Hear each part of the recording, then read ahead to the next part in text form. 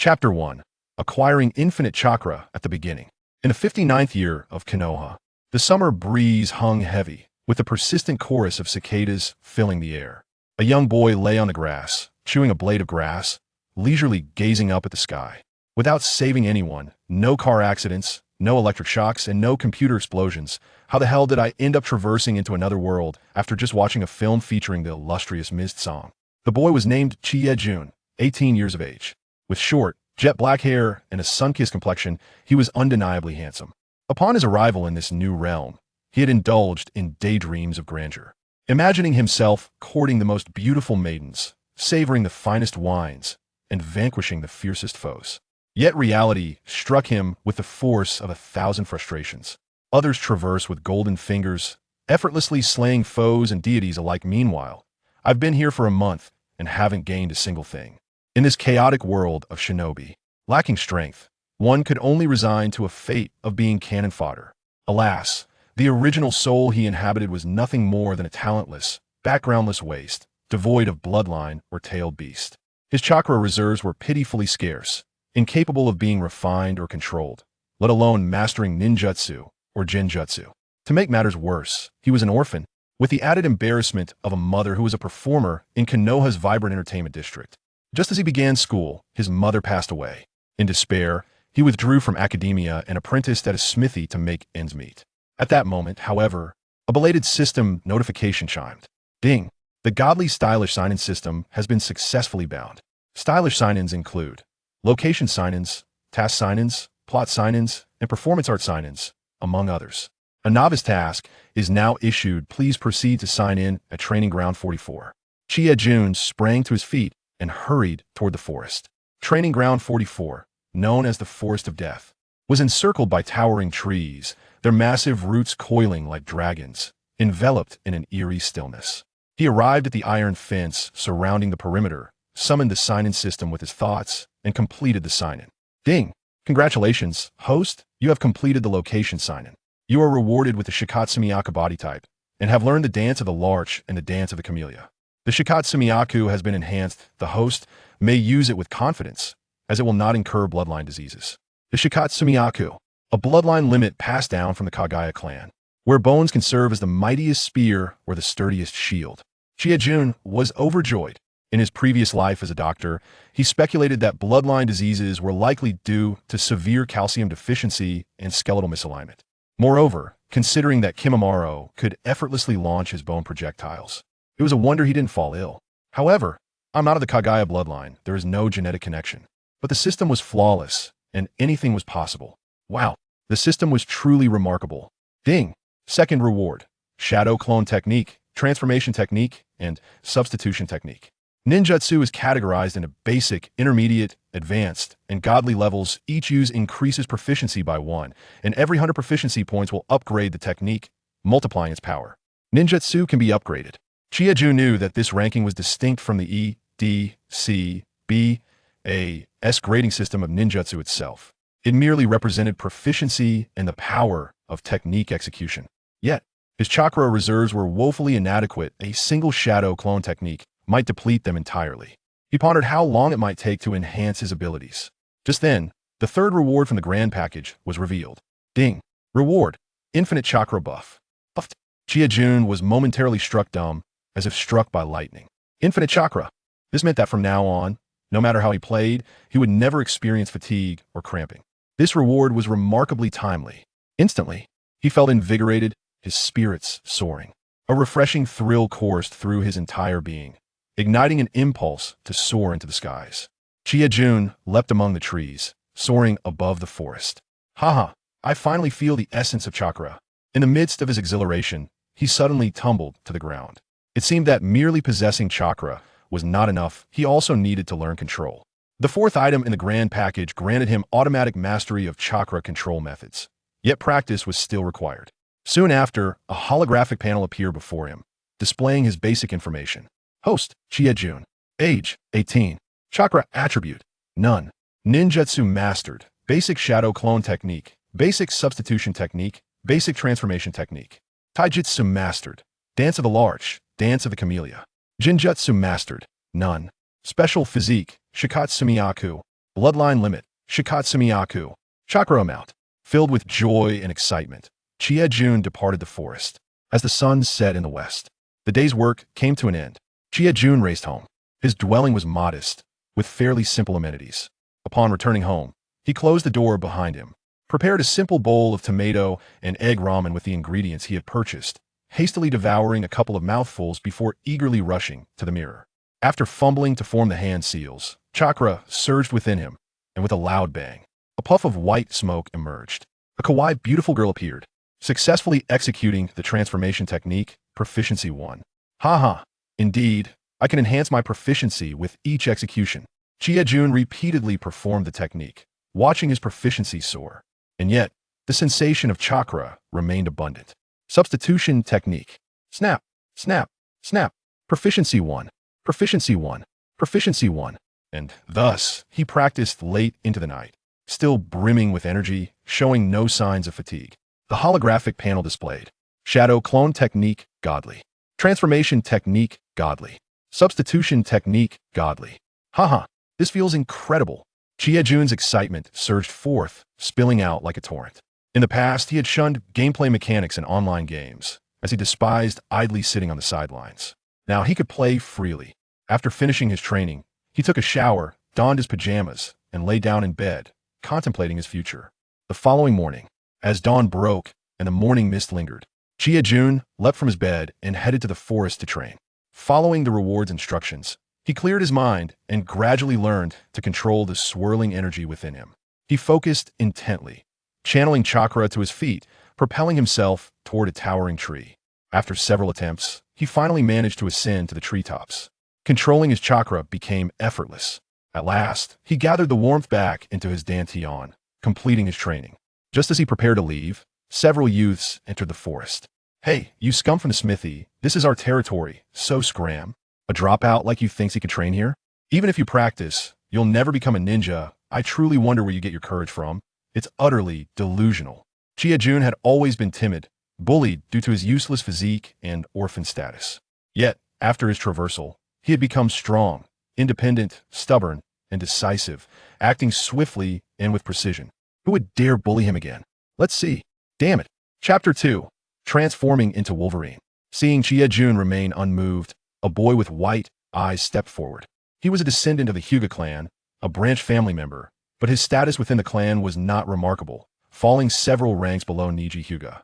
In large families, it was inevitable that a few black sheep would emerge. Hey, you lowly performer. Did you hear that? Get lost.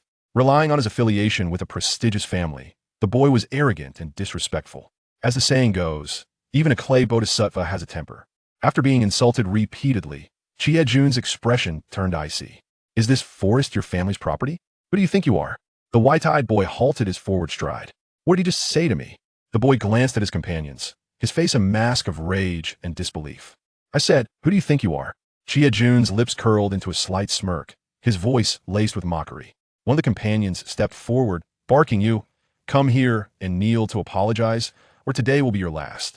Another chimed in, you filthy wretch, while the Hyuga clan may not rule Konoha with an iron fist, eliminating scum like you is as easy as breathing. The white-eyed boy brandished a kunai, its blade glinting menacingly, his posture exuding arrogance.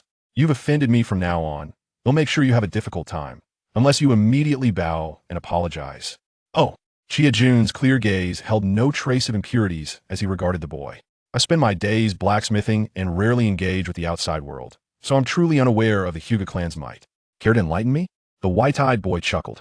Do you really want to go against me? His expression was a mix of derision and mockery. However, in the next moment, Chiejun's actions were audacious beyond belief. Smack, smack, smack. He stepped forward, chakra coalescing at his fingertips, and delivered 3 resounding slaps across the boy's face. The force was substantial, the sound crisp and clear. As the slaps landed, the white-eyed boy clutched his reddened cheek, utterly dumbfounded. You dare hit me? Chiejun flashed a harmless smile, his teeth gleaming white, as refreshing as a spring breeze. Yet his words brimmed with bravado. Don't think I'm afraid of you. Even if Hinata Hyuga himself were here, I wouldn't flinch. His companions, taken aback by Chiejun's audacity, found themselves speechless. Was this really the same spineless fool they had encountered before? Typically, they would see him and scurry away today, He seemed to have consumed the heart of a bear and the gall of a leopard. However, recalling his lack of background, they immediately began to jeer. What a foolhardy creature. We must teach you a lesson today. Seeking death. The white-eyed boy roared, throwing a punch. But unexpectedly, before his fist could even reach him, Chie-Jun had seized it firmly. Ha! The Hyuga clan is nothing extraordinary.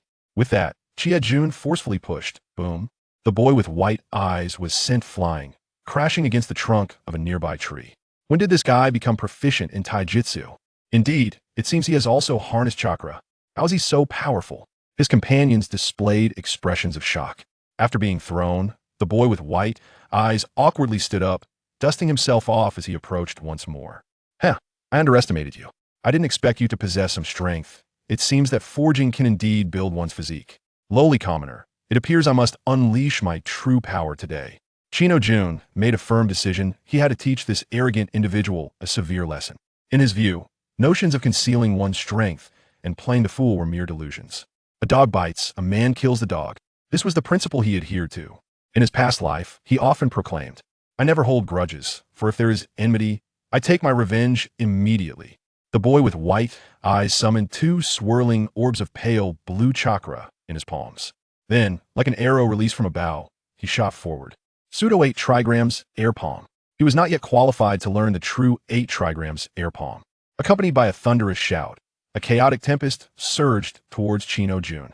The gust of wind was quite fierce. But at that moment, an unforeseen event unfolded. Corpse bone pulse, dance of the larch. Chie-Jun shouted, feeling something pierce through his flesh. Suddenly, white bones erupted from his back, chest, and shoulders. 11 bone spikes extended outward. They radiated a ghastly and sharp brilliance under the scorching sun. Gazing at his own appearance, Chie-Jun chuckled softly. I look just like Wolverine. The sudden spectacle left the boy with white eyes utterly unprepared. How could a seemingly ordinary person sprout so many bones? The sound of flesh tearing echoed. The boy's palm was instantly pierced, a spray of blood erupting forth. Pale-faced and terrified, he clutched his hand and retreated hastily. The bone spikes were exceedingly sharp. Even a gentle touch could cut through skin, and a powerful strike would likely pierce him to the core. It's not over yet. Corpse bone pulse, dance of the camellia. As the words fell, a series of cracking sounds emanated from Chie-Jun's arm. In an instant, a white bone jutted conspicuously from his shoulder. Chie-Jun grasped the bone tightly and yanked it forcefully.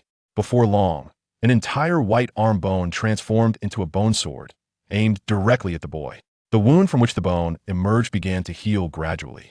The bone sword shot forth, slicing across the boy's handsome face, leaving a shocking trail of blood. The boy stood frozen, seemingly in a daze. What kind of bizarre technique was this? It was utterly terrifying. The once timid blacksmith now resembled a demon from the underworld. Several of his companions fled in a panic. Remember, in my eyes, you are nothing more than a lowly commoner.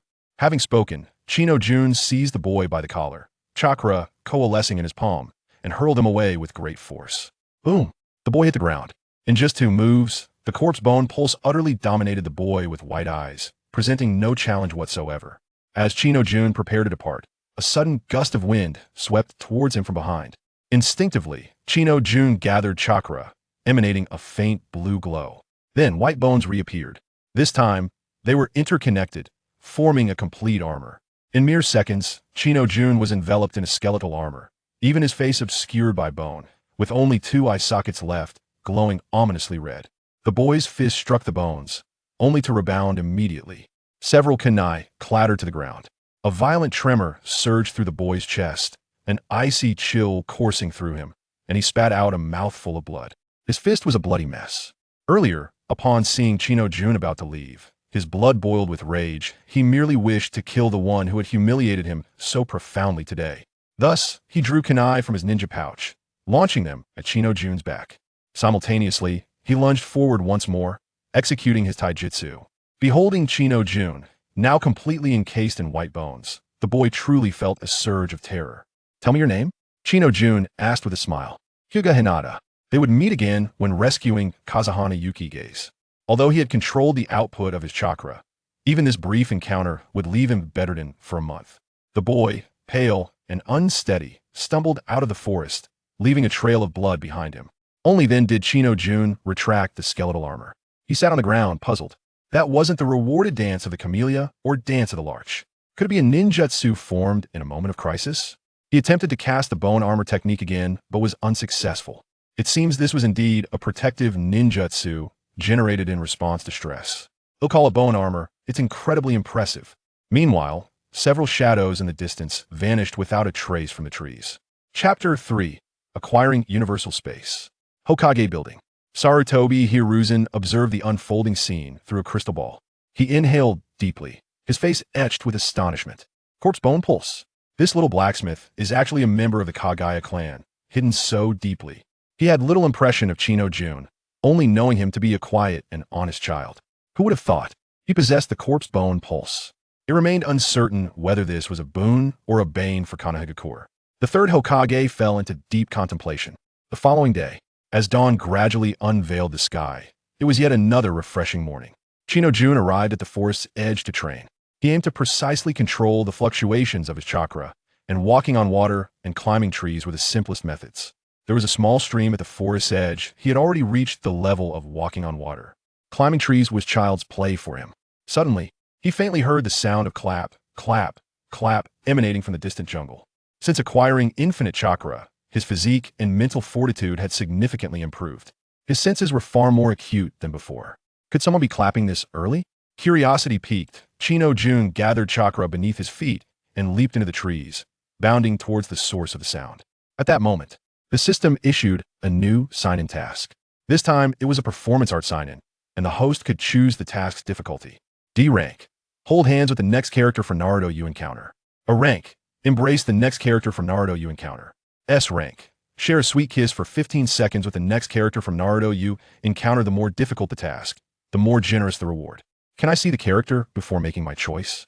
What if he encountered Zabuza with those large, sharp teeth? He could. The sounds grew closer, the clapping rhythm becoming increasingly regular. The task character was about to appear. Chino Jun silently chanted, Hinata, Ino, 1010. Then, he looked around, only to see a boy appearing at the base of the jungle. Thick eyebrows, large eyes, and a watermelon head. The thick-browed freak, as described by Sakura. The hot-blooded underdog, Lee Rock, who had shone brightly during the Chunin exams with his formidable taijutsu. However, after reaching his peak, he could no longer measure up. Lee Rock seemed to convey a truth. No matter how hard one works, one cannot surpass bloodlines. Only those who are born into privilege can truly succeed.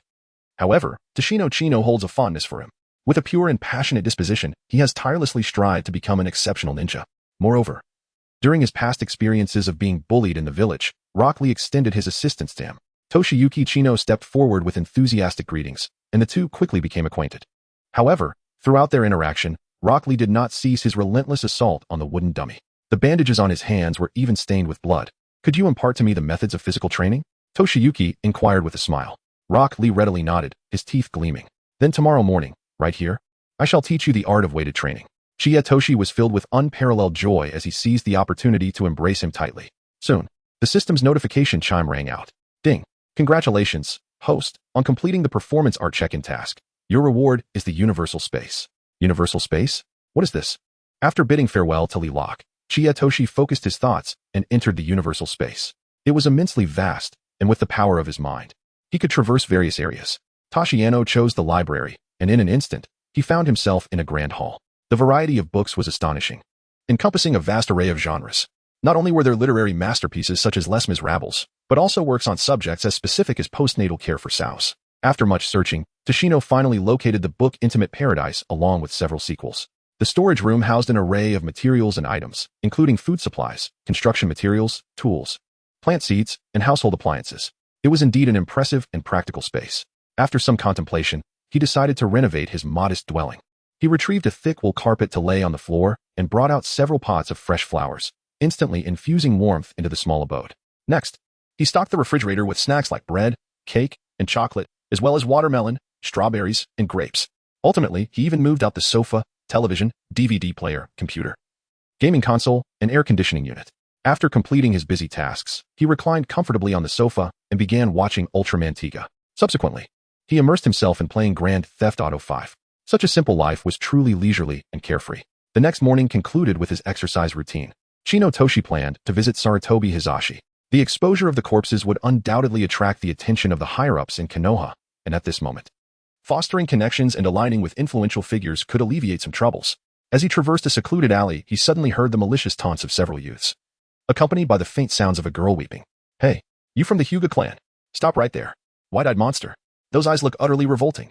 The mention of the Hyuga clan and the term white-eyed monster led Chino Toshi to deduce, based on his familiarity with the Hokage and the sound of the girl's sobs, that it must be Hinata. Hinata was crying softly, her demeanor both gentle and pitiable. Chie Toshi's gaze hardened, his expression as frigid as frost. Hinata, after all, was a young lady from an esteemed family. How could she have fallen to the depths of being bullied? The ninjas of the Hyuga clan should contemplate their demise. How dare these brats lay a hand on my little girl? They are truly courting death. Like no Toshiyuki resolved to teach these youths a lesson. Data enthusiasts and contrarians, please refrain from arguing about timelines. These are youths. It is stated that they are of the same age as Hinata, who decreed that one can only be bullied at the tender ages of 5 or 6, and that one would not face further bullying during their formative years. However, he had no intention of truly harming them. He merely wished to instill a sense of fear. "Hey, do not bully her." Toshino Chino seethed with anger. A group of 5 or 6 small ruffians, emboldened by their numbers, showed him utter disdain as they hurled stones in his direction. Who are these wild brats? Get lost. With that, he forcefully shoved Hinata to the ground. Chie Jun chuckled mischievously, realizing he was indeed surrounded by a group of mere children. How delightful it would be to frighten them. After a moment's contemplation, he activated his transformation technique. When they beheld Chie Jun once more, their legs trembled uncontrollably, akin to a sieve. Lord of Death. At that instant, Chie Jun had morphed into a grim figure clad in dark attire, wielding a formidable scythe. Beneath the hood, a skeletal visage emerged, exuding an aura of terror and the uncanny.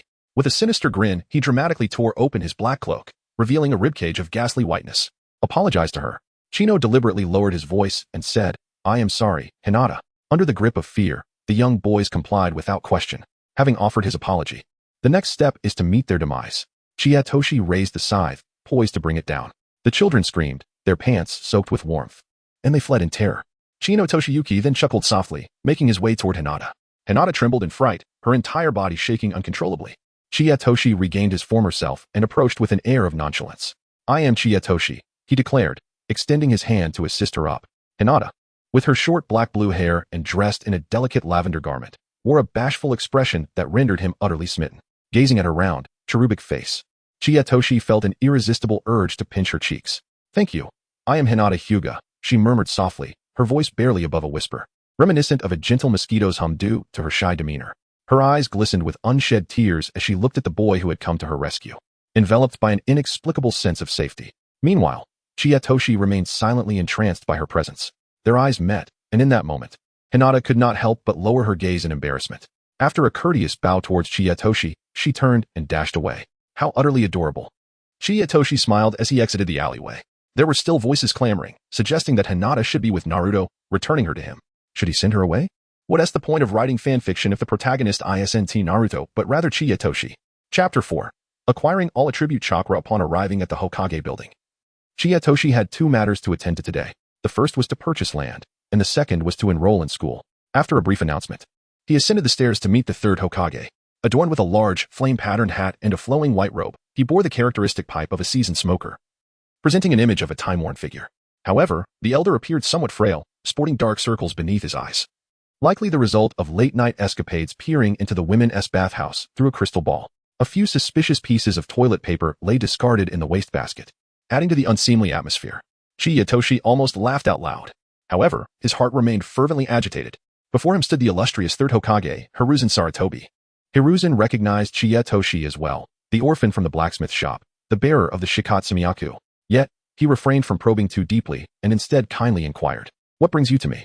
Chino Toshike spoke candidly. "Hokage, my house is in a state of disrepair. I wish to purchase a plot of land." The 3rd Hokage was taken aback. This young lad had quite the audacity. But does he possess the means? Ahem, I must consult with the 2 elders on this matter. Elders? Midogate In and T-Rin Kamaki, perhaps. However, the old man soon inquired, "Ahem, do you have the funds?" Toshiyuki Chino was certainly lacking the funds to purchase land and construct a house, and there was no pawn shop to be found in the vicinity. However, he had long since prepared for this eventuality. Without delay, he produced an array of affectionate yet forceful tactics. This was a sequel to Affectionate Paradise. The 3rd Hokage nearly lost his composure, almost expelling a spray of blood from his nostrils. After a few coughs, he remarked, "I shall consider this further." Upon observation, Toshiyuki discerned that the old man's skin appeared sallow, indicative of an accumulation of toxins within his body. Consequently, he retrieved an item from his spatial pocket and offered it to him. Grandpa Hokage, your excessive consumption of bananas must be due to constipation, correct? This is a laxative. Those who use it know its efficacy. The third Hokage reached for it eagerly, but Toshiyuki playfully intervened, exclaiming, not so fast. A few minutes later, the restroom was filled with a cacophony of sounds. The third Hokage emerged, feeling immensely relieved, and his fondness for the young lad only grew stronger. A single bottle of laxative had resolved a long-standing issue of constipation. Upon failing to acquire land, Chino continued to inquire, I wish to attend school. A ninja academy? But there are merely 3 months until the graduation examinations, and you are already 12 years old. The third Hokage stroked his beard, pondering for a moment. Nevertheless, considering the merits of comic books and laxatives, he ultimately nodded in agreement. Very well, let us first assess your chakra levels. This will enable me to determine which class to assign you to. The third Hokage produced a piece of test paper. This is chakra test paper. Wind cuts, earth shatters, lightning crinkles, water moistens, and fire scorches. Toshino Akino grasped the test paper tightly, closing his eyes to focus and channel his chakra. He was indeed curious about the nature of his own abilities. However, to his dismay, the test paper exhibited no reaction whatsoever. Sarutobi Hiruzen shook his head in disappointment, contemplating that it appeared he was akin to Rock Lee, exceptional in taijutsu but lacking in ninjutsu prowess. Subsequently, he led him to the rooftop to assess his chakra levels. Chino Jun adjusted his breathing, concentrating his chakra within his fingertips. A luminous sphere, akin to the size of a fist, materialized before him. Remarkably, this should signify a chakra level befitting a lower ninja. The sphere continued to expand, growing to the size of a basketball, its blue radiance becoming increasingly blinding. The third Hokage was taken aback. This had undoubtedly reached the standard of a middle ninja. Ultimately, the sphere stabilized at a diameter of 1 meter. How could such a volume of chakra belong to a high ninja? For a moment, Sarutobi Hiruzen was left in utter disbelief. However, while the sphere had ceased its expansion, Chino Jun himself was enveloped in an overwhelming blue aura. He had managed to manifest a visible cloak of chakra, a feat only the first Hokage could achieve. Never in his wildest dreams did the third Hokage anticipate that this long-hidden orphan was a veritable treasure. Toshino Chie finally came to a halt, exhaling deeply. Grandfather Hokage, may I enroll? He inquired with a smile. Certainly. Absolutely. The third Hokage, emerging from his profound astonishment, gently patted the boy's head. Hope for the revival of Konohagakure gleamed on the horizon. However, a perplexing question lingered. Why could his chakra not be classified by nature? Nonetheless, possessing such an immense quantity of chakra at the tender age of 12, coupled with the rare corpse bone physique, undoubtedly marked him as a prodigy. The third Hokage was in search of a successor who could inherit the will of fire. Furthermore, upon finding the appropriate opportunity, it would be imperative to dismantle the root organization to undermine Danzo's influence. The arrival of Chino Jun fortified his resolve. He must employ every conceivable means to retain him. Otherwise, should he be snatched away by other villages, it would undoubtedly present a formidable rival for Konoha in the future. According to regulations, only the scions of prominent clans are eligible for compensation. However, you are an exception. Henceforth, you shall receive a monthly stipend, akin to Naruto and Sasuke. Consequently, Chino Jun can resign from the blacksmith shop and focus on his studies with peace of mind. Chiya Toshiyuki chuckled. Thank you, Hokage Grandpa, but what about the land? The third Hokage pondered for a moment and replied kindly, the land is no issue either, cough cough, and I will assist you in commissioning the construction of the house. Free of charge. 2 days later, Chino Toshiyuki received the land deed. Meanwhile, the clandestine investigation conducted by the root organization reported the findings to Danzo. 12 years old? The Shikotsumyaku? The chakra cloak? Are you certain there were no mistakes? Indeed, there were no errors. Moreover, he even presented the old man with a certain album, indicating a close relationship between the two. The Shikotsumyaku, Danzo pondered, furrowing his brow. Continue to monitor the situation. That evening, the system issued the latest sign-in task. The objective was to sign in at the Senju clan's encampment. The Senju clan? Presently, it consists solely of Tsunade, who roams the world. The clan's strength has waned, and its remaining members have gradually dispersed from the encampment, fading from public view. As night fell, Toshino arrived at a dilapidated courtyard at the village's edge, a stark contrast to its former glory. Pushing the door open, he stepped inside. The courtyard was overrun with knee-high weeds, while the ground was strewn with desiccated leaves. Cobwebs hung from the eaves, swaying gently in the breeze. Upon entering the house, the atmosphere was even more desolate. At that moment, an electronic notification resonated. Ding. Congratulations, host. You have successfully checked in and received all attribute chakra. Wind, lightning, fire, water, earth, yin, and yang. Chiyatoshi was momentarily taken aback. Soon, he felt 7 extraordinary forces emanating from the crown of his head, his face, throat, abdomen, the base of his spine, his limbs, and the soles of his feet. These 7 forces rapidly converged and melded within his chest. In the world of Naruto, Ordinary individuals possess merely a few types of chakra affinities. Those who command all elemental attributes can be counted on one's fingers. Each of them is a formidable power in their own right. Yet now, he found himself endowed with all attributes. Aha! What a thrill! A new ambition surged within him, to master every ninjutsu, taijutsu, and genjutsu in the Naruto universe. To become the ultimate sovereign. Jun leaned against the dust-laden headboard, a smile gracing his lips as he drifted into a deep slumber. Upon awakening, he lifted his gaze to behold a visage of unparalleled beauty. Goodness! Is that not the renowned Tsunade, often referred to as the Great Fat Sheep? How has she come to be here? Chapter 5. The Acquisition of Mighty Taijutsu in the Thousand Years of Pain. Since the demise of her brother and lover, Tsunade had retreated from the hidden leaf village. Although she roamed the world, a connection to the village remained. Periodically, she would return with Shizen to report on her well-being. On this particular evening, Tsunade returned to the village only to find Jun peacefully asleep. The moment she laid eyes on him, she was momentarily taken aback. He bore an uncanny resemblance to her brother, Nawaki, in his youth. Lost in her thoughts, she instinctively embraced him tightly. At that instant, the system issued a new task. This time, it was a performance art sign-in mission. The request was simple: please indulge in a display of affection while in Tsunade's embrace. A trivial task. Jun's heart soared with joy. The system chimed in, ding. Congratulations to the host for completing the performance art sign-in task. Reward, Mighty Taijutsu. A skill of the Senju clan. This ability allows one to concentrate chakra in any part of the body and subsequently unleash a powerful gust of energy, enhancing one's attack strength. A holographic panel appeared, detailing. Host, Jun age, 18 chakra attributes. Wind, lightning, fire, water, earth, yin, yang ninjutsu mastered. God-level shadow clone technique. God-level substitution technique. God-level transformation technique taijutsu mastered. Dance of the pine, dance of the camellia. Mighty strength genjutsu mastered. None special physique. Corpse bone pulse Kekiai Genkai. Corpse bone pulse chakra amount. Infinite. The following morning, Tsunade and Shizen had already departed, and Jun raced to the forest. At 6 in the morning, most people lingered in the warmth of their beds. Yet for the young man, it was a rare opportunity for training. With Iraq yet to arrive, he resolved to test the mighty strength he had acquired the previous night. Tashino raised his arm, concentrating his chakra. Instantly, his fist radiated a powerful azure glow. He then bent down and struck the massive rock with a punch. Boom! The ground trembled violently, producing a thunderous sound. The struck boulder shattered and flew apart, transforming the monolith into a chaotic heap of rubble. Chiyatoshi inhaled sharply, his heart overwhelmed with astonishment. Strangely, his hand bore no pain at all. After a moment of shock, an overwhelming joy surged within him. This punch was extraordinary. Simple yet effective. A single move to conquer all. Before long, Lee arrived. He imparted to Chiyatoshi a method of weighted training, while Chiyatoshi gifted him an adult manga featuring Haruno Sakura. From that day forth, every morning, Chiyatoshi would train in martial arts alongside Rock Lee.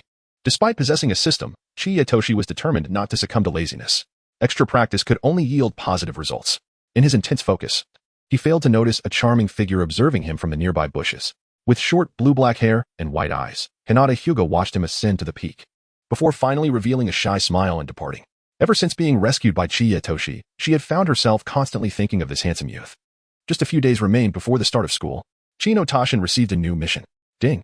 Please proceed to the Hokage Rock to complete your check-in. Since his journey began over a month ago, he had spent his time as an apprentice at a blacksmith shop on the outskirts of the village and had never ventured into the heart of the village. As he gazed ahead, Chino Tashin felt a surge of excitement, his heart leaping like a bird. The vast expanse of Konohagakure unfolded before him, stretching endlessly. The village he had only seen in anime was merely a fleeting glimpse of its true grandeur. Beyond the residential areas near the valley floor lay sprawling forests. Truly, it was the largest ninja village among the 5 great nations. Upon reaching the base of Hokage Rock, he was awestruck by the majestic scenery. The system's reward notification chimed in. Ding. Congratulations on completing your check-in. Reward, 1,000 years of pain. 1,000 years of pain, an E-rank taijutsu developed by Hataki Sakumo. Later passed down to his son Kakashi, and subsequently modified by Naruto into a version that incorporated explosive tags, commonly referred to as the anal explosion technique or fiery bottom. To him, it was merely a humorous technique. Little did he expect that it would soon prove useful. On this day, having just finished his training and preparing to depart, he suddenly sensed a rustling in the trees. Was he being followed? Chino Tashite paused, concealing himself amidst the thicket. Upon meticulous observation, he discerned an individual perched on a tree across from him, cloaked in black, adorned with a patterned mask, and clad in ninja attire. A chuckle escaped him. Indeed, a root. His reasoning stemmed from the fact that the roots exhibited a greater diversity than the shadowy masks, unconfined to mere animal representations. It was likely that the skeletal veins had piqued Danzo's interest, stirring a mischievous thought within him. What a perfect opportunity to test the 1,000 years of pain technique. Contemplating briefly, he ventured into the omnipotent space, rummaging until he procured a large cola bottle, albeit filled with a laxative instead. He materialized beneath the tree, brandishing the cola bottle with both hands, and soared into the air. A piercing scream erupted, followed by a cacophony of flapping sounds. From the distance, a melancholic melody wafted through the air. The cold rain of sorrow splashed chaotically upon his face. Fortunately, Chino Tashitake was swift in his evasion. This maneuver was his enhanced version of the 1,000 years of pain, intestinal laxative. So, you wish to trail me? Allow me to bestow upon you an indomitable hemorrhoid. Upon returning home with a grin, Chino Tashitake was suddenly struck by a grave realization. As the rewards from the system grew increasingly formidable, they would undoubtedly attract attention, particularly from Danzo. The only recourse now was to seek mentorship from the third Hokage. This was akin to finding a steadfast ally in a previous world, akin to identifying a benefactor to cling to. He pondered whether he could find a moment to consult the elder and ascertain his willingness. The following morning dawned. After brushing his teeth and washing his face, he relished a breakfast of jam on bread accompanied by milk. Today marked the first day of school. The system had preemptively issued a check-in task the night prior. Ding. Please proceed to the Ninja Academy to complete your check-in. The time frame is 2 days. Upon arriving at the school, the reward materialized. Ding. Congratulations to the host for reaching the check-in location. The reward is Fire Release. Great Fireball Technique. Phew. Fire Release. Great Fireball Technique. Well, it appears I have never truly harmed anyone with this benevolent art. Toshiyuki Aikino found himself in a state of bemusement. However, he was ultimately rewarded with an aggressive ninjutsu technique.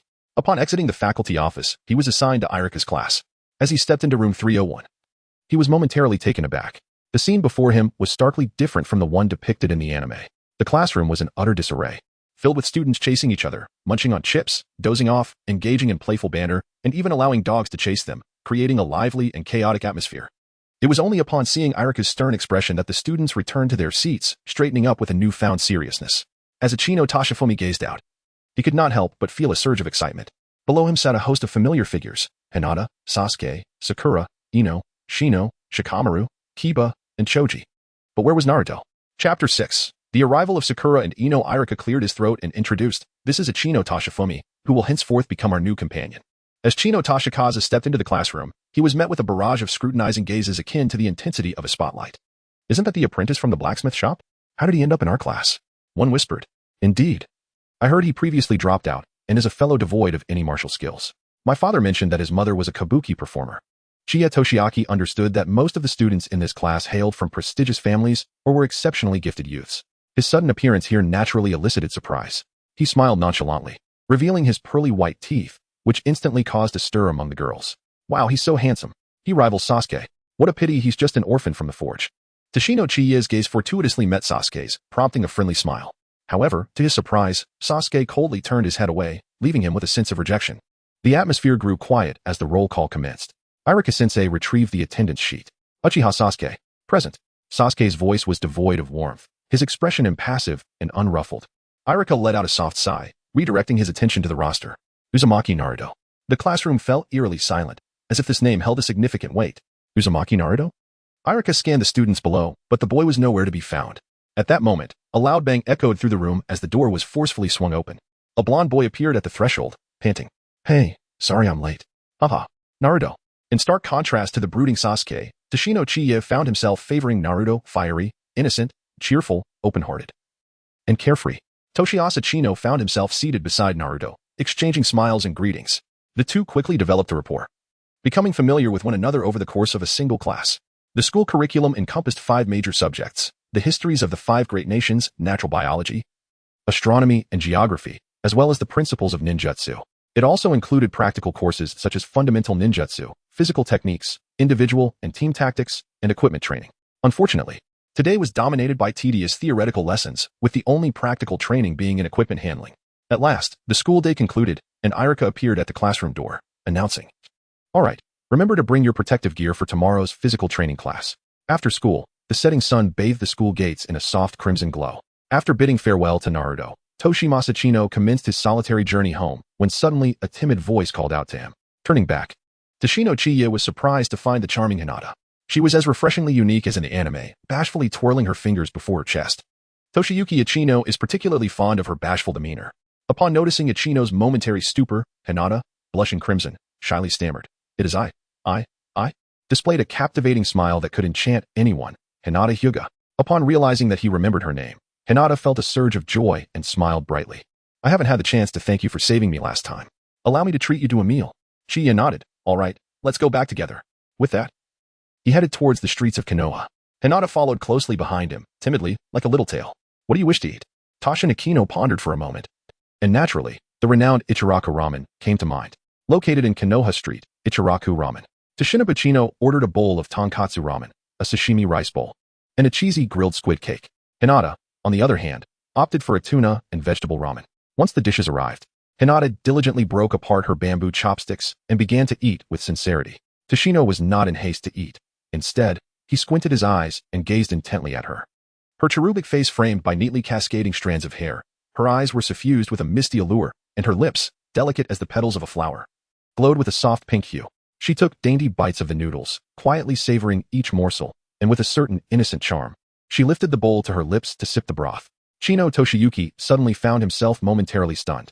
It is unclear what thoughts crossed his mind at that moment, but he unexpectedly reached out to tousle her hair. This gesture left Hinata utterly bewildered, with noodles dangling precariously at the edge of her mouth, caught in a dilemma. Yet, soon enough, her heart brimmed with a sweet elation, though she still felt unsated. Chiyatoshi felt an unparalleled sense of joy as he savored his ramen, inwardly chuckling. Oh, dear Hinata, how adept you are at feigning innocence. Do you think I am unaware of the record of 46 bowls? Haha. After finishing their meal, the two bid farewell. Hinata returned home and reclined upon her pristine white bed. Her thick lashes fluttered slightly as she embraced her pillow like a koala, unable to suppress thoughts of Chiyatoshi. Upon returning home, Chino Toshihiro entered the limitless space.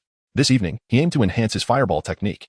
While physical skills could be honed in the forest, elemental ninjutsu such as water and fire were ill-suited for such an environment. Fortunately, within the space, there existed a tranquil lake accompanied by a spacious clearing, an ideal venue for training. The following morning, he did not rise early for practice, having only rested for 3 hours the previous night. Nevertheless, his mastery of the fire release, fireball technique had ascended to divine levels. Upon arriving at school, he found it was the day of Irika-sensei's practical taijutsu class. In the training grounds, Uchiha Sasuke became the center of attention for the entire class, particularly among the infatuated female students whose gazes remained unwaveringly fixed upon him. All right, everyone, line up. Freshmen, stand to Sasuke's right. Irika called out, whistling to gather the students. Tashino rushed to Sasuke's side. Suddenly, a girl with pink hair dashed over and forcefully shoved Tashino aside. Sakura Haruno, she greeted softly. However, her brow furrowed as she noticed her perennial rival with blonde hair standing beside Sasuke. Hey, why are you standing next to Sasuke-kun? The fiery Ino instead wrapped her arms around Sasuke's neck. That question ought to be directed at you. You should be with that freshman. Drop dead, Ino pig. Ugly. Wide forehead. At this moment, Chiyatoshi was rendered speechless. Fortunately, Irika intervened just in time to halt the situation, while Sasuke appeared utterly indifferent. Nevertheless, the two girls found common ground on one matter. Sasuke-kun is the most handsome. Is he truly the most handsome? Chiyatoshi did not feel that way at all. Soon, a large group of infatuated girls began to exclaim, Sasuke-kun is the most handsome. In his heart, Chino Toshi couldn't help but scoff. Truly, it is a small temple that has never beheld a grand incense burner. To speak of handsome figures, there are many: Itachi, Kimimaro, Deidara, and his father, Yahiko, as well as Minato Namikaze and even the simpleton Haiden. Yet, in his heart, the most striking of them all remains Kakashi, unmasked. For clarification, Kakashi has never removed his mask. See episode 689 at 2041, which reveals the most genuine and authentic Kakashi, complete with a beauty mark. Truly, he's exceptionally handsome. Next, let us introduce ourselves, shall we? Irika smiled. My name is Chino Toshi, and my greatest aspiration is to become Hokage. He stated this deliberately, aware that the third Hokage was undoubtedly observing him through the crystal ball. This declaration was intended for him, to convey his stance and determination. Naruto chimed in. And I am Uzumaki Naruto. I am destined to become Hokage one day. Laughter erupted throughout the room. The one at the bottom of the class wishes to become Hokage? How utterly amusing. Indeed, if Naruto were to become Hokage, it would be nothing short of a miracle. That newcomer shares the same oblivion. Sakura further proclaimed, Hokage should rightfully be Sasuke-kun's. You all. Naruto's face flushed red as he vehemently retorted, I will surpass Hokage and earn the recognition of the entire village for my strength. Witnessing the derision and skepticism from everyone, Chino Toshi could feel Naruto's inner turmoil. Thus, he whispered in his ear, You will become the 7th Hokage. Naruto, upon hearing this, asked with excitement, Is that truly what you believe? Chino nodded slightly. His peers had always met him with scorn and derision, while the adults regarded him with distant and frigid glances, as though he were a loathsome creature. Such treatment had long since become second nature to him. However, He was taken aback when this new student not only refrained from mocking him, but instead offered him tremendous encouragement. Naruto embraced Chino warmly, solidifying the bond of their newfound friendship. Chapter 7. The Clash of Fire Techniques, the Great Fireball Jutsu. Irika-sensei stepped forward to separate the two who were locked in a heartfelt embrace. All right, he announced. Today marks the first practical lesson for our new student. As per the rules, we must first assess your abilities. How shall we conduct this assessment? Chino inquired. Well, you will challenge Nara Shikamaru, Irika replied. Shikamaru wore an expression of annoyance, muttering, "Why me? This is such a hassle." Just then, a notification from the system appeared. Ding. A new task has been issued. Please change the challenge target to Uchiha Sasuke. Upon hearing this, Chino Toshi immediately exclaimed, Irika-sensei, I wish to challenge Sasuke. This declaration detonated like a bomb, reverberating throughout the arena. Did he truly just say that? He intends to challenge Sasuke? Has he lost his mind? To dare challenge the top student in the class. Although Sasuke possesses an arrogant demeanor, his prowess is indeed unparalleled, particularly with that fire-style, grand fireball technique. This fellow appears to have a carefree attitude reminiscent of Naruto, undoubtedly a bottom-tier contender.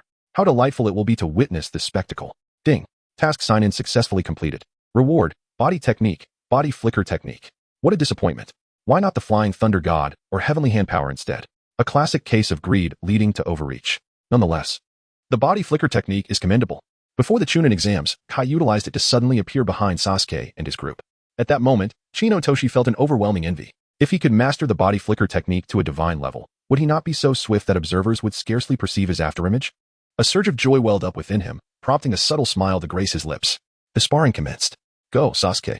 The girl shrieked, fervently cheering for him. In stark contrast, Sasuke, with his hands tucked into his pockets, wore a nonchalant expression. Irika approached and inquired, Sasuke, do you agree to compete against Chino Toshi? Sasuke's response took everyone by surprise. No need for a match. A wave of skepticism rippled through the crowd. What? No need. Is Sasuke truly considering forfeiting? Very well. If that is the case, Irika-sensei intended to substitute in Narukami. However, Sasuke gloomily remarked, just declare him the loser to avoid any unnecessary harm. This statement sent shockwaves through the audience. His admirers erupted with excitement, declaring, this is the real Sasuke. Indeed, it became clear that he was not conceding. Rather, he deemed the match beneath him. He believed Chino Toshi was utterly unqualified to engage him in battle. Sakura was beside herself with excitement, exclaiming, Sasuke-kun is so cool. The reactions were entirely understandable, given Sasuke's consistently stellar performance and his lineage as a member of the Uchiha clan. Almost all his classmates gazed at him with admiration. Only Naruto, fists clenched in enthusiasm, embraced Chino Toshi, saying, ignore those fools. You can definitely defeat Sasuke. In his heart, Chie-jun chuckled to himself. Recognizing the quintessential behavior of a self-proclaimed hero, never missing an opportunity to show off.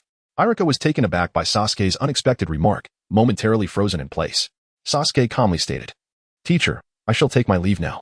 At that moment, Chie-jun finally stepped forward, grinning widely, and said, Sasuke, I truly have no desire to fight you.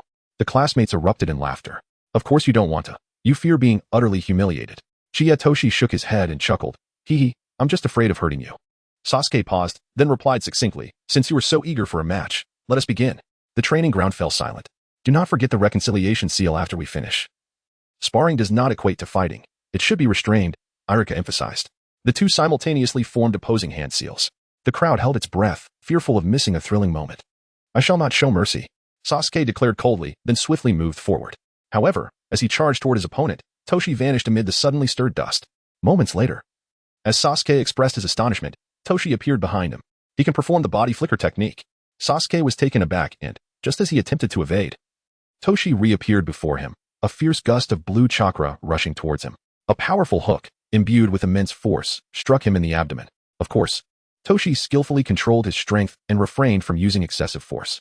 Nevertheless, Sasuke still let out a muffled groan as he was sent flying several meters away. What just happened? Everyone was stunned. Why did Sasuke fall? What did Toshi do to him? The training ground was enveloped in silence. The outcome was utterly unexpected. Who is Uchiha Sasuke? A myth of his grade. Yet just moments ago, this inconspicuous newcomer shattered that myth.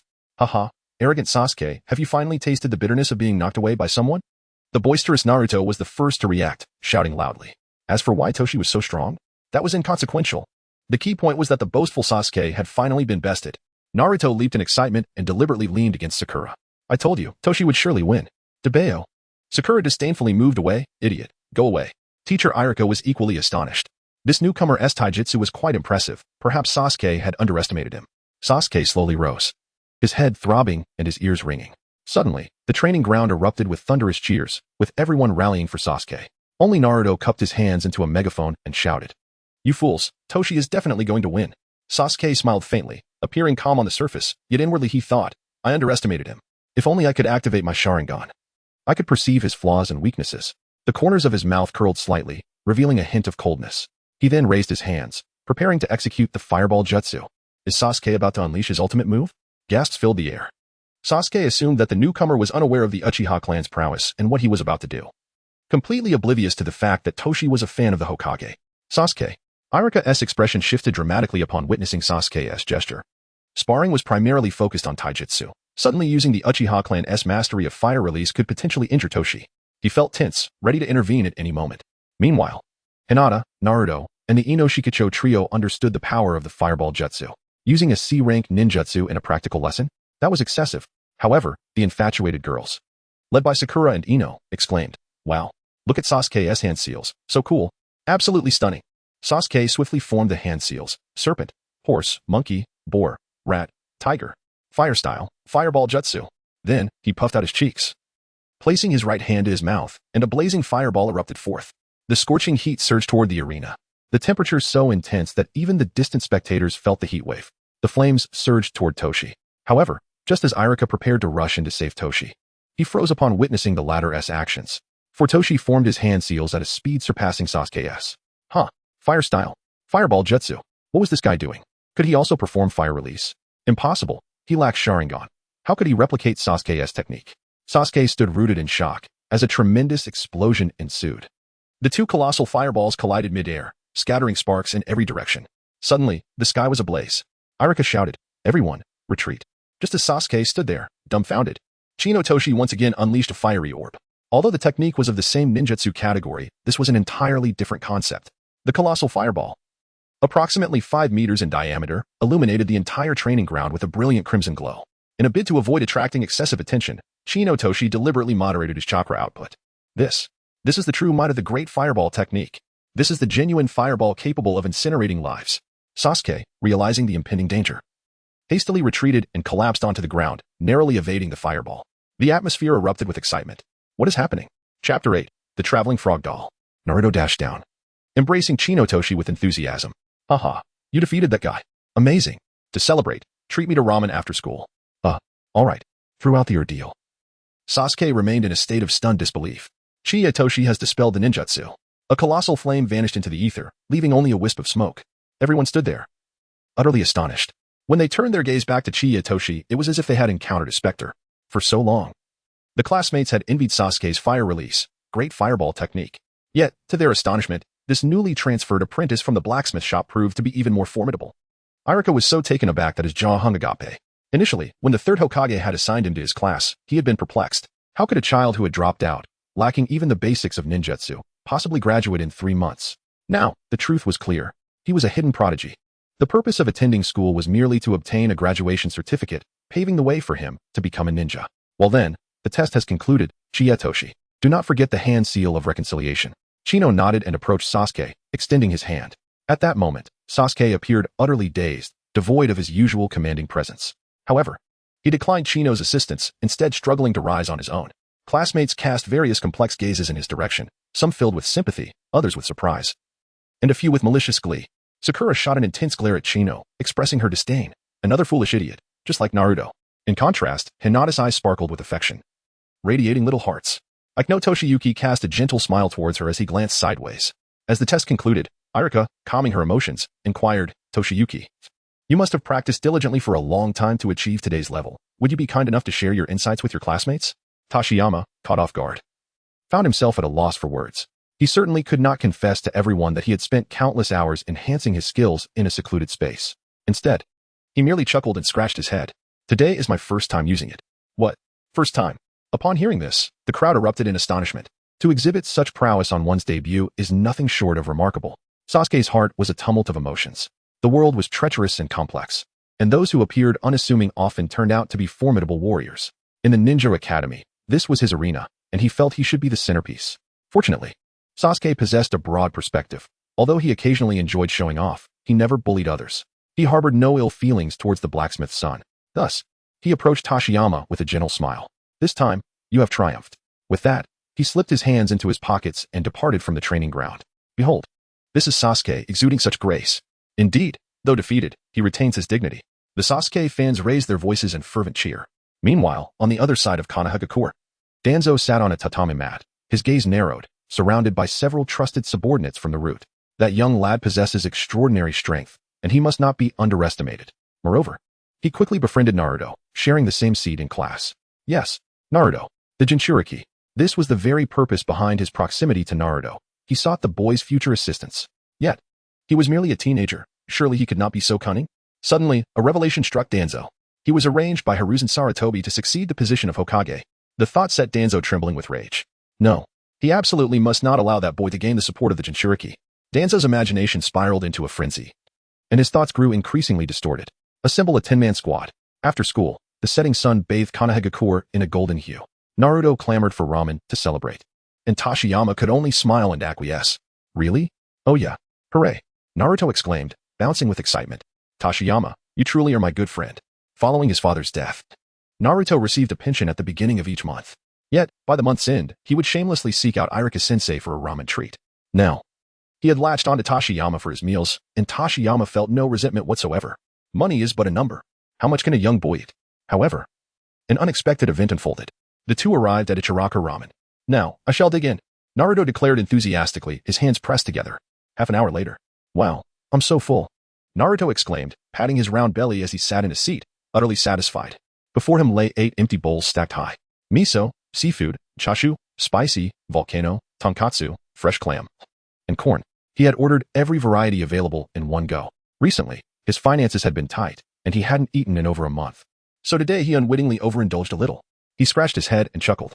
Toshiyuki's forehead revealed several dark lines as he thought to himself, just a little. And this amounts to 8 bowls, does it not? In my past life, I could have easily become a food broadcaster. It is said that the prices in Konoha village are not particularly steep.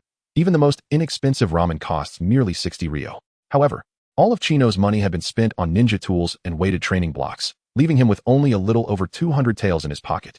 Observing Naruto's cheerful demeanor, Chino glanced out the window, a clever idea forming in his mind. After feeling his wallet, a sly smile appeared on his face. At that moment, Naruto seemed to have entered paradise. It's such a pleasure to know you. I haven't had such delicious ramen in ages. Let us come here often. Enjoying his beloved Ichiraka ramen, and with someone else footing the bill, this was pure bliss for Naruto. Sorry for making you spend so much today, Jun. A soft sound responded to him. The blonde youth turned to the seat beside him, only to find his previous smile frozen in shock. His expression shifted to one of disbelief. You idiot. The figure that had been sitting next to him, Chino, had vanished, replaced by a plush frog toy displayed in the toy store's window across the street. It was quite evident. Chiyatoshi skillfully executed a substitution technique and slipped away. Naruto found himself teetering on the brink of madness. Even on ordinary days, a single bowl of ramen could plunge him into financial distress for several days. Today, however, he had devoured 8 bowls, and they were of the larger portions, no less. Dear customer, thank you for your patronage, said Ayam, her smile radiant as she bent slightly and extended her slender hands toward Naruto. Fortunately, Uncle Irika was kind-hearted and took good care of Naruto. Occasionally, he would greet him with warmth, asking, Naruto, shall I serve you something special today? This little interlude did not hinder their bond, rather. It fostered an even deeper intimacy between them. Both shared similar personalities and quickly became inseparable companions. Toshiya Chino imparted to him certain internet slang from his previous life, which Naruto eagerly absorbed with great enthusiasm. There remained a fortnight until the beginning of the month when payments would be issued. How delightful it would be to possess Huabe and Jiabe. Chiyatoshi had a sudden inspiration and hurried to the blacksmith shop, having resigned from his apprenticeship. The blacksmith was currently drenched in sweat, laboriously operating the bellows. Chiyatoshi took out the electric blower he had scavenged from the spatial warehouse. Uncle, this will greatly enhance efficiency, he exclaimed, demonstrating its use. Indeed, the flames in the furnace blazed more vigorously, saving both time and effort. Ultimately, he earned a remarkable sum of 1,000 taels. Haha, I'm rich now. At that moment, the system prompted a new check-in task. Chapter 9. The contest of pure physical skills. The task issued by the system left Chiyatoshi scratching his head in confusion. Ding.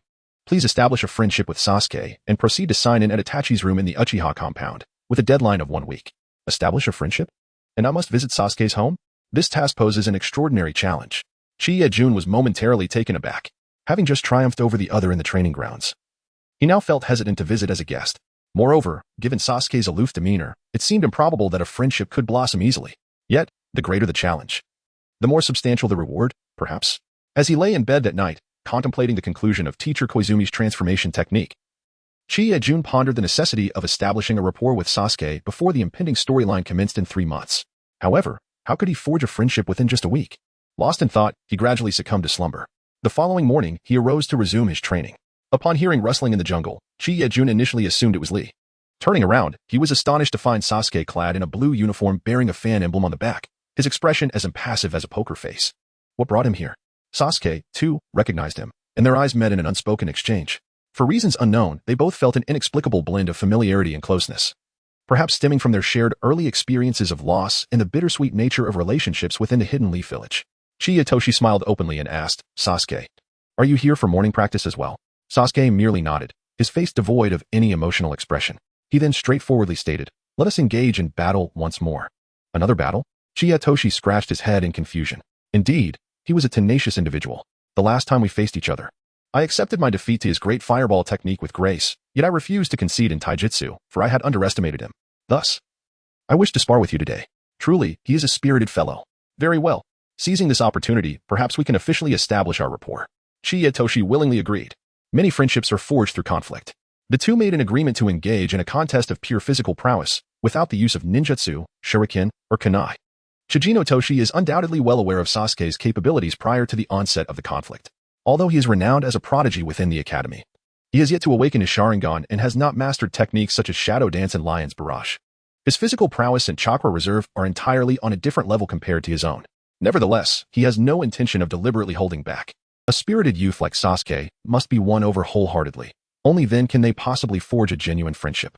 The battle commences. Chie-Toshi executed the body flicker technique, appearing before Sasuke before he could even react. Adhering to the noble tradition of sparring without inflicting harm, he delivered a punch to Sasuke's shoulder. Sasuke hastily raised his arm in defense, yet still staggered several steps from the force of the blow. Chie-Toshi undoubtedly held back his strength, otherwise Sasuke's arm would have shattered on the spot. Yet, he offered his opponent no respite whatsoever. Advancing with purpose, he delivered a frontal kick that sent Sasuke crashing into the opposing tree trunk. As Sasuke slowly slid down, he finally grasped the true essence of utter helplessness. With a smile, Tashiano pulled him up and urged, continue. Sasuke, fueled by his indomitable spirit, clenched his fists and executed the body flicker technique, charging towards Tashiano. Chie-Jun restrained his speed and explosive power, engaging in a contest of sheer strength with Sasuke. As their battle intensified, it became increasingly fervent, akin to a seductress encountering a rogue, spiraling into uncontrollable fervor. However, bolstered by his formidable physical prowess, Chie-Jun swiftly gained the upper hand.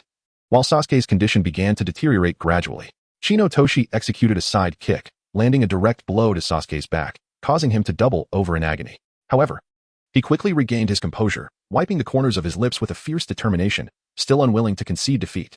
After all, he was a prodigy of the Uchiha clan. How could he possibly suffer defeat twice at the hands of an ordinary child? After a brief respite, he once again challenged Chie-Toshi. With a swift motion, Toshiro Chino kicked a stone beneath his feet, propelling it forward with the explosive power of chakra. The stone sped away like a flash of lightning, skillfully maneuvered to graze Sasuke's cheek, allowing him to hear the whistle of the air it sliced through. It struck the tree trunk behind him, creating a gaping hole. Sasuke turned in astonishment, momentarily stunned by the scene. Boom. Before he could fully comprehend the situation, Toshiro unleashed a technique of immense strength, smashing the ground and forming a large crater. The earth trembled, dust swirled, and debris scattered in all directions. At that moment, Sasuke was utterly taken aback, holding his breath in sheer shock. You cannot defeat me, Toshiro kindly reminded him, his words spoken with an air of calmness and poise that belied his youth, exuding an unexpected gravitas and authority. Yet, Sasuke was not one to concede easily. He launched several more rounds of challenges until the sun rose, ultimately ceasing his efforts. I concede, he murmured, his inner turmoil raging while his exterior remained composed. However, he could not resist inquiring, is it the result of your rigorous training? Toshiya Akino could only nod in acknowledgement. Revealing the system was simply out of the question. Such an act would invite catastrophic consequences. Although he had suffered a decisive defeat in this physical contest, Sasuke's inner determination surged ever higher. Akino, I have made my decision. From this day forward, I shall devote myself to rigorous training, and one day, I will surely surpass you. Upon hearing this, Chie-Toshi couldn't help but break into a joyful smile. Now that resembles Sasuke, you will undoubtedly succeed, he exclaimed, affectionately draping his arm over Sasuke's shoulders. However, Sasuke shrugged him off with a disdainful huff, tilting his face at a defiant angle of 45 degrees, a signature pose that exuded coolness. Golden sunlight filtered through the forest, gradually dissipating the mist. Their stomachs growled in unison, yet they exchanged no further words, silently making their way towards the village, each lost in their own thoughts. Chino Tashin pondered how to further cultivate their bond and fulfill his mission. Meanwhile, Sasuke hesitated, contemplating how to broach the subject of seeking his guidance in martial arts. It was not until Chino Tashin shattered the silence that he spoke. "May I come to your home for a bite of breakfast?" "Hiki." Sasuke was momentarily taken aback, but quickly replied, "Sure." They continued walking until they reached the threshold of Sasuke's home, at which point he paused and declared, "This is my house." Chino Tashifumi inquired deliberately, "What about your family?" Sasuke's expression dimmed somewhat as he replied, "I prefer to dine alone." He stepped into the room, which, though simply furnished, was immaculately clean. In the center stood a low table, surrounded by tatami mats.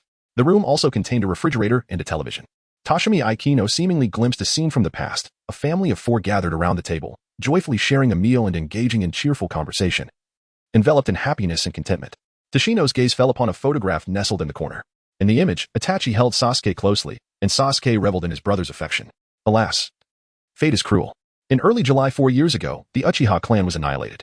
From that moment, young Sasuke vowed to avenge his family by slaying that man. "I shall prepare the meal. Make yourself at home," Sasuke declared before retreating into the kitchen.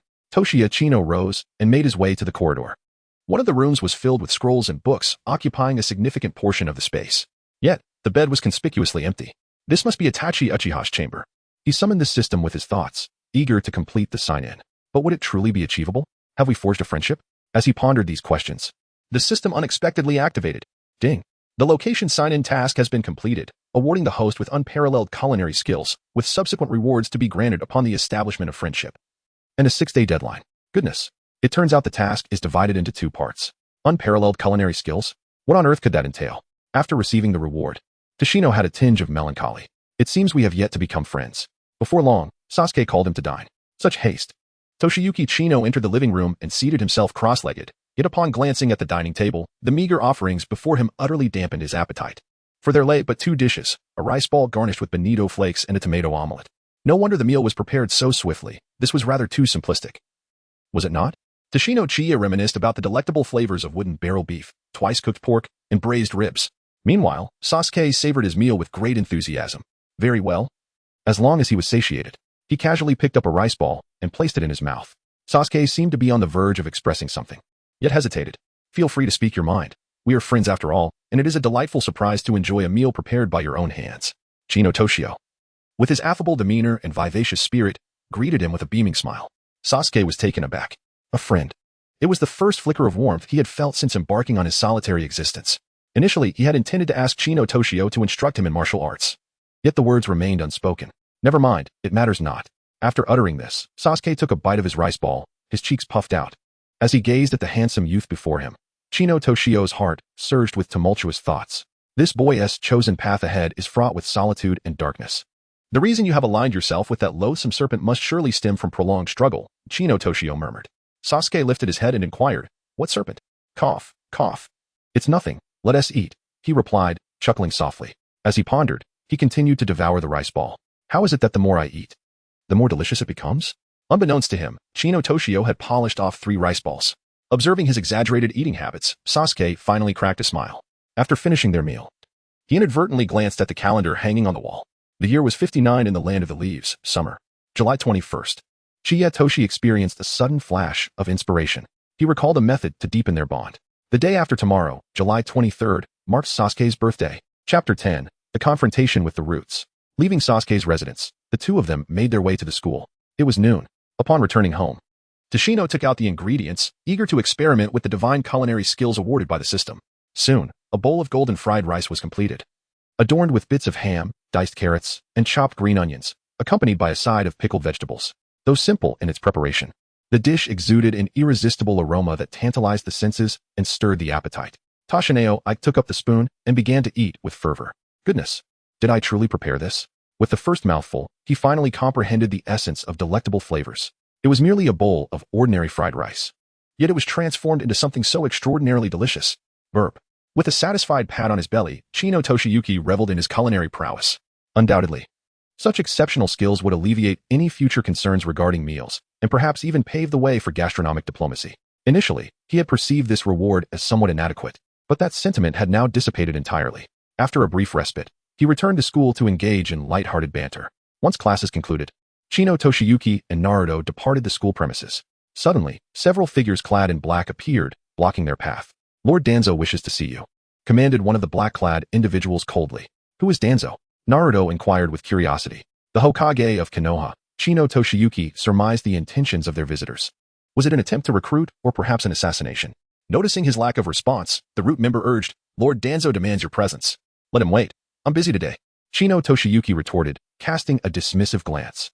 Wow, how imposing, Naruto exclaimed, his eyes sparkling with admiration.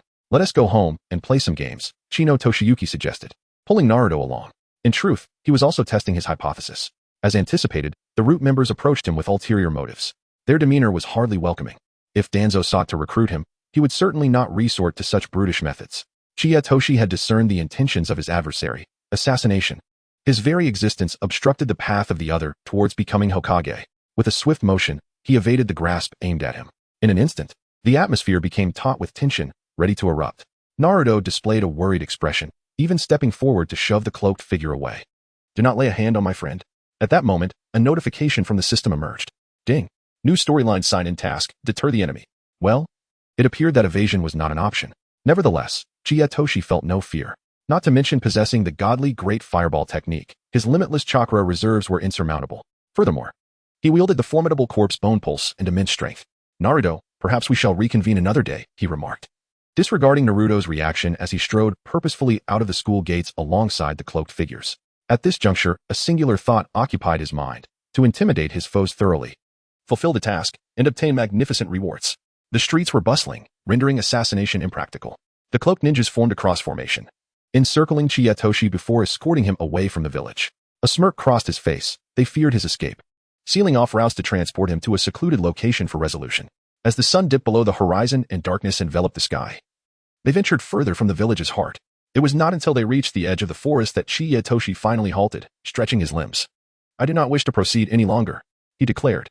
Yet, as he lingered, a member of the root approached, attempting to seize his arm. Chiyatoshi decisively concentrated his chakra and unleashed his immense strength. With a thunderous crash, the figure clad in black was sent soaring, tumbling several times across the grass before coming to a halt. Subsequently, his internal organs ruptured, and he perished, blood spilling from his mouth. Chiyajun surveyed the remaining 9 individuals, his voice as frigid as ice. I am aware that you are here to carry out an assassination mission. Then let us engage together. The 9 were rendered utterly speechless. No one anticipated that this young boy would respond in such a manner. The fact that Danzo had assembled a 10-man assassination squad to deal with a mere child was beyond their comprehension. After all, he was just a teenager. How formidable could he possibly be? The display of force seemed utterly excessive. Yet, the earlier spectacle had left them dumbfounded, reminiscent of the might of the Senju clan. As the leader of the assassination team regained his composure, he issued a direct command. Proceed. Whoosh, whoosh, whoosh. The assailants drew their katanas, rushing towards Chiyajun. They were well trained, executing their movements with precision, the glint of their blades aimed directly at his throat. Had it been anyone else, they would likely have succumbed by now. However, a layer of skeletal armor suddenly materialized around Chiyajun. Aha, it has finally appeared automatically, Chiyajun exclaimed with delight. In addition, a layer of azure chakra enveloped him. Clang. The katana collided with the skeletal armor, producing a piercing sound of impact. In an instant, a fissure appeared along the blade, swiftly fracturing the entire weapon. A crisp sound echoed. The katana shattered into countless pieces. Bang. Chiyatoshi executed the body flicker technique, swiftly appearing behind a ninja and seizing him by the throat. He then concentrated his chakra beneath his feet and delivered a powerful kick, shattering the man's groin. The unfortunate soul clutched his lower body in agony, collapsing to the ground, and soon met his demise. Yet, in the face of Chiyatoshi's overwhelming assault, his adversary exhibited not an ounce of fear or hesitation. Indeed, they were devoid of emotion, a true testament to the root. Toshiachino could not help but exclaim. At that moment, the skeletal armor vanished.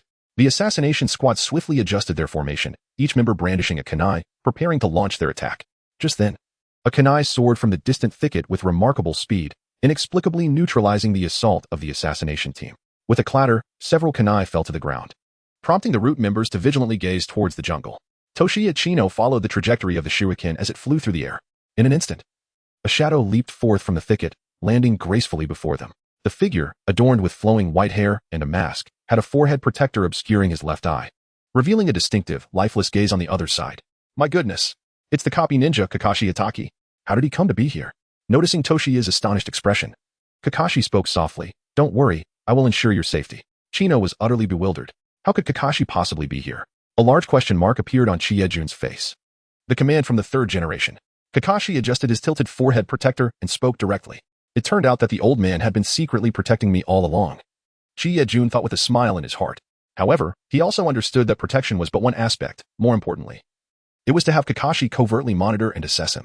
Upon Kakashi's arrival, the remaining 8 ninjas were evidently taken aback. They quickly scattered, with 4 of them charging directly at Kakashi, while the other 4 focused their assault on Chi-Jun Pine Dance. Camellia Dance. Clang, clang, clang. The clash of bone swords and katana sparked bright flashes. Utilizing the body techniques of the bone veins, Chi-Jun deftly maneuvered against his adversaries. The root ninjas experienced a tempest of emotions within, yet their faces remained inscrutable. Suddenly, one individual was pierced through the throat by the bone spines of the Pine Dance. Dying on the spot. The fiercer the attack, the more formidable the backlash from the bone spines. There are still 3 individuals remaining on Chino's side. The bone sword whistled through the air, transforming into fleeting shadows as its speed intensified. With a swift thrust, the bone sword pierced through one man's right eye, emerging from the back of his head and splattering white brain matter. The man had no time to utter a sound before he collapsed lifelessly to the ground. Toshino Chiya suddenly recalled the task assigned by the system to intimidate the enemy. Wasn't the earlier display sufficiently fearsome? Why had the reward yet to materialize? Chapter 11. Who among the serious would still form seals? Meanwhile, on Kakashi's side, the fierce battle raged on. 4 root ninjas charged towards Kakashi in unison, each wielding their katana aimed directly at his throat, utterly merciless. The sole purpose of these root members was to eliminate obstacles for Danzo. In a sudden burst of agility, Kakashi leaped into the air. As he soared, he began to form seals. Upon landing, he pressed his palm to the ground and proclaimed loudly, "Earth style, earth flow wall." As his words echoed, the ground trembled slightly, and a formidable wall of earth and stone materialized before him, effectively blocking the adversary's assault. At this moment, there remained 2 adversaries for Chino Tashin. Suddenly, a voice echoed in his mind, not heralding a reward. Ding. The host automatically awakens the improved ninjutsu, corpse fusion technique, and skeleton resurrection. What on earth? Is it possible to awaken enhanced ninjutsu? These 2 techniques had never been heard of in anime before. In no time, facing the 2 corpses on the ground, Chino Tashin began to perform hand seals. The corpse fusion technique swiftly melted the corpses, revealing their stark white bones. Then, a creaking sound echoed as the 2 skeletal figures abruptly rose, their skulls illuminated by flickering ghostly flames. The scene was exceedingly eerie and terrifying, leaving even Chino Tashin momentarily stunned. The remaining root ninjas halted their actions, gazing in astonishment at their resurrected companions, their expressions frozen in disbelief. Although the skeletal figures possessed limited offensive capability, they were sufficient to leave the opponents in shock. Observing the bewildered expressions of his adversaries, Chino Tashin quickly summoned the system to complete the sign-in process. Ding. Congratulations to the host for completing the sign-in for the shock mission. The reward is an increase in the speed of Hashirama's hand seals. Hashirama's hand seal speed. With a clap of his hands, whatever he called forth came to fruition. Chino Toshikazu could hardly contain his overwhelming joy as he leapt into action. Fire release. Great fireball technique. With deft movements of his hands, he began to form the seals, starting with the serpent seal, transitioning through 5 intricate hand signs in a blur so swift that only an afterimage remained. In a mere 0.5 seconds, a colossal fireball erupted from his throat, hurtling towards the 2 remaining individuals. The fireball roared as it surged into the forest, consuming them utterly in its flames. Toshino Akino has aptly named the technique of the fireball jutsu. Who dares to claim that it cannot cause harm? Kakashi stood utterly dumbfounded. Could it be that he had just imagined it? That young lad had not even formed any hand seals. What on earth was happening?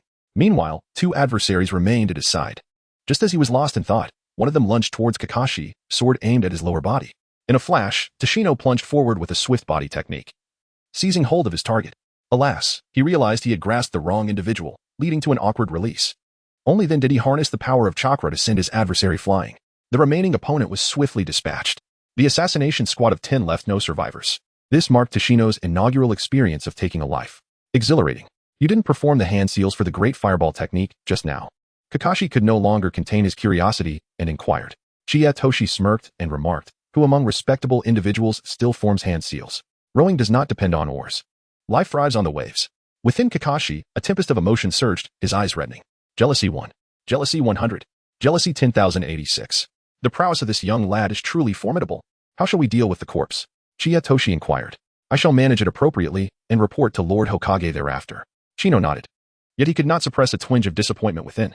He had not witnessed Kakashi unleash his Sharingan, and his thirst for battle remained unquenched. This sensation resembled reaching the pinnacle of ecstasy only to be abruptly thwarted. Meanwhile, Danzo, upon learning of his force's total annihilation, was so enraged that he nearly spat blood. Humph. It seems that only that individual can take action now. At this moment, back at Chino's residence, Naruto had waited an eternity, and at last, he had returned. Toshiyuki Chino certainly did not divulge the events of the day to him.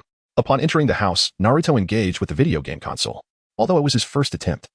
He exhibited remarkable talent, playing with an impressive finesse that left Toshiyuki in awe of his skill. At this juncture, the moon hung high in a sparse starry sky, prompting Naruto to decide to stay for dinner. Toshino Aikino retrieved several pieces of Kobe beef from the depths of the space. With the skill of a culinary master, he prepared a feast that left Naruto savoring every bite, utterly entranced by the exquisite flavors. This is simply divine. I have never tasted anything so delectable in my entire life. It surpasses even ramen in deliciousness, Jun. Perhaps I should just move in with you. Toshino pointed towards the small cabin. It was merely a single room with a bed. You can manage it yourself. Only then did Naruto chuckle and shake his head. After dinner, he prepared a refreshing chilled lemon and plum drink. It was not until the late hours of the night, when drowsiness began to envelop him, that he finally ushered the reluctant Naruto out of his home. At last, tranquility settled over the house. Toshino Aikino reclined on his bed, pondering the two matters that awaited him the following days. At that very moment, the Hokage building shone brightly with illumination. Kakashi stood nearby, delivering his report. Sarutobi Hiruzen had yet to emerge from his state of astonishment. The ability to execute ninjutsu without the need for hand seals. A prodigy, undoubtedly a prodigy. It is imperative to safeguard him. Simultaneously, one must meticulously monitor his every action, particularly with regard to any clandestine communications he may have with outsiders. The next day, July 22nd, marked merely one day before Sasuke's birthday. Early in the morning, Toshiyuki Ichino arrived at the Hokage building. After reporting in, he met the third Hokage. Although their encounters had been few, the two had grown quite close.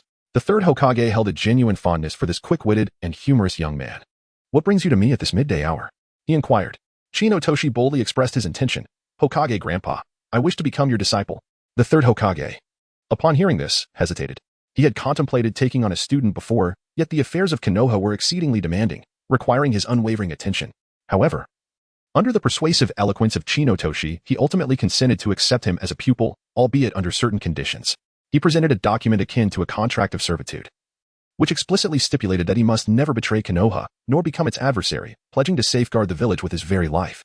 Chino Toshiyuki pierced his finger, pressing it down to leave a blood imprint. "For now, your primary focus remains on your studies at school. I shall offer you guidance intermittently. And once you attain the rank of CH Nin, I will provide you with a more structured instruction." Chiya nodded in agreement. Several members of the Umbu were taken aback upon learning this news. How many ninjas from Konohagakure aspired to become disciples of the third Hokage?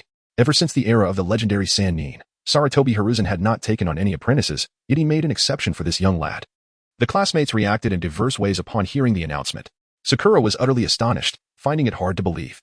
Sasuke, though internally shaken, maintained an impassive demeanor. Meanwhile, Naruto was more excited than anyone else. "Oh yeah, this is fantastic. Since you've become his disciple, that means I am also half his apprentice now. No one will dare to look down on me or call me a loser anymore." To this peculiar logic of his, Chie could only smile and let it pass. However, Naruto immediately added, "Jun, even though you've become the old man's disciple, the future Hokage will definitely still be me." Chie nodded perfunctorily. However, Sasuke muttered coldly, "What an utter fool." At noon, Hinata quietly approached, handed Chie an object, and then, blushing, hurried away. This is Chapter 12, a special gift for Sasuke. Upon opening the box, Toshino Ikeda was pleasantly surprised to find a heart-shaped bento. The fluffy rice was adorned with a piece of ham, topped with a charming little mushroom, and accompanied by a perfectly runny egg nestled beneath. The adorable presentation filled him with joy as he indulged in the meal, each bite becoming sweeter than the last. After finishing, he retrieved a sunflower hairpin from his extraordinary spatial pocket. Finding Hinata, he gently took her hand and said, "Hinata, thank you for this delightful meal. Allow me to gift you a little flower." He then placed the hairpin atop her head. Hinata felt as though she had been electrified. This was her first experience of a boy holding her hand. Overwhelmed, she quickly withdrew, covering her face as she dashed away, ultimately fainting in the girls' restroom. This scene did not escape the notice of Sakura and Ino. Sakura couldn't help but think, if only Sasuke would treat me the same way. Ino, on the other hand, didn't he harbor any ill feelings towards Toshino? She found him to possess Naruto's exuberant enthusiasm, coupled with Sasuke's maturity and composure. Moreover, he was rather handsome, exuding a masculine charm that transcended his age. "Sakura, perhaps I might even consider giving Sasuke to you in the future." Ino chuckled, leaving Sakura perplexed. As evening fell, the school bell finally rang. In an instant, several figures bolted from the classroom, with Naruto leading the charge. "Let's go. Tomorrow we'll catch loaches," he exclaimed. The following day marked Sasuke's birthday. Chino Toshiyuki intended to bestow upon him a remarkable gift, the awakening of the double tomo in his right Sharingan. The Sharingan is a unique ocular technique of the Uchiha clan, but it necessitates specific conditions for activation, with a greater number of tomo enhancing its capabilities. Although it is foretold that Sasuke would unlock his right IS double tomo during his battle with Haku in 3 months. Facilitating its early manifestation on his birthday would be the most exquisite present for Sasuke. Crucially, it would deepen their friendship and fulfill a significant mission. Moreover, Chino Toshiyuki silently prayed that by aiding Sasuke in awakening the Sharingan, he too would be rewarded with the same ocular power. After school, Chino Toshiyuki invited Sasuke to the training grounds of Konohagakure. Sasuke, eager for guidance, readily accepted the invitation. As they journeyed, Chino contemplated that extraordinary strength could only be unleashed in unique circumstances, often through the stimulation of intense emotions such as anger, fear, or hatred, much like the fateful night of the Uchiha massacre when the first Tomo was awakened. He soon devised a method to provoke Sasuke effectively. Upon arriving at the training grounds, the two assumed their stances and commenced their sparring. Despite Sasuke exerting all his efforts, he remained unable to surpass Chino.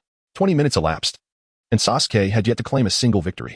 Nevertheless, he displayed unwavering determination, resolutely rising to continue the fight. Chino Toshi has taken a more ruthless approach this time. He aims to provoke the latent fierceness within Sasuke. Huh? Are you not the top student of the academy? The prodigy of Konoha? Moreover, a paragon of beauty. Yet I can't help but feel that your techniques resemble a dance performed by a woman. Toshino mocked him. Yet, Sasuke remained unfazed upon hearing this, pressing onward with determination. Toshiyuki Chino delivered a powerful blow to his chest, sending him flying. Sasuke, is this the extent of your strength? Toshiyuki continued to wield his formidable verbal jabs, fueled by animosity. After a series of taunts, Sasuke finally erupted in anger. Damn it. I will unleash my full power once more. Come on. Fire style, fireball jutsu, shuriken. Kunai, all of it. Yet you remain nothing but a failure. Taunt 1. At this moment, Sasuke's stamina was nearly depleted, as he crouched on the ground, gasping for breath. What a pathetic weakling, even inferior to Sakura and Ino. Taunt 10. Huh.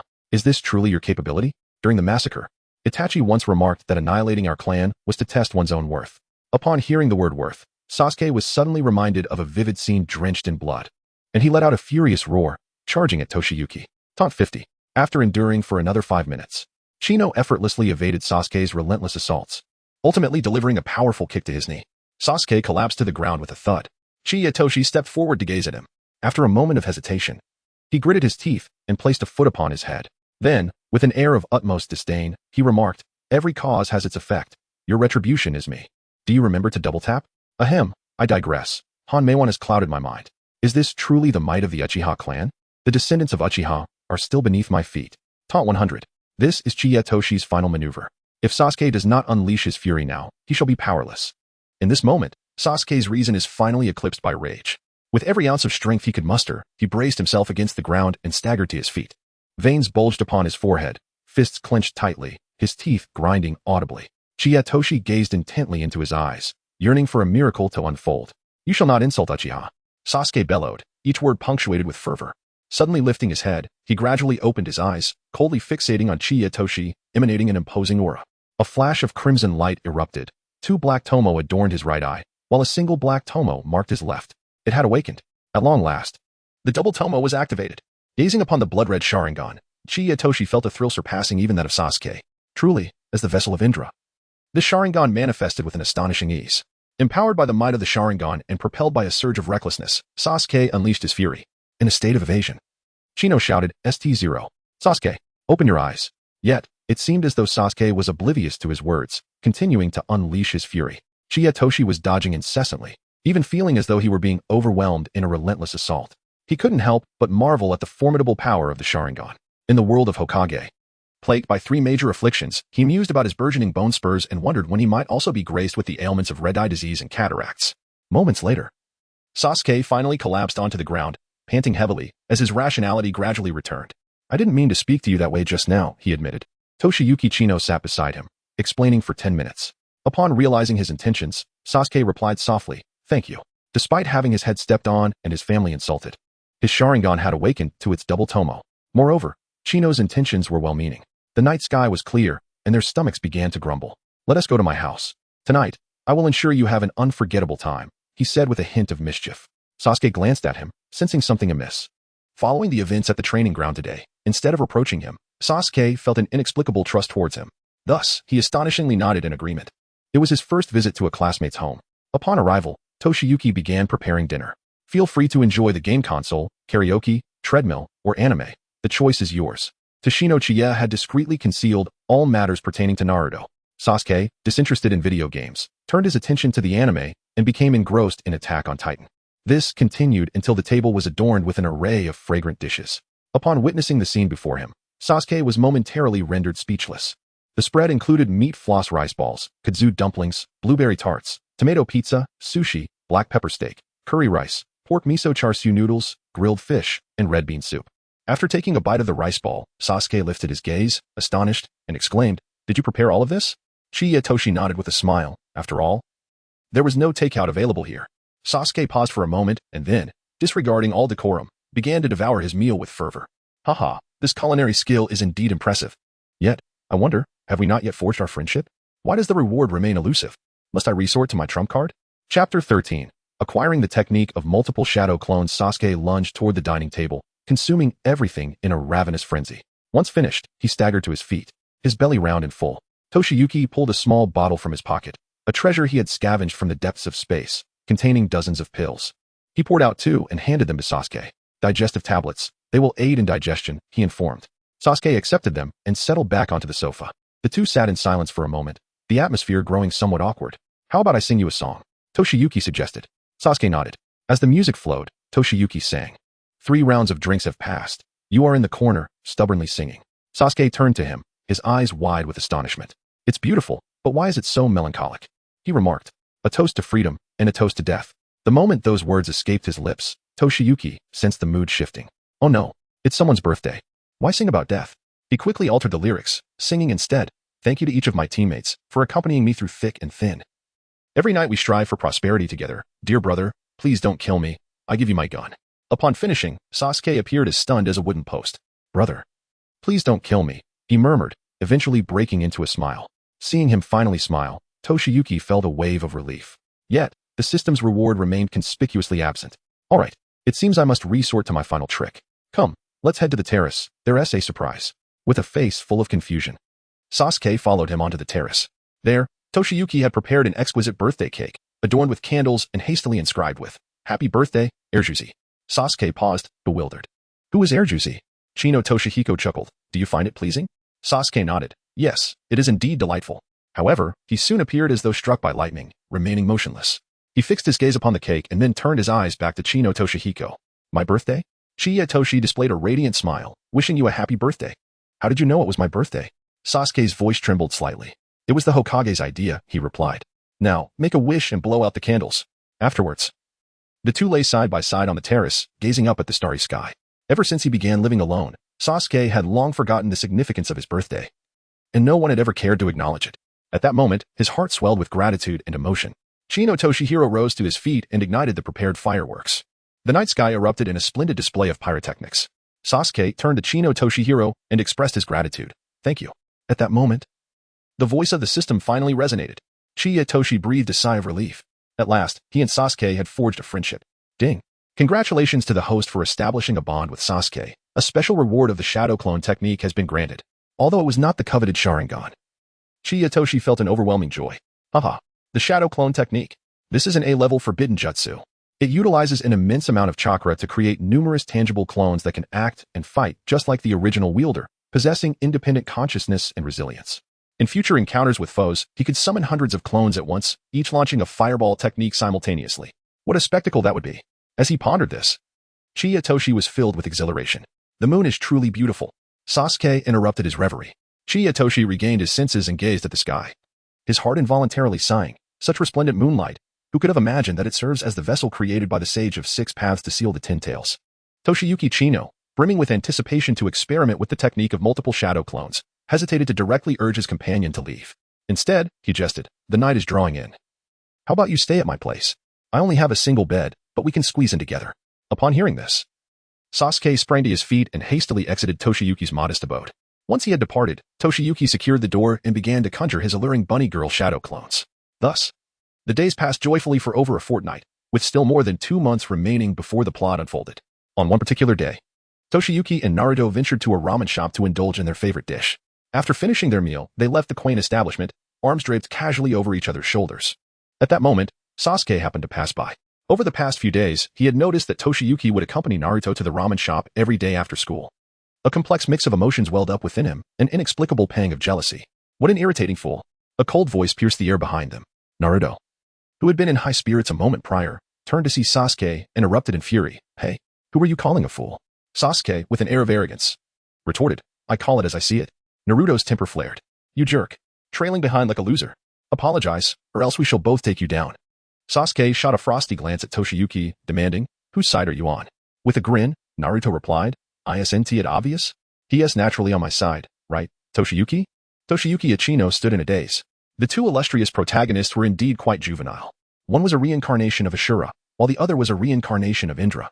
Perhaps it was fated that they were adversaries.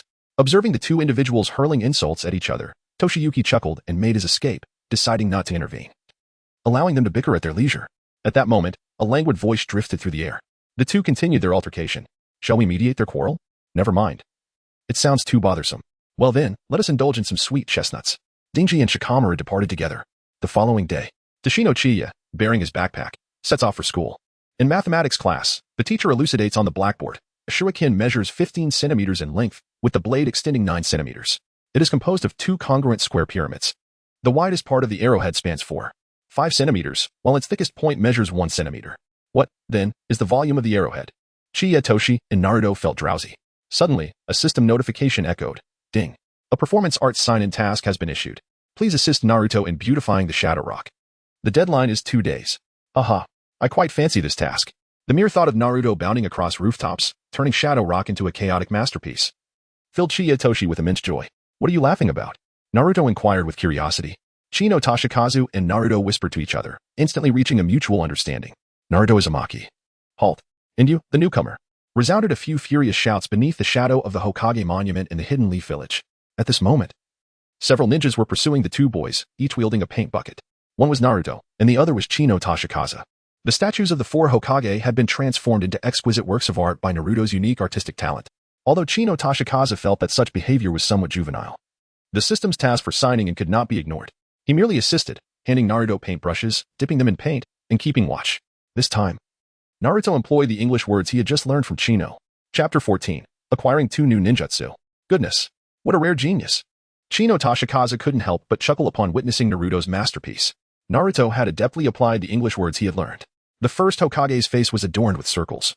Within on his forehead, the second Hokage was depicted with tears and snot, marked with AU. The third Hokage's portrayal was the most outrageous.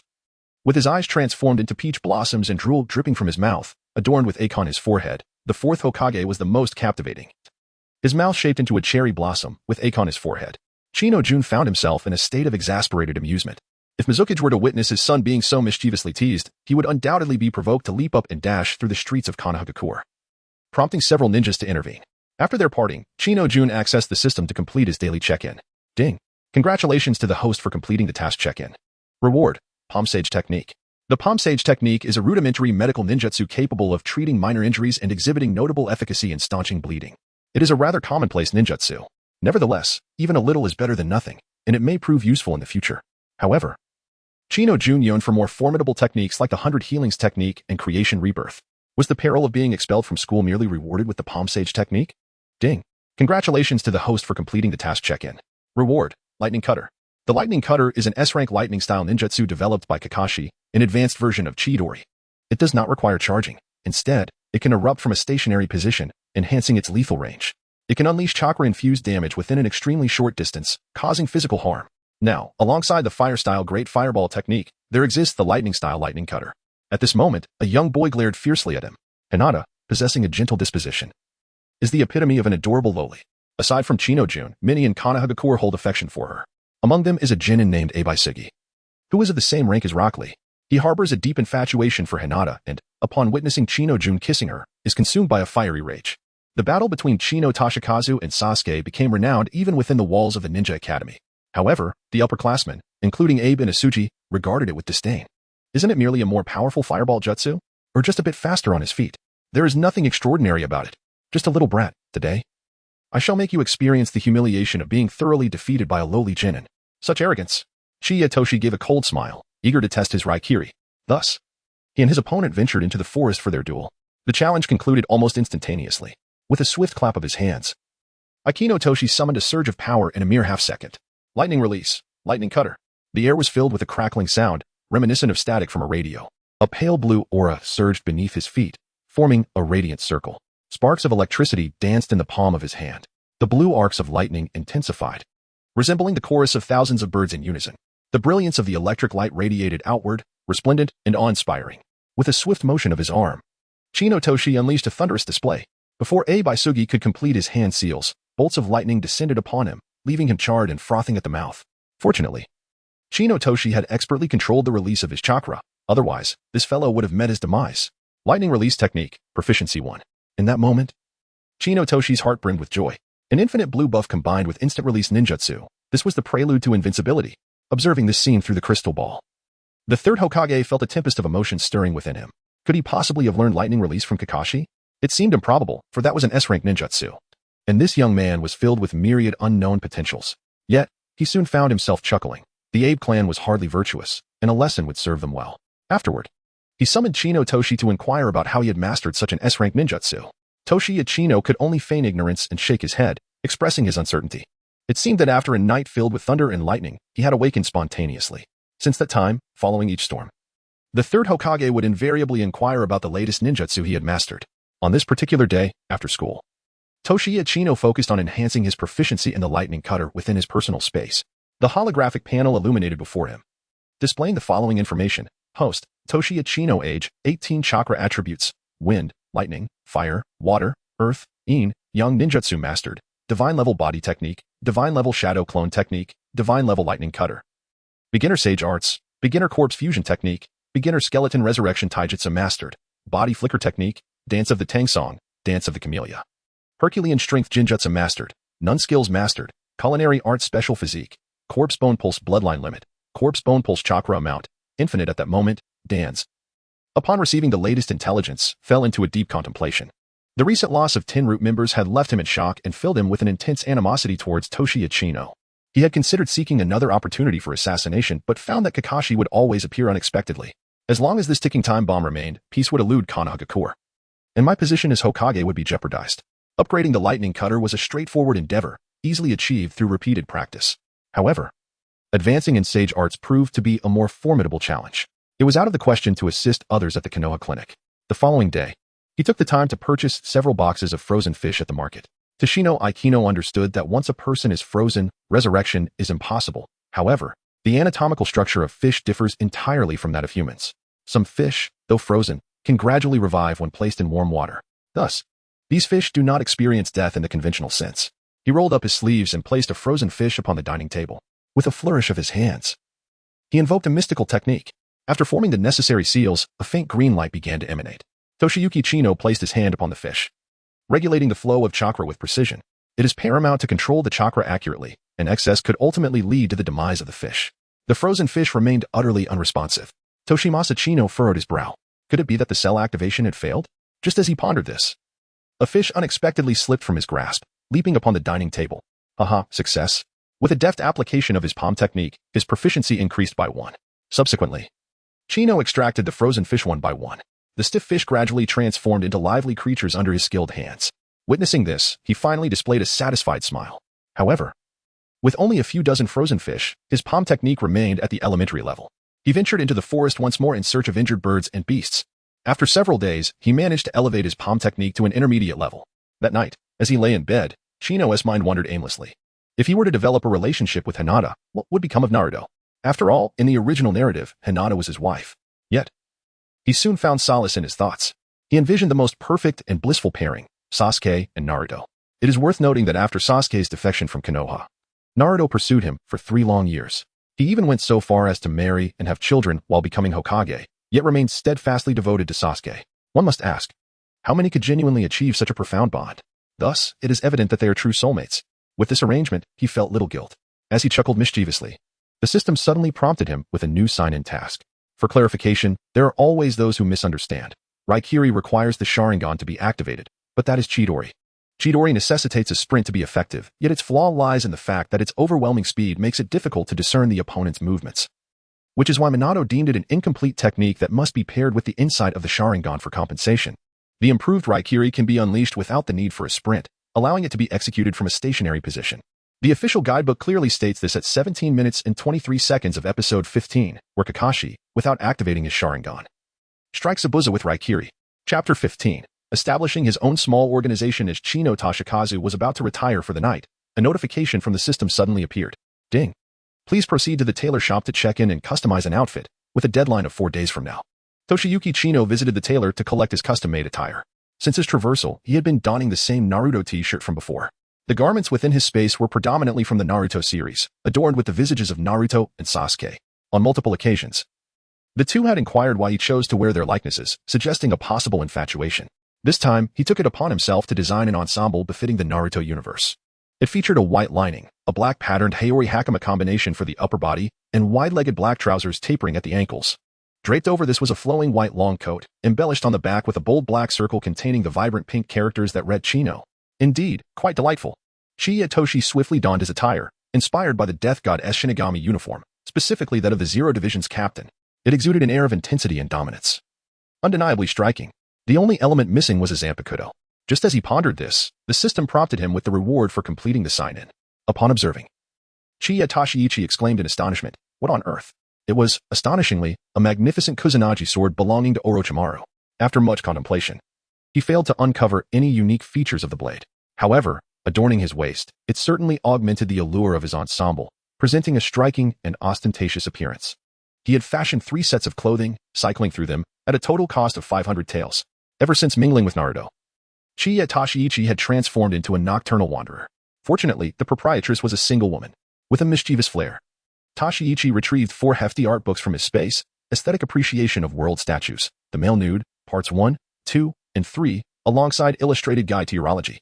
Upon entering the classroom, he was met with a chorus of admiration as he appeared at the door. How handsome. Indeed, his attire was nothing short of captivating. The harmonious black and white ensemble exuded a composed charm, while the playful pink lettering at the back added a whimsical touch. The samurai sword he bore was undeniably cool. Coincidentally, Sasuke also entered the room, his blue outfit appearing rather lackluster in comparison to Toshiichi's striking black and white ensemble. Ino and Sakura turned their gazes simultaneously toward him. Realizing that Toshiichi possessed a distinctive allure that surpassed Sasuke's, his charmingly rebellious demeanor, especially the slight smirk at the corner of his lips, was utterly enchanting. Sakura promptly shook her head, redirecting her attention to Sasuke. Ino, on the other hand, approached directly, tugging at Toshiichi's sleeve to examine his attire, her expression radiating flirtation and exuberance. Hinata observed this scene, her heart seemingly souring as if she had consumed several sour plums. Throughout the lesson, she found herself distracted by the dashing Toshiichi, her gaze inadvertently drifting toward him. After class, Naruto insisted on acquiring a similar outfit for himself. Chiya Toshi envisioned Naruto's appearance, feeling it would utterly destroy the character's integrity, so he decided against it. He held little interest in superficial accolades. Rather, he yearned for tangible value. Fortunately, a few days later, the system presented him with another opportunity. This time, it involved a task to sign in, which entailed establishing a social circle within his class, making friends, and forming his own little organization. How delightful this task seemed. After all, a sparse guest list at his future wedding would be rather awkward. As for potential companions, it was obvious, his trusty comrades, the 9 Little Strong. The versatile space proved to be remarkable, as Chiya Toshi unearthed an array of delectable snacks: white peach-flavored ice bread, triple cheese, crispy potato wedges, yummy cheese, and a bucket of barbecued meat. He even remembered to grab a bag of dog food. The following morning, he arrived at the classroom with a large bag of culinary delights in tow. Approaching Ding Ci, who was munching on chips, he suddenly caught a whiff of an enticing aroma.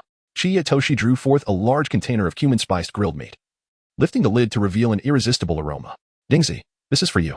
"Really?" Dingzi could hardly believe it. The fragrance was intoxicating. As he savored the grilled meat, he felt as though he were soaring. "Delicious.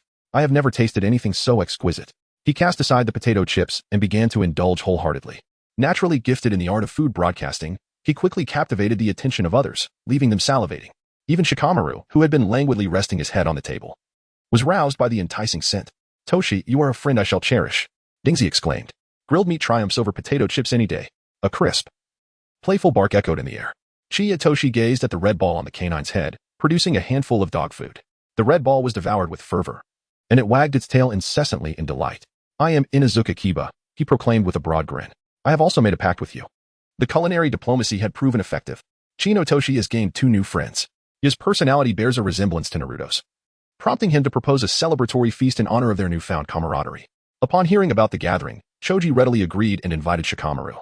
Naruto called upon Sakura, who in turn brought Sasuke along. Initially reluctant to join in the festivities, Sasuke inquired, "Is Chino Toshi attending as well?" "Of course." Naruto replied with a grin, which led Sasuke to nod in acquiescence. Sakura then invited Ino, while Yu reached out to Shino. Finally, Chino Toshi shyly summoned Hinata. Thus, the Konoha 12 had gathered 9 of their members. The feast took place at Yu's residence, featuring a sumptuous barbecue. The atmosphere was lively, and Chino Toshi gradually established connections with the 9, seamlessly integrating into their circle. Perhaps it is time to rename them the 10 Strong. By the way, let us suggest a name for our team. Naruto exclaimed joyfully, having not been invited to dine with everyone for quite some time. Yes, something resounding, something imposing, something undeniably cool. Chino Toshin pondered for a moment and declared, let it be named the Explosive Sky Gang. The name resonated well. From this point onward, they would be known as the Explosive Sky Gang. Consequently, the rewards from the system soon followed. Ding. Congratulations to the host for completing the task check-in. You have been awarded the Super Perception technique, allowing you to sense people and events within a radius of 500 meters. Super Perception? How astonishing. Let me give it a try. Toshiyuki Chino activated his perception technique. Vivid images materialized in his mind, akin to an advanced version of clairvoyance, prompting him to hastily cease the skill. Upon returning home that evening, he found the air within stifling. He opened the window to embrace the coolness of the night. Suddenly, he detected a faint scent of blood mingling with the breeze. He reactivated his heightened perception, amplifying his sensory abilities. It appeared that the source lay not far ahead. Clad in his attire, he promptly leaped from the window. As he approached the target, the metallic tang of blood grew increasingly potent. With a series of agile leaps among the trees, Toshiyuki Chino finally uncovered the origin of the sanguine aroma. 2 lifeless bodies lay silently beneath a great tree, their blood seeping into the earth. Toshi removed his mask from the void and crouched down. The corpses wore ornate masks, clad in uniform black attire. Members of the Root. The necks of the 2 victims bore gaping wounds, pierced by some sharp weapon, leaving gory holes the width of a finger. It did not resemble shurikens or kunai, nor could it be ascertained what had caused their demise. Suddenly, a chilling breeze swept in from behind Toshi. The rustling of fallen leaves echoed sharply in the stillness of the night. A sudden thud resounded. Toshi shouted sternly, "Who is there? Come out quickly. I see you." Yet, the commotion ceased. At that moment, beneath the pitch-black night, 2 mesmerizing, shimmering orbs of light appeared ahead, resembling the sorrowful eyes of a specter. As their gazes locked, Toshi could distinctly hear the rapid thumping of his own heart. Chapter 16. The first spirit beast on a moonless, blustery night. The ghostly eyes gleamed. Chino Toshin urgently shouted, "Come out at once. What is this nonsense of hiding and playing tricks?" Suddenly, with a resounding thud, a small creature leapt from the shadows. Meowing twice at Chino Toshin, Chino Toshihisa heaved a sigh of relief. It was merely a stray feline after all. What an unnecessary fright. Yet the perplexing presence of these 2 fallen shinobi corpses remains unexplained. Toshino Aikino activated his super perception technique, acquiring the ability of night vision. Before him stood a small black kitten, its golden eyes strikingly eerie in the darkness, reminiscent of the malevolent gaze of Orochimaru. Toshiyuki Ikeda has long harbored a fondness for both cats and dogs, having adopted 4 stray cats into his home. He also tends to the felines in his neighborhood, offering them sustenance. Gradually, he crouches down, softly calling out to them. The cats cautiously approach, settling a short distance away, their eyes fixed intently upon him. It was then that Toshino realized that its fur was significantly longer than that of an ordinary cat, and its ears were both pointed and large. Suddenly, Toshiki Chino stood in astonishment, his mouth agape. The feline before him possessed a third eye upon its forehead, and upon its back were a pair of ebony angelic wings. He hastily directed his gaze towards the cat's tail, which swayed incessantly. Only one, not the expected 2 of a mythical creature. What manner of cat was this? What could possibly account for its existence? Could it be a manifestation of my adoration for felines? Or perhaps it was drawn here by the immense allure of my chakra, seeking to consume it. As Toshiki Chino anxiously pondered these questions, the black cat unexpectedly parted its jaws, revealing serrated teeth. The corners of its mouth curled into a subtle smile. Beneath the inky night sky, that unsettling grin sent shivers down Toshiki Chino's spine. Toshi's conviction deepened. This black cat was certainly no ordinary creature. Perhaps it sought his very soul and chakra. Before discerning its true intentions, Toshi refrained from taking action. Thus, man and feline stood in a tense standoff. It appeared that a confrontation was inevitable, having recently traversed into this realm. He had grown fond of life here and was not yet ready to embrace death. Chino Toshi swiftly retrieved the Kusanagi sword from his bag, gripping it firmly in his palm, adopting a defensive stance. At that moment, the little kitten, upon noticing the Kusanagi sword, shifted its focus, fixating intently on the blade. Its golden eyes shimmered ever more brightly. Suddenly, it raised its front paw, swayed its hindquarters a few times, and with a powerful push of its rear legs, it lunged forward, landing directly in front of Chino Toshi.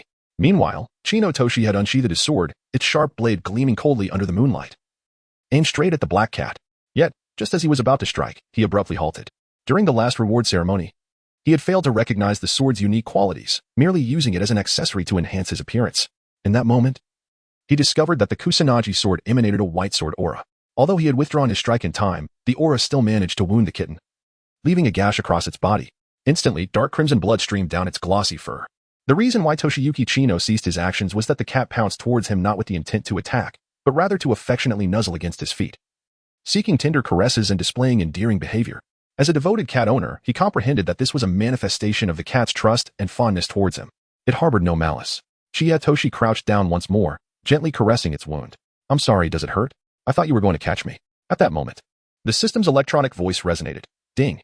Task assigned. Please attend to the cat's injury." With a swift clap of his hands, Chino Toshi invoked the art of palm sorcery. He gently grasped the cat's paw as chakra surged forth. A radiant, translucent green light enveloped the black cat, spiraling around it before seeping into its being. Remarkably, the wounds began to heal at a visibly rapid pace. The feline gazed up at him, affectionately mewing, extending its delicate pink tongue to tenderly lick his palm. Once the injury was entirely mended, Chino Toshi summoned the mission panel to mark the completion of his task. A chime resounded. "Congratulations, host, on completing the task check-in. Please stroke the cat's head to finalize the contract." Contract finalization? Toshiki Chino raised his hand to caress the forehead of the black cat. What is this? The moment his fingertips made contact, an electric sensation surged through his mind. Before him appeared a scroll, following the system's instructions. Toshiki Chino entered into a pact with the black cat. "Congratulations, host, you have acquired the black cat's spirit summoning technique. This technique is a form of spatial ninjutsu, enabling the summoning of spirit beasts to assist ninjas in combat. However, one must first establish a contract with the spirit beast. Does this mean that in the future, he can only possess one spirit beast?" Chino Toshi gazed at the small black cat, feeling a twinge of disappointment. Why was it not the T0 monkey demon? However, he reassured himself with the thought that in the future, the host could acquire various other types of summoned beasts, even tailed beasts. This notion served as a soothing balm for his anxious heart. Nevertheless, he remained somewhat uncertain about the abilities of this black cat demon. After signing the contract, the black cat vanished from sight. Trying to calm his thoughts, Toshi once again directed his gaze toward the corpse on the ground. Could it be that Danzo had dispatched assassins to eliminate him? Overcome by the notion of being vanquished by a feline demon, he returned home and lay on his bed, tossing and turning restlessly. Ultimately, he could not resist the urge to employ the summoning technique, calling forth the cat demon. With a resounding bang, the enormous black cat materialized before him. Its size was now a staggering tenfold larger than what he had observed earlier, nearly overwhelming the confines of the small room. It was then that Chiyejun recalled that the size of the summoned spirit beast was related to his chakra capacity. "Could you perhaps reduce your size?" The cat demon understood Chiyejun's intent and promptly transformed into the size of a small kitten. "From now on, I shall call you Little Black." The little black cat joyfully wagged its tail, meowing as it leaped onto Chiyejun's lap. "What special abilities do you possess? Are you combat-oriented, perceptive, or supportive?" Little Black offered no response, merely grooming its fur. "Very well," Chiyejun conceded, not wishing to impose. He retrieved a pouch of delicacies from his space and presented it to the creature. The night had deepened. Toshi slowly drifted into slumber until he was abruptly startled awake by a sudden commotion. His keen senses detected the presence of someone on the roof. How relentless! It seemed that the obsession with assassination had no bounds. Contemplating for a moment, he summoned the spirit of Little Black using his divination skills. Upon appearing, Little Black leapt onto the rooftop. Before long, a tremendous crash resonated from the eaves, followed by a massive portion of the roof shattering into fragments. The structure of Chino Jun's house is entirely wooden, and due to years of neglect, it has become quite fragile. Gazing up at the suddenly shattered ceiling, Chino Jun found himself in a bewildered state. This cat is remarkably fierce. It seems a move is indeed necessary. When will the new house be completed? However, Little Black's destructive capabilities are impressive. Just moments ago, upon receiving a command, Little Black enlarged its form, leaping onto the roof to scout for adversaries. With astonishing speed, it charged towards the foe, delivering a swift claw strike. This single blow created a substantial hole in the roof. Conan, possessing acute senses, detected the enemy and swiftly evaded the attack, yet there was no sign of anyone. The space before him was utterly vacant. Toshi Ichino leaped gracefully onto the rooftop. In the distance, figures were rushing towards him, members of the startled Umbu ninja. The root ninja was taken aback by this revelation. If discovered by the Umbu, the assassination mission would be compromised. With this thought in mind, he swiftly employed the body flicker technique to escape, vaulting to the adjacent rooftop. Toshino Chiye could easily send him tumbling down with a mere strike, yet he yearned to explore the capabilities of this summoned beast. Xiaohei, pursue him. Chapter 17. Discovering Xiaohei's new abilities, the root shinobi leaped across rooftops, swiftly distancing himself from Toshino Chiye's residence. A singular thought consumed his mind. He must not be captured. Should his identity be exposed, it would serve as leverage for the third Hokage against Danzo. Xiaohei and Toshino Chiye were relentlessly in pursuit behind him. In the distance, two ANBU members were also on the chase. The night was serene, with the cool moonlight cascading over the village of Kanahagakure. Xiaohei lifted its golden eyes toward the moon. Suddenly, its form began to shimmer with a silvery luminescence, reminiscent of a swarm of fireflies dancing in the night. Was it harnessing the lunar tide's power? Tashino Chiye was momentarily taken aback. As seconds passed, the moonlight enveloping Xiaohei gradually stabilized, and its physique expanded once more, with a thunderous crash. Just as the root shinobi was about to escape the vicinity of the residential area, the rooftop erupted with a resounding noise, yielding a gaping hole large enough to fall through. This was the result of Xiaohei's claw strike. Rather than directly assaulting the root shinobi, it bypassed him, targeting the rooftop ahead. What was happening? Where did that hole come from? The shinobi's heart raced with alarm. Yet, his speed was too great to halt in time, compounded by the necessity of remaining vigilant to his surroundings. As the roof beneath him collapsed, the momentum propelled him forward, leaving no time to break. And he stumbled into the void.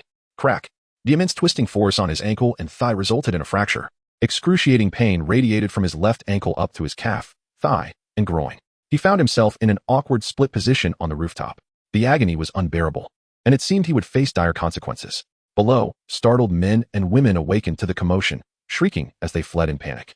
Upon seeing this, Chino Jun was filled with delight. Ha ha, this little fellow possesses quite a high intellect and is remarkably cunning. I quite admire this tactic. He hurried forward, affectionately stroking the now diminutive black cat. A gentle purr emanated from the feline, who tilted its head back in sheer enjoyment, eyes blissfully squinted. Who is that ahead? Wait, why is that individual seated on the rooftop with one leg? Before long, two Umbu ninjas arrived at the scene, recognizing Chino Jun as the apprentice of the third Hokage. Oh, a member of Root. The ninja, enduring the agonizing torment of a painful injury, had a face twisted in agony beneath his mask. One of his legs was broken, and the Umbu had pursued him relentlessly. For him, the mission was a complete failure. Hey, what brings you here at such an hour? No sooner had the words left his mouth than everyone began to feel a sudden wave of drowsiness. Soon, the two Umbu ninjas collapsed onto the rooftop, succumbing to slumber. With formidable mental fortitude, Chiyatoshi managed to remain standing. Hypnosis. That rogue ninja actually employed an illusion technique. However, it seemed that Kuro was unaffected by the illusion. Its dual eyes emitted a fiery glow akin to that of a demon, followed by a thunderous roar directed at the enemy. In truth, a mere swipe of its claw could have vanquished him. Yet, the feline demon possessed a high level of intelligence, understanding that its master sought to capture a live witness for questioning. As soon as its roar subsided, two shadowy ninjas immediately regained consciousness, rubbing their heads in bewilderment. Chino Toshiharu, previously mired in a fog of confusion, experienced a sudden clarity. He promptly realized that the enigmatic Kuro possessed the remarkable ability to dispel illusions. How extraordinary. However, he mused, hypnosis was among the most rudimentary of illusions. He wondered if it could withstand the likes of Mirror World, the Croaking Toad, or the formidable Infinite Tsukuyumi. The prospect of Kuro's unknown powers filled Chino Toshiharu with anticipation. Yet, just as a member of the Umbu approached to interrogate, a root ninja abruptly opened his mouth, biting down ferociously, and perished in a spurt of blood. In an instant, his body disintegrated into a grotesque pool of flesh. It turned out that within the gaps of their teeth lay a lethal poison, capable of delivering instant death with just a single bite, simultaneously eroding the corpse to prevent the acquisition of intelligence. Nevertheless, the third Hokage learned of Danzo's deeds. He summoned Kakashi under the cover of night, reiterating the necessity for heightened security and the placement of sentinels near Chino Toshiharu's residence after dark. Meanwhile, in a concealed cave on the fringes of the Hidden Leaf Village, a cloaked figure knelt, reporting, Lord Danzo, Umbu Hachi has also been slain. The body has dissolved. What? Umbu Hachi has fallen? A flicker of astonishment and fury crossed Danzo's eyes. All 13 of the dispatched assassination ninjas had met their demise, without exception. Among them were several elite Jainin, well-versed in the art of assassination. This time, Danzo was thoroughly shaken. He stood in silence, his gaze profound and grave. The exposure of the assassination plot weighed heavily on him, especially considering the target was a disciple of the third Hokage. He could not afford to act recklessly. Yet he felt a gnawing dissatisfaction. Indeed, Chino Toshiharu was no ordinary adversary. It seemed he would have to rely on the Elder Council for support. Additionally, he contemplated his close ally. The following day awaited. Toshiyuki Chino arrived at the Hokage building to assign a task for repairing the rooftop when he encountered the third Hokage. In the original narrative, Chino was only aware of Tsunade's penchant for gambling and drinking, oblivious to the fact that the third Hokage was also a concealed alcoholic. At that moment, he was indulging in sake all by himself. Drinking is detrimental to the liver. Chino Tashin could not help but exclaim, Grandfather Hokage, be cautious. The third Hokage turned to him, his face contorted with a mischievous grin, and said, My little treasure. Suddenly, he coughed up a mouthful of blood. After the moment of awkwardness passed, the third Hokage finally inquired, Young one, what exactly transpired last night? Why did that ninja suddenly succumb? Ishino scratched his head and inquired, Did they not mention the cat to you? What cat? Sanda asked, perplexed. Toshino Akino suddenly realized the truth. his heart swelling with joy. He had discovered yet another remarkable ability of the little black creature, invisibility. Soon after, a colossal holographic panel materialized before him, divided into 3 sections: tailed beasts, summoned beasts, and ninja beasts. The tailed beast section contained 9 gray boxes, while the summoned beast featured over 100 gray boxes, with only one highlighted, showcasing the image of a black cat spirit. Upon opening the document, Chiyatoshi discovered the remarkable talents and currently recognized abilities of the entity known as Xiaohei. The talents are categorized into tenacity, wildness, and exhilaration, corresponding to the roles of tank, DPS, and support, respectively. Xiaohei's talent is wildness. The known abilities include claw strike, slap, invisibility, and illusion dispelling. Notably, the ability of invisibility is imperceptible to all, save for its master, including the members of the Hyuga clan who possess the Byakugan. Once the interface faded, a vivid scene materialized before Chiyatoshi himself, gallantly leading a host of summoned beasts across the battlefield, exuding an undeniable aura of grandeur. How splendid! I shall tame all these summoned beasts and become the most formidable hunter in the world of Hokage. Lost in such musings, he was abruptly interrupted by the cough of the 3rd Hokage. Ahem, the new house has been completed. You may relocate there. It is much closer and significantly safer. Regarding safety, Chiyatoshi remained unconcerned, confident that Danzo was momentarily deterred. Nevertheless, the prospect of improved living conditions was indeed exhilarating. To express his gratitude to the 3rd Hokage once more, Chiyatoshi devoted considerable effort and ultimately unearthed the treasure. This treasure was then meticulously examined by the 3rd Hokage. Chiyatoshi handed him a banana along with an instruction manual, then mischievously ran away. Once the 3rd generation finally deciphered the contents, their admiration for Chiyatoshi surged like an unending river.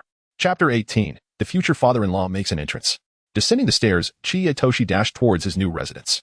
Along a tranquil path adorned with blooming flowers stood a Japanese-style courtyard, complete with a lush lawn. It exuded an antique charm, boasting considerable grandeur and an air of authority. It was nothing short of a magnificent estate. Well, is this my new home? But wait, who is that? At that moment, a man clad in a white kimono emerged from the residence. His perpetually icy demeanor was accentuated by a pair of cataract-ridden eyes. Goodness, it's Hinata's father. This was the residence of the Hyuga clan. Out of courtesy, Chiyatoshi greeted his future father-in-law. However, Hinata's father epitomized the Hyuga family's aloofness, casting a cold glance at him before turning away. Adjacent to the main estate was a quaint little courtyard featuring 2 wooden buildings. This is truly my home. Although modest by the standards of Konoha village, it surpassed his old house by leaps and bounds. Moreover, in his past life, this would have been a villa worth several million. Toshiyuki Chiya swiftly found joy and dashed inside. The first floor comprised a living room, dining area, and kitchen, while the second floor contained 3 bedrooms. He had taken half a day off to move, arranging his new abode to exude warmth and comfort. The living room featured a luxurious genuine leather sofa, a handcrafted camel wool carpet, and several uniquely designed wooden furniture pieces, perfectly adorned with an array of cushions. The integrated kitchen cabinets and various utensils were undeniably top-notch. Even the homes of renowned families from multiple nations lacked such modern amenities. Naturally, all these items were procured from the omnipotent space. He had harbored concerns that continually extracting remarkable items from his magical pouch might arouse suspicion among others. However, he soon recalled that the system's creations were seamless, infused with illusionary magic, allowing him to traverse unnoticed. To the south of the living room stood a floor-to-ceiling window, through which sunlight streamed, casting a warm and ample glow throughout the interior. Beyond the glass lay a lush garden in the backyard, where a swimming pool glimmered in the gentle breeze. The trio of elders seemed momentarily stunned, as if struck by lightning. He even contemplated relocating the Hokage office to this inviting place, for this cozy atmosphere was particularly alluring to solitary children, as it embodied the essence of home. Days passed, and one evening, within the conference room of the Hokage building, the walls were adorned with a colossal symbol of the hidden leaf village. 3 elderly men and 1 elderly woman sat cross-legged around a wooden table. They were Sarutobi Hiruzen, the Leaf Village advisor Mito Gaiden, the elder Tsunade, and the leader of Root, Shimura Danzo. Although they each had distinct roles, their convergence formed the unique entity known as the Elder Council of the Leaf Village.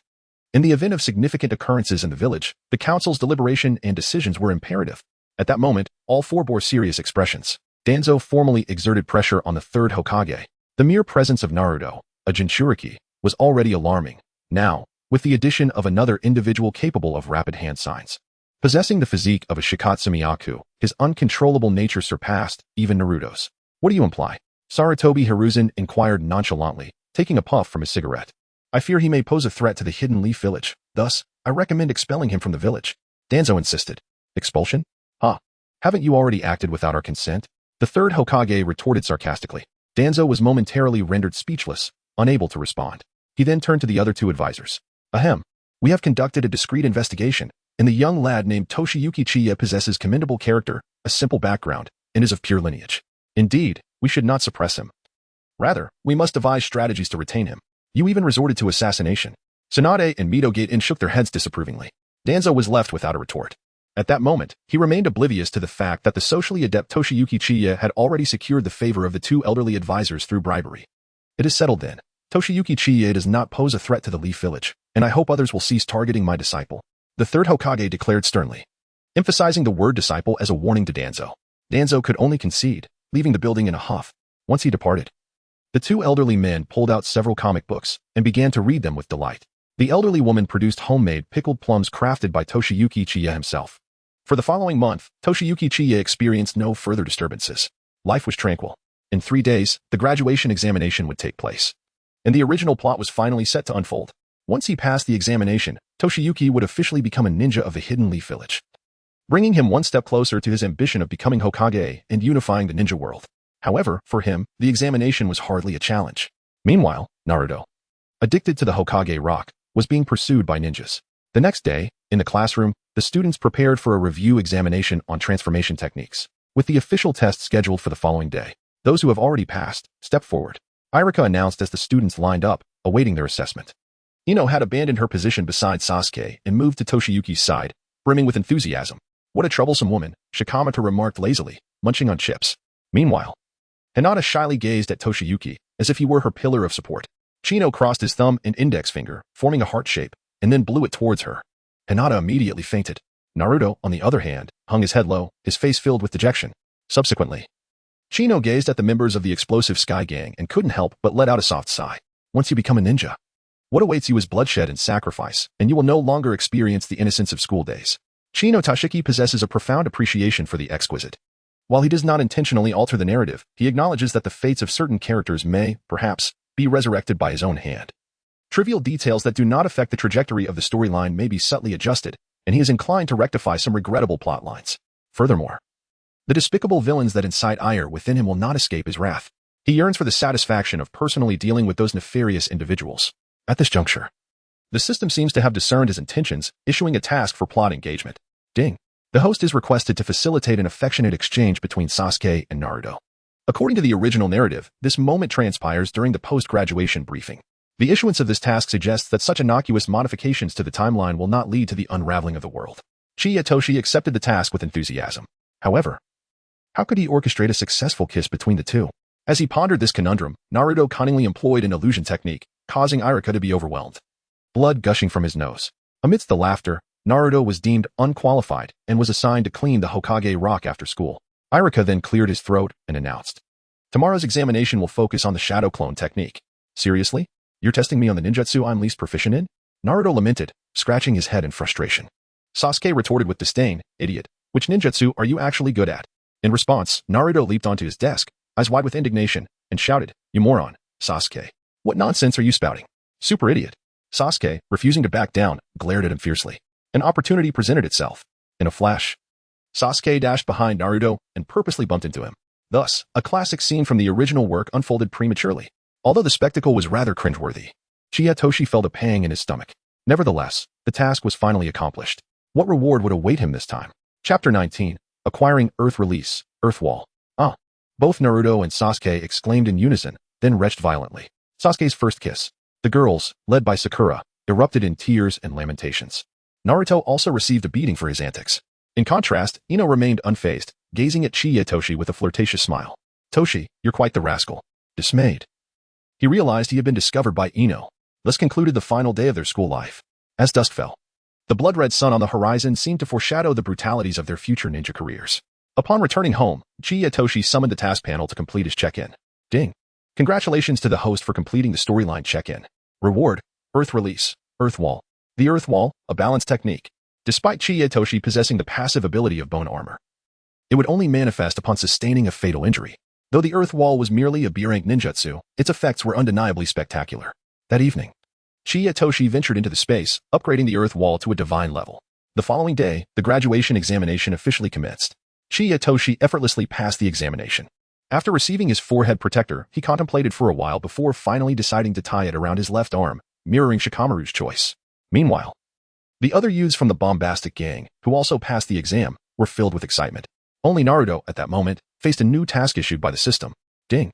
The host is required to complete the storyline check-in, severely injure Mizuki and elevate Naruto's spirits, with a deadline of 2 days. In truth, during Naruto's exam today, Chiyatoshi had already activated his super perception technique. The scenes from the examination hall were transmitted into his mind. Mizuki pretended to plead for Naruto. Yet Irika firmly denied his request. In that instant of refusal, Chiyatoshi caught a glimpse of the smug satisfaction that flickered in Mizuki's eyes. At that moment, he thought to himself, "You little rascal, I've had my eye on you for quite some time." To his surprise, the system issued a task that not only involved defeating Mizuki but also offered a reward, leaving Chiyatoshi elated. Outside the school gates, a throng of jubilant students and parents gathered. Not far away, on a swing, sat Naruto, alone and forlorn, his eyes betraying deep sadness and desolation. Abandoned by family, devoid of parental love, he was left to endure the biting mockery of others. 2 gossiping women remarked, "It seems that child is the only one who failed." Humph. He deserves it. Indeed, it would be a disaster if such a person were to become a ninja. After all, that child's reputation is. Wait. We cannot speak of that. Upon encountering Chijino, a surge of anger welled within him. He harbored a profound disdain for gossips. After a moment's contemplation, a mischievous smile graced his lips as he summoned the diminutive creature, known only to him as Little Black. A few minutes later, the now enlarged Little Black returned.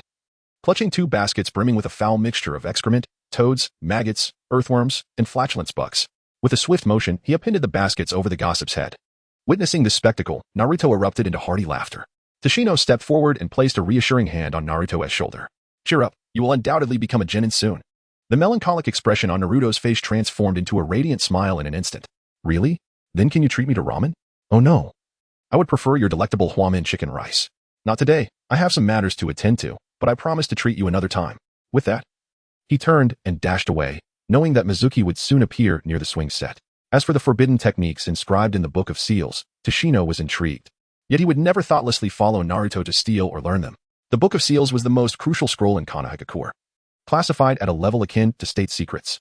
How could Naruto, who struggled with even the simplest shadow clone technique, so effortlessly whisk it away? Moreover, with the 9 tails sealed within him, it was certain that Umbu operatives were constantly surveilling him, just as Kakashi kept a watchful eye on Tashino. Would the act of pilfering the scroll not be reported to the 3rd Hokage? Furthermore, was the 3rd's crystal ball merely ornamental? Were the guarding Umbu merely idle? Thus, Tashino speculated that everything was meticulously orchestrated by the 3rd Hokage. On one hand, it would enhance Naruto's strength, while on the other, it could directly eliminate Mizuki, an exquisite twofold strategy. Of course, this was merely his conjecture. The early arcs of Naruto were riddled with inconsistencies, and the author had left many details open to interpretation by the readers. Therefore, there was no need for nitpicking over minutiae. The construction site was on break, after all. With this thought, Tashino chuckled softly, murmuring to himself, "The 3rd Hokage has truly invested great care and trust in Naruto, yet he harbors an entirely different sentiment towards me." Though he had become the 3rd's apprentice, Tashino understood that this was merely a means of control. The old man did not trust him completely. After all, he was shrouded in too many uncertainties and variables. If he rashly attempted to steal the scroll or learn the forbidden techniques, it would be fundamentally different from Naruto's reckless acquisition. It could even lead the 3rd and the elders to question his intentions and motives. Ultimately, his support within Konohagakure would collapse. Should Danzo decide to target him, he would possess leverage against him. Tashino had also mastered the multi-shadow clone technique. But other more formidable techniques like Edo Tensei were certainly not something one could grasp with a mere glance. Naruto had spent considerable time mastering the multi-shadow clone technique. If Tashino devoted similar effort, the 3rd would likely have arrived with assistance by now. There was no need to rush, bread would come in due time, and a remarkable system would not forsake him. Thus, Tashino remained rational, refraining from impulsive actions, and simply waited patiently for Mizuki's appearance. Before long, Mizuki's figure emerged. He wore a broad smile, feigning concern, which quickly lifted Naruto's spirits, filling him with hope. Once Naruto had scampered off, the benevolence on Mizuki's face twisted into a sinister sneer. Tashino observed all of this with keen eyes. Indeed, a despicable schemer masquerading as a benevolent individual. Today, he would ensure that Mizuki paid a far steeper price. As for his own entrance, Tashino had devised a plan. Night descended. He left his home and wandered aimlessly through the streets. Ahead, a rushing figure appeared. "Irika, Tashino, why aren't you asleep at this late hour?" Irika halted upon noticing him. "Teacher, I was too excited about becoming a genin today to sleep. I wanted to visit my mother's grave to tell her," Tashino replied, his eyes seemingly glistening with unshed tears. Goodness, what a thespian. In his previous life, Tashino had been a doctor, merely fulfilling his parents' aspirations, while his true desire was to enter the acting academy and become an actor. "Oh, then you should rest early," Irika remarked, about to turn away. when suddenly he recalled something. By the way, Tashino, you were closest to Naruto. If he were to engage in mischief, where would he typically hide? Mischief? What has he done? Tashino feigned ignorance. Irika remained silent, but under Tashino's persistent inquiries, he finally hinted, he has stolen the village's forbidden book. Chiya Toshifumi inquired. What is that thing? Is it a book akin to the Affection Academy? Irika, caught between laughter and exasperation, shook his head and replied. The specifics are not necessary for you to know. Simply inform me where he would conceal it. After a moment of contemplation, Chino Toshin remarked, based on my understanding. He must have gone to the forest. Very well. Teacher, take me along. Perhaps I can assist in locating him. Irika hesitated for a brief moment before ultimately deciding, all right. Then come with me, and let us swiftly find Naruto. The two hastened their pace, racing towards the forest. Chapter 20. Do not dilly-dally here at this moment. Naruto had already mastered the technique of the shadow clone jutsu. Mizuki had also found him, attempting to entice him into surrendering the sealed book. Due to Irika's brief delay with Chino Toshin, Mizuki had already revealed Naruto's true heritage. By the time he and Chino Toshin arrived, Mizuki was grinning menacingly, brandishing a shuriken. Die, Naruto. The shuriken soared towards Naruto. Terrified by the sudden turn of events, Naruto turned to flee. Naruto, get down. Irika shouted. Just as he intended to shield Naruto from the incoming projectile, Chino Toshin, faster than him, had already leaped forward to embrace Naruto. Tashino blocked the shuriken for Irika. Fortunately, such minor alterations do not impact the central narrative. Moreover, Mizuki was equally astonished by Tashino's sudden appearance. Toshiyuki Chino's actions were purely instinctive. Although he was well acquainted with the storyline and aware that Irika would save Naruto, in that fleeting moment, his mind was a blank slate. And he even forgot the earth-style defense he had just learned. Gazing at Naruto, whom he had spent countless days with, he leaped forward without a moment's hesitation. A sharp pain surged through his back. As he lay on the ground, a revelation struck him. Indeed, the skeletal armor manifests only in the face of a fatal wound. This poignant scene later came to the attention of the third Hokage, earning him additional merit. The third Hokage held him in high regard for his character, increasing his trust level by 100. As Naruto turned to see Toshiyuki Chino shielding him from the blade, he was left in astonishment and murmured, "Why? Chiya Toshinabu." Enduring the excruciating pain in his back, remarked with a smile, "Because you are my boy." Chino Toshi was on the verge of retching. Naruto, overwhelmed with gratitude, wept bitterly in his embrace. Yet, soon he succumbed to anguish, for he had come to the harrowing realization that the Ninetales resided within him, the very murderer. He found it difficult to comprehend. The usually cheerful and optimistic youth, who perpetually wore a smile, was now engulfed in sorrow and despair. No wonder I have stubble on my face. No wonder the adults speak to me with such coldness. Naruto, in a daze, felt utterly lost. Irika remained silent, unsure of how to console him. As a time traveler well-versed in the narrative of Naruto, Chino Toshi recognized the power of words. He proceeded to deliver a perfect retort. Hey, Naruto, why the long face? Those deeds were all the Ninetales doing. They have nothing to do with you.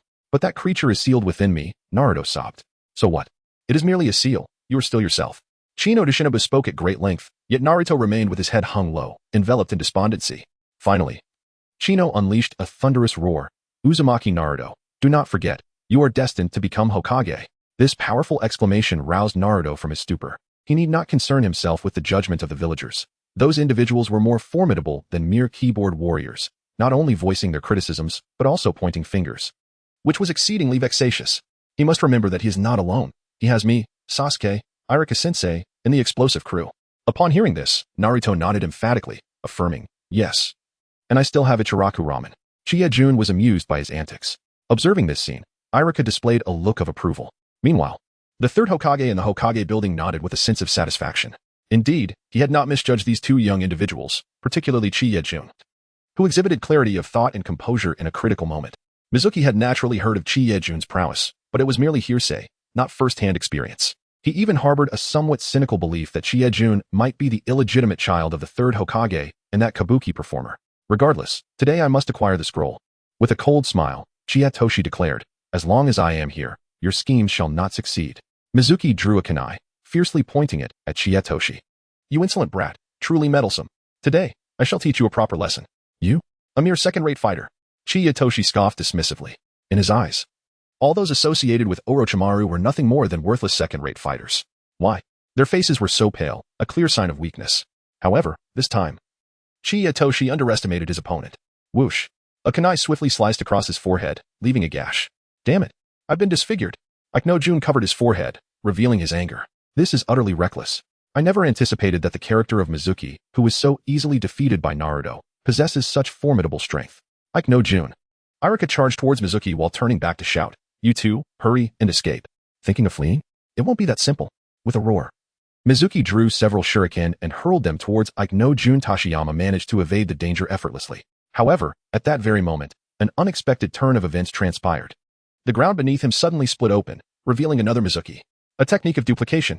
Instantly, the Mizuki beside Irika transformed into a cloud of smoke. It appears this fellow is intent on ending my life. A surge of murderous intent ignited within Tashiyama's heart. The system has instructed me to severely wound Mizuki, which does not preclude the possibility of eliminating him. Today, Mizuki is undoubtedly destined for demise. Yet, the moment is not ripe. The system's narrative task comprises two components. One is to severely wound Mizuki, and the other is to invigorate Naruto's spirit. If I swiftly terminate Mizuki, Naruto's shadow clones will have no opportunity to manifest. Just then, Naruto unexpectedly positioned himself in front of Tashiyama, glaring fiercely at Mizuki, his eyes ablaze with fury. You shall not harm my friend. Otherwise, I will end you. Mizuki laughed dismissively, clutching his belly in mirth. How utterly arrogant. You, a mere underachiever. Dare to speak to a teacher in such a manner? Watch as I dispose of you with a single move. Irika rushed forward, but was held back by Tashiyama. Teacher. Grant Naruto the chance to redeem himself, to rise above the title of underachiever. After a moment of hesitation, Irika nodded, drawing forth a shuriken in readiness. Mizuki erupted into laughter, declaring that he would never escape the label of underachiever throughout his life. Chiyatoshi sneered, do not prattle here, if you possess any courage. Confront Naruto, and see if he strikes you. Mizuki was utterly bewildered, momentarily at a loss. This was precisely the effect desired. Naruto, employ the technique you just learned. Naruto immediately grasped the situation. Scoundrel, you shall pay for your actions today. Then by all means, give it a try, Fox Demon. Shadow Clone Technique. With his hands crossed in a sign of determination, Naruto summoned a cloud of smoke, followed by a cacophony of sounds. Mizuki was swiftly engulfed by the army of Narutos. The sudden turn of events left Irika astounded, while Mizuki's expression shifted dramatically. How is this even possible? Soon, the forest echoed with the sounds of fists striking flesh and Mizuki's anguish cries. Tashino Chishin seized the opportunity to employ his shadow clone technique, infiltrating Naruto's ranks. Approaching Mizuki, he brandished a kunai, aiming for Mizuki's vulnerable spot. 1,000 years of pain. The howling Mizuki collapsed, subdued by Naruto's team, who proceeded to rub him against the smooth ground. The friction continued, resulting in Mizuki lying on the ground, bruised and battered. Suddenly, a system notification appeared. Ding. Congratulations, host, for enhancing Naruto's morale. Keep up the good work. What on earth? Wasn't the 1,000 years of pain considered a significant blow? Chapter 21. Throat slitting of Mizuki. Chiyatoshi gazed at Mizuki, whose face was bruised and battered, a visage of kindness, an air of elegance, a striking appearance, yet within lay an unfathomable distortion and darkness. He was acutely aware that the lonely Naruto required solace, and so he cloaked his nefarious schemes behind a facade of warmth. With a silver tongue, he coaxed the unsuspecting Naruto into grievous errors. The mantis stalks the cicada, while the oriole lurks behind. Much like in the tapestry of reality, there are those who wear smiles while wielding daggers behind one's back. Such individuals are truly despicable. Yet, their fates are often tragically grim. After Mizuki's escape to join Orochimaru, he became a mere disposable pawn. Wretched and invincible, he reaped the consequences of his own actions. Toshinobu Chino professes, when confronted by adversaries intent on taking your life, want it not to merely use a delicate embroidery needle to remind them of your existence. Instead, strike decisively when they are at their most complacent. Do you think that by merely bearing a water character, you can be compared to other formidable figures? There exists an insurmountable chasm. Today marks the end of your suffering. At this moment, Naruto, having triumphed over Irika-sensei, is filled with exuberance. Nestled in Irika's embrace, they share tender moments, reveling in their affection for one another. The opportunity has arrived. Toshiyuki Chino, wielding the Kusanagi sword, approached the unconscious Mizuki. With a swift motion, the blade severed the carotid artery, and blood gushed forth. I shall end your life. The excruciating pain jolted Mizuki awake. Clutching his throat, he stared at Toshiyuki with a visage of shock and despair. You ought to be grateful to me. Otherwise, should you fall into the embrace of the second Hokage, your suffering would be exponentially worse. In a fleeting moment, Mizuki closed his eyes in agony. Toshiyuki let out a soft sigh, proclaiming, with Mizuki's demise, there shall be no more Hokage.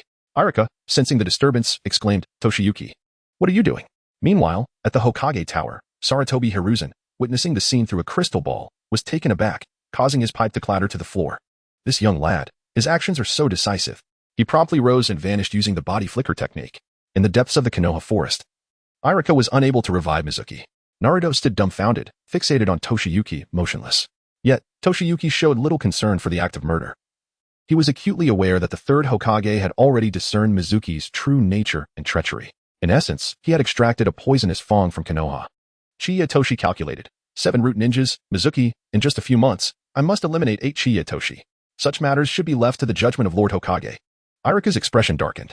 Faced with the inquiry, Chiyatoshi remained unperturbed. Having lived 2 lives, his resilience was as solid as a fortress. He swiftly devised an explanation. However, before that, he removed his upper garment, retrieved a mirror from his dimension, and approached Irika. What is this? Irika-sensei, could you please hold the mirror against my back? Subsequently, Chiyatoshi performed the palm healing technique. A green orb of light reflected off the mirror and onto the wound on his back. Medical ninjutsu can be utilized in such a manner? Irika was taken aback. Once he regained his composure, he sternly stated, Chiyatoshi, how could you take it upon yourself to eliminate him? At that moment, Chiyatoshi awaited the system's reward. Ding. Congratulations, host. You have boosted Naruto's morale and dealt a significant blow to Mizuki. As a reward, you have acquired the skill of tailoring and a self-created lightning release technique. Shino Tashimori was utterly bewildered. What on earth? As a man, what purpose would sewing skill serve me?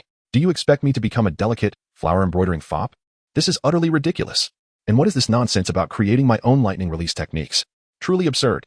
Shino Tashimori, did you hear my words? Why did you take his life? Irika interrupted his musings. Chiyatoshi regained his composure. With a touch of theatrical flair, he remarked, Today, Sensei Mizuki executed the shadow clone technique several times. I initially thought that was also a clone. You are my favorite teacher, and Naruto is my dearest friend.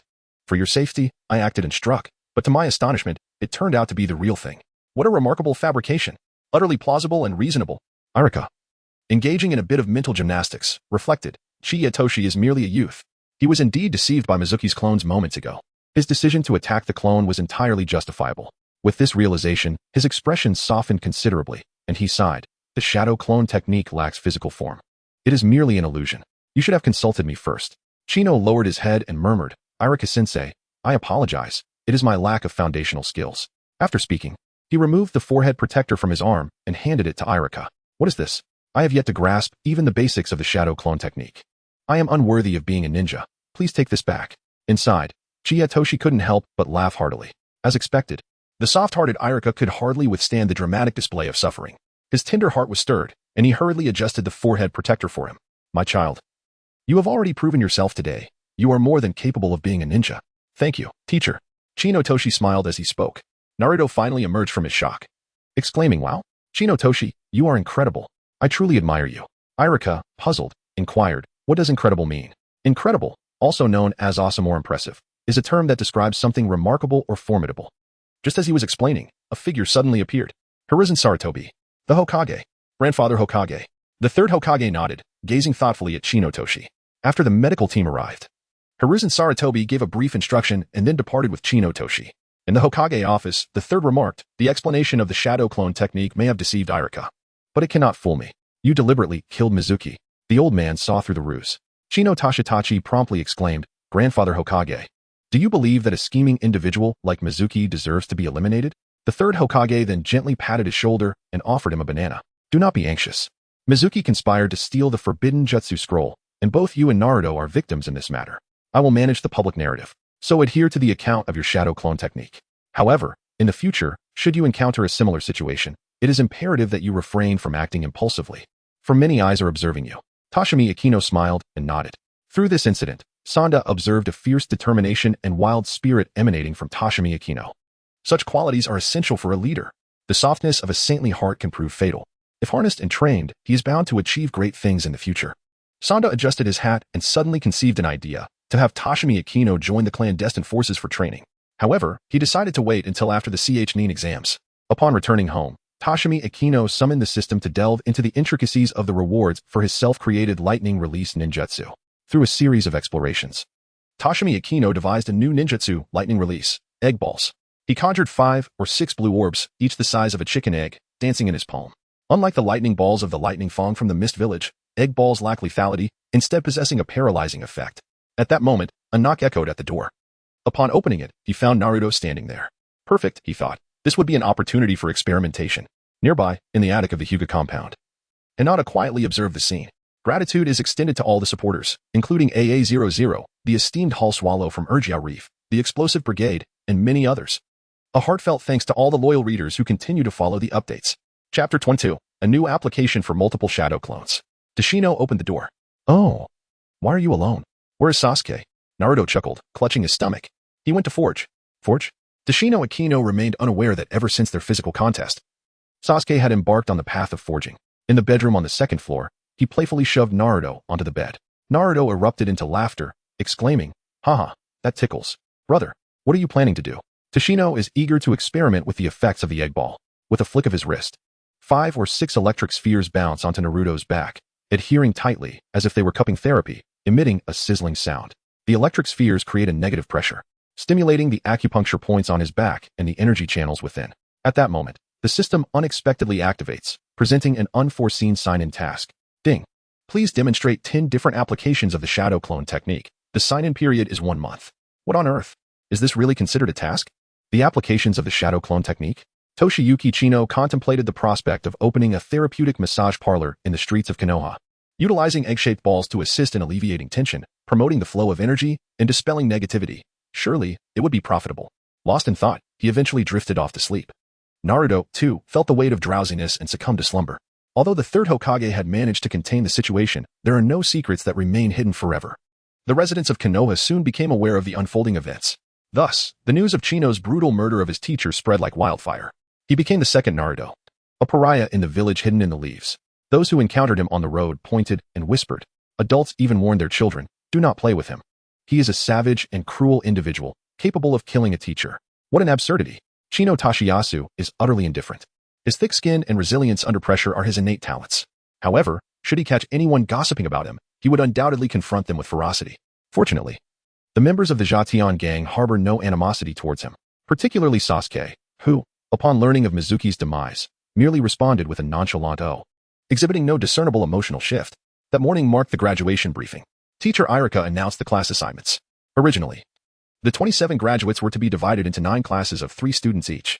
However, due to the unexpected presence of Chino Tashiyasu, one of the classes would be expanded to accommodate 4 students. In the 7th squad alongside Kakashi, Chino Shun faced no uncertainties. Sakura's aversion towards him had diminished, yet her disdain for Naruto remained unabated. She exclaimed, "Why must I be in the same group as that fool?" However, she soon began to boast to Ino, saying, "I am in the same squad as Sasuke." Ino paid no heed to her words, instead gazing dreamily at Chino Shun. "Oh Shun, how splendid it would be to be in the same class as you." Meanwhile, Naruto, undeterred by Sakura's scorn, continued to smile foolishly. Chiyatoshi shook his head in resignation. This fool, harboring an unrequited affection for a flower, was hardly worth the trouble. He wouldn't even realize when he was being deceived. Determined to alter Naruto's infatuation, he resolved to help him completely forget about Sakura. At 10 o'clock in the morning, the briefing concluded. On his way home, he deliberately intercepted Hinata, the future mother of his child. "Hinata, after graduation, we want to be able to see each other every day." After speaking, he gently patted her head with tender affection. The two were so close that they could almost feel each other's breath. As Hinata sensed the warmth enveloping her, her heart raced, leaving her in a daze. "It's all right. Our families live nearby, so you can come to visit me." With those words, Hinata shyly lowered her gaze. Chiyatoshi chuckled. "Well then, when you have time, do come to my house. There is no one around, so it would be quite convenient to have some fun." Hinata shook her delicate hands. "What shall we play?" After a brief moment of awkwardness, Chiyatoshi deliberately inquired, "By the way, do you have any siblings?" "I have a younger sister, 5 years my junior. Her name is Hanabi." Chiyatoshikazu feigned surprise. "Fireworks? This is the first time I've heard you mention it. Next time, to bring her along for some fun." After bidding farewell to Hinata, Chiyatoshikazu returned home and retreated into the kitchen to prepare lunch. On the way, he had also encountered old lady Koharu. Ever since her last taste of the snacks made by Chiyatoshikazu, she had been unable to forget them. Toshi promised to prepare some more for his mother-in-law. Certainly, he has his intentions. Mito Menon and T-Rin Koharu possess a relatively subdued presence in the original narrative. Moreover, they do not exhibit particularly formidable ninja abilities, lacking any enduring youthfulness. Nevertheless, both have frequently participated in proposals concerning the selection of the Hokage and hold a measure of esteem within the village. During the events of Boruto, although their movements are somewhat restricted, they continue to oversee significant decisions and manage the administrative affairs of Konoha. Thus, Toshi has not overlooked these two elders. One cannot remain tethered solely to the third Hokage. The master-apprentice relationship may become a constraint, and it is prudent to seek opportunities to dissolve this bond in the future. Beneath the cherry blossom tree, petals fall like a vibrant tapestry, a splendid display of ephemeral beauty. Chino Takashi carried a basket filled with plums and sweet red bean rice cakes. Approaching him was a charming little girl. "How delightful!" exclaimed the adorable young girl. With her lustrous black hair and skin as smooth as cream, her cheeks were a rosy hue, exuding a sweet and playful demeanor. Dressed in a pink kimono, her sparkling crystal shoes shone brilliantly, clearly indicating her affluent background. Yet, there was something peculiar about her. Her eyes, like Hinata's, possessed a strikingly white hue. Chiya Toshimune was taken aback. Fireworks. Little sister, what is your name? Chino Takashi bent down and retrieved a red bean glutinous rice cake from the basket. The Hinata family's strict upbringing forbade casual conversation with strangers, let alone consuming their food. However, gazing into Chino Takashi's gentle eyes, the little girl felt an inexplicable sense of security. He was far kinder than her older brother Niji. She glanced at the family shadow guards following closely behind. The shadow guards recognized this new neighbor as the apprentice of the third Hokage. The delightful aroma of his culinary creations wafted from the courtyard, tantalizing even those in the restroom.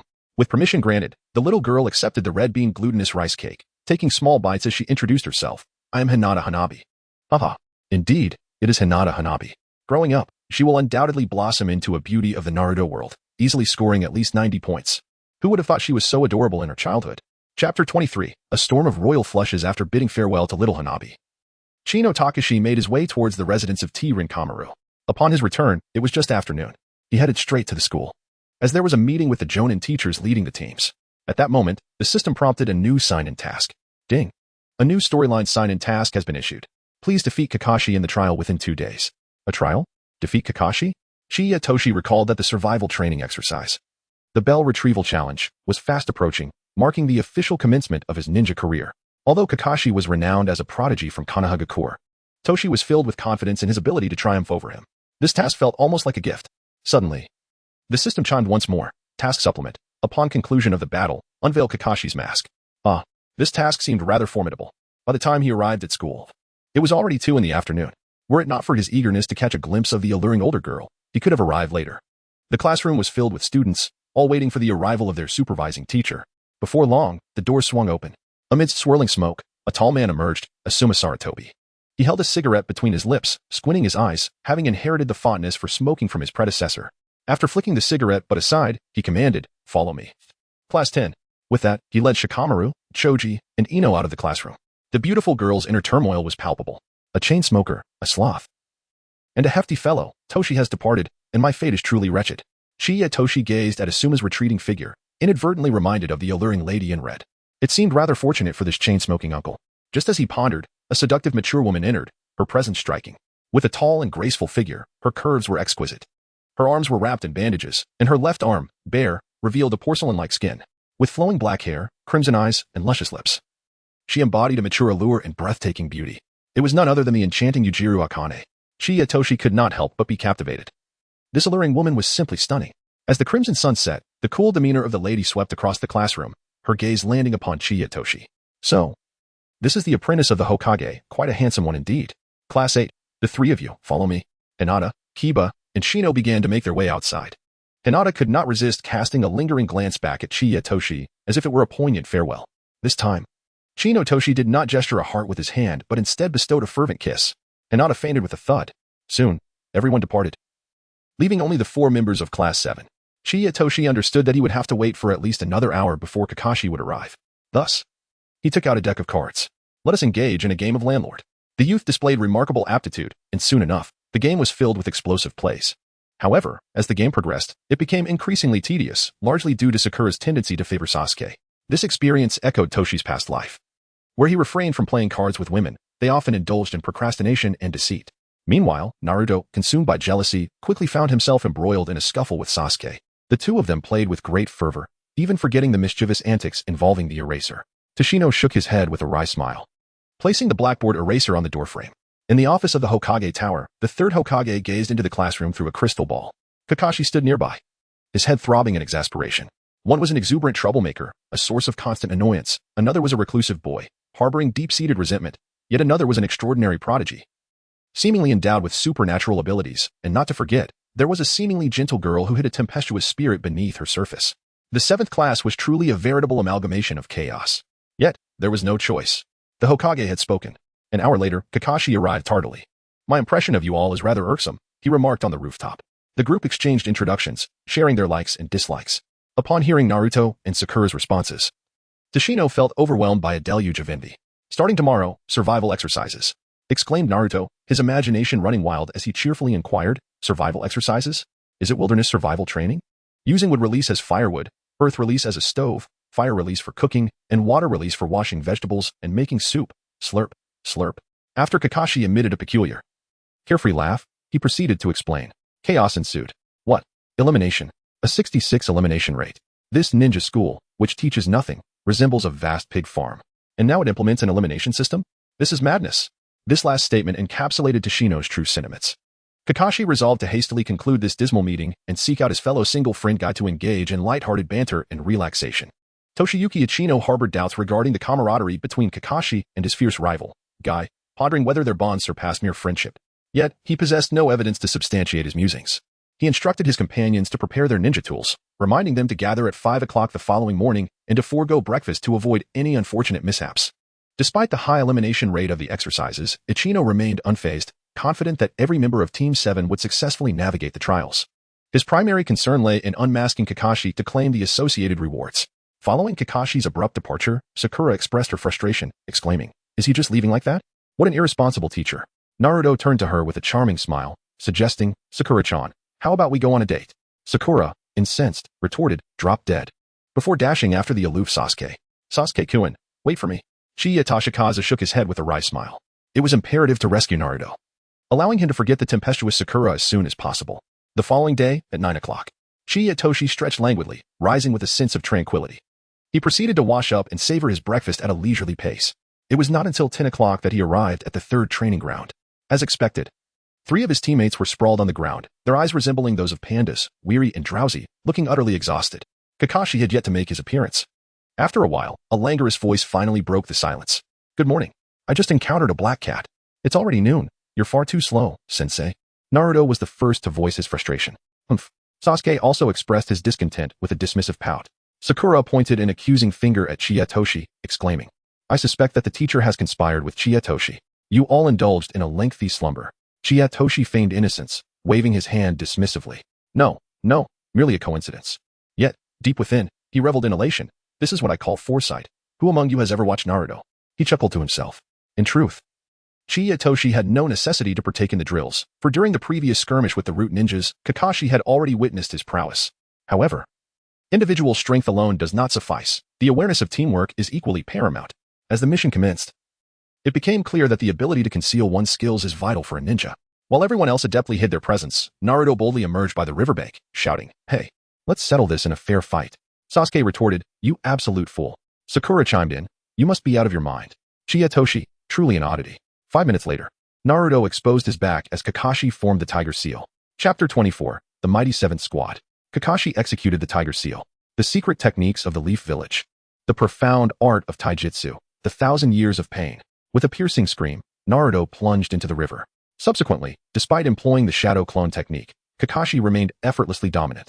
A devastating defeat left him in tears. Next, Kakashi remarked leisurely as he retrieved the intimate paradise. Sasuke made his entrance. Unleashing fire release. Great fireball technique during the battle for dominance. Yet he too succumbed to Kakashi's prowess. As for Sakura, her theoretical strength amounted to little more than a mere trifle, with her practical capabilities being nearly non-existent. Chiyatoshi, it is your turn. Kakashi had long desired to spar with Chiyatoshi, yet opportunities had eluded him thus far. Chiyatoshi gathered 3 companions and whispered something to them. Was he formulating a strategy? Indeed, there is a spirit of teamwork. Kakashi nodded in acknowledgement. Shortly thereafter, the originally clustered quartet suddenly dispersed, with the other 3 swiftly seeking refuge in their surroundings. Toshino Aikino approached Kakashi with 2 swift strides. A punch, accompanied by the fierce sound of slicing air, came barreling towards his face with unerring precision and ferocity. It was a singular blow, swift and ruthless. Toshino Chie skillfully wielded the essence of martial arts. With a swift motion, Kakashi extended his right arm to deflect the incoming punch, yet the force behind it caused his expression to shift dramatically. Instinctively, he retracted his right hand, which held a kunai, narrowly evading a potentially disastrous fracture. The blow was successfully neutralized.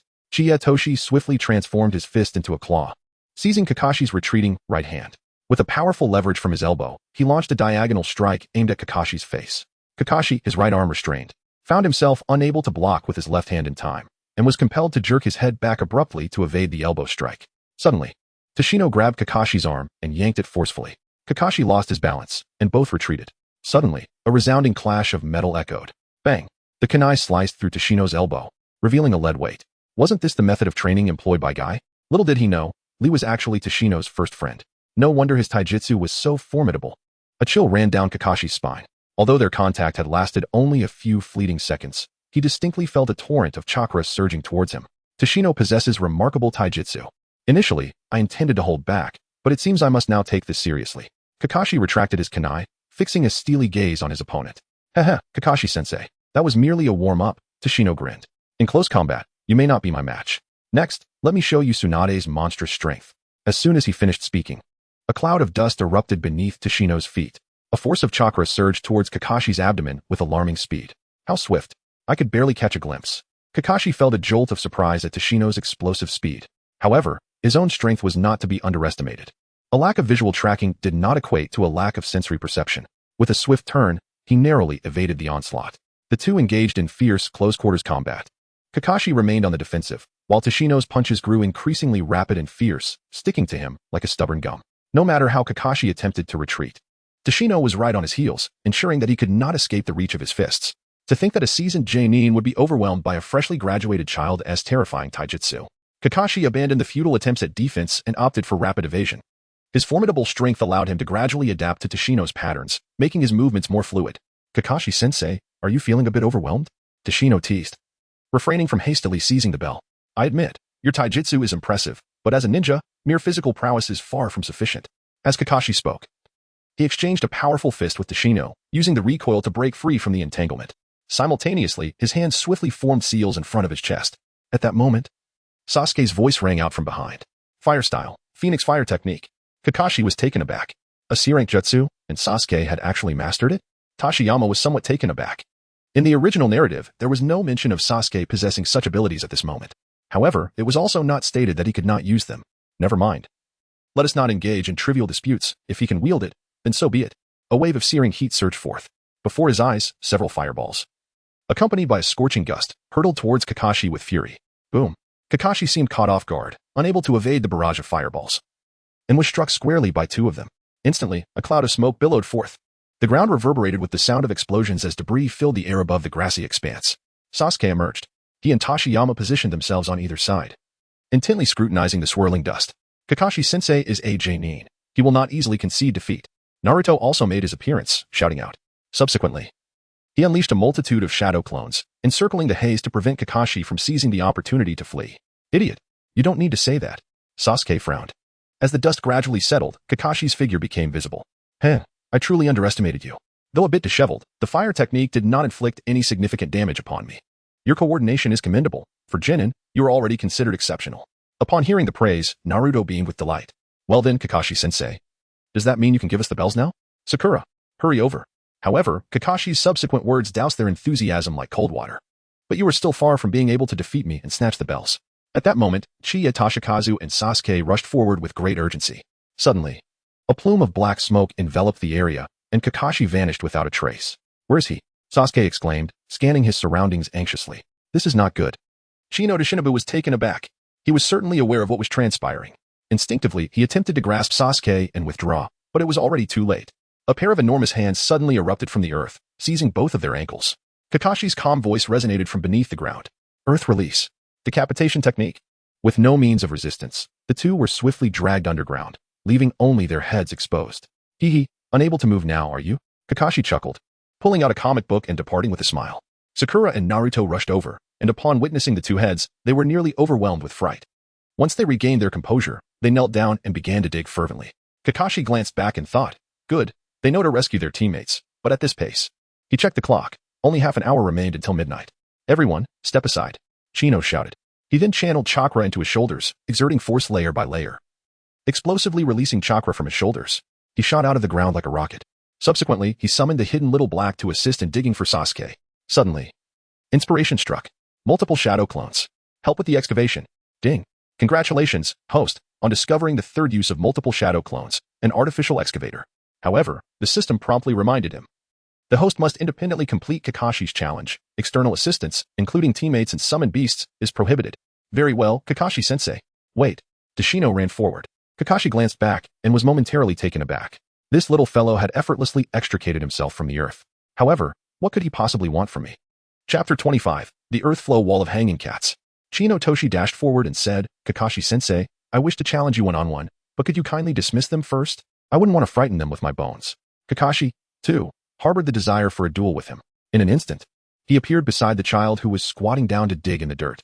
Employing a ninjutsu, he rendered them into a deep slumber. Toshiya Ichino retracted his shadow clone and Kuro. "Ichino, I sincerely hope you do not let me down this time," he declared. "The teacher must tread carefully, for I am about to become earnest." Ichino smiled. However, as soon as he spoke, his youthful visage transformed into one of solemnity. Corpsebone Path. Tsubaki's Dance. With a swift motion, he drew his bone sword and charged at Kakashi with astonishing speed. Kakashi produced a kunai. Clang. The bone sword and kunai resonated with a crisp sound. Toshinobu Chino's body danced gracefully, his right hand swiftly slicing through the air in perfect harmony with his steps. The sound of whistling filled the air as his attacks transformed into fleeting white phantoms. The astonishing speed left Kakashi utterly astonished. Bone of the Dead. Dance of the Camellia. With these words, the scene unfolded. Toshino's attire was pierced by protruding bones. Today, he donned an extravagant Grim Reaper outfit. Alas, I forgot to change clothes. Am I not skilled in sewing? Next time, I shall create several battle garments. A dull thud resonated as Kakashi's vest and sleeves were pierced, blood oozing forth. Furthermore, Toshino Chino did not relent. Instead, he extended his arms, crossing them to form an X in front of his chest. Subsequently, he commanded the bone cells. And 4 white bones materialized with startling clarity. He swung his arms, charging towards Kakashi. Had it not been for Kakashi's swift evasion, he would undoubtedly have been pierced by them. Kakashi leaped into the air, forming seals mid-flight. Upon landing, he pressed his palm against the ground and proclaimed loudly, "Earth style, earth flow wall." The ground trembled as a colossal, earth-colored wall in the shape of a dog emerged to shield Kakashi. Indeed, he was a man of distinction. Even in the absence of chakra, he did not forsake his flair. Gazing upon the familiar scene, Toshino Chino felt an inexplicable joy. However, Kakashi underestimated the hardness and sharpness of Toshino's bones. With tremendous force, the bone pierced through the dog-shaped wall, hurtling towards Kakashi.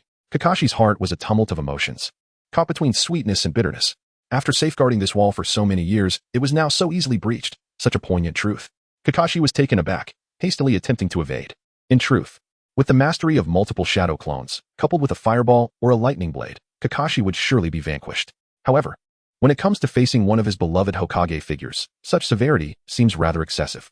Nonetheless, he seized the opportunity to thrust a bone spike, aimed directly at his opponent's waist. The spike pierced through the bell, firmly grasped in Chino-jun's hand. Although it penetrated the earthen wall, the force of inertia propelled Chino-jun forward.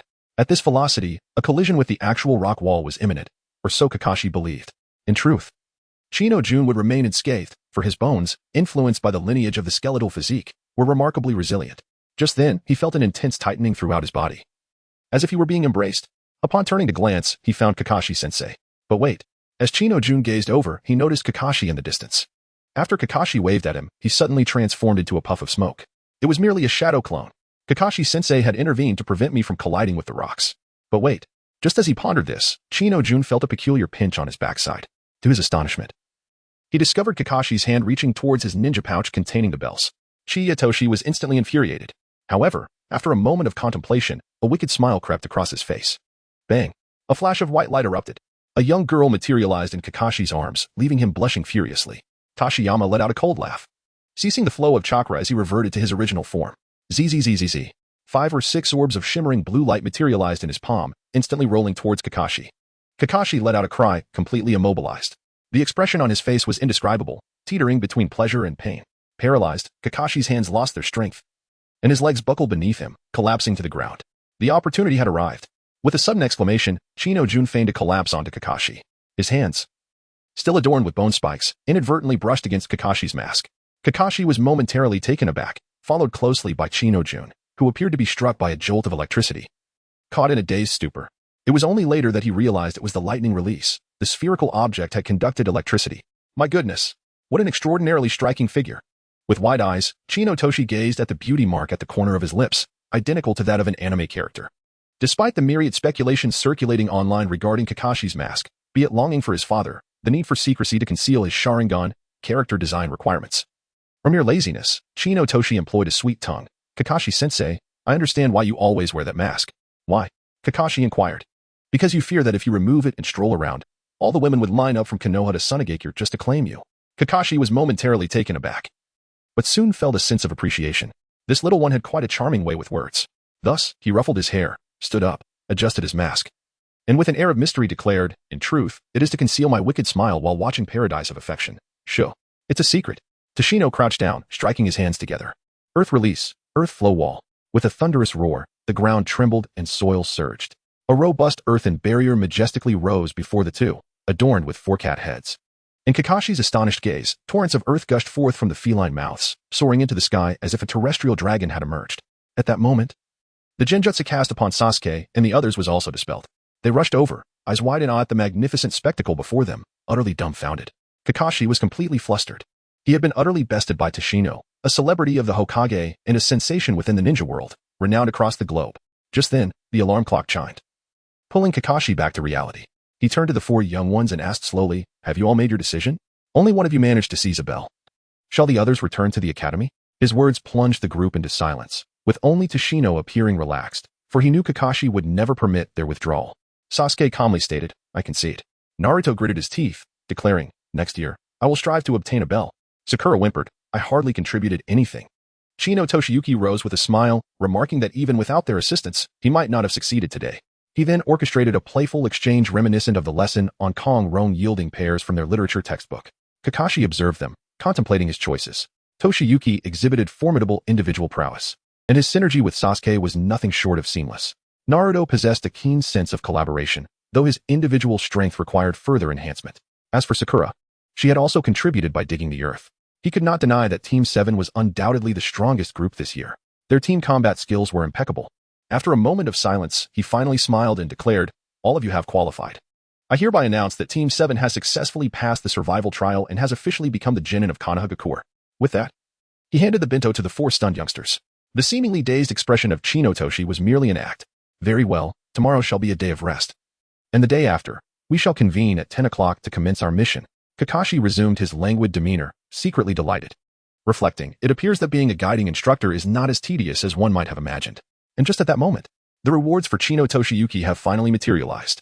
Chapter 26. The role of the third generation becomes apparent. The autumn sky is clear and refreshing, with not a cloud in sight. The four individuals departed from the training ground, their spirits high. They have successfully become the lower ninjas of Konohagakure. The Blast Sky Gang and the other young talents have also passed their assessments. The 10 of them agreed to gather whenever time permits. Upon returning home, Chiya Toshi completed the sign-in for the summoning system. Ding. Congratulations to the host for accomplishing the task. The reward is the Shuiken Shadow Clone Technique W0C, a ninjutsu developed by the third Hokage. Suddenly, a voice reminiscent of Jiraiya echoed in his mind. "I believe throwing all my shurikens outward is far more impressive. Do you wish to?" Ding. Reward, Lightning Release, Thunderstrike. A sharp lightning spear is unleashed from his mouth, shooting through the air with precision. This seems reminiscent of a unique technique from the third Hokage in the Naruto mobile game. Nevertheless, considering that even self-created ninjutsu can be rewarded, it is not surprising to receive this. All the rewards today are inventions of the third Hokage. The time to utilize them has finally arrived. Eagerly, Chiya Toshi plunged into the universal space. He spent half a day upgrading the Shuiken Shadow Clone and Thunderstrike to divine level. What thrilled him the most was Thunderstrike. Rat-a-tat, rat-a-tat. It resembled a Gatling gun spewing blue flames. At this moment, the system's holographic panel appeared. Host, Chiya Toshi. Age, 18. Chakra attributes: wind, lightning, fire, water, earth, yin, yang. Ninjutsu mastered: body flicker technique, great fireball, lightning blade, thunderstrike, egg ball, earth flow wall.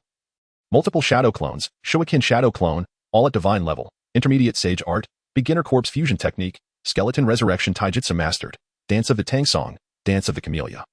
Great strength, body flicker technique, jinjutsu mastered, non-special skills, culinary arts. Tailoring summon beast, black cat demon special weapon, Kusanagi sword special physique, corpse bone pulse bloodline limit, corpse bone pulse chakra amount, having mastered lightning, fire, and earth attributes. When will wind and water come? After leaving the space, Chiya Toshi reclined on his bed, gazing at the empty room, lost in thought. Although he had a villa in Konoha, a sense of loneliness lingered. He then sprang up, took out a small notebook, and jotted down his latest goal, to establish the Chiya clan, and to expand it into a prominent family within Konoha. Alas, lacking funds. The imagination is rich, yet reality is stark. Ever since the villagers began to avoid him, the items he acquired from Doryman have lost their market. In the face of meager pension funds, Chino Toshin pondered how to amass a fortune swiftly. A singular figure emerged in his mind, the lewd, sunglasses-clad train enthusiast, Kato, the president of a maritime company in the Land of Waves. He was one of the few affluent individuals in the world of Naruto. During his anime-watching days, Toshin had fantasized about delivering a sound thrashing to this despicable character. The thought of extorting a hefty sum from him, seizing his wealth to not only construct a luxurious mansion, but also establish a commercial street, brought a smile to his face. However, these aspirations were long-term goals. For the time being, he needed to earn some modest income to assist Naruto and Sasuke. The thought of Naruto suffering from stomach issues after consuming expired milk tugged at his heartstrings. Yet, a puzzling question lingered. How would he acquire the funds for paint? Even with future wealth, Taishin was resolute in not simply gifting money to Naruto. Such an act felt overly virtuous.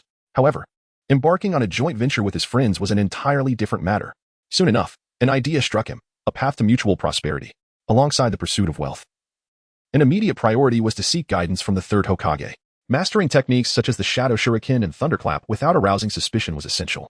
The following day at the Hokage Tower, the third Hokage began. Ahem, as your mentor, it is indeed time to teach you some ninjutsu.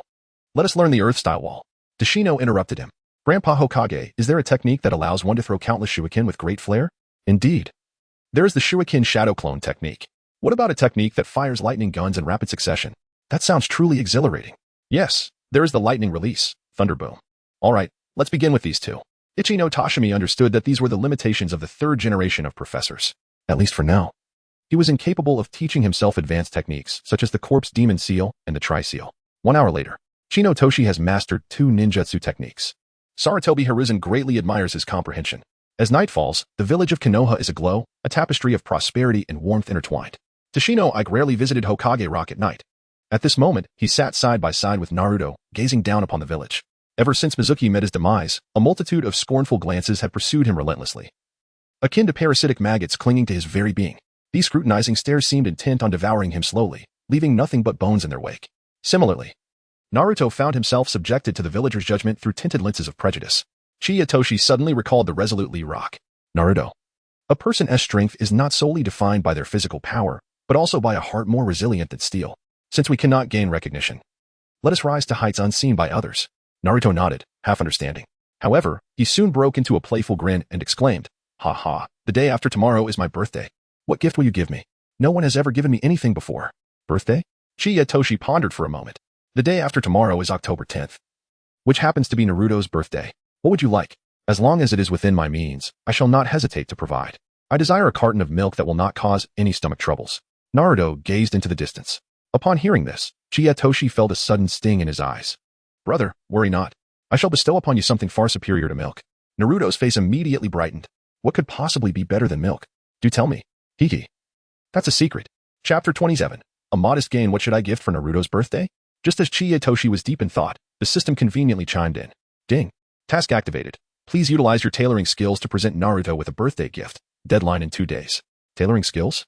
Ichi Toshiaki has evidently forgotten this skill. So what shall be done for him? Something too complicated is out of the question. It must be something brief. With this thought in mind, a plan began to take shape. At that moment, autumn rain suddenly descended from the sky. Chiyatoshi couldn't help but hum. What should we do on a rainy day? I miss you so much. Who are you thinking of? Naruto blinked and inquired. Hihi, no one in particular. By the way, let me ask you. Do you have a fondness for Sakura? Toshiyuki Chino intends to take this opportunity to enlighten him. Naruto nods enthusiastically, akin to the fervent pounding of garlic. Sakura-chan, how adorable. Chino Tashiichi doused cold water on Naruto's enthusiasm, lamenting, unfortunately, she does not harbor any affection for you, Naruto. A man should embody the essence of manhood. Naruto, perplexed, inquired. What does it mean to be a man? Chiyatoshi pondered for a moment and remarked, a gentleman may attract admiration and charm with his flamboyant demeanor, but he must never descend into the role of a sycophant. He then spent 10 minutes elucidating the concept of a sycophant, citing numerous examples of the most notorious ones. Remember, a sycophant gains nothing in the end. Naruto nodded in agreement. Indeed, I shall not become the king of sycophants. Well said. Soon after, Naruto chuckled. Sasuke is quite the sycophant. Sasuke? He is a master of evasion, not a sycophant. Whom does he flatter? Chiyatoshi inquired, puzzled. He flatters you. Pfft. Chiyatoshi suddenly spurted blood from his nose. Ahem, do you know there exists a peculiar group of individuals known as green tea bitches? Naruto appeared somewhat bewildered. How can one discern a green tea bitch? Chiyatoshi took out 2 umbrellas and opened them, then began his lesson. Remember their key characteristics. First, they are as beautiful as flowers, which is their greatest asset. Second, while appearing gentle and amiable, they are, in truth, tempestuous and fierce, in simple terms. They embody a charming yet violent persona. Third, their circle of friends consists predominantly of males, as women innately comprehend the nature of their own kind. Fourth, they are never short of backup options. For instance, you serve as a natural fallback. Fifth, they possess the ability to manipulate male emotions, employing tears and fervent performances to elicit willing sacrifices from men. He then proceeded to elucidate each point with patience. However, he never explicitly mentioned Sakura's name. His intent in guiding Naruto was genuinely to assist him. In truth, his feelings for Sakura were quite complex. Upon reflection, despite her occasional superficiality, Sakura represents an idealized woman, one who loves fiercely, pursues her dreams, and is unafraid to fight for them. Nevertheless, even if he were to receive the favor of Uncle Snake, he would never engage in any relationship with Sakura. After he had explained exhaustively, Naruto suddenly slapped his forehead in realization. I understand now, Chiya. I comprehend everything. Chino Toshiki finally revealed a satisfied smile. Then can you tell me, what have you understood? Naruto stood up, pointed towards the distant lights, and exclaimed loudly, Uchiha Sasuke. He is nothing but a two-faced hypocrite. Chino Toshiyuki spat out a mouthful of blood. All right, let's hurry home. He thought to himself, I may not yield to anyone, but I certainly yield to you, Naruto. On their way back, Naruto incessantly inquired about the nature of the gift, yet Chino Toshiyuki chose to keep it a secret. Naruto, do you have feelings for Hinata? Naruto scratched his head and replied, Hee, not really. That's good to hear. As they passed by a Chiraka ramen, noticing Naruto's eager expression, Chino Toshiyuki playfully pulled him inside. Tonight, indulge yourself. It's on me. At that moment, he recalled Hinata's impressive ability to consume 46 bowls. He mused that supporting a big eater would be quite the financial burden in the future. Naruto's eyes sparkled with joy. Is that true? Have you come into some money? Where did it come from? Chiya Toshi, speaking in a mysterious tone, exclaimed, It's a secret. After finishing their ramen, both of them had round, full bellies. As they passed by the ninja tool shop, the owner spotted them and immediately shouted, Hey, Chiya Toshi, you big deceiver. Stop right there. Tashino Aikino stuck out his tongue and dragged Naruto into a frenzied run. They only halted once the proprietor's figure faded into the distance. Bewildered, Naruto inquired, Why was he pursuing you? Did you steal something from him? Tashino Chiya delivered a playful thump to his head. Brother, how could I possibly steal anything? He then proceeded to explain the circumstances to Naruto, who, upon hearing the tale, doubled over in laughter, unable to contain his amusement. It turned out that Chino Toshi, wielding his shuriken shadow clone technique, sold hundreds of shurikens to the armory shop owner. Indeed, the shurikens produced by ninjutsu were tangible, yet they could not be sustained indefinitely. As Toshi departed with 3,000 ryo, the multitude of shurikens vanished in an instant. The shopkeeper was enraged beyond measure. Amidst the laughter of the two youths, an elderly figure appeared atop the Hokage rock. He gazed upon the distant, flickering lights of Konoha, allowing the rain to cascade over him. After all, donning a large straw hat served as a makeshift umbrella in critical moments. Could these two boys truly bear the weight of the title Hokage? The third Hokage clenched his pipe and took a puff, only to realize that the tobacco had been soaked by the rain. Could they shoulder the grave responsibility of Konoha's rise and fall? Who would emerge as Hokage in a time of harmony and camaraderie, and once interests were at stake? Would they still regard one another as brothers? The third Hokage could not help but think of Danzo. A night breeze stirred, carrying with it a subtle presence. A man donning a horse mask appeared, half kneeling in a gesture of respect, reporting, Hokage-sama, an urgent situation has arisen. Ninja movements have been detected at the border, but they are not from Konoha. Oh? The third Hokage's expression turned serious. According to intelligence from the hidden ninjas ahead, it was confirmed to be Cloud Ninja. I understand, he replied, waving his hand dismissively. Yet, a puzzling thought crossed his mind. The third great ninja war had concluded many years ago. Why had they suddenly reappeared at the borders of the Land of Fire? Could it be due to Toshi? He looked towards the northeast, his withered hand gripping the pipe tightly, trembling slightly. In the distance, dark clouds churned, growing ever denser. Nighttime. The rain intensified. Sudden downpours lashed against the eaves, splashing water everywhere, creating a haze of mist. Chiya Toshi suddenly opened his eyes. A crisp sound echoed from outside the window. In the darkness, Tashin Aikino sat up, activating his super perception. The sound of footsteps splashing through the rain echoed distinctly. At that moment, a figure appeared in Naruto's small courtyard. Ever since he had been intimidated during their last encounter, coupled with the imposing presence of several elders, Danzo had become considerably more subdued. Root had ceased its assassination attempts, and the Umbu had relaxed their nocturnal patrols. Could it be that Danzo was stirring once more? Tashino Chiya deftly extracted a formidable shuriken from his bedside and resolutely flung it out the window. Then, with a swift clap of his hands, the shuriken multiplied into countless replicas, glinting ominously as they sliced through the rain-soaked night. In that very moment, a shadow leaped into the air. A muffled grunt escaped as he withdrew the shuriken lodged in his shoulder. Fortunately, his quick reflexes spared him from severe injury. Filled with trepidation, the shadow realized, was that the shuriken's shadow doppelganger? This little imp is indeed formidable. Meanwhile, Tashino Chiya harbored a singular thought. Fame brings peril, and the monstrous entities are always lurking. He concentrated his chakra beneath his feet and leapt from the window, pursuing with fervor. I must uncover who dares to court death. Coincidentally, Tashino Chiya sought to acquire a few corpses to enhance his skeletal resurrection technique. Today's update brings the third installment, with another chapter yet to follow. Chapter 28, Terrifying Illusions, additional update. In the world of Naruto, spies abound. They infiltrate foreign nations to gauge their strength, gather intelligence, and scout. Take, for instance, the double agent Kabuto Yakushi, the intricate web of espionage spun by Black Zetsu, and the actress Walling. The prowess of Toshino Chiya soon became known to other nations and ninja villages. His unique bone marrow physique, an abundance of chakra, mastery over all attributes, swift hand seals. Consequently, many sought to entice him, experiment upon him, or even eliminate him. At this moment, an injured ninja, clutching his shoulder, was taken aback. Although he was but a child, he was indeed formidable. Yet, he remained arrogant. If it weren't for the fear of drawing the attention of the Umbu, how could I be so thoroughly pursued by a mere child? His mission was simply to locate the target. The subsequent assassination would be entrusted to more powerful comrades. Halt. Chino Toshi pursued relentlessly behind. At this moment, a sudden downpour lashed against the ground, enveloping the world in a hazy veil. The night sky appeared on the verge of collapse. Tashiyama opened his super perception, ensuring that the rain did not blur his vision. In the distance, a shadow, devoid of a mask or forehead protector, was sprinting towards the outskirts of the Hidden Leaf village. That individual was likely not a ninja from Konoha. In the rainy night, one large figure and one small figure were in hot pursuit of each other. You think you can escape? I shall ensure you have nowhere to hide. With that, he executed the body flicker technique. The man glanced back, noticing that the figure was gradually fading away, and thus he felt a sense of relief. He intended to hasten his departure from the village to reunite with his comrades. Just at that moment, a booming voice echoed, "Stop right there." The ninja turned with a grim expression. Damn, that pesky brat has actually caught up. The speed was astonishing. The ninja's face paled. He produced several shuriken from his hand and hurled them towards Tashiyama. However, with Tashiyama's extraordinary perception, he could easily evade the projectiles even amidst the torrential downpour. The distance between them closed to 20 meters. When would the system reward him with the Flying Thunder God technique? Seeing the enemy right before him, Tashiyama surged forward once more. His fist, charged with power, struck decisively against the man's back. The ninja lost his balance and fell awkwardly to the ground. The man, in his 20s, bore dark skin. Shino Jun surmised from the man's complexion. What does the elder from the Hidden Cloud Village intend to do sneaking into Konoha under the cover of night? Observing the astonished expression on the man's face, Shino Jun realized his conjecture was correct. Indeed, he hailed from the Hidden Cloud Village, one of the 5 strongest hidden villages affiliated with the Land of Lightning. Elder, I have heard that your nation excels in lightning techniques. Why not demonstrate a bit? Shino Jun teased. Elder, I am merely in my 20s. The irate cloud ninja retorted through clenched teeth. Naturally, he dared not unleash any lightning techniques. Firstly, he feared attracting the attention of Konoha's Umbu. Secondly, the rainwater would conduct electricity. While lightning techniques possess formidable power, should he strike first, he would likely find himself charred before reaching his target.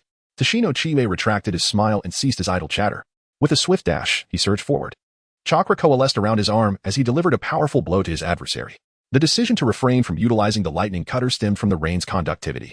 The great fireball technique would prove ineffective in this torrential downpour. Feeling the immense pressure of the chakra, the cloud ninja could only raise his arms in defense. A resounding crack echoed through the night, painfully piercing the silence.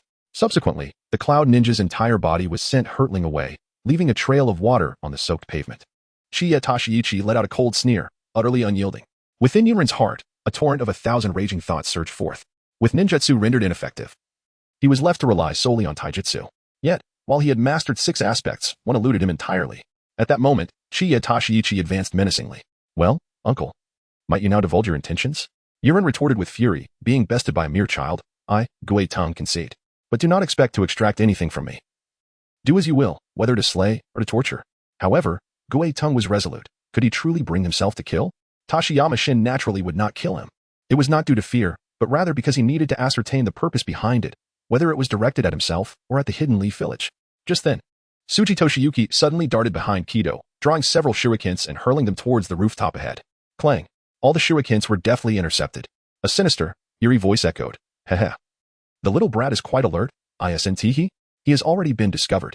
A gaunt middle-aged man emerged atop the roof, his emaciated form resembling a mere skeleton cloaked in a thin layer of skin. Kido, you truly are incompetent, remarked another woman. She was swathed in bandages, resembling a mummy, with only half of her face exposed, the other half obscured by long hair. What a frightful apparition at this late hour, akin to Sadako. Toshiyuki's heart quaked. Mikage, Sadako. Cease your mocking banter and come to my aid. Kido raised his gaze towards his comrades, speaking with urgency. No sooner had he uttered these words, the sound of slicing wind echoed in Chiya Jun's ears. A fierce flying fist struck towards him with astonishing speed, aimed directly at his temple. Was this an attempt on his life? Upon learning of Chiya Jun's existence, Yunin village felt an imminent threat.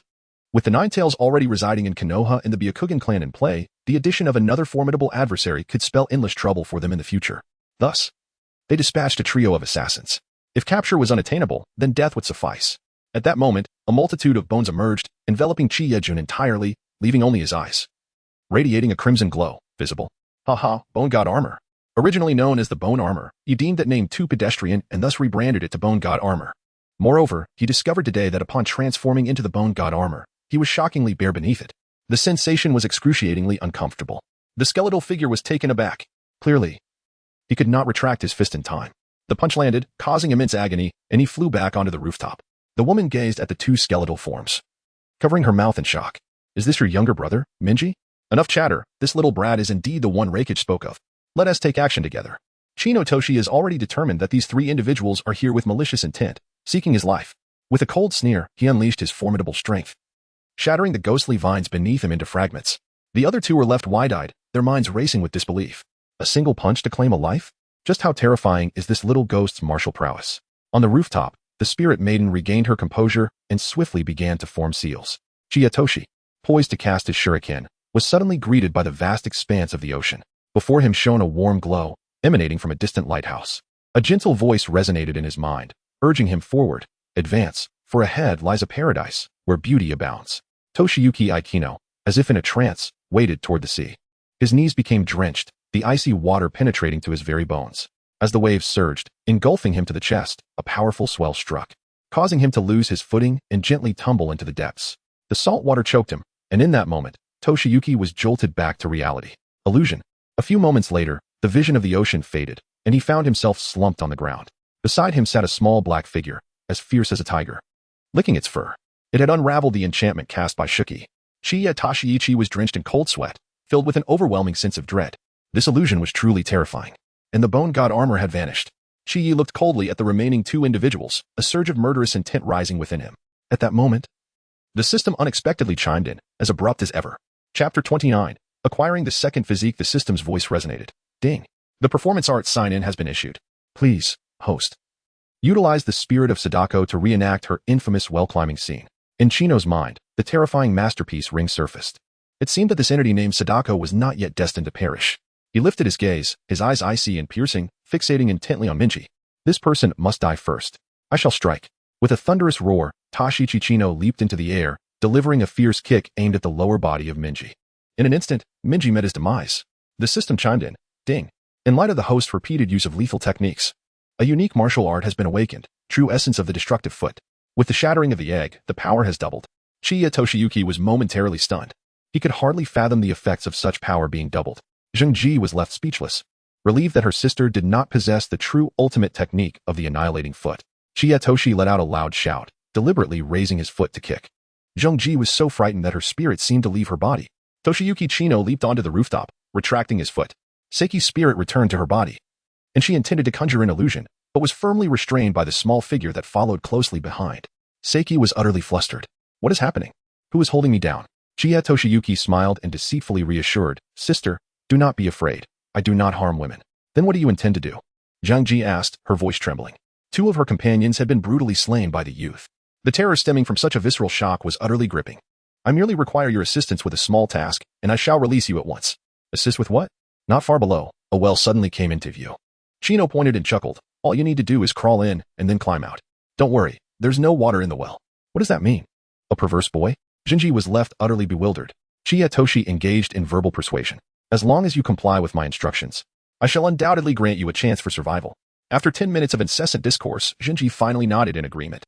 Remember, let your hair fall over your forehead and ascend slowly. 5 minutes later, Jinji gradually emerged from the well. Shinji reappeared. Kakashi, concealed in the distance, along with the third Hokage before the crystal ball, were both utterly bewildered. It was not until Jinji crawled out with a perplexed expression that Chiya Toshi completed his registration. Ding. Congratulations, host, for accomplishing the performance art registration. Reward. Clear Sound Bodhi Physique. Clear Sound Bodhi Physique? What is that? In the world of Naruto, some physiques are bloodline limits, others are naturally occurring, and some are divine gifts. He was familiar with Sage Mode, the Shikotsumyaku, and Heiden's immortality, yet Clear Sound Bodhi was a term he had never encountered before. Chakra transforms into a pure stream, lightness replaces heaviness, and cleansing of marrow and hair occurs. Under the Clear Sound Bodhi Physique, one becomes immune to all illusions. Wait a minute, did I hear that correctly? Incredible. It truly grants immunity to all illusionary skills. Chino Toshiyuki stood there, utterly dazed as if struck by lightning. It is well known that within the realm of Naruto, Jinjutsu is the most exasperating of all. He recalled the will of fire, Tsunade's coaxing words, Naruto's verbal jutsu. And only then did he ponder the likes of Kotoeme Tsukumi. What, in your opinion, is the most formidable Jinjutsu in Naruto? When he regained his senses, a wave of elation washed over him. This means that from now on, I shall solely focus on mastering the art of combat. As for those irksome Jinjutsu, they can be disregarded entirely. Hey, SH Key, unleash your most adept Jinjutsu upon me, swiftly. SH Key mused to herself. In this day and age, there truly are all sorts of oddities. First, I was made to crawl through a well, and now I must endure this illusory torment. Very well, don't blame me. She planned to seize the opportunity to slip away. Thunder illusion, thunder pillar. A blinding beam of light erupted, dazzling to the extreme. Yet, this Jinjutsu had no effect on Toshiyuki whatsoever. Before him lay only a rain-soaked night. Haha, truly impressive. Upon seeing SH Key attempt to flee, Toshiyuki stepped forward and grasped her firmly. Thinking to escape? It shall not be so simple.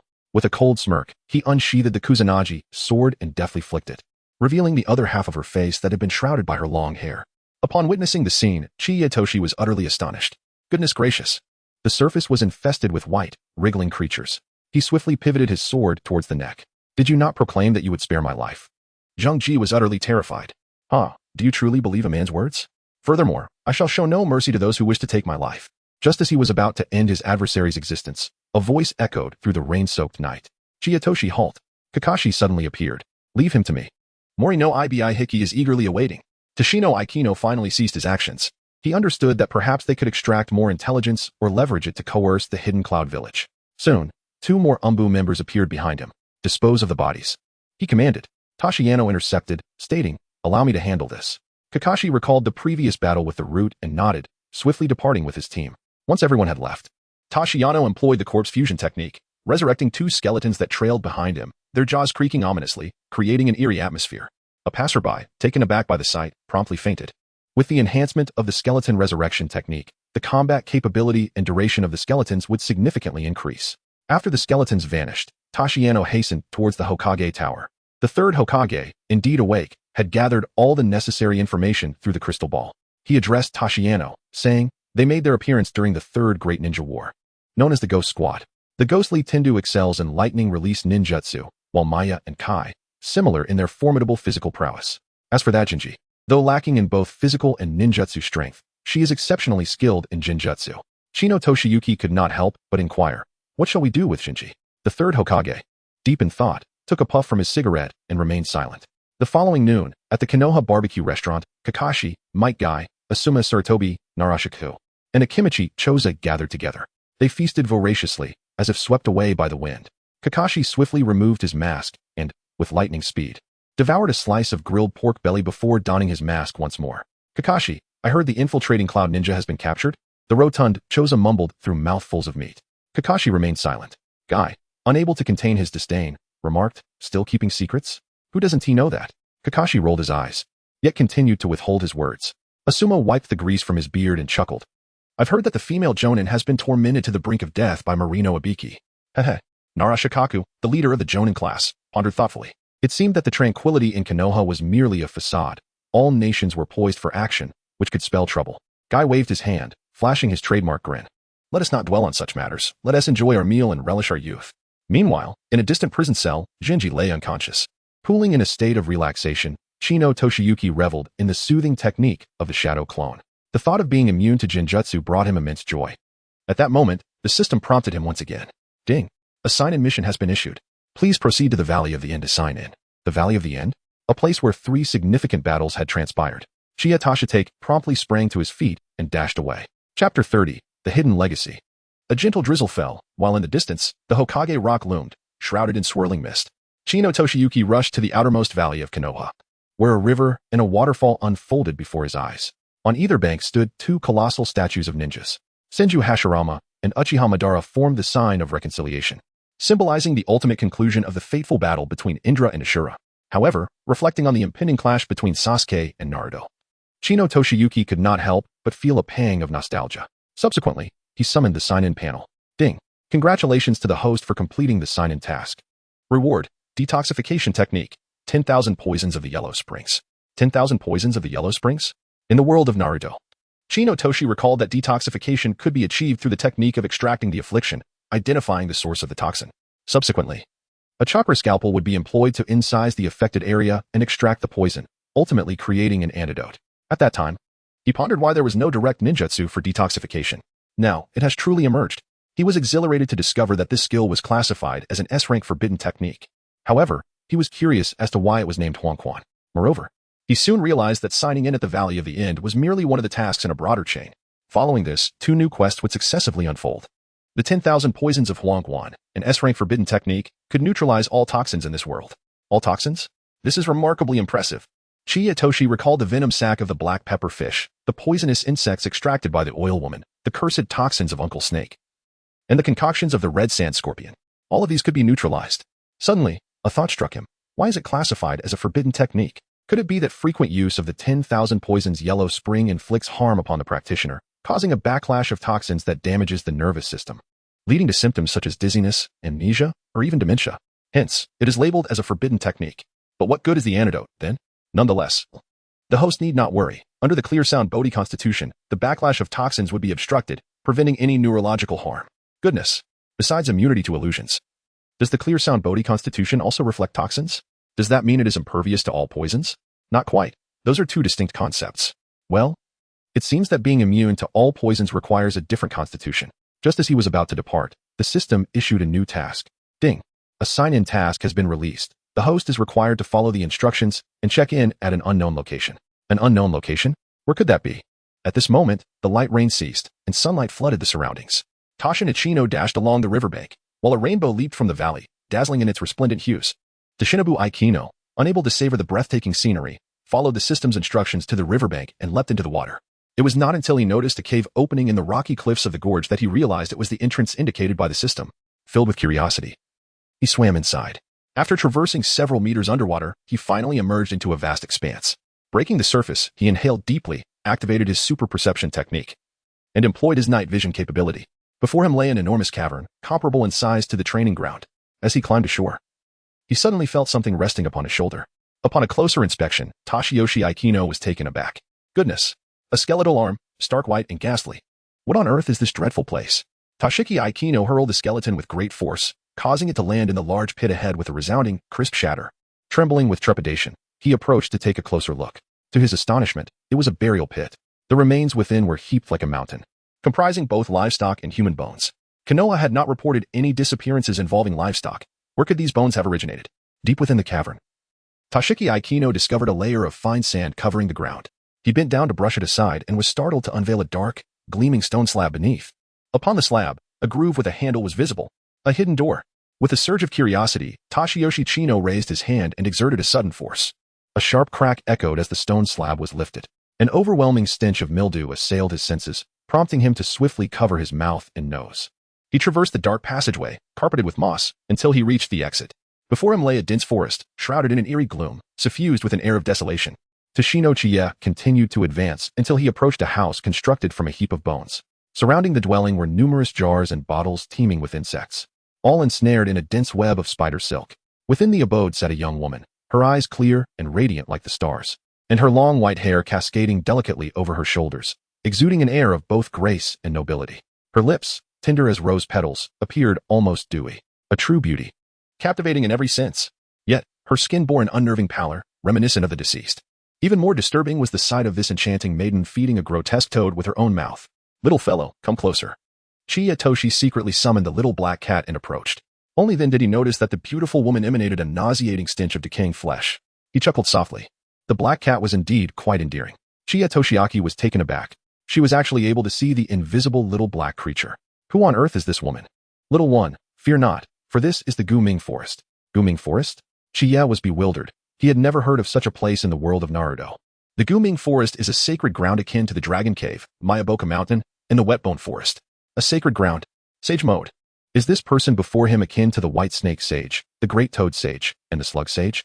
No wonder she could see the little black creature. The beautiful woman seemed to comprehend his thoughts and smiled. "Indeed, I am known as the Spider Sage." With that, she transformed into her true form. A colossal widow spider emerged. Its head a terrifying skull adorned with 2 small braids. Guming Forest. Chino murmured to himself, pondering the implications of a name that seemed connected to corpses and insect sorcery. As he contemplated this, the system chimed in. "Ding. Congratulations, host. On completing the sign-in task and discovering a secret realm, you have unlocked the passage to the Guming Forest. A passage? Shouldn't there be some impressive celestial technique as a reward? What on earth? Is this all? Before he could finish his thought, the system chimed again. The task released today is actually a task chain. How impressive. Ding. Task released. Sign in and utilize the wand Du Huang Quan to detoxify someone. With a deadline of 2 days. This is manageable. I'll head to the Konoha hospital. At that moment, the spider sister crawled over. The hollow eye sockets of the skull suddenly emitted 2 beams of white light. Toshino's mind was a blank, and he fainted. Upon regaining consciousness, he found himself lying by the riverbank. Toshino rubbed his eyes, reminiscing about the events that had just transpired. A passageway? But where could it possibly be? Suddenly, an idea struck him. Doraemon. Without hesitation, he focused his thoughts and entered the infinite space. Indeed, not far from the library, a white archway emerged, adorned with a spider emblem. However, the grand entrance remained firmly shut, preventing entry for the time being. It appeared that this was the gateway to the Guming Forest. Yet he pondered what celestial powers might be bestowed upon him in the future. Toshi departed from the space, greeted by the brilliant sunshine outside. In the past, while indulging in anime, he had observed that the Hidden Leaf Village appeared to bask in perpetual spring, with its inhabitants donning short sleeves every day. It was only upon his arrival that he realized the Land of Fire is situated near the tropical region of this world. Thus, even in autumn, there is no hint of chill in the air. The sun radiates warmth, and ahead lies a vibrant sea of flowers, evoking a sense of serenity. However, what is that unpleasant odor? Toshi sniffed like a hunting dog, as if the foul odor emanated from his own body. It must have been the stench of decay left behind in the forest moments ago. With this thought, he resolved to cleanse himself in the river. Thus, he leaped into the water once more to wash away the remnants. Subsequently, he endeavored to locate the entrance to the hidden realm, but it had eluded him. On the opposite bank, a lush thicket of reeds flourished densely. Toshi swam to the shore. Just as he was about to disembark, he inadvertently caught a glimpse of movement among the reeds across the way. Who could it be? The Wild Combat King? Dearest readers, I wholeheartedly welcome any corrections or observations regarding factual inaccuracies. Many of the inspirations for my storytelling stem from your insightful comments, and I shall take the opportunity to express my gratitude to each of you. However, it is important to acknowledge that everyone has their own interpretations of the characters in the narrative. I simply adore the characters I favor and harbor disdain for those I do not. There is no intent to malign anyone. The joy of reading should prevail without excessive scrutiny over character interpretations. Ultimately, I extend my heartfelt thanks for all your opinions and suggestions. Much love to you all. Chapter 31. The Acquisition of the Secret Technique with Leaf Dragon God. Toshino Akino discerned a shadow flickering in the distance. Instantly, he crouched low and concealed himself within the reeds, gradually advancing forward. Aino. Toshino recognized her. She had come to the flower shop to gather fresh blossoms. Inoue seemed to sense something amiss and abruptly turned around. Toshiyuki Chino, startled, quickly lowered his head. Ino did not notice him. Instead, she encountered a fearsome large green snake. A shriek escaped her lips. Although she was already a Chunin and perfectly capable of dispatching the serpent with a kunai, what girl is truly unafraid of snakes? Ino was utterly terrified, crying out for help. Really a snake? Is it necessary to scream for help? With this thought, Toshiyuki Chino discreetly parted the reeds once more, only to realize that Ino was indeed petrified by the large green serpent. Just then, the snake suddenly lunged, aiming to strike at Ino. Chino's swift reflexes allowed him to draw a kunai and launch it with precision. The great green serpent soon lay still. Ino was terrified, trembling uncontrollably and wailing like a banshee. Toshi could only rise to his feet and step outside. Xiaojun, he exclaimed, then moved forward to gaze at the serpent on the ground. It was no trivial matter. Upon closer inspection, he was taken aback. The snake's dorsal scale shimmered in emerald green, its eyes a striking orange red, and a white stripe adorned its flanks. A bamboo leaf viper. A venomous pit viper. Fortunately, rescue had come in time. At that moment, Aino suddenly grimaced while rubbing his backside, saying, "Ouch, that hurts. My leg has gone numb too." Toshi suddenly recalled the task of signing in to detoxify with the 10,000 poisons yellow spring. An opportunity had arisen. He stepped forward and said, "In no way. That was a Trimeresurus stegenedry you encountered earlier. The venom is now taking effect. Let me have a look at you at once." Upon hearing this, Inoue's face flushed crimson with embarrassment. Toshino Chino mused, if it were Hinata at this moment, she would surely have fainted. If it were Sakura, I would estimate that half of my life would be lost. Ino hesitated, then reached out to touch it. Indeed, it was hard and painful, swollen to a considerable extent. Her beauty faded, and her eyes turned red. "Then I shall entrust this to you, Yajin-kun."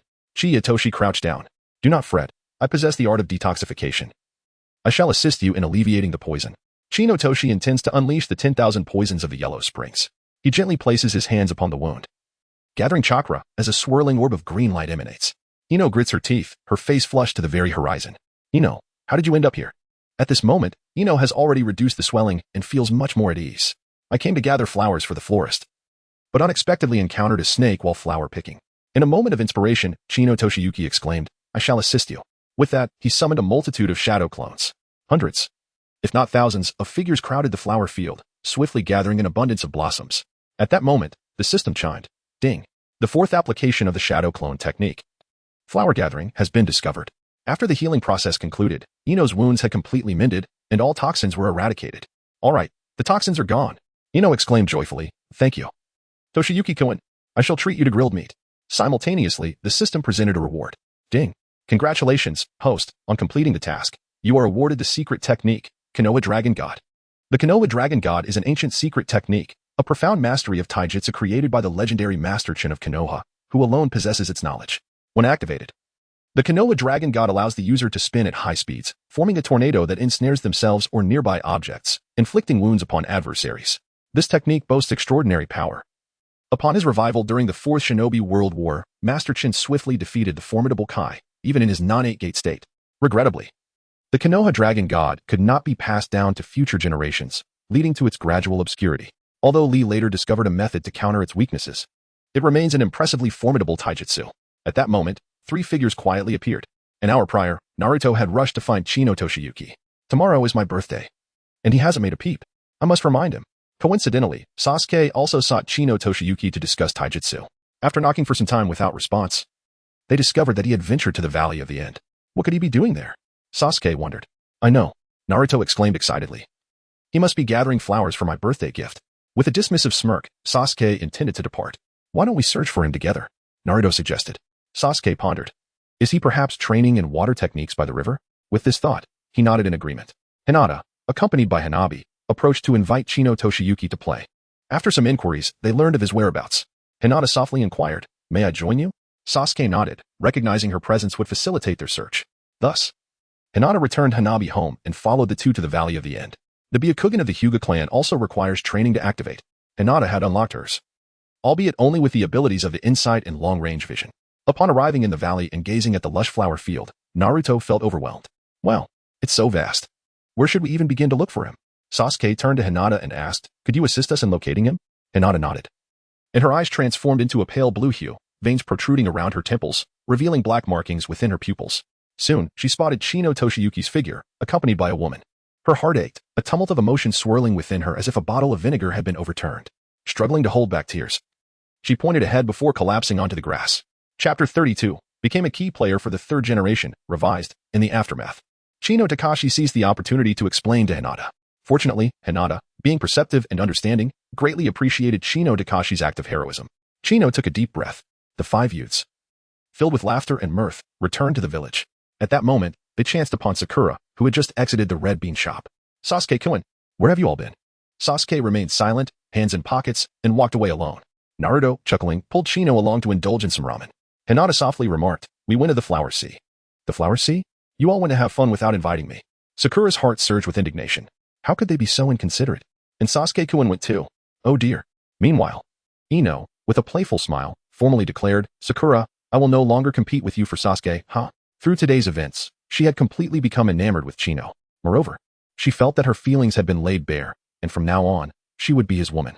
Sakura, utterly bewildered, was left in a fog of confusion. That evening, she returned home. Chiyatoshi could hardly contain his excitement as he entered the space, invoking the jutsu of the Leaf Dragon God. He was utterly mesmerized by the resplendent effects. Wait a moment, isn't this secret technique supposed to be passed down through generations? His father had passed away long ago, and he had never heard of any ancestors from the Chiya family being ninjas. How could there be a family secret technique? Could it be that my forebears are somehow connected to Teacher Chin? The system promptly responded, echoing the timeless phrase, "With the system, anything is possible." Thus, he practiced diligently for an extended period. Before departing the space, he retrieved a ball of yarn and knitting needles, employing his sewing skills to craft a birthday gift for Naruto. The mere thought of the present made him chuckle with delight. The following day, at the Konoha Task Allocation Center. "Oh dear, my little tiger, I have finally found you. Your mother has been so worried." A terrifyingly powerful soprano reverberated throughout the hall. The plump and imposing Lady Shikimi, wife of the daimyo of the Fire Country, was demonstrating her unparalleled sound ninjutsu. Kakashi, still reeling from Naruto's earlier outburst through his earpiece, collapsed once more, blood spilling from his lips. In the afternoon, at the rear mountains of Konoha village, where bizarre rock formations jutted out and ancient vines entwined. Looking up, one could see nothing but steep cliffs. A black garment fluttered in the wind, caught on a pine tree. Below, a robust woman looked up, expressing her gratitude. This was a gift from my boyfriend. I never imagined it would be blown up there. Please, everyone. It was indeed a peculiar D-rank mission. Chiyatoshi remarked with a resigned smile. Kakashi, leading the team, stood calmly at the base of the cliff, taking advantage of this task. He began training them to climb the cliff without using their hands. Naruto was the first to erupt in disbelief. What? We can't use our hands? How are we supposed to climb? Kakashi-sensei, are you joking? Sasuke raised an eyebrow, finding the challenge somewhat intriguing. Sakura nestled closely beside Sasuke, cheering him on. Sasuke-kun, you can do it. I believe in you. Kakashi's languid voice floated down. Everyone must climb. This will train your chakra control. 5 minutes later, a struggling Sakura fell. Her face bruised and battered. Sasuke had only made it halfway up, while Naruto resorted to verbal outbursts, lamenting, damn it, Liangji Chao. Tashimo Chino eagerly rubbed his fists together, channeling chakra into the soles of his feet, effortlessly ascending the cliff in a vertical manner. Wow, Xiao Jun, you are incredible. How did you manage that?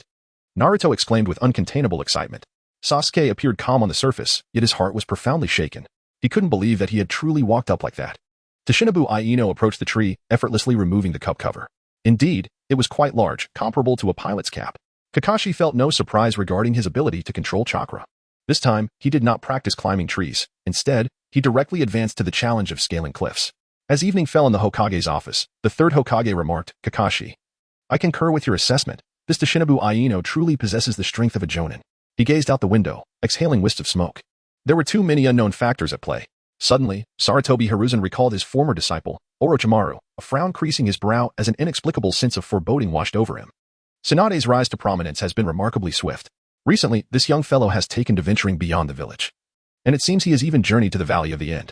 We must not relax our vigilance over him, remarked the third Hokage. Kakashi nodded in agreement, then rubbed his forehead with a hint of concern, stating, this time, he has killed 2 Cloud Shinobi. This incident reminded him of the past, when Hinata Heishi sacrificed himself for the sake of peace. The third remained silent, pacing thoughtfully within the room. After a considerable pause, he raised his gaze and spoke. In just over a month's time, the Chunin Exams will commence, hosted by Konoha. All the ninja villages will gather here. Kakashi felt somewhat bewildered. Wasn't the focus on Tsunade? How had the conversation shifted so abruptly to the Chunin Exams? The subsequent words of the third Hokage astonished him. Let him shine during the Chunin Exams. It will also serve to showcase the spirit of the will of fire and the strength of the Hidden Leaf Village to the other ninja villages. Kakashi was taken aback, realizing that the third was considering Tsunade as a strategic asset. You know, the Chunin Exams are essentially a miniature war among the ninja villages. A stage to display our might and intimidate our adversaries. Kakashi remained silent. Through his observations and interactions with Tsunade, he had grown fond of this spirited and cheerful young man. Unlike Naruto, his antics were measured. Unlike Sasuke, his composure was not brooding. We must bolster the village's defenses and increase personnel to prevent any further incidents of Cloud Shinobi infiltrating our ranks. With that, Sarutobi waved his hand, signaling Kakashi to depart. Meanwhile, in the abode of Chino Toshiyuki, Naruto sat upon the sofa, his countenance brimming with anticipation. Sasuke, too, had received an invitation to the birthday soiree. Though he remained silent, curiosity swirled within him regarding the gift that Chino Toshiyuki might bestow upon Naruto. Chapter 33. Naruto's Birthday Gift. Toshino descended from the second floor, exclaiming, Happy birthday, Naruto. With that, he presented him with a beautifully wrapped gift box. Naruto eagerly unwrapped it, pulling out a pair of shorts. What is this? He was momentarily taken aback. The shorts featured a zipper, a pocket at the back, and a small frog embroidered on them. Most notably, they were made of yarn. Nevertheless, Naruto joyfully accepted the gift, unable to put it down. Haha, Sasuke, look at what little June gave me. Do you have one? Sasuke merely scoffed. Isn't it just a pair of yarn shorts? Chino Toshiyuki chuckled, remarking that it was a pair of anti-theft underwear, with the zipper cleverly concealed within. Without the slightest hesitation, Naruto changed right in front of them. How does it feel? It seems a bit prickly. After sharing a mischievous grin, Chino Toshiyuki then revealed another gift. It was a magnificent ceremonial robe reminiscent of the Eternal Sister. The robe was a striking shade of red, dazzling, flamboyant, and utterly impressive. Previously, Chino Toshiyuki had held a rather dismissive view of tailoring skills, but now he realized it was indeed a hidden treasure. Naruto immediately donned the robe. Paired with the knitted underwear, he resembled a superhero from the Hokage realm. However, this ceremonial robe was later prohibited for wear. The following day, Naruto, with his meager living expenses, excitedly trotted to the tailor's shop. He had embroidered several golden characters on the back of the robe. I am the Hokage. One must exercise caution in the pursuit of ostentation and cherish each moment. Toshiyuki Chino emerged from the kitchen once more, bearing a third gift, 3 cans of adult milk powder. With an extended shelf life, it is less prone to spoilage. Naruto, taken aback, was moved to tears. In his joy, he could not resist flaunting in front of Sasuke. Hey, what did little June give you for your birthday? Sasuke, coming back to his senses, responded with a proud smile, exuding an air of nonchalance. He gifted me the vastness of the starry sky and dazzling fireworks. Upon hearing this, Toshiyuki Chino was utterly overwhelmed. Truly, the skies had cleared, the rain had ceased, and Naruto was once again putting on airs. Now, it was Naruto's turn to be rendered speechless. He glanced at the ceremonial robe, then at the tangled woolen undergarments. In the 60-square-meter living room, silence reigned for a moment. The atmosphere suddenly grew heavy. Ultimately, it was Toshiyuki Chino who shattered the stillness, laughing as he declared, I swear by the length of my little brother, I merely released a few magical firecrackers, and certainly did not bestow any stars or fireworks. After a pause, Naruto suddenly shouted, I don't care. I want stars too, and I want fireworks. Chino Toshiyuki found himself in a state of bemusement, compelled to lead him to the rooftop, with Sasuke trailing closely behind. At that moment, a cascade of shooting stars streaked across the sky, a meteor shower. The young boys stood in awe, momentarily speechless. Naruto ceased his clamorous insistence on fireworks. They settled on the ground, sitting side by side, leaning against one another as they silently gazed at the enchanting constellation of Leo. Chiya Toshiaki understood that perhaps the meteor stirred within them a poignant nostalgia for their departed loved ones. He gently wrapped his arms around the shoulders of the two. 3 orphans, yet they embodied the strength of 3 formidable souls. In Chino's mind, a familiar melody surfaced, yet he was unable to recall the lyrics. It seemed to be sung by 4 young men. The atmosphere was warm, yet tinged with a somber gravity. However, with the lively presence of Naruto, the mood brightened considerably. He, ever the rascally spirit, laughed heartily and suggested, little June, how about I start calling you Big Brother from now on? With a slight smirk at the corner of his lips, Chino declared, I haven't been the big brother for many years. Naruto scratched his head, then slapped his forehead. Then I'll call you man. Sasuke retorted coldly, you must not use that term. For that word was exclusively associated with the person he loathed, Uchiha Itachi. Let us simply address each other by our names. It feels more intimate. Just then, a knock echoed from the gate downstairs. Chiya Toshi dashed down the stairs and opened the door, only to be greeted by Ino and Sakura. They held a basket of flowers and sweet red bean cakes. What brings you here? Chiya Toshi inquired with surprise. Ino, beaming with enthusiasm, replied, Naruto has already informed me that we are celebrating your birthday at your home tonight. What a big mouth he has. In truth, she had come to see Chiya Toshi, while Sakura's intention was to catch a glimpse of Sasuke. Toshiyuki Chino ushered the 2 girls into the room. The first sight that met their eyes was Naruto clad in his woolen undergarments and a long robe, leaving them utterly astounded. What are you playing? Upon noticing Sakura's entrance, Naruto's excitement escalated, while Sasuke grew increasingly sullen. Suddenly, Chino noticed Hinata peering intently from the nearby attic. Her gaze fixed upon them. Toshihiro Chino waved his hand and called out loudly, Hinata, come and play. Hinata hesitated for a moment before shaking her head. It was at that moment that Toshino realized the Hinata clan had stringent family teachings, forbidding him from visiting a boy's residence alone at night. Just then, the enthusiastic Ino exclaimed, Sakura, and I will go find Uncle Hayashi. With that, she took Sakura by the hand and descended the stairs. Before long, Hinata also arrived at the rooftop, bearing gifts. Chino Toshikaza brought forth a birthday cake adorned with the inscription, Happy Birthday, Prince. However, the meaning of Prince left everyone in a state of confusion. Toshiyuki Aikno elucidated extensively on the historical nomenclature of the past world. Subsequently, he pondered an intriguing question. Chapter 34, The Acquisition of Bloodline Elimination. Chino deliberately inquired, Naruto, if you were the prince, who would be the princess? He was genuinely apprehensive about hearing Hinata's name, while Sakura was even more fearful of hearing her own. Naruto pointed towards Sasuke and exclaimed nonchalantly, Stinky King, then I hereby appoint you as the princess. Chiya Toshihiro was filled with elation. Indeed, this was the way it should be. He cast his gaze towards the other 2 youths. On the surface, they appeared to be sworn enemies, yet in truth, they shared a deep camaraderie and mutual understanding. Regrettably, Sasuke had wed Sakura. Moreover, Sasuke spent much of his time away, maintaining only written correspondence with Naruto. Upon his return, he sought out Naruto first, rather than going home. After their playful antics, hunger struck them all. During their growth spurts, their appetites were insatiable. Mere cake could not satisfy, particularly with Naruto and Hinata, the 2 voracious eaters, in their midst. Toshinobu Aikino descended the stairs and commenced preparing dinner. The kitchen had undergone a remarkable transformation, now featuring 5 new stoves. In just over 30 minutes, at least 20 exquisite dishes were presented. The steam rose warmly, and the enticing aromas filled the air. Naruto, astonished, inquired, how did you accomplish this? Chiya Toshi chuckled softly. At that moment, the system chimed. Ding. Congratulations, host, for discovering the 5th application of the shadow clone technique, collective cooking. As night deepened, everyone returned to their respective homes after the meal. Chiyatoshi couldn't wait to summon the panel and complete the check-in. Ding. Congratulations, host, for completing the birthday gift check-in task. Reward. Bloodline elimination. Shinduin. Bloodline elimination. Shinduin. The system unexpectedly granted the bloodline elimination. Chino was utterly astonished, as though struck by a thunderclap. Bloodline limit is a combination of 3 elemental chakra transformations. For instance, the second Suchikage fusion, Earth Release, Wind Release, Fire Release, Dust Release, which was passed down to the third Suchikage, Anoki. One could only wonder if there would be a reward system for the bloodline limit in the future, as Chino's greedy imagination wandered. The Joy Release, formed by the fusion of Earth Release, Water Release, Wind Release, is a bloodline limit. However, this time, only 2 low-tier ninjutsu were awarded. C-rank ninjutsu, Joy Release. The technique of delight stimulates the secretion of dopamine in oneself and allies, plunging them into a state of euphoria, thereby invigorating their spirits and enhancing morale. Wow, this is fascinating. It can be utilized as a buff in combat. Subsequently, the system awarded a second ninjutsu, B-rank Forbidden Technique, Springtime Full Bloom.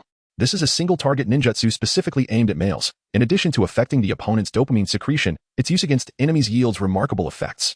The initial duration is 30 seconds. And the higher the ninjutsu rank, the longer the duration, reaching up to 120 seconds.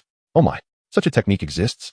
However, considering this mission involves Naruto, it is not surprising that such an unusual ninjutsu is rewarded. Yet, why is it classified as forbidden? To honor all female ninjas, this technique has been designated as forbidden. There are rumors that a certain sage, whose name remains undisclosed, once aspired to exchange all his ninjutsu secrets for the opportunity to learn this technique. But his resolve was shattered by a single blow from his junior sister. Well then, techniques such as Floral Chaos, Source of Bliss, Celestial, and Terrestrial, and Sugary Confusion will emerge in the future. Having said that, the system vanished. One can only wonder what the S-rank ultra-advanced ninjutsu will entail. Chiyatoshi was eager to experience the vibrant colors of spring. However, who could he enlist for this experiment? Preview. Tomorrow, someone will temporarily depart from Class 7, and a newcomer will join. Update on the schedule. Dear friends, I find myself on the brink of exhaustion. My body is beginning to falter. After publishing this piece, it will be past 1 before I can sleep, and I must rise again at 6:30. Therefore, starting tomorrow, the update time will change to 11 in the morning. Chapter 35. The Task of Eliminating Scoundrels. The following morning, all things awakened, and the dawn painted the sky in resplendent hues. After completing his training, Toshiyuki Chino hastened towards the Hokage building. The third Hokage, upon seeing his arrival, greeted him with a warm smile. Shijino Shunji said nothing and directly indulged in the vibrant spring scenery. 30 seconds later, he gradually returned to his senses, yet the events that had just transpired eluded his memory entirely. Chino Toshikazu, with a grin, swiftly departed. Proficiency 1. He was acutely aware that before long, Orochimaru would bring ruin to the Hidden Leaf Village. The elder's time was also running short. Thus, it seemed wise to allow him to savor the joys of his twilight years. Consequently, whenever he encountered the elder, he would employ the technique of spring's full bloom. On this particular day, the third Hokage unfurled a collection of D-rank mission scrolls. The next assignment for Team 7 is... Chiyatoshi swiftly cast a glance. Harvesting natto, collecting sweet potatoes, catching thieves, taking care of children. The only task missing was milking the cow. He pulled Naruto over and imparted new knowledge into his ear. Subsequently, Naruto leaped up and exclaimed, "Damn it, why are we always stuck with these tedious menial tasks? I want to undertake a genuine ninja mission. You old rascal. You're quite mischievous." Ever since the divine robe was prohibited, Naruto had been quite displeased. What does damn it mean? Kakashi met the gaze of the third Hokage, who merely shook his head. Surprisingly, the usually silent Sasuke stood in support of Naruto this time. We need to grow rapidly, not squander our time.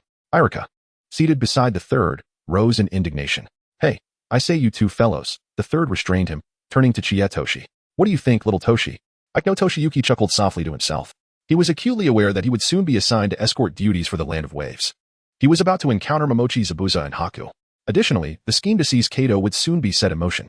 It would not be long before he, too, would possess wealth beyond measure. The thought alone filled him with an exhilarating thrill. It seems that, regardless of the world one inhabits, possessing riches is undeniably delightful. Ino Toshiyuki, Lord Hokage is addressing you, Iruka reminded him. Toshiyuki regained his composure and stated firmly, Hokage-sama, I believe it is time for us to undertake a truly challenging mission. No sooner had he spoken than a shadowy figure entered, accompanied by an elderly man. Hokage-sama, there have been reports of bandits near the borders of the Land of Fire, and several villages have suffered from their plundering. The elderly man stepped forward, his face etched with worry. Hokage-sama, I am the village chief of Kogai Village. There is a notorious bandit leader named Inuzuka Kitcher, a truly despicable individual who preys upon the weak, committing unspeakable atrocities, leaving our village in a state of perpetual unrest. He then presented the gathered funds. The third Hokage squinted thoughtfully before nodding in agreement. This is fortuitous. We shall assign this C-rank mission to Team 7. Though it is merely a C-rank task, it will still provide an opportunity for engagement. The youths were ecstatic at the prospect. On their way back to prepare, Naruto could not contain his curiosity. Kakashi-sensei, since we will be confronting bandits, there will surely be battles and associated dangers. Why is this only classified as a C-rank mission? Kakashi explained. C-rank missions typically involve dealing with thieves, robbers, and armed groups. However, should they deploy ninjas, the mission would escalate to a B rank or higher. Meanwhile, Chiya Toshiyuki remained silent. His thoughts consumed by the name Inuzuka Kitcher. He envisioned a man with long, gray hair, masquerading as an artist, a complete farce, unable to paint a tiger. Instead, resembling a dog. It was no wonder the name contained a character for dog. He was a quintessential rogue, a scoundrel, a wretched beast embodying anti-humanity. Was it merely a coincidence that a person sharing the same name existed in the world of Hokage? Toshino Chino is indeed eager to see him soon. Near the forests of the Land of Fire, there lies a bandit camp. A gray-haired, lecherous man gnaws on a chicken leg, while a robust, dark-skinned woman reclines in his embrace. Suddenly, a commotion and clamor erupt outside. I shall see what transpires, he exclaims, swiftly grasping his sword and exiting the tent. In the clearing, Kakashi, accompanied by 4 teammates, is effortlessly overpowering the bandits. For them, dispatching this group of marauders is as easy as a mere breath. Upon turning his head, Toshino Ichi beheld none other than the lewd little pup, Shunichiro. He swiftly pivoted and dashed away, exclaiming, Indeed, it is you, you wretched scoundrel. Today, I shall ensure your utter annihilation. Shunichiro, taken aback by the words, inquired, Who are you? What do you intend to do? However, when he caught sight of the forehead protector adorning his adversary's arm, his pupils constricted in shock. A ninja from Konoha. Chiya Toshi's lips curled into a cold smile. I have come to borrow something from you. The small dog, perplexed, inquired, Borrow what? At that moment, Chiya Toshi appeared as a deity, towering above the despicable bandit leader. With a pointed finger and an air of arrogance, he declared, I wish to borrow your dog's head. The small dog felt a jolt of fear. However, realizing he was merely a child, he promptly relaxed his guard and drew his sword. What an audacious little brat. Meanwhile, from the shadows of the camp, 5 dark figures emerged, attempting to encircle Chiya Toshi. On Kakashi's side, there remained about 20 enemies, and the battle was in full swing. Seeing Chiya Toshi surrounded, Naruto and Sasuke rushed to his aid. Chiya Toshi shouted, I can handle this alone. Kakashi, well aware of his abilities, intervened to stop the two. Toshiyuki Chino, unwavering, bestowed upon them the art of elation and joy. Kakashi and his comrades experienced an immediate surge in their combat prowess, their spirits buoyed. At that moment, Sakura rushed forth alone. She had previously lingered on the periphery, throwing shuriken, unable to assert her presence. Now, eager to assist Toshiyuki in vanquishing foes, she disregarded Kakashi's commands. Several shuriken were launched, one striking a bandit. It hit. Sakura was overwhelmed with joy. Yet, at that instant, the foolish Inuzuka, wielding a great sword, charged towards her, intending to seize her as a hostage. Upon witnessing the scene, Tashimi Aikno attempted to intervene. Yet he found himself encircled by the remaining 4 individuals. With a cold sneer, he moved with such swiftness that, almost in the blink of an eye, the 4 bandits lay lifeless upon the ground. Chino Toshiya witnessed the true ultimate technique, the foot of destruction. The power of the shattered egg, with a single kick. It pierced through the abdominal and thoracic cavities, erupting forth from the mouth. Ultimately, it exploded in midair, blossoming into a vivid crimson egg flower. Sakura deftly evaded the clumsy antics of Inuzuka Shiranui, wielding kunai and shuriken with precision. However, at that moment, a dark-skinned woman emerged from the tent with uncanny agility, advancing menacingly towards Sakura. Chapter 36, The Creation of Unique Ninjutsu. Swish. A woman darted forth from the tent. Her skin was dark, her physique robust and muscular. With a formidable martial technique, she knocked Sakura to the ground. Inuzuka Shiranui's great sword descended relentlessly. Fortunately, Sakura managed to evade in time, and the blade merely grazed her leg. Despite this, she collapsed in agony, her ligaments severed. Inuzuka's arrogance knew no bounds. The Leaf's dragon god, with a thunderous roar, Chino Toshi reverberated through the heavens. In that instant, a swirling blue tornado, reminiscent of a true dragon, howled forth, seemingly heralding the emergence of the strongest martial artist of the new generation from Konoha. However, as he unleashed the whirlwind, he simultaneously infused it with Raikiri, the crackling tempest, interwoven with azure lightning, swiftly enveloped the small canine. When the cyclone dissipated, the unfortunate Inuzuka Shunichiro lay utterly ravaged, scorched, and charred from the electric onslaught. Subsequently, he succumbed to his grievous injuries. Kakashi, having concluded his own battle, rushed over, astonished by the electrified whirlwind. He recalled witnessing Master Chin's technique during the Great Ninja War. Master Chin, whose true name was Chin Long, had been brutally slain in the Third Great Ninja War, only to be later resurrected through Edo Tensei. Sharing a storied past with Rock Lee, this was indeed a forbidden technique, and yet, Master Chin was no longer among the living. How could Chino Toshi possess it? Moreover, it appeared to diverge from Chin's original method, seemingly incorporating Raikiri. Could it be that he had also mastered such advanced ninjutsu? Shinotoshi had birthed a new form of ninjutsu. Sasuke and Naruto stood in stunned silence. Ninjutsu, the fusion of ninjutsu and taijutsu, achieving a result greater than the sum of its parts, akin to the Raikage lightning armor form. However, Kakashi quickly regained his composure. Having become accustomed to Toshi's astonishingly formidable techniques, Toshino Akino has named the enhanced ninjutsu technique Konoha Raijin. Sakura is like a cherry blossom in the rain, while Naruto exhibits profound concern. Although Chijino Toshi possesses the art of manipulating celestial techniques, he is unable to provide therapeutic treatment for the severed ligaments. Sakura must be hospitalized for recuperation. Meanwhile, the dark-skinned woman has been subdued and tightly bound. Tsunagawa Toshikazu was on the verge of ending her life when Kakashi intervened. Wait. I suspect she is a rogue ninja from the Hidden Cloud Village. Kakashi had already observed her mastery of taijutsu. The inhabitants of the Hidden Cloud Village were predominantly skilled in physical techniques, and many possessed dark skin and robust physiques. Kakashi-sensei, how shall we deal with her? Toshikazu inquired. Kakashi let out a sinister, lecherous chuckle. Hee. Sanaya Biki has a penchant for plump women. Perhaps we can extract some intelligence about the Hidden Cloud Village. Before departing, Toshikazu summoned his skeletal army. Corpse fusion technique and skeleton resurrection. Proficiency increased by 62. On their journey back, Kakashi carried Sakura on his back, while Naruto clung to Toshikazu. Can you teach me that tornado technique from earlier? It was simply astounding. I must learn it to defeat the Stinky King. Sasuke coldly remarked. Secret techniques are only bestowed upon worthy successors. Then how can I ever learn? Naruto replied, clearly dissatisfied. Toshinobuchino remarked, unless I traverse time and become your father. Enduring the myriad tortures and temptations imposed by Morinaya Biki, the plump women have finally acknowledged their allegiance to the rogue ninjas of Yuin Village. Consequently, the task's rank was elevated to B. However, Kageyama Village is not affluent. The remuneration for tasks is gathered from household to household. Compassionate Kakashi ultimately consented to classify the task as a C rank. Sakura underwent a ligament reconstruction surgery and was admitted to the Konoha hospital. Although the operation was remarkably successful, she must refrain from bearing weight on the affected limb for at least a month post-surgery. This implies that, in the forthcoming missions, Sakura is likely to be unable to participate. The following day, upon passing by the entrance of the bathhouse, Toshino Akuno was unexpectedly collided with by a hurried man. Upon raising his gaze, Toshino Takashi was rendered speechless. Towering in stature, he donned a crimson outer garment and wooden clogs, with an inscription in oil characters adorning his headband. His hair cascaded down to his waist, and beneath his eyes lay a crimson mark. The roaming dragon returns to the sea. The sea does not welcome me.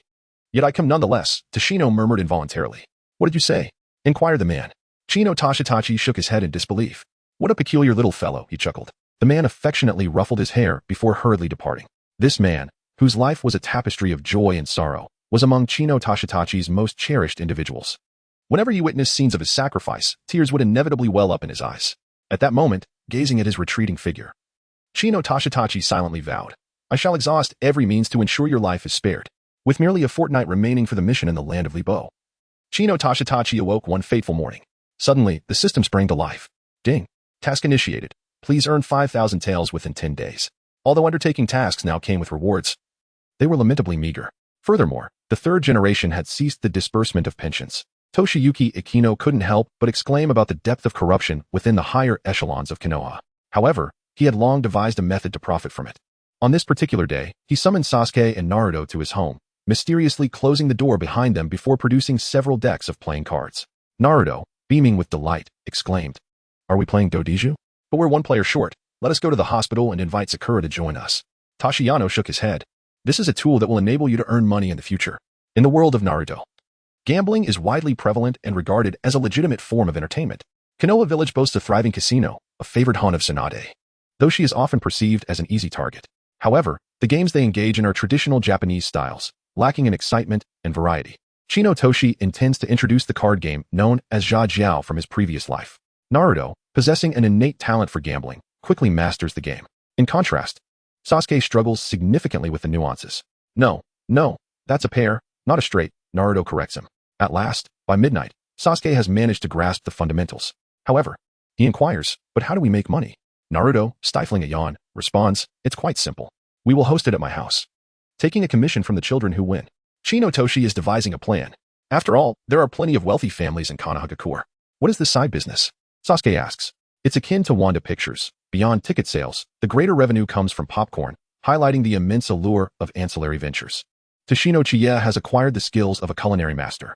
With the added ability of shadow clones, he crafts delectable dishes effortlessly.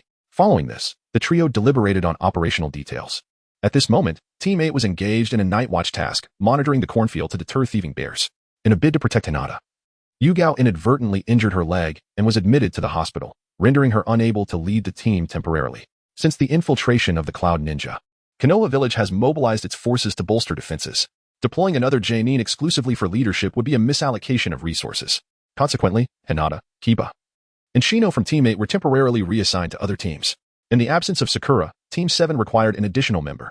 Chapter 37. Acquiring the painful heavenly foot. The sun shone brightly, accompanied by a gentle breeze. Hinata made her way to the designated task. Her smile reminiscent of an adorable koala, her spirits soaring higher than ever. She had temporarily joined Team 7, allowing her to be in the company of Tashino. Upon learning this, Ino felt a twinge of envy, pondering why Asuma-sensei was not hospitalized.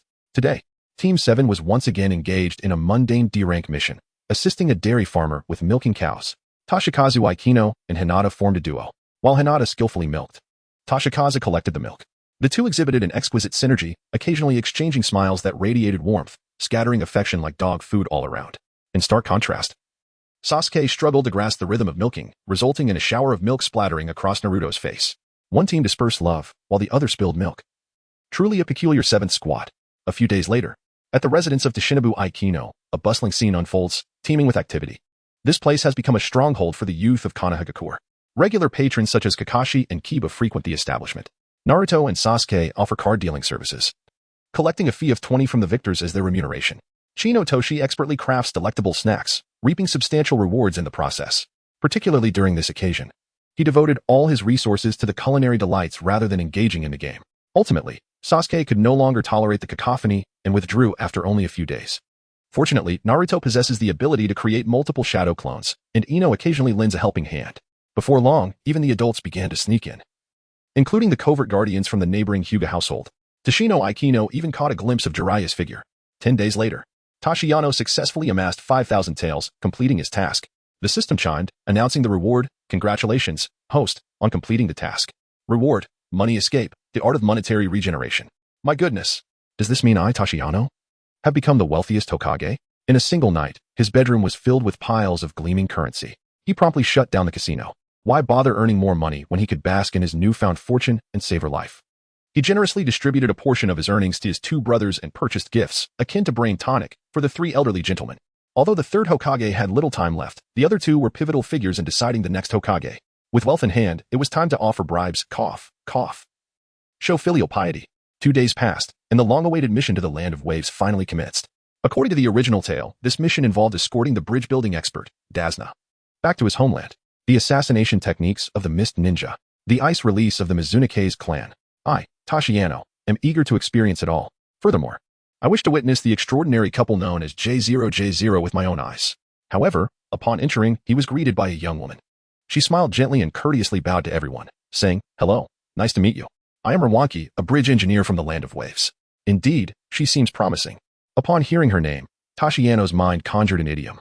Wait, this isn't right. Wasn't he the task to escort that drunken uncle, Dazna? After a conversation along the way, it was revealed that Dazna had succumbed to his excessive drinking and had ended up in the hospital. Rawanki was his devoted apprentice and also a bridge expert. Such minor alterations in detail would not affect the main storyline. The mission was classified as a C-rank task. Tashiyoshi Chino was at a loss for words. It was clearly a B-rank mission. Did the villagers of Konohagakure not conduct any investigations? Such innocence and simplicity indeed. The next day dawned with a pristine azure sky, devoid of clouds. Armed with kunai, shuriken, explosive tags, and even a pair of woolen undergarments, Naruto busily prepared his belongings. In preparation for this mission, Tashiyoshi Chino had sought out the blacksmith to forge a pair of exquisite steel knuckle dusters. Sasuke remained unperturbed, not even bothering to pack his luggage. At the entrance of the Hyuga household, Hinata paused abruptly as she was about to step outside. Turning back, she encountered the stern visage of her father. "Yes, father," she replied. Hayashi Hyuga let out a cold huff, devoid of warmth. "Let us go." A flicker of disappointment passed through Hinata's eyes before she bowed and departed. Yet, that fleeting disappointment was soon replaced by resolve. Hayashi gazed at the sky, exhaling a heavy sigh, murmuring, "Am I too harsh on her?" As the assembly concluded, the gates of Konohagakure slowly closed, marking the official commencement of the 7th Squad's journey along the path of the ninja. 7th Squad, let us embark," Naruto exclaimed with uncontained joy, brimming with excitement. "Haha, this is my first time traveling outside the village." "Hey, this is a mission, not a vacation," Kakashi-sensei replied, shaking his head in exasperation. Fool, Sasuke scoffed. Hinata and Toshiyoshi Chino moved ahead to scout, their hands occasionally brushing against one another, sending a jolt of electricity through them. Naruto and Sasuke flanked Wanji. Kakashi trailed behind them. As they walked, the monotony began to set in. The scenery was nothing but trees, devoid of even a ghostly shadow. Kakashi-sensei, what kind of place is the Land of Waves? Naruto inquired, boredom creeping into his voice. The Land of Waves is a very small island nation, connected to the outside world by a single large bridge. There are virtually no ninjas within, and thus no ninja villages. The people live in considerable poverty. Oh, I see. Naruto nodded, though he hardly comprehended. 5 days later, they ventured further away from Konohagakure. Chino Toshiya received a task to sign in. Ding. The host is requested to proceed to the puddle where the Oni brothers frequently appear. The Oni brothers, Meitu and Yatu, are renowned figures within the realm of assassins. Being rogue ninjas from the Hidden Mist village and subordinates of the infamous Momochi Zabuza, they emerged unexpectedly from a puddle. 2 days have passed, and the journey has been unusually serene. Kakashi urged everyone to stay alert and vigilant. Hinata discreetly activated her Byakugan, granting her a panoramic view that would enhance her awareness and prevent any surprise attacks from foes. However, Chino Toshiya was acutely aware that danger lurked within the puddle ahead. Upon reaching the puddle, he gestured for everyone to halt. On a bright sunny day, the sudden appearance of a puddle was undoubtedly suspicious. Kakashi nodded in agreement with his assessment. Consequently, Chino Toshiya summoned the sign-in panel to complete the task. Ding. Congratulations, host, for successfully signing in at the puddle. You have been rewarded with superhuman strength and the Heavenly Step technique. Chapter 38, Acquiring the Water Clone Technique. The Heavenly Step.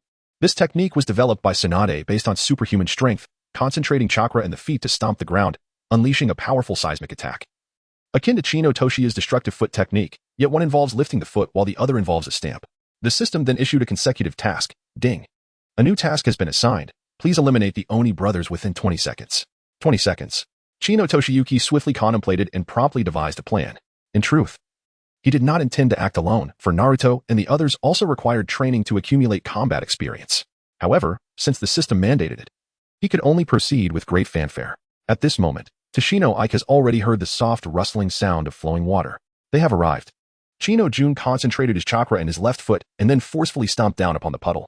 The sheer force was astonishing, shaking the ground with a tremor that echoed through the air.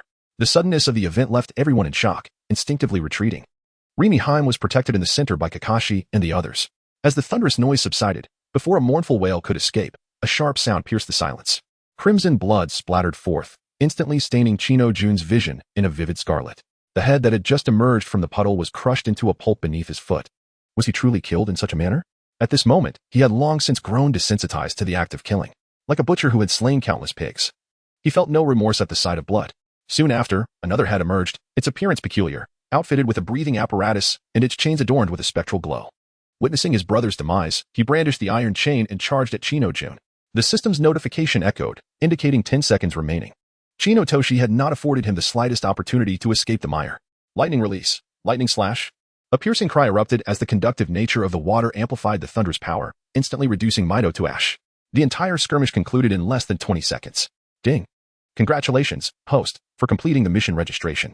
Reward. Water release. Water clone technique. The water clone's abilities are enhanced in the water, though it must remain within a close proximity to the original. While it may not be exceptionally potent, it is nonetheless the first water-based ninjutsu acquired. Now, only the wind attribute remains. At this moment, Kakashi observed the exhilarated Naruto, the dazed Hinata, and the feigning calm Sasuke.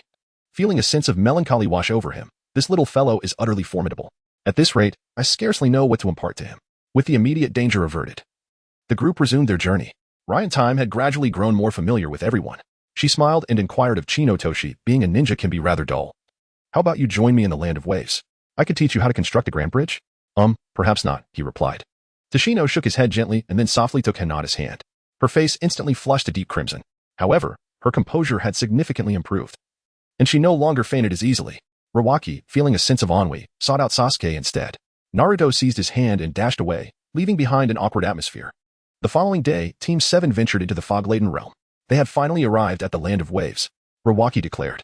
The fog grew denser with each passing moment. The group boarded a boat, setting off towards the Great Bridge. Everyone, keep your voices down. It is only due to the thick fog that I dared to bring you here, the ferryman cautioned. Amidst the dense mist, a chill permeated the air. Everyone instinctively shrank their necks, shivering from the cold. Toshino Chino was aware that Momochi Zabuza was about to make his entrance. Wow, this is the densest fog I've ever seen, Naruto exclaimed, his excitement causing him to completely overlook the boatman's instructions. Kakashi abruptly rapped him on the head, prompting Naruto to stick out his tongue and settle down. After rowing for over an hour, a dark silhouette emerged from the thick fog, resembling a colossal beast lurking beneath the water.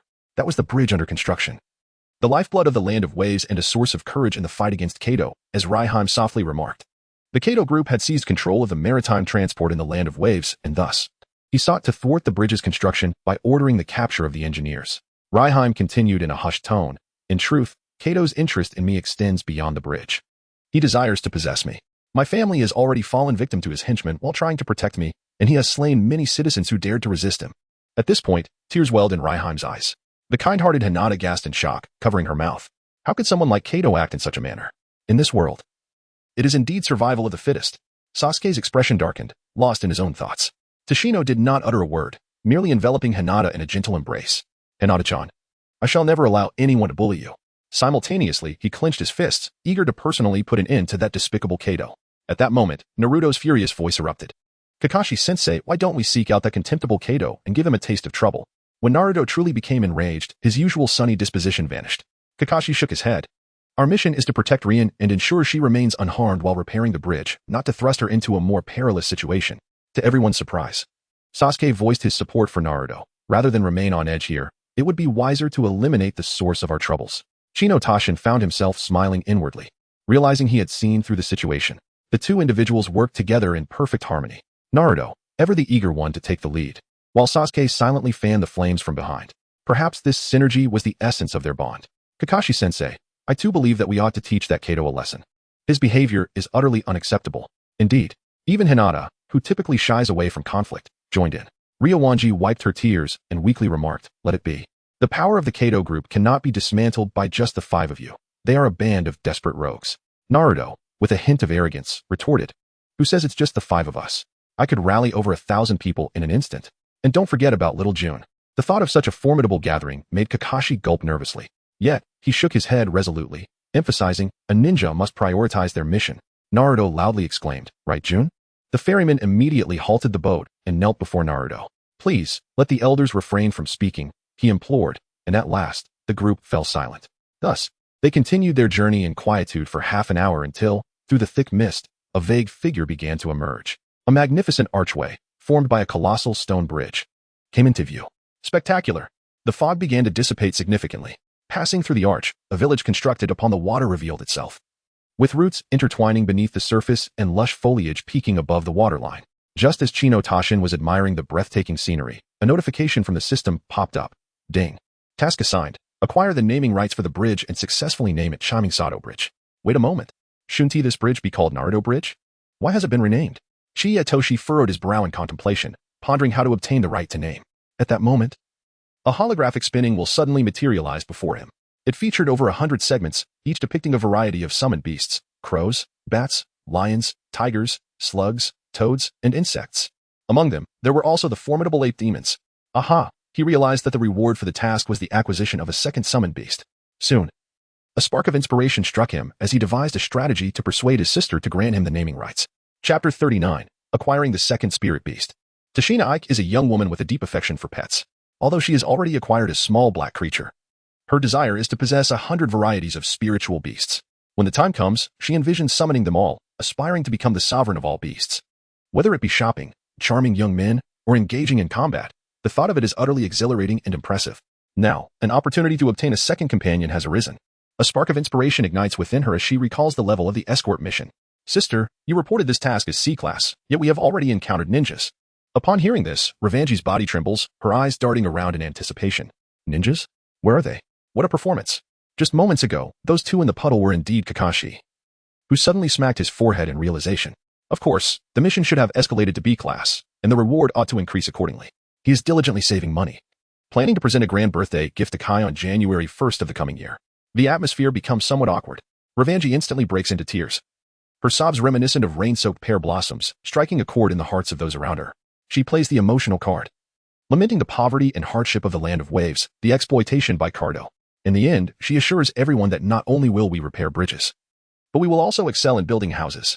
From now on, whenever the village of Konoha is in need, I will surely bring a team to offer our assistance free of charge. Tashin Akino harbored a profound disdain, while Hashirama wielded Wood Release to conquer the world. Yamato employed it for the purpose of afforestation. Is it not more appealing to have Yamato as the captain of our leaf village? Can your speed in constructing houses truly rival that of Captain Yamato's Wood Release? Furthermore, if you do not resist, you deserve to be subjugated. I have merely come to seek a confrontation with Zabuza, and incidentally, to present a gift to Kakashi-sensei. Kakashi, true to his character in the original narrative, softened, saying, "Very well, let us proceed with the mission." Toshikazu Aikino promptly addressed the matter at hand. "How about this? I have a request. Let us name the Great Bridge. Otherwise, it seems the task may escalate. Wouldn't you agree, Kakashi-sensei?" He whispered into Kakashi's ear. Upon hearing this, Kakashi's face lit up with joy, and he nodded in agreement. Ryumiki pondered for a moment and then smiled charmingly. "Very well, I shall discuss it with Master Dezuna later. What name does your brother intend to propose?" With a mere gesture from Toshide Aikino, he named the bridge after Kakashi Hitaki. Upon hearing this, Kakashi hastily waved his hands in protest. No, that wouldn't be appropriate, would it? Aikino Toshitachi promptly changed his mind. "Very well. Let us name it the Chiming Sata Bridge." Upon hearing the character Ming from his name, Naruto was filled with exuberance. Chiya Toshiaki lamented, "You've lost 3/4. Kakashi, caught in a mix of amusement and exasperation, replied, "I was merely being polite. Did you truly take it to heart?" Subsequently, Sakura learned of the incident, her frustration boiling over as she ground her teeth in anger. Oh dear. It should be Chiya Mizuki Sakura. Chiya Toshi immediately summoned the system to complete the task check-in. He eagerly anticipated the arrival of a formidable spirit beast. The spinning wheel appeared, showcasing options such as Taodai, Cheongchi, Hundun, or even the legendary dragons in Godzilla. If all else failed, he would gladly accept the mechanical Tyrannoman from the Digimon universe. The wheel whirled rapidly and finally came to a halt. To his astonishment, it settled on a delicate little butterfly. Chiya Toshi was deeply disappointed and felt the urge to vent his frustrations. However, the system displayed a commendable degree of empathy, offering solace. The rapid pace of development initially led to a swift unraveling of the plot. Yet there is assurance that the next spiritual beast will indeed be a formidable creature. With nothing left to say, Chino Tashin could only affix his signature to the scroll. The Shadow Butterfly, a supportive spirit beast, possesses the remarkable ability to unveil adversaries concealed in invisibility and discern the true form behind any shadow clone technique. Additionally, akin to a cat demon, it possesses the power of stealth. As these words were spoken, a vibrant butterfly took flight, resplendent in its myriad colors. Dancing gracefully in the air, it settled upon Hinata's head, adorning her with an added charm. Indeed, Hinata remained blissfully unaware of the peculiarities around her. Well, the ability to see through clones and invisibility is undeniably useful. Henceforth, I shall name you Mothra. Subsequently, the group disembarked and made their way to the home of Urwanki. At that moment, a small white rabbit dashed out from the woods. The rabbit, pure as snow, delights in carrots and greens. Hinata scooped it up, unable to part with her newfound treasure. Throughout this journey, she has also absorbed a wealth of Chinese culture. Chiya Toshi was well aware that the snow hare was a decoy for Zabuza, and he promptly intercepted Hinata. This white snow hare appears only in winter. Everyone, be cautious. Upon hearing this, Hinata immediately released the hare. With her hands swiftly forming seals before her chest, she declared, "Be a Kugan." All colors rapidly faded from her sight, leaving only a monochrome world. Indeed, there were chakra fluctuations nearby. Although the concentration was low, it was steadily intensifying. Sasuke and Naruto also drew their kunai, ready for any eventuality. At that moment, a flurry of sounds pierced the air. A massive dark shadow accompanied by a fierce wind suddenly emerged. Kakashi's expression shifted drastically as he shouted, "Everyone, get down." Prepared for the situation, Chiya Toshi swiftly tackled the dazed Raiheim to the ground. Bang! A large blade was embedded in the high tree trunk. A man stood upon the blade, making quite the dramatic entrance.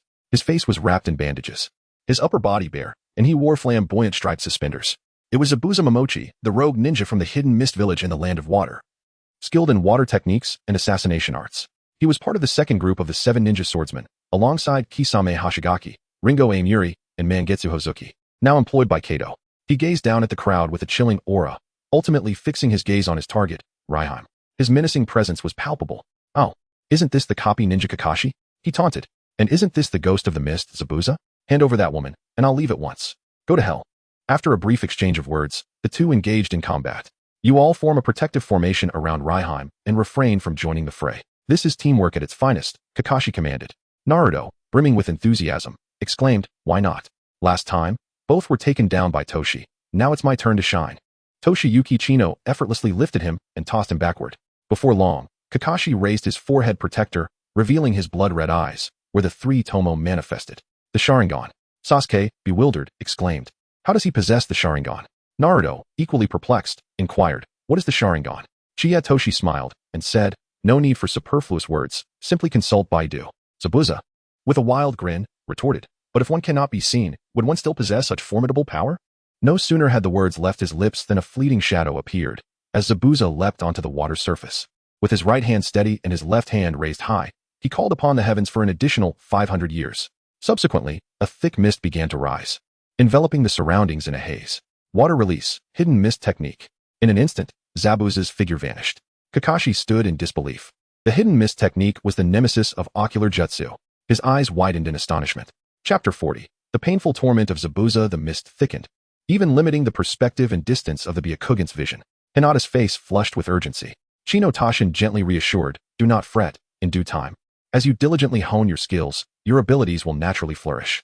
Kakashi's expression grew grave. The voice of Zabuza drifted through the mist.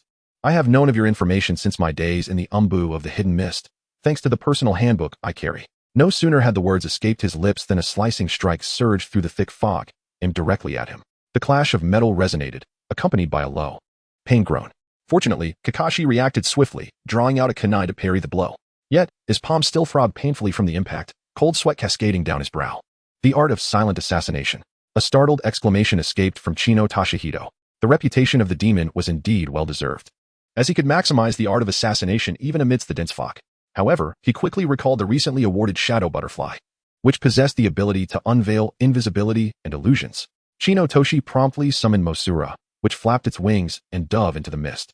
Its butterfly body shimmered, dazzling like a luminous pearl in the night. The guiding butterfly. At this moment, Chino Toshi understood that the very spot where Masura had come to a halt was precisely where Zabuza resided. Yet, Zabuza foolishly reveled in his own arrogance, believing himself to be invincible, unseen amidst the thick fog. Everyone around him was akin to the blind. Furthermore, Zabuza unleashed a formidable aura of malice. Sasuke and his companions felt as though they were mere flickering candles in a tempest, their faces pale and their bodies trembling with dread. They struggled to breathe, their hearts heavy with terror and despair. "I wish to die. I no longer wish to live. Erjuzi, let us stand together." However, Chino Toshi remained untouched by the oppressive aura of malice. He had discerned the second advantage of the Seiin Bodhi physique, immunity not only to illusions but also to malevolent energies. Truly remarkable. In that instant, he sprang forth and proclaimed, "Shinduin, the art of joy." Waves of white light enveloped his comrades, dispelling their fear and despair, replacing them instead with hope and exhilaration. They regrouped around their sister, forming a protective formation. Chino summoned Kuro to safeguard them, then turned and dashed towards Kakashi. "Kakashi-sensei, I am here to assist you." His arrival instilled in Kakashi a sudden sense of relief. Just as Zabuza was reveling in his triumph, Chino Toshi unleashed his monstrous strength, channeling chakra into a colossal punch that came crashing down upon him. The ferocity of the attack was overwhelming. Upon sensing the chakra energy, Zabuza was taken aback. This little brat actually discerned his presence? It must be a coincidence, surely. In a state of panic, he could only raise his decapitating blade as a makeshift shield. Boom. Zabuza's hands were sent reeling, blood spewing forth as he was propelled through the air, a crimson spray trailing behind him. The ground bore the unmistakable marks of the impact, and the decapitating blade bore a distinct indentation from the powerful blow. Had it been an ordinary weapon, it would have shattered instantly. Yet the decapitating blade, renowned for its unparalleled hardness and bloodthirsty regenerative abilities, was deemed indestructible. Strength, speed, courage. This little brat undoubtedly possessed the prowess of a jonin. Zabuza stood in stunned silence. However, he still believed that Chino Toshi was merely fortunate. Yet, even as he attempted to escape, the opponent remained tenaciously in pursuit, like a persistent shadow.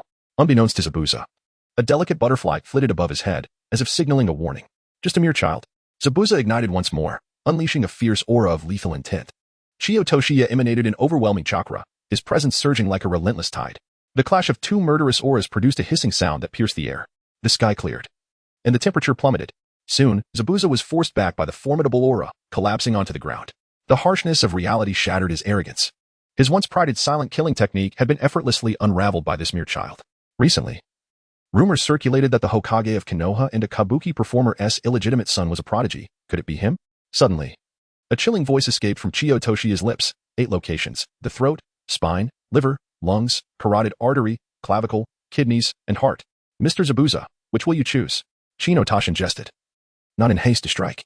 Like a cat that has caught a mouse, it first toys with its prey before delivering the final blow, leaving the bewildered creature in a daze. The youth displayed a lack of martial virtue. "You have articulated my thoughts so thoroughly that I find myself at a loss for words." However, he swiftly rose, muscles taut and strength surging. The executioner's great blade transformed into an ethereal shadow, aimed to cleave Chino Tashin at the waist. Bang! Chino Toshiyuki was shattered to pieces. However, it was merely a water clone. His eyes nearly bulged out in disbelief. This little brat actually possesses the water clone technique. His worldview had been entirely overturned. Am I the abnormal one, or is the genius simply too outrageous? Die. Zabuza once again raised his beheading sword and struck down. The figure exploded, revealing yet another water clone. I cannot believe this. It is utterly absurd. Once more, you wretched little brat. Kakashi could not discern the nature of the battle within. He could only hear the rhythmic splashes of water, resonating like a peculiar symphony. Shinotoshi had his fill of play. He coldly remarked, "It is my turn now." However, the dilemma of which technique to choose arose. With an abundance of techniques available, it had transformed into a case of decision paralysis. At that moment, the system prompted a narrative sign and task. Ding. Activate Naruto's Ninetales power, prevent Sasuke from sustaining grievous injuries from the Mirror of Ice, and deliver a painful blow to Cardo. Among others, activate Naruto's Ninetales power, prevent Sasuke from being harmed, deliver a painful strike to Cardo? 3 tasks indeed. Does this imply that the rewards will be rather substantial? Toshiyuki Aikino suddenly experienced a profound premonition. This time, he would be rewarded with a bloodline limit related to ice, closely tied to the white. Regaining his composure, Aikino began to mercilessly torment Zabuza. 1,000 years of death. Uni. For nearly 10 ensuing minutes, Zabuza, enveloped in thick mist, was relentlessly brutalized by Aikino, accompanied by discordant sounds. Despite Zabuza's repeated attempts to utilize water clones, he was ultimately ensnared, as Aikino adeptly discerned his true form amidst the fluttering butterflies. The outcome was unmistakably tragic. Tashino suddenly had a premonition that there would surely be more than one Masra in the future, perhaps even a grand family of butterflies, each possessing various formidable abilities. As for why he hasn't killed Zabuza yet, an explanation will follow. Tomorrow, the character of Bai will make an appearance. Regarding Bai's gender, it has been definitively established, this book will no longer engage in debate. I have perused numerous Naruto fanfictions where some authors have astonishingly portrayed Bai as a woman, a notion I find utterly unacceptable. Indeed, this book often playfully mocks Sasuke and Naruto, but it is merely in jest, and I would never allow them to engage in anything unspeakable. They are more akin to brothers who share a profound bond. However, the suggestion of taking Bai as a partner is simply beyond my capacity. Chapter 41. A triumphant initial battle. Who is Zabuza? With a single hand, he controls the 6th Hokage, Kakashi. He sends the 7th Hokage, Naruto, flying with a kick. He effortlessly defeats the reincarnation of Indra, Sasuke. These accomplishments surpass even those of Kagaya Otsutsuki, establishing him as the foremost figure in the ninja world. Yet, this extraordinary individual is mercilessly tormented by Tashino with 1,000 years of pain technique. His water clones, splashing about, cannot escape the discernment of the shadow butterfly. What on earth is happening? In the end, Zabuza cried out, "It cannot continue like this. If it does, once my chakra is exhausted, I will be left waiting for death." He dispelled the mist technique, and the thick fog dissipated. Zabuza rubbed his backside, his face contorted, caught in a paradox of pain and pleasure. Fortunately, his endurance was remarkably astonishing. In no time, he rose to his feet, appearing as though nothing had transpired. Shino Toshiyuki could not help but marvel. Truly, he is an elite jonin, excelling in every aspect. Kakashi gazed at Shino Toshiyuki with admiration. And now, it is my turn to take the stage. If I do not showcase my abilities soon, I fear I will be looked down upon by these youngsters. Kakashi lunged fiercely towards Zabuza, declaring, "Today, I shall claim your head as a trophy upon the wall." However, one must not speak too boldly. Such arrogance may lead to an awkward predicament. Similarly, love should not be pursued too deeply, for once entangled, it becomes difficult to extricate oneself. Kakashi found himself ensnared by the water prison technique, rendered unable to escape. Zabuza created clones, intending to deal with the young ones. Shinotoshi understood that soon there would be a seamless collaboration between Naruto and Sasuke. Thus, he relinquished the stage, allowing the two brothers to enhance their practical combat experience. Hinata possessed the Byakugan, along with the gentle fist techniques of the Hyuga clan. She brandished her delicate fists, eager to charge forward, which prompted Shinotoshi to swiftly embrace her. "My dear aunt, you are truly bold. If you rush in now, you will be no match for Zabuza's strike," he cautioned. "Hinata, do not rush. Today is merely for observation. There will be opportunities for you to train in the future." With that, he casually glanced toward the distant woods, where a masked figure leaned against a tree, gazing intently in their direction. The events that unfolded afterward mirrored the original narrative. Naruto and Sasuke executed a series of tactics and collaborations, successfully rescuing Kakashi. With the Sharingan at his disposal, Kakashi gained the upper hand. He and Zabuza simultaneously performed hand seals, their hands moving in a blur as if competing in speed. Water style, Water Dragon Jutsu. After replicating the technique that rendered one invulnerable to drowning, Kakashi adeptly copied the water style, Waterfall Jutsu. The surging torrents roared and surged, creating waves that soared over 30 meters high. The spectacle was grand, akin to a stampede of wild horses. Being struck by such a technique would undoubtedly be more painful than being hit by a high-pressure water jet.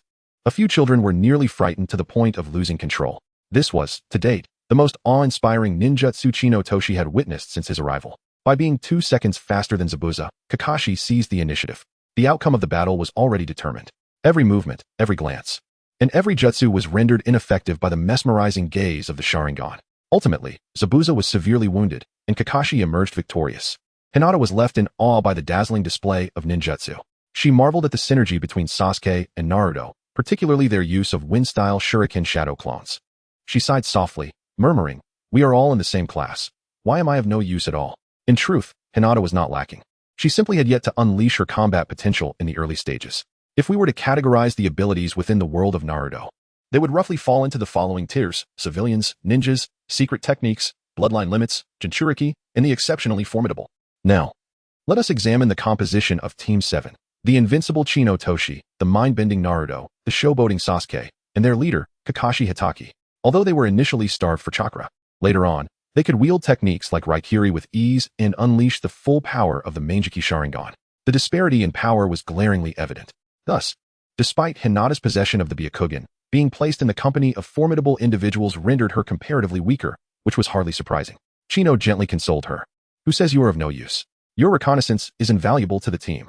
Hinata smiled and nodded, her cheeks flushed like a ripe apple. However, he could sense that there was still a hint of disappointment within her. "Stop overthinking, and I will gift you something special later." "What kind of gift?"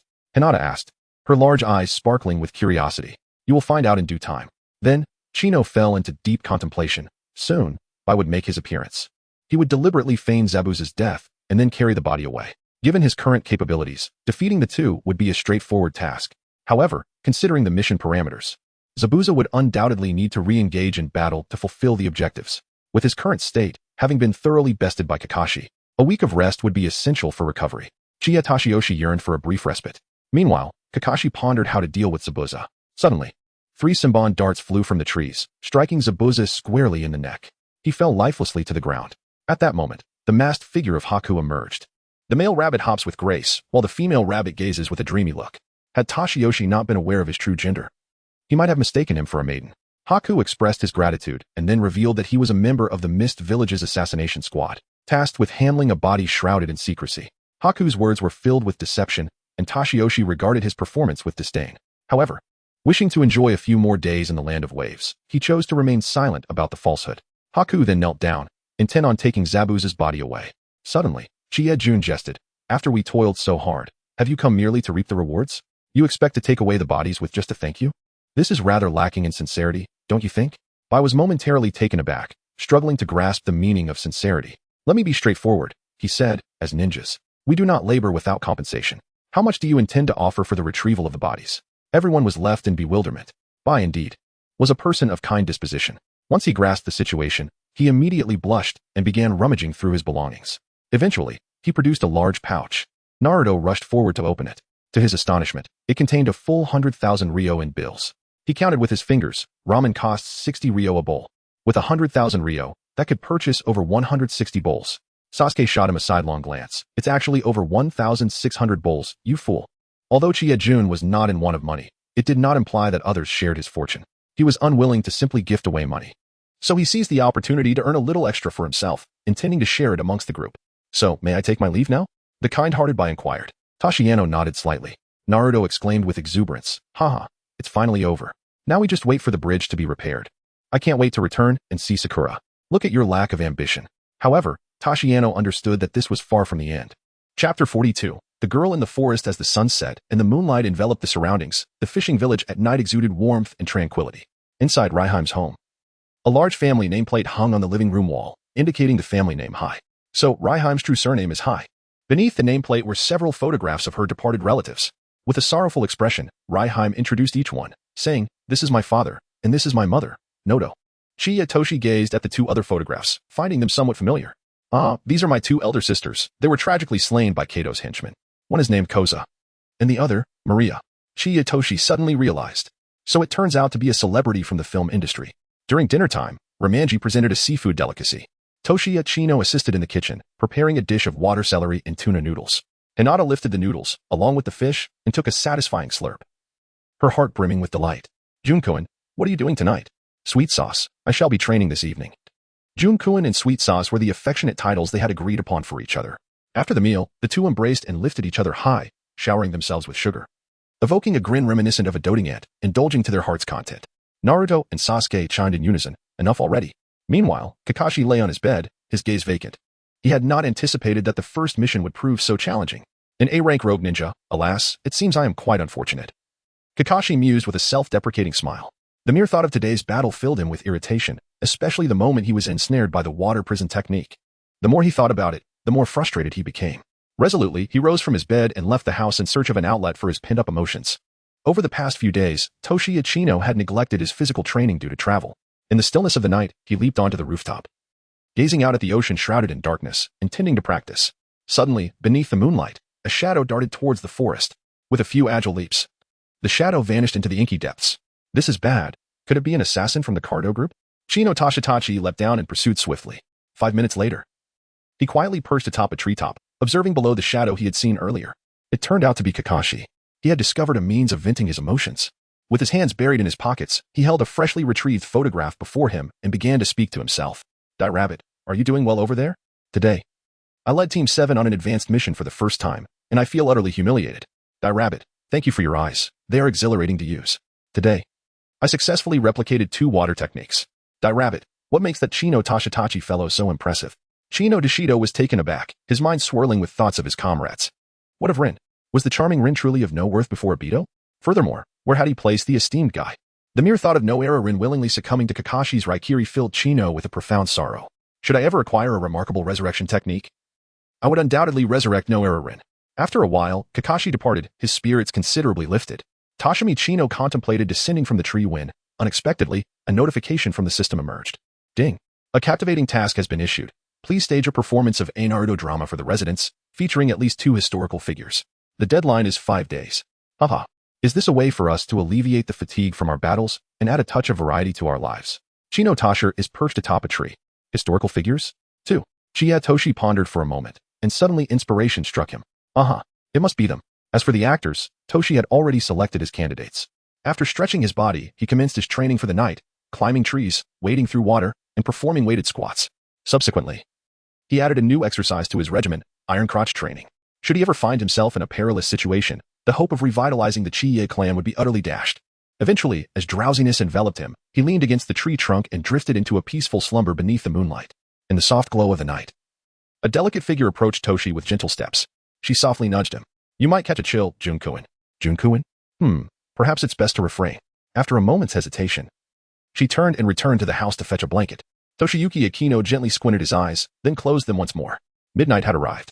Chino Toshi opened his eyes and turned his head to gaze. Hinata was peacefully nestled in his embrace, their hands intertwined tightly. Toshiyuki Chino found himself in an unusually intimate proximity to her for the first time, a hint of shyness gracing his countenance. Hinata murmured. Why did Zabuza choose to become a rogue ninja? The mention of rogue ninjas summoned several figures in Chino's mind, the coerced Madara, the burdened Itachi, the inhumane Orochimaru, the love-driven Obito, the impulsive Kisame, and the heart-wrenching Sasori. Nevertheless, the most amusing was Deidara. Had he not turned rogue, he would undoubtedly have been the 4th Tsuchikage of a Wagakure, choosing instead to indulge in the Akatsuki's clay arts rather than remain in an office playing with his black earth. As dawn broke, a delicate mist enveloped the forest, and the fishing village emerged, shrouded in ethereal fog. A maiden clad in a flowing white gown wandered among the grass. Her head bowed as she foraged for herbs, seemingly tending to a sick family member. She was as enchanting as a celestial being, exuding an otherworldly purity. In truth, she was a charming girl from the Yuki clan. A small bird fluttered its wings and perched upon his shoulder, prompting him to smile and tease the creature. It was then he noticed 2 figures peacefully slumbering beneath a nearby tree, wrapped in a single blanket, their faces closely touching in an intimate embrace. The youth was strikingly handsome, a charming dimple gracing his cheek, while beside him curled a black-haired girl, serene and delightful, her bashful expression accompanied by a gentle smile. Wasn't he this the individual who had extorted money from him the previous day? Upon seeing the protective forehead protector on Chino's arm, his pupils constricted sharply. Memories of the battle with Zabuza and that group of ninjas surged forth, instantly igniting a wave of murderous intent. Zabuza had been gravely injured by them. The white-clad maiden was none other than Haku, a descendant of the Yuki clan and Zabuza's loyal companion, possessing the bloodline limit of ice release. The sudden surge of bloodlust startled the small bird, which flitted away into the depths of the forest. If he could eliminate them, Zabuza's plans would progress significantly smoother. He stealthily approached the sleeping pair, retrieving 2 daggers from his pocket, their blades poised menacingly near their necks. Chapter 43. The affluent Hyuga young lady. The daggers gleamed ominously in the light. With a mere exertion of force, he could easily end the lives of those before him. Yet, an unexpected scent reminiscent of feline waste wafted through the air. Sighing deeply, he felt his murderous intent dissipate. He sheathed the daggers and gently nudged the two slumbering figures. Hey, the morning dew is chilly. You'll catch a cold. Chino Toshi awoke slowly, gazing at the delicate features before him. Rubbing his sleepy eyes, he inquired. Who are you? With a bright smile, she replied, I am your elder sister, Hashimoto. Bah, you are quite the character, Toshi thought disdainfully. However, he quickly masked his thoughts with a smile and asked, By the way, dear Hashimoto, what brings you to the forest at the break of dawn? She chuckled, gesturing towards a basket. I have come to gather some herbs for healing and staunching wounds. At that moment, Hinata also stirred from her slumber, rubbing her drowsy eyes. Where is this? Sweet sauce, you are awake? Chino Toshi displayed a tender smile, and Hinata quickly realized there was another person beside her, causing her cheeks to flush crimson. Like a fledgling returning to its nest, she dove into Chino Toshi's embrace, burying her head deeply within. Hee, little ostrich, Chino Toshi chuckled. I added with a grin. What a delightful girl. Upon hearing the older sister's praise, Hinata timidly peeked out, her blush intensifying. By the way, you must be ninjas, right? I pointed at their forehead protectors. To Shinobu, Chino chuckled. Indeed, we are ninjas from the Hidden Leaf Village. Wow, that sounds incredibly impressive. Chie-jun, with a touch of humility. Acknowledged, my abilities remain rather feeble, thus I can only undertake A-level tasks. He then cast a lingering gaze towards Hinata, his eyes brimming with affection. However, I shall grow stronger, to protect those I hold most dear. Those you cherish most? Are you referring to me? Hinata was momentarily taken aback. Indeed, Junkuen, she replied, her voice softening. Meanwhile, Bai, overwhelmed by the sweetness of the moment, felt as though he was suffocating from the abundance of affection and hastily excused himself. Perhaps fate will not allow our paths to cross again. In truth, Chie-jun had already awakened before Bai approached them. The hidden figure, Xiaohei, had been silently summoned by him. Should Bai dare to take any action, Xiaohei's razor-sharp claws would unhesitatingly strike at his heart. Junkuen, is that the masked individual from yesterday? Hinata inquired, her head nestled against Chie-jun's arm. Moreover, this person stealthily rescued Zabuza, did he not? To Jun's astonishment, Hinata had discerned this as well. Incredible. She has detected it too? He marveled. Hinata's Byakugan had indeed enabled her to sense the chakra of the girl earlier. That feeling was strikingly similar to that of the masked individual from the previous day. Furthermore, Hinata's perceptive abilities were remarkably astute. Chino nodded slightly. Just now, he had a perfect opportunity to take action, yet he chose to refrain. Hinata murmured, he shouldn't be a bad person, right? That individual gives me a sense of crystalline purity, immaculate and untainted. But why is he following Zabuza? Chie-toshi felt a smile bloom within him. After all, even in moments of despair, charm prevails. He then pondered thoughtfully. Indeed, every individual fights for that which they cherish most dearly. Romanji strives against Cardo. Kakashi-sensei works tirelessly to protect us. Sasuke endeavors to revive his clan. Naruto aspires to become Hokage, and I labor to construct a palace. A palace? What sort of palace? Hinata inquired, her curiosity piqued. Ahem, it's nothing of consequence. At that moment, Toshi inadvertently cast a glance at Hinata, who had yet to fully mature. He could hardly fathom the immense burden she would eventually bear. The sun gradually ascended, the mist dissipated, birds stirred from their slumber, and the forest came alive with activity. The two small figures nestled against one another. The sensation of love is truly delightful. Toshi was enveloped in sweetness. Suddenly, Hinata recalled something. She rummaged through her pocket and presented him with a few sheets of paper. Chie was perplexed as he received the stack. What on earth? He counted. 1, 2, 3, 10 bills totaling 10,000. Hinata, what is the meaning of this? Chie was taken aback. Junkuen, you are far too slender. You must bolster your nutrition. Purchase some delectable food, and do not toil away at the casino for mere earnings. Her insinuation was clear. I, the young lady, shall provide for you. How extraordinary. It was no surprise, coming from the Hyuga family. Their generosity was truly lavish. Although Tashiano has acquired wealth, he does not exhibit ostentatious displays of affluence. Nor does he flaunt his money in large quantities. After all, there exists a person named Kakuto in this world. Tashiyoshi Chino, of course, would not accept her money. Even in times of financial strain, he would refuse such an offer, unwilling to become a man reliant on others. Upon witnessing his resolute rejection, Hinata could only withdraw her proposition. Yet, in her eyes, Tashiyoshi appeared all the more masculine. Just then, a distant voice called out, "Breakfast is ready." The two of them promptly rose, hand in hand, setting off towards the village. Meanwhile, at the seaside, the sun ascended in all its glory, waves crashing fervently. Sasuke was drenched in sweat, having discovered Tashiyoshi training in the forest the previous night. Thus, he had come to the beach, dedicating the better part of the night to rigorous practice. At this moment, fatigue washed over him, yet his resolve remained unyielding. The palm trees on the sandy shore bore the marks of his exertion, some even singed. Sasuke pushed his limits, having practiced all facets of his martial and ninjutsu skills. He lifted his trembling arm towards the rising sun, his eyes turning a fierce crimson. I shall grow stronger. Strong enough to make those responsible for the annihilation of the Uchiha clan pay dearly, strong enough to compel even that man to look up to me. Meanwhile, Naruto remained nestled comfortably in his blankets. Chino gave his posterior a resounding slap. Hurry up and get out of bed for breakfast. Huh? Where's Sasuke? Naruto glanced at the empty bed across from him, shaking his head in bewilderment. Chino Toshi suddenly recalled the amusing task. Upon hearing this, Naruto was filled with immense joy. Shall I perform? Splendid. It is settled then. It must be me, Uzumaki Naruto, and no one else shall take my place. Chiya Toshi nodded with a smile. Chapter 44. Gentle Fist Instruction. At the dining table, Sister Rimi prepared a delectable breakfast. Sasuke returned from the seaside, visibly fatigued. Naruto cheerfully exclaimed, the sky is darkened. The rain has fallen, and the second pillar has returned limping. Kakashi's arched eyebrows resembled a crescent moon, and his eyes twitched as he gazed at Chiya Toshi and Hinata, letting out a chuckle. Ahem, our mission is to safeguard the bridge construction. And you all are utterly exhausted. How can you protect anything in such a state? It's truly vexing. Nevertheless, Kakashi appreciated their diligence. Toshimi Chino believed that genius is not solely a matter of talent and grace, it is equally about diligence and perseverance. Possessing an extraordinary system, yet remaining idle renders one nothing more than a soulless facade. All right, everyone, let us feast before the food grows cold. Romanji smiled sweetly and then sat closely beside Kakashi. After spending considerable time together, despite her somewhat carefree nature, this sister proved to be quite admirable, warm-hearted, and cheerful. Equally adept in both the parlor and the kitchen, the members of Team 7 grew increasingly fond of her.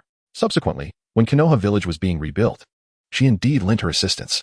Toshiya Aikino silently vowed that once he mastered the technique of impure world reincarnation, he would surely resurrect your two elder sisters. At breakfast, everyone devoured their food ravenously, yet Hinata maintained a semblance of decorum. In truth, only Aikino was aware of her formidable appetite. After the meal, the group proceeded to the bridge construction team. Thus, 2 days passed in tranquility, with no further sightings of Zabuza or his henchmen. On the evening of the third day, within the depths of the forest, Toshikazu Chino and Hinata are engaged in practice, with one assuming the role of attacker and the other defender. Hinata's offensive maneuvers are gentle and fluid, yet each strike is imbued with a fierce chakra, blending softness with undeniable strength. Chino Toshinori patiently instructed, pay attention to your arms. Do not swing them too widely. Aim at me, and utilize the Byakugan to identify weaknesses. Kakashi observed this scene from a distance, his dead fish eyes twitching slightly. He stood frozen in place, bewildered. What is happening? Am I not seeing this correctly? Toshiki Chino unexpectedly instructs Hinata in the gentle fist technique. While he does not deny the prowess of the young one's taijutsu, the gentle fist is a hereditary martial art of the Hyuga clan. This seems rather absurd. Does it not? Toshino Chiya was acutely aware of Hinata's current shortcomings and strength. Soon, during the Chunin exams, she would be pitted against Niji Hyuga. He was determined to facilitate her swift advancement. All right, let us conclude today's training here. With a gentle poke to Hinata's forehead, he expressed his affection. Hinata exhaled softly, wiping the sweat from her brow. It was then that they noticed Kakashi's presence. Just at that moment, Sasuke and Naruto arrived as well. Hey, Chiya. When are we going to rehearse? Naruto inquired loudly, his curiosity evident. Rehearse? Kakashi responded, perplexed. Chiya Toshi smiled and remarked, it's a secret for now. Subsequently, Kakashi expressed his approval, stating, indeed, everyone is becoming increasingly diligent. Sasuke interjected unexpectedly. We can't possibly rely on a lazy teacher to guide our training, can we? Naruto chimed in, exactly. Kakashi-sensei spends all his time reading comics. Are they really that captivating? May I take a look? Kakashi's forehead displayed several lines of irritation. With a sheepish chuckle, Kakashi scratched his head and put away the intimate study materials. It seems I shall have to assist you all with your training more frequently. With a deliberate smile, Chino Toshi inquired, so, Kakashi-sensei, what shall we train in? Clearing his throat, he replied, climbing trees. Accomplished. Treading water. Accomplished. Scaling cliffs. Accomplished. Very well then, let us first partake in dinner. Kakashi, feeling immensely awkward, took his leave. At the dining table, Chino Toshi broached the topic of performances. Rianji could hardly contain her excitement. In the quaint fishing village, there were scarcely any recreational activities. After dinner, everyone would extinguish the lights and retire for the night. This, in turn, contributed to the increasing number of children. The following day, Toshino Chiya did not go to the bridge. Instead, he prepared for the evening's performance. He retrieved a grand canvas and paintbrushes from his surroundings. Subsequently, he employed the technique of multiple shadow clones, creating a sixth method for collective painting. If he could discover 4 additional uses for his shadow clones, he would complete the task and receive a reward. As dusk fell, the residents of the fishing village gathered at the beach, their spirits high and joy radiating throughout the crowd. This was their first experience witnessing a performance. The stage backdrop had been set, showcasing a magnificent depiction of the flourishing Hidden Leaf Village. Beneath the curtain, the setting was arranged to resemble the Hokage's office. With a wave of her hand, Ryanji quieted the audience. Please enjoy the historical drama presented by the Hidden Leaf Village Arts Troupe, The Meeting of Great Figures. Then, Hinata's voice resonated. On the day when the first Hokage, Shinja Hashirama, and Uchiha Madara jointly established the Hidden Leaf Village, they engaged in an intimate conversation within the Hokage building. Please enjoy the performance by Chie and Uzumaki Naruto. Thunderous applause erupted from the audience. The script had been meticulously reviewed by Kakashi, who had also incorporated suggestions from Sasuke. After all, Madara was the former leader of the Uchiha clan. Chie portrayed Hashirama, while Naruto took on the role of Madara. Initially, their performance was both vivid and deeply moving. However, as the play progressed, the two were struck by inspiration, deviating from the script to improvise. Madara, why do you treat me this way? Hashirama inquired. What do you mean by that? Madara retorted. You not only refuse to assist me, but you also undermine my efforts. Hashirama exclaimed. What do you want me to do? Madara shot back. If you help me, I will help you. If you refuse to help me, yet I still assist you, and you scold me afterward, then I shall retaliate. Hashirama declared. Enough. What nonsense are you spouting? Madara exclaimed. Kakashi, hearing this exchange, felt a vein throb on his forehead and hastily paused the performance. Sasuke rolled his eyes, muttering. Two absolute fools. Meanwhile, Hinata's eyes sparkled with admiration. Chie-kun is so humorous. Laughter erupted from the crowd. Though they had mocked the script, the atmosphere reached a climax. At that moment, the system chimed in with new rewards. Chapter 45, Burn, Byakugan. The absurd task yielded an even more absurd reward. Ding. Congratulations to the host for completing the performance sign-in. The reward is the Reverse Palace Technique W0C. The Reverse Palace Technique. This is Naruto's unique ninjutsu. Toshino Chie still vividly recalls the shock he experienced while watching episode 683. The battle raged on, and then, quite unexpectedly, the art style underwent a dramatic shift at the 521 mark. Naruto unleashed a Reverse Palace Technique, summoning a host of dashing young men. Sakura immediately transformed into a visage of astonishment, her nose streaming with blood. The adorably captivating Kagaya Otsutsuki was momentarily taken aback as well. Even the most formidable can succumb to infatuation, and she was subsequently sent flying by Naruto's punch. This does not imply that Kagaya lacks prowess, rather. It suggests that she was utterly flabbergasted, especially with such an assembly of strikingly handsome men gathered together. Among them were Izuna Uchiha, Yashimaru, the Three-Tails Jinchuriki Yagura, the Six-Tails Jinchuriki F, Kabuto Yakushi, J-Go, and Sai. The remaining individuals were unrecognizable to Toshino Chie. At that moment, he pondered whom he would choose for his future techniques: the third Hokage, Danzo, Orochimaru, Kakuzu, the Tsuchikage, Kakuzu, and Kisame. Time flew by, and days passed swiftly. Hinata's gentle fist technique advanced rapidly, filling Toshino Chie with immense joy. The construction of the bridge progressed smoothly, although there were occasional disturbances from a few of Kato's henchmen. One morning, Hinata accompanied Ramaki to the bridge. Along the way, they encountered numerous impoverished residents of the Land of Waves, destitute and struggling for survival. Upon seeing the emaciated children, the kind-hearted Hinata was engulfed with righteous fury towards Kato. Suddenly, 4 of Kato's henchmen came running from the other end of the bridge. One of them kicked over a woman holding a child. Hinata was utterly incensed. Before Sasuke and the others could intervene, she unleashed her gentle fist technique. This display of martial prowess was nothing short of magnificent. One assailant suffered ruptured organs and severed meridians, expiring on the spot from blood loss. The remaining 3 were incapacitated, their limbs rendered useless. Everyone stood in stunned silence. Naruto was particularly astonished, his mind reeling, exclaiming, "No way. Is this really Hinata Hyuga?" Ramaki covered her mouth in disbelief. To her, the seemingly meek girl appeared too shy to ever take a life. Only Toshino Chie understood. Some individuals, though seemingly placid, become forces to be reckoned with when provoked. Ignite, Byakugan. This is your ninja way. Upon witnessing the bodies on the ground, Hinata was momentarily paralyzed. Trembling, she gazed at her hands, whispering in horror, I killed someone. Chino Tashiichi embraced her gently, offering comfort. It is all right. This is a path you must traverse. In the future, you will encounter even more harrowing challenges. Indeed, compared to Sasuke and the others, Hinata may appear somewhat weaker. Yet, she is a kunoichi endowed with the Byakugan and gentle fist techniques. She is more than capable of dealing with thugs and ruffians. Moreover, her ethereal gentle fist allows her to evade any attempts to lay a hand on her, rendering it a one-sided display of dominance on her part. During dinner, everyone lavished her with praise. Naruto exclaimed, Hinata, you are incredible. You took on 4 all by yourself. Kakashi remarked, this is the essence of training, Hinata. Your progress is remarkable. Sasuke nodded in agreement. Chie-toshi, the sweet sauce at my home is absolutely delightful. Rimanji, this is a papaya and snow frog delicacy specially prepared for you by my sister. Shino Toshi suddenly recalled a past case. a 20-year-old young man whose prolonged consumption of papaya stewed with snow frog resulted in a breast enlargement akin to that of a woman.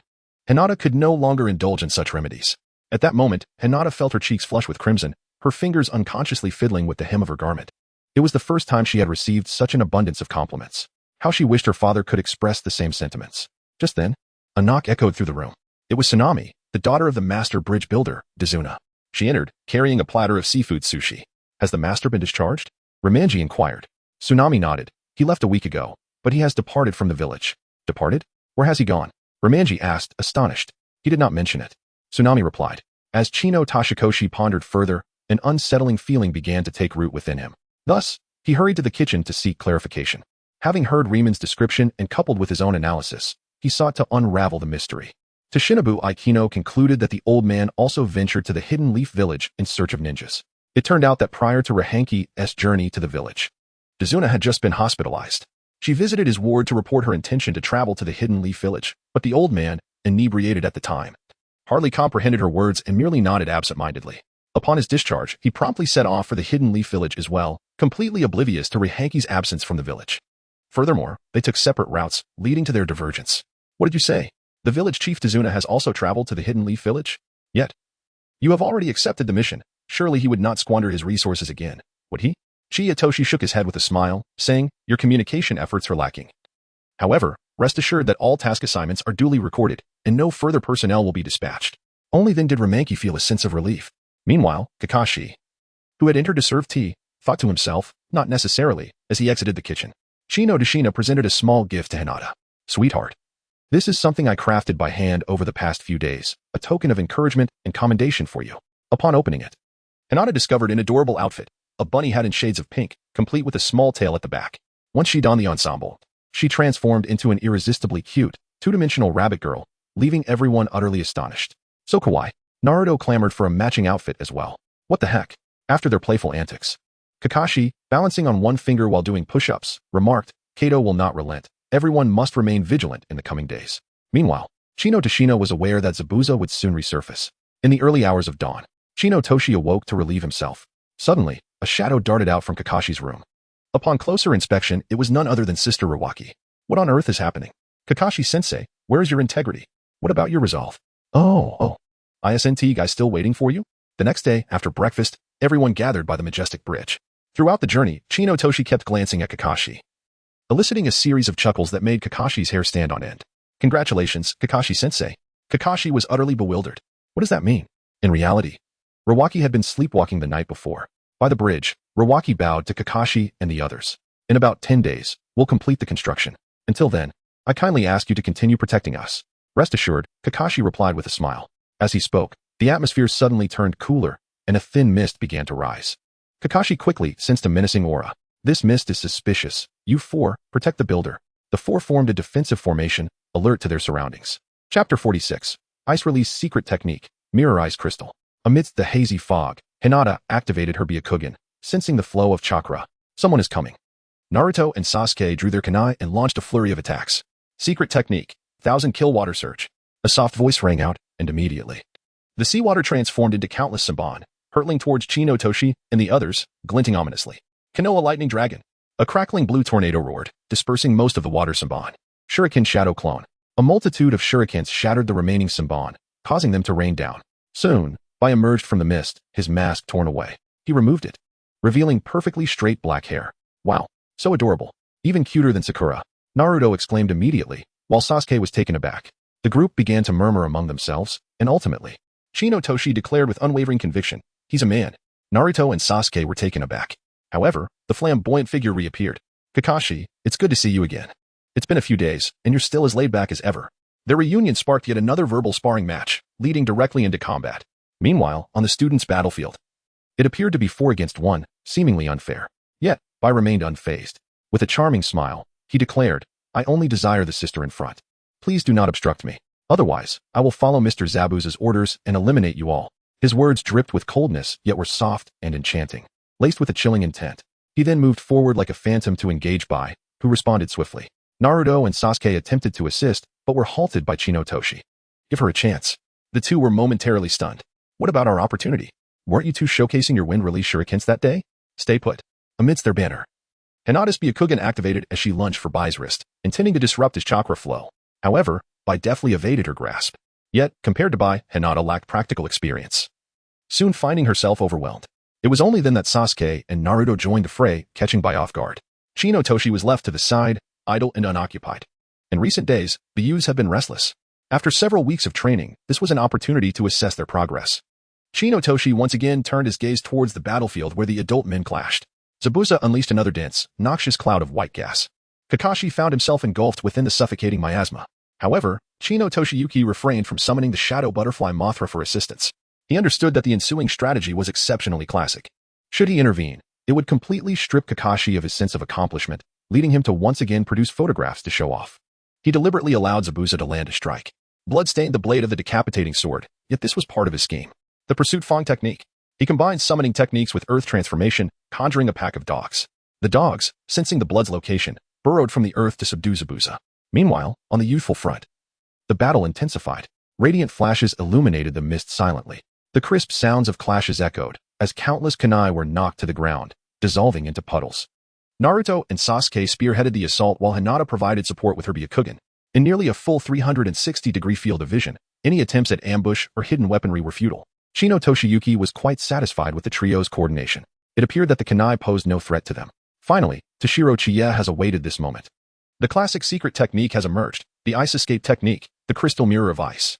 This technique crystallizes the moisture in the air using blood, forming mirrors of ice that encircle the foes. The caster can move freely within the icy reflections, launching attacks on their adversaries. The ethereal and crisp sound of water transforming into ice resonates around them. Ice spreads upward around the three, instantly morphing into numerous crystalline mirrors. Sasuke, come forth. Due to the stipulations of their mission, it is imperative to prevent Sasuke from sustaining any injuries. In the original narrative, Sasuke was grievously wounded by the crystal mirrors. Watching the anime back then was particularly frustrating. Several shattered mirrors inflicted severe torment upon Naruto and Sasuke. Kuro, go. Kuro leaped forward, dragging Sasuke out with urgency. Fortunately, the mirrors had just begun to close at that moment. A moment later, and it would have been too late. Sasuke struggled helplessly, unaware of what was pulling him away. Toshihiro gathered a colossal amount of chakra at his fist, intending to unleash a tremendous force. He could shatter even the earth-style wall. Yet he could not break a few pieces of the mirror. With a fierce roar, he charged forward, only to be violently rebounded by the enchanted mirror. Had it not been for the automatic emergence of the Bone God armor, his skull would surely have been crushed. Was it truly that extraordinarily resilient? Even his immense strength could not breach it. No wonder Sasuke had faced such a devastating defeat. Indeed, the earth-style wall. Suddenly, inspiration struck him. He then devised an enhanced original ninjutsu. This technique was remarkably formidable. Subsequently, as Toshihiro beheld the figures rushing towards him, he was left utterly astonished. Chapter 47. An original ninjutsu exceeding the earth-style wall in prestige. Within the mist, a chilling atmosphere enveloped the surroundings. Naruto and Hinata found themselves ensnared within an icy mirror. Astonishingly, Toshihiro's immense strength could not shatter the icy barrier. What would transpire if he infused even more chakra into the earth-style wall? Thus, a new, refined ninjutsu materialized. With a tremendous surge of chakra coalescing in his hands, Tashino crouched down and struck the ground with great force. Earth-style, earth-flow rampart. A thunderous roar erupted as a formidable earthen barrier rose from beneath the mirror. The earth trembled, and soil surged forth, sending Sasuke and the others sprawling onto the ground. Kakashi and Zabuza ceased their skirmish, astonished by the spectacle. They beheld a torrent of earth rising like a flood, swiftly converging, solidifying, and taking shape until it formed an immense earthen platform, towering 5 to 6 meters high, as grand as several podiums combined. The icy crystal mirror rested perfectly atop the platform. With a resounding crash, as the platform ascended, the mirror shattered, transforming into droplets of water. Haha, it worked. Truly remarkable. Akin to a cow's sterilization, absolutely impressive. Toshi was filled with excitement. Bai, however, collapsed onto the platform, rendered utterly dazed. The earth flow wall served as a barrier, while the kingly earth flow wall formed a square platform, each of varying scale. Sasuke had been rescued, and one of the mission objectives had been accomplished. In the original narrative, it was during this battle that Sasuke awakened the double Tomo in his right Sharingan. However, Toshi had already facilitated his awakening in advance. Wait, what about Naruto's Ninetales power? The ice crystal magic mirror had been shattered, and Sasuke narrowly escaped serious injury. How would Naruto's Ninetales power be activated? Chino's enthusiasm reached a fever pitch, causing him to momentarily forget another task at hand. Yet, this was no challenge for him. He swiftly conceived a solution. Just then, a sweet voice called out, "Chino-kun." It seemed to be Ino's voice. What was she doing here? Turning around, He glimpsed a group approaching from the direction of the bridge. Leading the pack was none other than Asuma Sarutobi, followed closely by the members of Class 10, Ino Yamanaka, Shikamaru Nara, and Shoji Akimichi.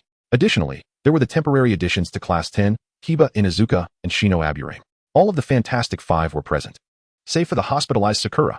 What could be the reason for their arrival? Upon closer inspection, he noticed Master Tazuna, the skilled craftsman, trailing behind. Could it be that the third Hokage had once again taken on a mission from the Land of Waves? Later, Naruto exclaimed in frustration. That old man is truly obsessed with money. He'll accept any job as long as there's a payment, even if it means repeating tasks. Kakashi delivered a light smack to Naruto's head, grumbling about his candid remarks. At that moment, the camaraderie among the group felt particularly warm. By the way, your home was almost raided. Thankfully, Hokage, Grandpa Mito, and Grandma Chiharu arrived just in time. Hiba accepted the dog food that Chino had handed him, thinking to himself. This brain tonic was certainly not given in vain. Chino Toshihiro was taken aback. Why?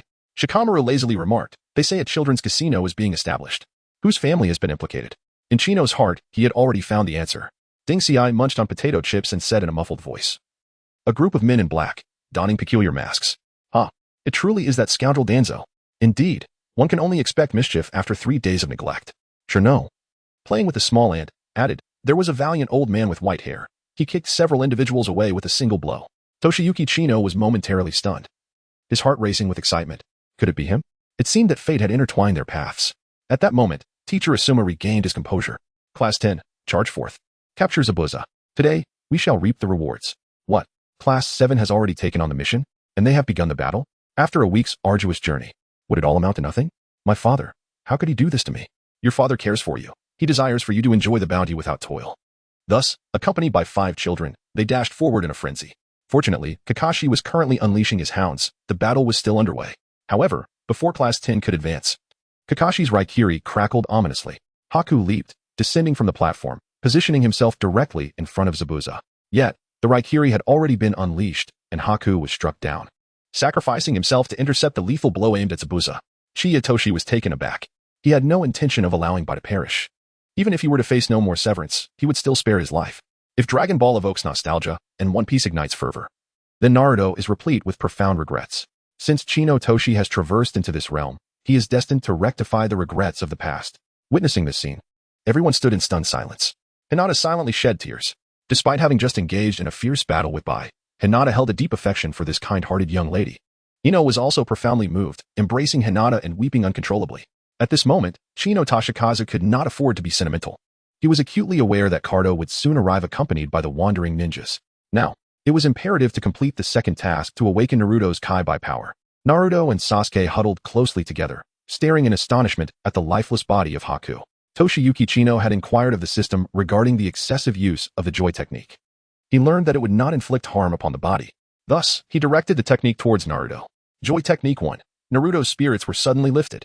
Joy Technique 2. He felt as if he had been invigorated. Joy Technique 5. He danced with exuberance, his blood surging with fervor. Joy Technique 10. Naruto performed flips on the ground, singing the Leaf Village song. Joy Technique 100. At last, a crimson chakra began to surge forth, saturating the air around him. Naruto's eyes turned blood red. The whisker marks on his lips thickened, his hair became wild, and fangs protruded from his mouth. The chakra transformed into the visage of the Ninetales, which howled defiantly towards the heavens. What a thrill. Its thunderous roar echoed across the land of waves. Ding. Congratulations to the host for successfully activating Naruto's Ninetales power. Kakashi's expression changed dramatically. The sheer magnitude of this chakra, had Naruto broken the seal? After observing for a moment, Kakashi wiped the sweat from his brow, feeling relieved. Fortunately, the seal remained intact. Meanwhile, Zabuza, having lost his mind due to Haku's demise, was in a state of despair. The sickening sound of flesh tearing echoed as Kakashi rendered both of his arms useless, and a kunai pierced his chest. Yet, no physical pain could compare to the anguish within. No, there was no heartache. He was merely a tool. At that moment, a dark mass of figures surged from the distance. Chapter 48, Dai Kato. Leading the group was a short figure with a head resembling a flower bun. He wore sunglasses, and his mouth sagged downward, his face elongated like a pair of shorts. Clad entirely in green, shoes, trousers, jacket, and belt, he leaned on a green cane, topped with a green hat. This individual was none other than Kato. He had murdered a minister of the Land of Waves, recruiting wandering ninjas and samurai to form a new violent faction, sweeping across the Land of Waves and establishing himself as a tyrant. The faction was dubbed the Lecherous Photo Guild. Indeed, he was as lewd and repugnant as depicted in the anime. Toshiyuki narrowed his eyes slightly. Kato stepped upon Haku's lifeless body. Hey, you bastard. Naruto exploded with rage. How can you treat a corpse like that? The others were equally incensed, eager to spring into action. I held back Chino. The final task is mine. Vanquish Cardo. Remove your foul foot. Shiyatoshi's gaze was frigid, exuding a palpable aura of menace. He tore at his clothing, his shoulders quivering, and slowly advanced towards Cardo. Emboldened by his numbers, Cardo displayed no fear. Instead, he crouched down to caress the pale face, a look of sheer delight upon his own. How repulsive. How perverse. How utterly revolting. In stark contrast to this scene, Zabuza, his arm rendered useless, remained silent, which infuriated Naruto. He rushed forward, unleashing a torrent of verbal assaults, causing the hardened warrior to shed tears. Such is the power of Naruto's words. At that moment, Zabuza finally acknowledged his feelings for Haku. In a fit of rage, Chino shouted, "Die, you bastard." The bone spikes pierced through his body, glinting with a chilling white sheen under the sunlight. In an instant, he executed a technique and charged towards Cardo. 6 razor-sharp bone spikes penetrated his eyes, throat, chest, and abdomen. As the spikes withdrew, the gaping wounds on Cardo's body erupted with a dark crimson spray of blood. Shiyatoshi remained unrelenting in his fury. With each strike of his palm, he sent forth splatters of blood from the wounded Kado. Each blow transformed flesh into a mere puddle of gore. Behind him, over 100 onlookers stood in stunned silence. Suddenly, a deputy commander shouted, "Slay this wretched child. Avenge our leader." Toshiyuki Chino let out a cold laugh. To this day, there remained an extraordinary ninjutsu yet to be showcased in battle. Lightning release, thunderclap. In an instant, countless lightning spears erupted from his mouth, sweeping through the enemy ranks like a Gatling gun. A devastating assault. Sasuke and the others stood in stunned silence, including Kakashi. In that moment, Toshiyuki transformed into a demon, his eyes filled solely with the thirst for bloodshed. Minutes passed, leaving a scene of carnage, with lifeless bodies strewn across the battlefield and the blood staining the bridge crimson. Suddenly, hundreds of skeletons rose, creaking as they followed Toshiyuki. A testament to his mastery of corpse fusion and skeleton resurrection, which had now reached an advanced level. At this juncture, Zabuza found himself on the brink of death. Kakashi thought, "I wish to see the expression on that man's face." He implored Kakashi to carry him to Haku's side. Kakashi nodded, lifting him from the pool of blood and bringing him to Haku's lifeless form. As snowflakes began to fall gently, the group paused in astonishment. "Snow in autumn?" Zabuza gasped. "It's snowing. Haku, are you weeping?" He murmured, "Haku, let me at least be by your side in your final moments." With deep affection, he gazed at Haku, summoning the last vestiges of his strength to tenderly caress Haku's cheek. Haku had been born in a village where snow fell. "If only I could take you to a place," he whispered. After a long while, Zabuza finally closed his eyes. Petals fell like snow, forever severing his ties to the mortal realm. Kakashi lowered his eye patch. "You will be together for eternity." He and Asuma each took up a body, making their way back to the village. Chiyatoshi suddenly recalled his past life. At that time, he was on night duty at the hospital while watching this episode. The beautiful nurse, Xiaoxiu, who watched it with him, was in tears, collapsing into Chiyatoshi's embrace. After her tears had subsided, the two of them discreetly ventured into the deserted duty room. As for Zabuza, Toshinori Kino does not harbor disdain. While some may perceive Zabuza Momochi as a ruthless and heartless antagonist, in Kino's eyes, he embodies a darkened hero. As a member of the Hidden Mist Village, Zabuza devoted himself tirelessly to the welfare of his home. However, the village leader, a mere puppet under manipulation, committed numerous heinous acts, including the barbaric trial of murder, a gruesome initiation that forced children to slaughter one another from the very onset of their ninja training. Zabuza's graduation examination, during which he took the lives of over 100, was less an act of malice and more a profound protest against such cruel regulations. This horrific experience became an indelible nightmare that haunted him.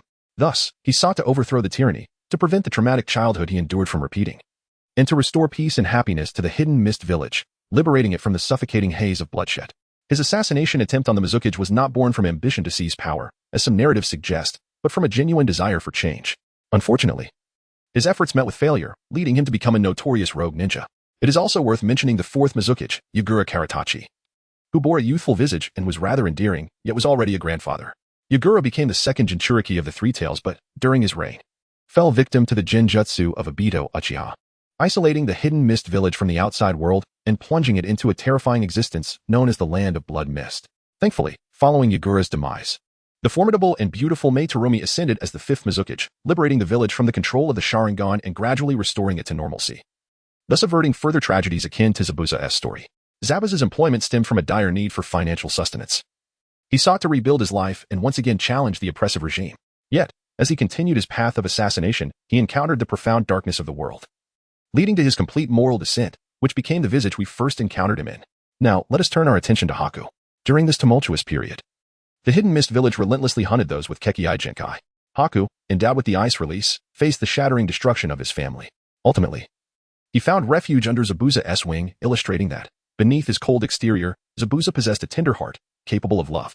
Despite Zabuza's claims of treating Haku merely as a tool, he genuinely cared for him, which endeared Haku to him deeply. Together, they became one of the finest partners in the history of the Hokage. Regrettably, both met their end at the hands of Team 7.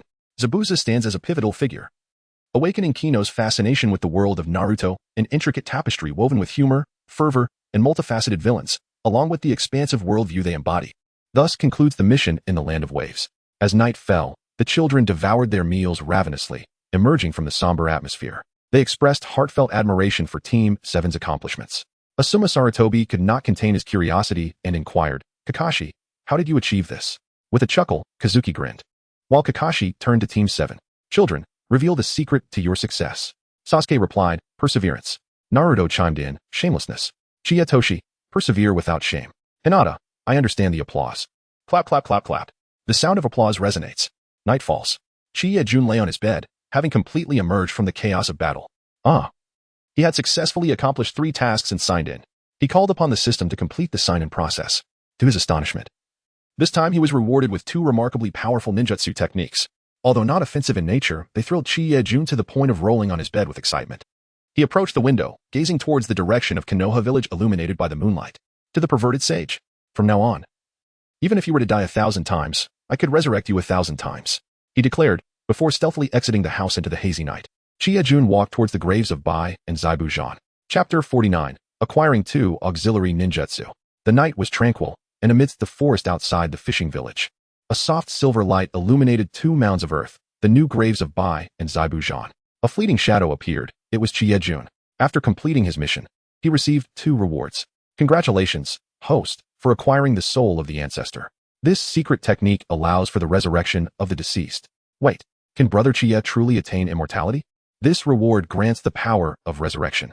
In the world of Naruto, several resurrection techniques have emerged. Chiyo's self-revival, one of the ultimate ocular jutsu, is Anaji. The outer path, Samsara technique, and the infamous Edo Tensei, among others. However, each of these methods comes with drawbacks and costs. Some require a living person to serve as a vessel for the deceased soul, while others result in a weakened resurrected entity. Additionally, some practitioners must pay with their own lives. Yet, the soul of the ancestor presents no such concerns. It is an unparalleled resurrection technique that does not necessitate a living vessel and harbors no adverse effects. What is more astonishing is that, upon resurrection, one can also employ the technique of transplanting the flower. This allows the resurrection to inherit 2 skills from the revived individual, automatically granting the user's bloodline limit. Incredible! Of course, the soul of the ancestor has its limitations. It can only revive fresh corpses that have been deceased for no more than 24 hours. Those devoid of humanity and utterly deranged, such as Kato, cannot be resurrected. The secret technique cannot be upgraded, and at most, 4 individuals can be revived at a time. It cannot be continuously cast, and requires a prolonged recovery period for the ninjutsu. Nevertheless, even with these constraints, Chiyajun felt immensely satisfied. At this moment, he stood before the graves and invoked the soul of the ancestor. A flash of white light erupted. 2 hands emerged from the mounds, clasping each other tightly. Chiyatoshi could not help but hum the tune. To love even in death, without holding back, is to experience true passion. Subsequently, Zanbu and Bai gradually emerged from the depths, staring blankly at him. Memories flooded back to them, and they recognized the one who had resurrected them. Instantly filled with heartfelt gratitude, "Brother Yajun, Appa." Toshi skillfully executed a technique akin to the art of misdirection. Before him materialized a holographic panel, showcasing an array of his opponent's abilities, including the elusive water release and the peculiar enema technique. Ultimately, he made his selection: water release, water dragon bullet technique; water release, great waterfall technique; ice release secret technique, 1,000 killing water flight; ice release secret technique, magic mirror ice crystal. Moreover, he acquired the bloodline limit, ice release. After a brief explanation, Toshi dashed back to the house, embodying the role of a dramatic performer. As rain began to fall and thunder rumbled, the 2 previously lifeless figures reanimated. A crowd gathered around, voices overlapping in inquiry, while Zabuza and Haku shook their heads in bewilderment. Hinata and Ino grasped Haku's hands, while others brandished their weapons menacingly at Zabuza. Chiyatoshi quickly waved his hand, exclaiming that this fellow had changed his ways and was no longer so dark-hearted. The most excited of all was Naruto. He circled around Haku, his enthusiasm radiating, his eyes sparkling with delight. Sasuke cast a cold glance at him, feeling somewhat displeased.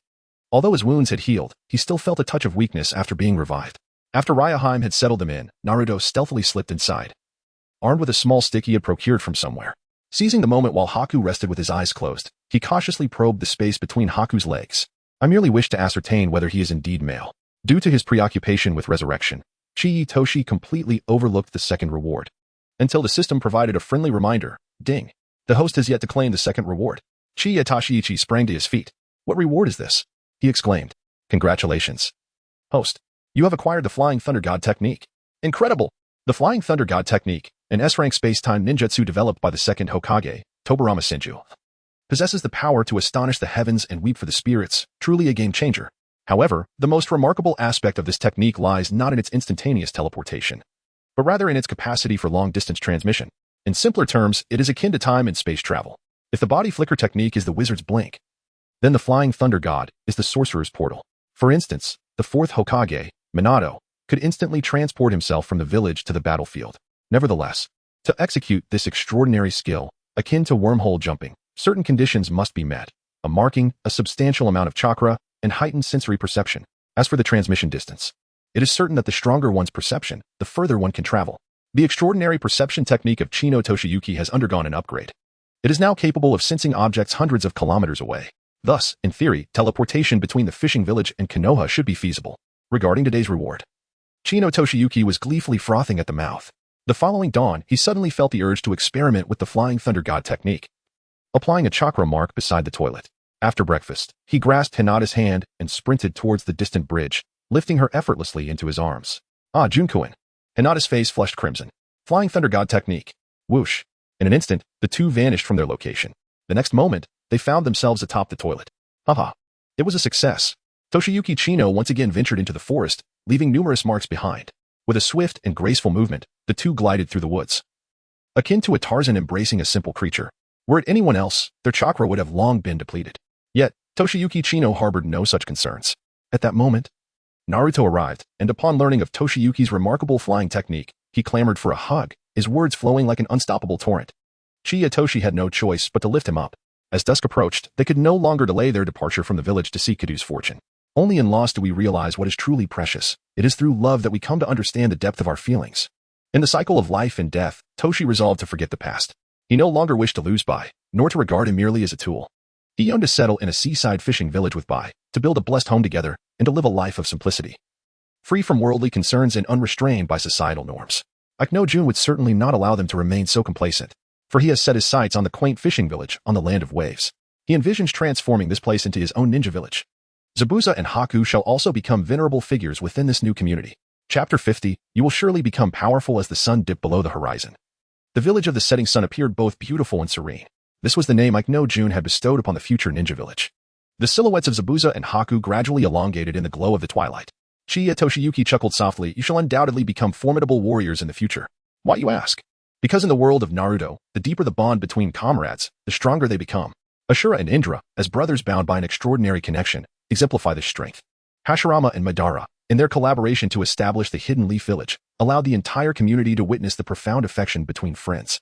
With merely 2 days remaining until the completion of the Great Bridge, this night unfolded. Toshino made a peculiar dream. Upon awakening and focusing his gaze, he discerned several whisker marks. What the devil? He exclaimed. When did you climb into my bed? He promptly shoved Naruto aside, rubbing his bleary eyes. Naruto pointed to his own bed, lamenting, it's too cramped. The arrival of Team 10 had suddenly made the sleeping arrangements rather tight. Chino Toshi still slumbers alone. However, on Naruto's bed, there is a crowd comprising Ino, Shikamaru, and Shino, while Akamaru rests at the foot of the bed. Sasuke shares a bed with the portly Choji. Suddenly, both of them cast their gazes downward. To their astonishment, a figure is sprawled upon the tatami mat. It is none other than Asuma-sensei. Wasn't he supposed to be sleeping alongside Kakashi-sensei? Asuma lets out a sigh, pondering the unexpected turn of events with Kakashi and Rin on the following day. Toshino Akino spent another delightful half-day in the forest playing with Hinata, engaging in the exhilarating game of Flying Thunder God. What a delightful experience. Toshino lay on the grass with utter disregard for decorum, basking in the gentle breeze. Hinata softly rested her head upon his abdomen, gazing up at the azure sky. Her heart filled with joy. This moment is the most comfortable. I truly detest fighting, Hinata murmured tenderly. Toshiyuki Chino let out a gentle sigh. How much longer could he savor these peaceful days? He retrieved a handful of gummy candies from his pocket. Hinata favored the cherry flavor. Soon after, the girl gradually drifted into slumber. Toshi took out a map of the Naruto world, his gaze fixed on the Land of Waves, a small nation situated on the southeastern border of the Land of Fire. Although economically disadvantaged, its geographical position is remarkably advantageous. To the west lies the Land of Fire, nearly a river's distance away, easily connected by a grand bridge. To the east, it serves as a crucial passage for resupplying resources from the deep sea. To the south, a short boat ride leads to the ruins of the Land of Whirlpools. To the north, one encounters the islands of the Land of Hot Water and the Land of Lightning, for both the Hidden Mist Village and the Hidden Cloud Village. Traversing through the Land of Waves is an absolute necessity to reach the Hidden Leaf Village. Thus, its strategic value is profoundly significant. A day later, the bridge was finally completed. The young members of Team 10 gazed enviously at the four characters that read Chiming Sato. That evening, Zabuza and Haku returned with their spoils, their bags brimming with currency. The remnants of the Kato group had been thoroughly eradicated. Toshinaba Chino entrusted the monumental task of establishing Sunset Village to them. The following day, the group was finally set to depart from the village. The villagers gathered to bid them farewell at the village entrance. "Rest assured, I shall safeguard Sunset Village," exclaimed Naruto Uzumaki. Dazuna and Ruwanki chimed in. "By the time you return, the estate will surely be completed." "Absolutely. I shall visit often in the future, and I will bring along Kakashi-sensei and Team 7. On their way back, the bustling crowd created a lively atmosphere. This journey to the Land of Waves bore significant rewards. Under Toshinabu's guidance, Naruto found himself mentioning Sakura less and less. The sooner one forgets, the lesser the harm one shall endure in the future. A week later, they finally returned to Konohagakure. Shinotoshi could hardly contain his eagerness to experiment with the teleportation function of the Raijin. "A heartfelt thanks to all my friends. And I appreciate your encouragement." Chapter 51. Danzo is once again showcasing his prowess. The Hidden Leaf Village flourishes, adorned with vibrant blossoms. Some wield lightning release, expertly welding steel with arcs of high voltage. Others employ water release, bestowing life upon the greenery with nurturing droplets. There are also those who utilize wood release, constructing homes with a 3-room layout. Everything unfolds in perfect order. Yet, only Shinotoshi is aware that this is merely the calm before the impending storm. He hastens toward the Hokage building. "Grandfather Hokage, I have come to seek reimbursement." The Hokage, puzzled, inquires, "Reimbursement for what?" "Well, you accepted 2 payments for tasks, and I have returned one on your behalf. Shouldn't this money be reimbursed?" Chiyatoshi has amassed a fortune rivaling that of a nation. However, distinctions must be made. The third generation awkwardly interjects, "Ahem, of course. I shall have the accountant, Xiao Shuang, deliver it to you shortly." Chiyatoshi presented several gifts, having traveled abroad for the first time and returning with local delicacies. Among his offerings were seaweed capsules, adorned with the inscription, "Youthful Essence, Health Supplements." What a considerate child he is. The 3 generations received them with cheerful smiles. Once Toshiya departed, Kakashi entered the room. After receiving a report, the elder expressed his satisfaction. However, upon hearing that Naruto had awakened the Nine Tails, he gazed out of the window, falling silent. The faces of Minato Namikaze and Kushina Izumaki suddenly flashed in his mind. It was clear that the Nine Tails was indeed a double-edged sword. Upon returning home, Chino Toshiyuki was instantly engulfed by a tempest of fury. The apple and hawthorn trees in the courtyard lay utterly devastated. The small flower garden, which Inoue had tended, was in disarray. The main gate bore a conspicuous red circle with the word demolish inscribed upon it. The courtyard walls displayed 2 banners, "If you do not gamble, I shall not gamble. Harmonious happiness follows me." The entire village was mobilized, uniting in a people's war against gambling. "Damn that TZ. You are courting death." That night, the lifeless body of a member of the Root organization was unceremoniously discarded in TZ's yard. A shuriken was embedded in the corpse, accompanied by a note that read, "Continue your antics, and you shall be next." The chilling brevity of those words sent a shudder through TZ's spine. That arrogant little brat. "Once I ascend to the position of Hokage, I shall deal with you severely." The following day, a few mischievous youngsters inadvertently shattered a window at Chino Toshiyuki's residence. Chiya summoned Kuro. He took away Danzo's beloved cat, leaving Danzo to lament with a deep sigh. "This time, it truly isn't my doing. Why must all misdeeds be attributed to me?" Kakashi, accompanied by the members of Team 7, went to visit Sakura, who, for the time being, was unable to partake in any missions. Chino Toshi secretly observed that Naruto seemed no longer so infatuated with Sakura. A promising sign. He departed from Sakura's residence. Toshino continues to enlighten. In a world abundant with fragrant grass, why fixate on a single flower? There are myriad beauties among the leaves. And we need not lament the absence of Sakura. At noon, in a barbecue restaurant, classes 7 and 10 gathered to celebrate the completion of their mission. The illustrious guy entered, his radiant smile revealing pearly white teeth. He jestingly remarked to Kakashi, "Fortune indeed favors you. I hear you've captured the heart of a mermaid. Is it that you have finally begun to relish the joys of youth?" Kakashi cleared his throat, responding, "Ahem, who informed you of this?" Guy chuckled. Who else could it be but Naruto? Uzumaki Naruto. Naruto had already dashed away in a flash. As night fell, Toshino Ichi finally found a moment of solitude. After a month of pent-up frustration, following his playful interactions with his shadow clones, he began to contemplate more serious matters. It is now November. If the narrative remains on course, in just over 4 months, the Chunin exams will commence. Various formidable figures are beginning to emerge, and Konoha will no longer enjoy tranquility. He hopes to undertake more missions outside the village during this time, to familiarize himself with the surrounding circumstances and to prepare himself for the future. Suddenly, Tashiono recalled Sunset Village. He quickly sprang to his feet and began marking the interior of the house. Then, he employed his extraordinary perception technique. Excellent. He detected the mark of Sunset Village. Subsequently, he gathered his chakra and executed the Flying Thunder God technique. In just a heartbeat, he found himself above a toilet. Sister Rimi was just humming a tune and pulling up her trousers. A piercing scream escaped her lips before she fainted. Alas, I forgot to adjust the mark. With such a remarkable Flying Thunder God technique, it was akin to carrying a portal with him. Following this incident, Kakashi granted everyone a 3-day holiday. Occasionally, Toshiro accompanies Hinata for training sessions and leisurely shopping excursions. At times, he also visits Ino's family's flower shop for some enjoyment. During the remaining hours, he explores the vicinity of the village, seeking to establish additional chakra markers for the future application of the Flying Thunder God technique. The Death Forest, Shortbook Street, and the Valley of the End are among his destinations. One fateful morning, upon awakening from slumber, he received a system notification. Ding. A sign-in mission has been issued. Please proceed to the Temple of Fire to sign in. The Temple of Fire? How delightful. I was just contemplating a visit. It is home to a dashing monk named Jiriku who, alongside his friend Asuma Saratobi, was once one of the 12 guardians of the Fire Nation. Later, he ascended to the position of abbot of the temple. The 12 guardians were a private elite force directly under the command of the feudal lord of the Fire Nation. Akin to a modern-day royal guard, Jiriku possessed formidable strength. However, he ultimately fell victim to the loquacious Haiden of the Akatsuki organization. Toshino Chiya's secret technique regarding the realm of the earth lingers vividly in my mind. Featured in episode 293, here comes the Thousand-Hand Kill. Upon release, the Thousand-Hand Cannon manifests, transforming into a golden chakra fist that strikes with remarkable speed. In this state, when unleashing the wrathful Vajra, the Thousand-Hand Cannon enters a furious mode, morphing into the King of Light, utilizing Crimson Chakra Fists to unleash martial arts attacks. Regardless of its power, the sheer spectacle is dazzling enough. On this journey to the Temple of Fire, it would be wonderful to have a chance encounter with the realm of the earth. Currently, the base in Sunsetting Village comprises only Zabuza and Haku. Toshino is eager to cultivate more members. He has included Jill in the resurrection roster. However, the cooldown period for the ancestral spirit remains ambiguous.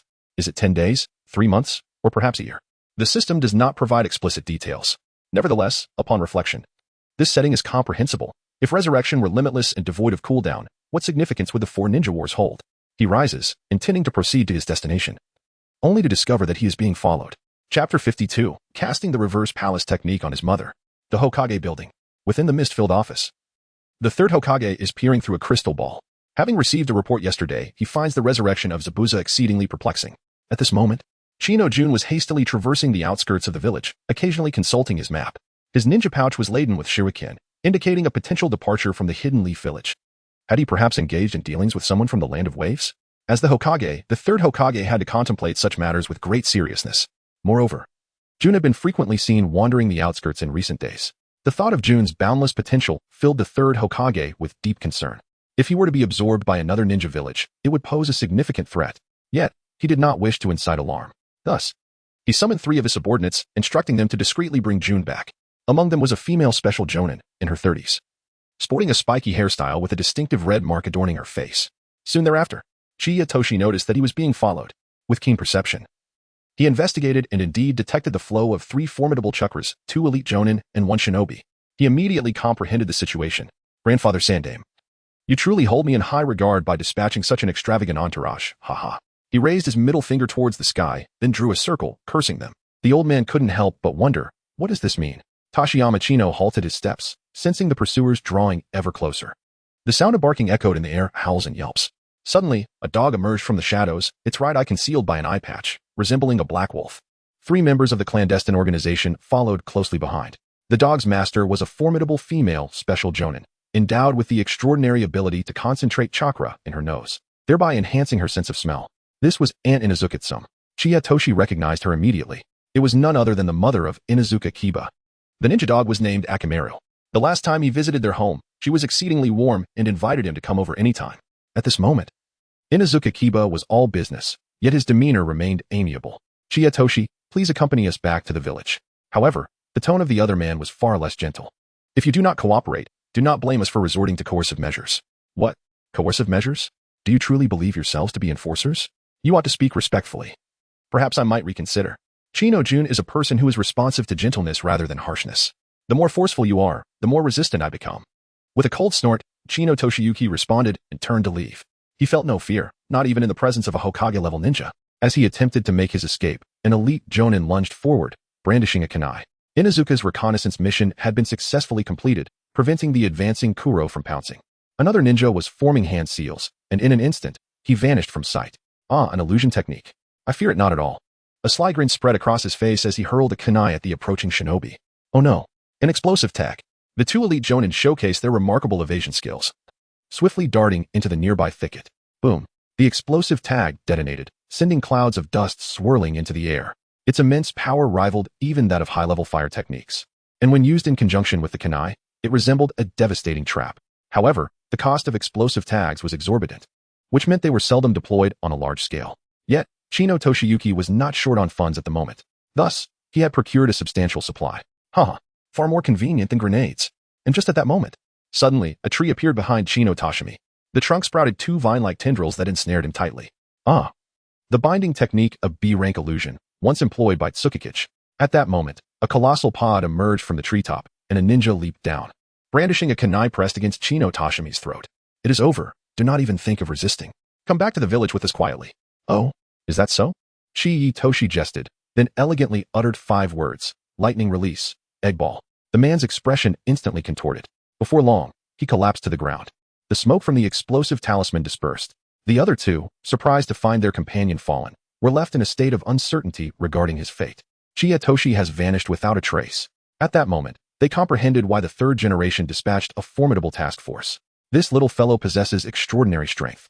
Indeed, upon returning, I shall inform my family member you to refrain from playing with him in the future. Concealed within the thicket, Chiyatoshi draws forth a kunai. Honing his aim with precision, chakra converges as he prepares his 1,000 years of pain technique, now in its anesthetic variant. Toshiyuki Akino takes great pride in his intellect. A medicinal ointment for travel essentials. Now, only the dental discomfort remains. After all, she is the mother of a classmate. Toshiya Ichino could never use a shuriken to pierce her rear. Inuzuka Tsum employed his unique ability, using his nose to detect Toshiya Ichino's location. Kuromaru leaped forward. Chino's position has been revealed. Little one, come with me to meet Lord Hokage. There is no need for anyone to resort to hostility. At this moment, Chino Tashiki was contemplating how to deal with his aunt. He needed to exercise caution, as she was not only an elite ninja, but also the mother of his classmate. It would be inappropriate to unleash any lethal techniques upon her. After much deliberation, he recalled the reward from the Land of Waves, the reverse palace technique. Bang, bang, bang, bang, bang. 5 plumes of white smoke ascended into the air. As the smoke dissipated, Inuzuka Kazuki suddenly felt a lack of oxygen in his brain. 5 figures resembling Nara Shikaku emerged, approaching slowly with an air of gentle warmth. Kazuki's eyes transformed into red hearts, his cheeks flushed with a rosy hue. And his mind went completely blank, rendering him utterly incapacitated. Chino Toshimitsu skillfully made his escape. Nara Shikaku, the father of Shikamaru, served as the captain of the Konoha Jonin team. Born in the 23rd year of Konoha, he is 2 years senior to Inuzuka Tsum. Tsum and Nara Yoshino were born in the same year, their bond akin to that of sisters. As they entered the realm of budding romance, Tsum found herself enamored with Shikaku. Regrettably, Shikaku regarded her merely as a sister and eventually wed Yoshino. Henceforth, Tsum was left to bury her feelings deep within her heart. The original narrative never mentioned the father of Kiba. It is presumed he perished in the Great War. After evading the pursuit of the Dark Ninjas, half a day passed. A magnificent temple emerged before them. The system activated, granting a sign and reward. However, Chino Toshimitsu soon realized that entering the temple would prove to be quite challenging.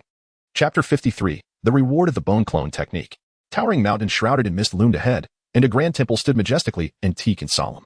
The entrance bore the bold inscription of Temple of Fire. Chiyatoshi summoned the system and completed the check-in. Ding. Congratulations, host, on arriving at the Temple of Fire. You have been rewarded with the Bone Clone Technique. As the words faded away, the body of Toshino Aikino protrudes with stark white bones, which then coalesce, contorting and writhing. Ultimately, they transform into a perfect replica of him. I am Liang Jichao's grandmother, and Liang Jichao derides me as a foolish imbecile. It appears the doppelganger has crossed signals. The bone doppelganger resembles a shadow clone, no longer an illusion, but a tangible entity possessing independent thought and behavioral patterns, provided that there is sufficient chakra. The doppelganger can persist indefinitely, vanishing only upon sustaining significant damage. The doppelganger can assist with cooking, laundry, cleaning toilets, and caring for children. Toshino Akino felt a sense of disappointment. It seemed rather trivial. After all, I possess multiple shadow clones. However, the subsequent explanation from the system illuminated his perspective. The bone clones could transfer the illusion of both the main body and the clones, rendering the enemy incapable of detecting the true form through optical devices, among other advantages. Chiyatoshi was somewhat bewildered. However, Upon careful contemplation, he suddenly attained clarity. Optical devices? Telescopes? The third generation of crystal spheres? In other words, after employing the bone doppelganger technique, the old man could only perceive the doppelganger's actions, while remaining oblivious to the movements of the original body. Chi-Itoshi was on the verge of exultation. I shall show you. What a farce. The incessant sensation of being watched was truly disconcerting. Take today, for instance. If I could employ the technique of bone duplication, the old man would not send anyone to pursue me. If only this reward had arrived sooner. Considering the old man's time is running short. Subsequently, he made his way towards the temple steps. Outside, ancient trees towered majestically, and two colossal stone statues loomed ominously. After Toshiro Ichino knocked on the door, he was halted outside by a young monk. The abbot does not receive guests. Please return, the monk insisted. It became apparent that entry was ordinarily forbidden for common folk. The entrance was fortified with a barrier of sealing iron. An imposing boundary created by the fusion of barrier ninjutsu and sealing techniques, established between two stone statues. Only the unique celestial chakra possessed by the monks of the Temple of Fire could penetrate this formidable barrier. Of course, one could also resort to brute force to break through the door. Certainly, Chino Tashin would not act in such a manner. There is no need for haste. Opportunities will arise in due course. After stealthily arranging the markings in the vicinity, he departed. He wandered around the area until a torrential downpour began. Upon returning home, he had just changed his attire when he heard a knock at the door. Ichiya Tashin opened the gate. Hinata. She was drenched, her shoulders trembling. Upon seeing Ichiya Tashin, she struggled to suppress her sobs. What happened? What transpired? At last, Hinata could no longer contain herself and threw herself into his embrace, weeping profusely. Chiya Tashitake held her tightly. So petite and delicate, so pitiful. His heart felt as though it had been cruelly wrenched, a sharp pain coursing through him. Without a word. It was clear, she had once again endured hardships at home. Toshino is not particularly fond of that old man from the Hyuga family. He is perpetually gloomy, wearing a sour expression that seems to serve no purpose. Hinata's tragic childhood is also a result of his indifference. Even when she was being bullied, as her father, he displayed nothing but disappointment, remaining utterly unfazed. Toshiya Ichino understands that Hinata is expected to become stronger. However, he tends to favor her excessively. Even if he directed merely a tenth of the affection he bestows upon Hanabi towards Hinata, it would not have resulted in her current disposition. Fortunately, since meeting Toshiya Ichino, Hinata has become significantly more cheerful and self-assured. Toshino Chiya held her tightly. From now on, I shall not allow anyone to bully or belittle you. The two then dashed into the house. Hinata was drenched and trembling uncontrollably. Why not take a warm shower? I shall fetch you some clean clothes to change into. Otherwise, you might fall ill. Hinata obediently nodded. She then embraced him once more, sobbing, I thought something had happened to you. Something happened? What do you mean? It turned out that there were members of the Hyuga clan within the higher echelons of Konoha. Hinata had suddenly overheard someone speaking to her father, mentioning that the boy next door was being pursued by the Hokage. Consumed by worry, she had braved the rain to come to him. It was not that she was enduring hardship at home. Rather, she was concerned for his well-being. In a moment of profound emotion, Chiya took note of the little fool. No one dared to challenge him, not even the esteemed Hokage. From now on, you must refrain from getting drenched in the rain. With that, he affectionately ruffled her delicate pink nose. Only then did Hinata release her grip, revealing a charming smile. Chapter 54. Hinata breaks the record with 46 bowls of ramen. Once she had finished bathing, Hinata emerged from the bathroom to find Chiya diligently occupied in the kitchen. Today marked their first candlelight dinner together. Toshinaba Chino resolved to showcase his culinary skills by preparing a Western meal. After 40 minutes, an exquisite dinner was ready. The menu featured black pepper steak, banana mashed potatoes, spaghetti with tomato meat sauce, creamy mushroom soup, and a fruit salad, all of which Hinata had never tasted before. The dining table was adorned with a pristine white lace tablecloth, and in the center stood a petite vase holding a single rose. An elegant candlestick graced the side. Lights out, he exclaimed, and the entire dining area dimmed. He then lit the candles, revealing a blue celestial ceiling above, adorned with countless twinkling stars. Meanwhile, Hinata had already drifted off to sleep on the sofa. Toshiyuki Chino stepped forward and gazed at her. She was sleeping peacefully, her thick eyelashes resting gently. The corners of her mouth lifted slightly, revealing a childlike smile in her slumber. Suddenly, there was a knock at the door. Damn, who could be so inconsiderate? Who else could it be but Naruto? What is it? Toshiyuki Chino asked irritably. Holding an umbrella, Naruto raised the movie ticket in his hand. Movie ticket? I managed to get tickets for the day after tomorrow's show. Chiya Toshi remarked impatiently, is it merely a film? Why the excitement? Naruto, still brimming with enthusiasm, exclaimed. The Princess of Wind and Cloud's Grand Adventure. Illustrated by Fuji's Wind and Snow. Fuji's Wind and Snow. Chiya Tashin was momentarily taken aback. Before him stood a beautiful young girl, merely 2 or 3 years his senior. She exuded a gentle and considerate elder sister aura. More enchanting than the blossoming flowers and more fragrant than the finest jade, she could be described as both alluring and captivating. Her true name was Fka Koiki. a stunning beauty from the Naruto film series, and a character cherished by Chiya Toshin. In truth, she was the princess of the Land of Snow. With the aid of Naruto and Sasuke, she vanquished her usurping uncle, FKNT, and ascended to the throne of the Land of Snow. If the plot were to unfold as anticipated, upon the film's conclusion, he would encounter FK Koyuki, thereby triggering the quest of the Land of Snow. Toshino Ikuno was suddenly struck by an idea. How wonderful it would be if Kazuhana Koyuki could also become a member of Sunset Village. However, would she agree to it? Hey, what are you thinking about? Naruto interrupted his thoughts. Chiya Toshiichi snatched away the movie ticket and pushed him outside. Let me in. I wish to play FIFA. It's so annoying. Let us go to Erjuzi's place to play ball. Today is not an option. Today is a romantic candlelight dinner with Hinata. Is that you? Naruto? Hinata inquired upon returning home. Chiya nodded slightly. Hinata smiled and said, let him in. I truly enjoy watching the two of you playfully banter. It is particularly entertaining. Very well. Indeed, there seems to be a hint of a fujoshi in her. Hinata praised Chiya's culinary skills endlessly, though she continued to eat delicately, savoring each bite. Chiya Toshio broke into a smile. Sweetheart, there's no need for pretense before me. Embrace your true self, open your heart, and indulge in as much as you desire. Hinata blinked her large eyes. Is that really true? Toshino nodded indulgently. Consequently, he utilized the shadow clone technique to prepare meals 3 additional times. The dining table was heaped with a mountainous array of bowls and dishes, shattering the record of 46 bowls of ramen. After escorting Hinata back home, Chiya Toshi lay in bed, retrieving a movie ticket. Snow country? It's at least several thousand kilometers away in the northwest of the continent. With that thought, he sprang up, sitting cross-legged on his bed, and began to enhance his supersensory technique.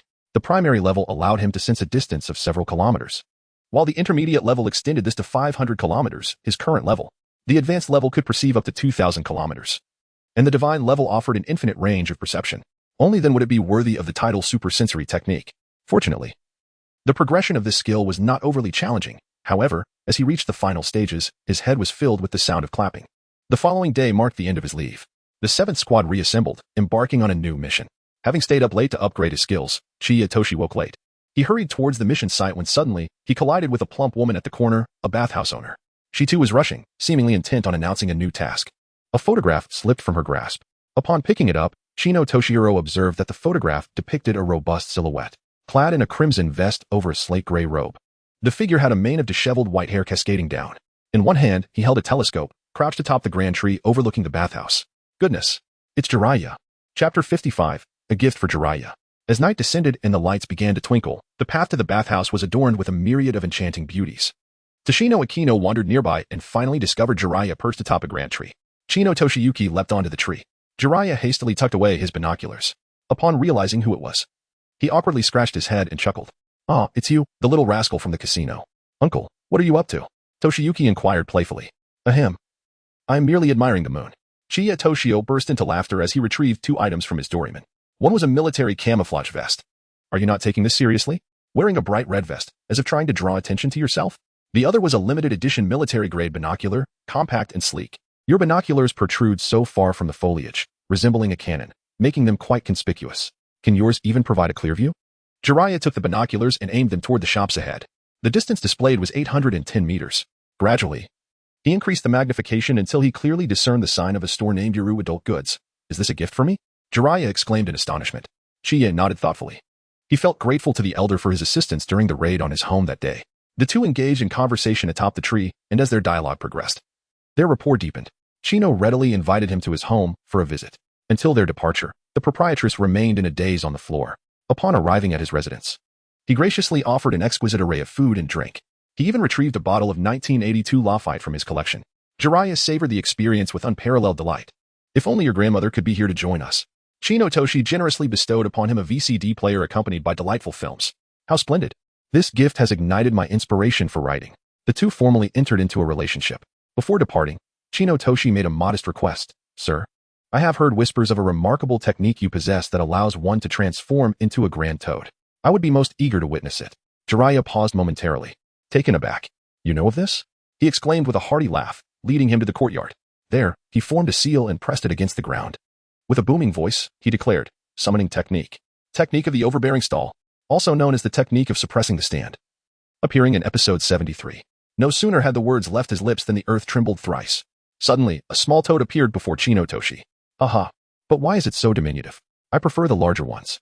Chino Toshi exclaimed with immense excitement. Haha, the large houses have all collapsed. Well, it is getting late. I must return now, little one. Thank you for your gift. The uncle asked, will you be able to visit often in the future? For a moment, he was taken aback. Turning around, he embraced Chinotoshi. Little one, do your best. With that, he departed from the small courtyard. For some inexplicable reason, upon meeting this young one, he felt an overwhelming sense of warmth and familiarity. After Jiraiya left, Toshino Aikino has commenced his actions. He arrived at the Konoha Weekly building, effortlessly leaping through the window to locate the special edition manuscript. Upon glancing down, he was rendered utterly speechless. The list of the top 10 Casanovas of Konoha read as follows. First, Shimenshing. Second, Ito Kanji. Third, Jiraiya. Fourth, Sarutobi Hizashi. This entry was later crossed out by the editor-in-chief. Subsequently, Toshika Aikino invested a substantial sum to establish a hot spring resort in the Hidden Leaf Village. Not only does it offer bathing facilities, but it also boasts hot springs, spa services, and water karaoke. Remarkably, the prices are exceptionally affordable. Consequently, the resort has become a bustling hub of activity. The proprietor's bathhouse swiftly closed its doors for good. The day after Jiraiya departed from Aikino's residence, Team 7 resumed their mission mode. Yet they found themselves engaged in the same uninspiring, low-level tasks. A couple of days passed thereafter. Chinotoshi accompanied Hinata and Ino to the cinema, where the grand premiere of Princess Fingyun's adventure was taking place. He recalled a previous outing with Naruto to watch the Mountain of Severed Arms, an experience that culminated in a chaotic uproar as the entire audience turned against them, largely due to Naruto's incessant chatter and relentless spoilers, his voice booming beyond measure. Thus, this time, Chino resolutely distanced himself from Naruto, albeit on the condition of receiving a DVD. Meanwhile, in the Hokage's office, a cacophony ensued. The third Hokage tossed a mission scroll to Kakashi, instructing him to escort the film star Fuji Fuyuki to the Land of Snow until the filming concluded. The mission was classified as A rank, indicating a level of difficulty, yet the remuneration was substantial. As Kakashi perused the mission details, memories flooded back from a decade prior when he adventured to the Land of Snow and rescued a young girl. Just then, Asuma Sarutobi rushed in, eager to claim the mission for himself, as he was an ardent fan of Fuji Fuyuki. Kakashi, however, was keen on saving money. With only 2 months remaining until Guy's birthday, and the prospect of future expenses for baby formula looming, if this mission eludes me, I'll shave my head and become a monk, vowing to remain unmarried and seek solitude at the Temple of Fire, despite Asuma's rugged appearance. He appeared as a petulant child before the third Hokage. Kakashi remained silent, gazing at him like a dead fish, resting his chin on one hand, and coolly remarked, "A tree without bark is doomed to perish. A person without shame is invincible." His words, though few, carried an air of pretentiousness, as he constantly reminded himself that the age of folly had passed, and it was now time to embrace sophistication, taking a cue from Sasuke. Where have I lost my dignity? I accepted the mission first. The two men argued vehemently, leaving the third Hokage exasperated. With a resigned sigh, he played the role of a benevolent mediator. Now, let us not quarrel. A cat, be it black or white, is a good cat if it catches a mouse. After a moment's contemplation, he made a decision. Let both teams undertake this mission together. It will serve as valuable teamwork training. Kakashi promptly inquired, "How will the remuneration be divided?" Asuma waved his hand dismissively, displaying a typical bureaucratic nonchalance. "You take 70, we take 30. I'm just thrilled to escort the lowly idol." Despite their group not being among the prominent clans of Konoha, they were not lacking in finances. His eyes sparkled with excitement at the thought. Kakashi mused to himself about Asuma's exuberance. He then relayed the news to Naruto, who in turn told Yuki Kurenai. Kurenai, incensed, exclaimed while pinching herself, "So you want to seek solitude? I'll ensure you don't." Consequently, Asuma found himself kneeling on a washboard for an entire night. Meanwhile, the film had concluded for Chino Toshi and his companions, who were now making their way outside. Just then Toshiyuki Chino observed a charming young girl with her hair styled in a bun, adorned in a pink cheapao. Her appearance was delightful, and her speech was adorably animated. With a vivacious and cheerful disposition, she was also known for her fierce tenacity in a fight, earning her the moniker of a mobile arsenal, a fortress of war. Just as he contemplated approaching her, a surge of people exiting the venue swept in. And when he looked again, the girl had vanished from sight. Fortunately, Hinata and Ino were closely gathered around him, preventing him from getting lost. Was the movie enjoyable? Toshiyuki inquired. Hinata replied softly, "Yes, Princess Fingyun is very strong." Ino chimed in with a laugh. "I particularly relish action films. They are simply exhilarating." In the afternoon, the 7th and 10th squads convened. Kakashi and Asuma Sarutobi announced a collective mission. All members of the 10 Little Strong team, except Sakura, would participate in the entire undertaking. Upon hearing this, the excitement among the group was palpable, almost lifting the roof off with their joy. "This isn't merely a mission. It's practically a spring outing abroad," one exclaimed. "Indeed, let us bring along the flying chess." "What flying chess?" "Toshiyuki will definitely bring playing cards and mahjong," someone retorted. "I heard it's quite cold over there. Make sure to wear plenty of thermal underwear." Do you have any hand warmers at home? Another asked. Suddenly, a loud and unpleasant sound erupted from Dingji, who was enjoying potato chips, causing a raucous laughter as he inadvertently released a fart that sent everyone rushing out in a frenzy. Toshiyuki Ikeda chuckled softly. In his youth, the mere mention of a spring outing would fill him with such joy that he could hardly sleep all night. After the gathering, everyone returned to prepare their luggage for the journey in 2 days. As evening fell, at the Konoha Sailor Bar, a woman clad in a gray turtleneck sweater sat alone, savoring her sake. With cascading black hair, she was stunningly beautiful, slender, and curvaceous. She was none other than the renowned actress F.G. Kazuki, also known as Kazuhana Koyuki. She was the subject of protection for this mission and, simultaneously, the princess of the Land of Snow. Koyuki's cheeks were flushed, her gaze dreamy and unfocused, clearly intoxicated. Nearby, a group of boys aged 16 or 17 eyed her with ill intentions. Koyuki raised her head, and the group slowly approached, the leader, with a lewd grin, extending his hand towards her. It was then that Koyuki became slightly alert. Her scattered gaze sharpened, and her expression hardened as she exclaimed, "What do you want?" The leader, a descendant of the Hyuga clan, though not particularly prominent within his family, had previously faced humiliation at the hands of Ikeda's Tsubaki dance and Karasuma dance in the forest. Recognizing the celebrity, they had stealthily followed her to the bar. "You must be F.G. Kazuki, right? Hiki, you look even better in person than on screen. Care to share a drink with us? It's all good." "We're of age," they jeered. "Get lost. Don't come any closer," Koyuki retorted, a hint of panic creeping into her voice. At that moment, Toshiyuki Ikeda was making his way to the bar, knowing that according to the script of the film, Koyuki should be at the bar, seeking solace in alcohol to escape her desire to avoid returning home. As he pushed open the heavy door, he witnessed the unfolding scene. A loud shout rang out. "Hyuga Jimon, are you feeling particularly frisky?" Jimon recognized Bone King and, like a mouse spotting a cat, let out a yelp before fleeing the bar. "Thank you," Koyuki said, her voice calm yet laced with gratitude. Chiyatoshi gazed at him, captivated by his beauty. Subsequently, the events that unfolded forged an extraordinary connection between the two. It was meant to be a joyous day filled with anticipation for engaging with friends. Each day, I devoted considerable time to perusing comments on segments, chapters, and reviews, striving to interact and express my appreciation. However, there are moments when certain remarks can significantly dampen one's spirits. Whether it is a harem narrative or a single female protagonist tale, each genre possesses its own merit. It is unjust to bestow a 1-star rating merely out of disdain for an alternative style. Today, an individual named Wei Gu left a scathing 1-star review due to his aversion to harem narratives, labeling me as a reclusive otaku and a loser, which provoked a mixture of amusement and exasperation.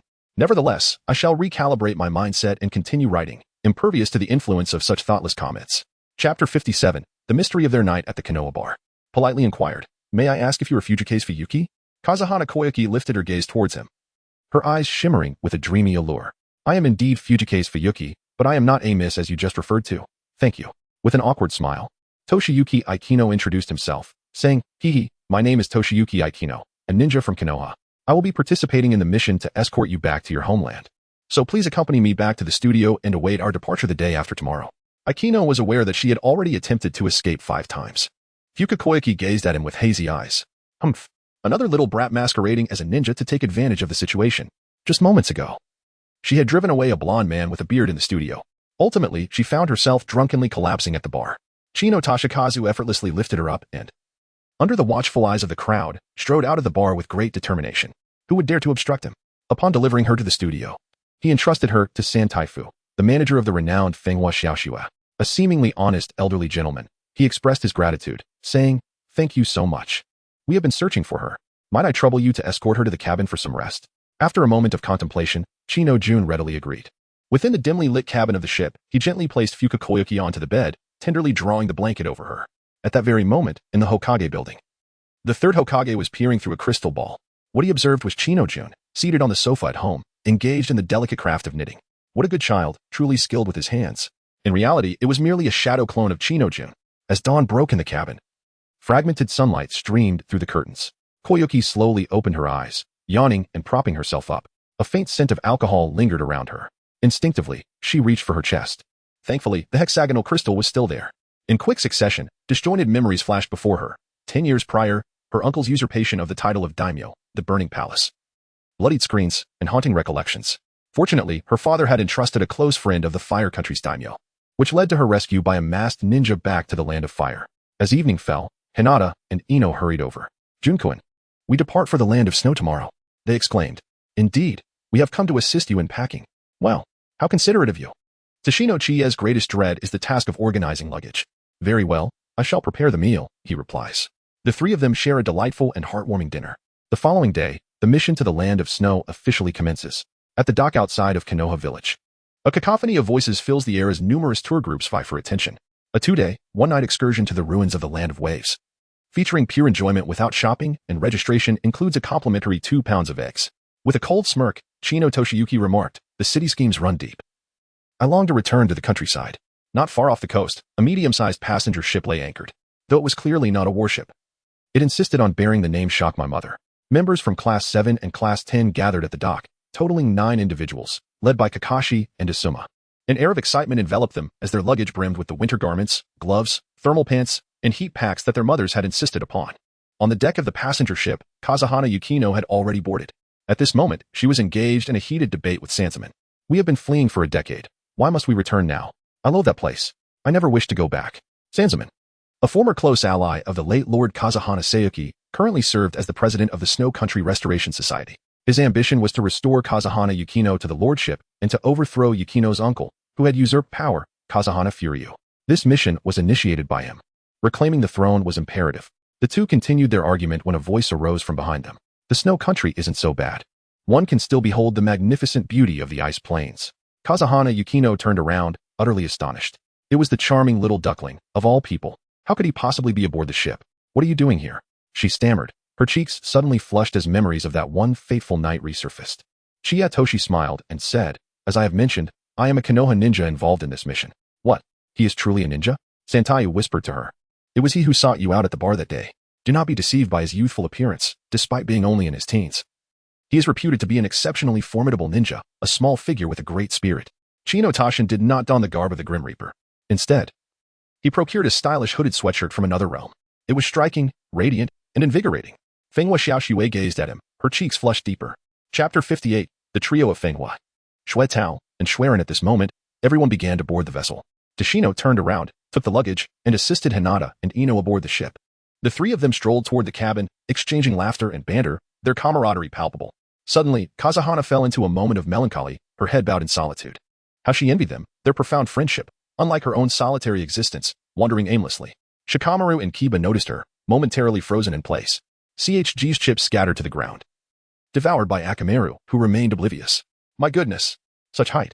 A slender waist. Crane-like legs. A peach-like figure. Absolutely flawless. Indeed, the object of our protection is a movie star. Unable to contain their excitement, everyone flocked around her, chattering like a group of newly fledged magpies. Notably, Naruto's voice rang the loudest. Miss, I wasn't lying that day. Naruto Uzumaki, am truly a ninja, and I aspire to become the Hokage. Fool. Sasuke scoffed, coolly departing, still as aloof as ever. The third Hokage personally came to see them off, exchanging heartfelt farewells with Asuma. My child, go forth, do well, and remember your father. Kakashi leaned against the railing. Engrossed in an inappropriate comic, yet his gaze drifted towards the shore. At last, the figure clad in green appeared. Kakashi, rest assured. This azure beast will look after your younger siblings. The passenger ship set sail towards the distant land of snow. For this journey, the production team of Princess Kazuhana's adventurous sequel would also be filming aboard the vessel. Equipment was set up, and the director called out, all right, time is of the essence. Prepare to shoot. Kazuhana emerged after finishing her makeup, donned in an ancient kimono that accentuated her classical beauty. The young men watched with keen interest. Hinata and Ino were filled with admiration. Wow, her acting is incredible. So touching. Upon witnessing the emotional scene, Hinata's eyes glistened with unshed tears. Would you like to act as well? Tashino inquired. Can we? The two girls responded, astonished. Why not? We have plenty of funds. With a clap of his hands, he assured them that resources were abundant. Thus, Tashino approached the director, whispering something. The director's eyes lit up at the revelation. 10 million Ryo in sponsorship? Did I hear that correctly? All right. No problem. He nodded vigorously. Half an hour later, filming resumed. 2 female supporting roles were added beside Kazuhana. One was Hinata as a personal maid, and the other was Ino as a skilled bodyguard. Naruto, shouting in tears, insisted on playing a court lady and ultimately portrayed a fallen guard. In the end, the director returned 1 million Ryo. Boss Tashino, can we let that blonde kid go? Upon gazing at the scene, Chino Toshinasa observed Naruto, who was portraying a corpse, fervently embellishing his performance.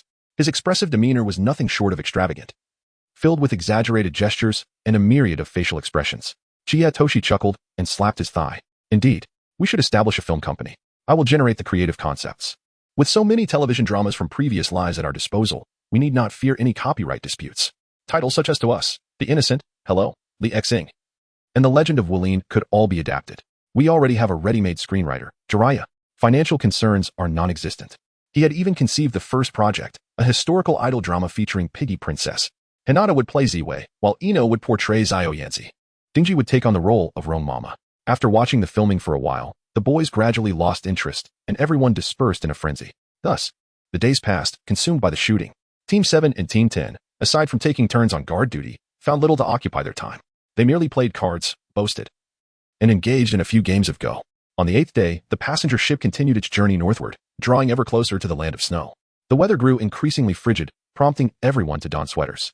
Meanwhile, in the capital of the land of snow, the Grand Windflower Palace, once a magnificent stronghold, had been rebuilt at great expense by the usurper, Windflower Nuda, after being consumed by flames a decade prior. Not far from Windflower City lay the Snow Ninja Village. Boasting over 100 ninjas, the village was entirely under the control of Windflower Nuda, allowing him to wield his power with impunity, accumulating wealth through oppression and exploitation.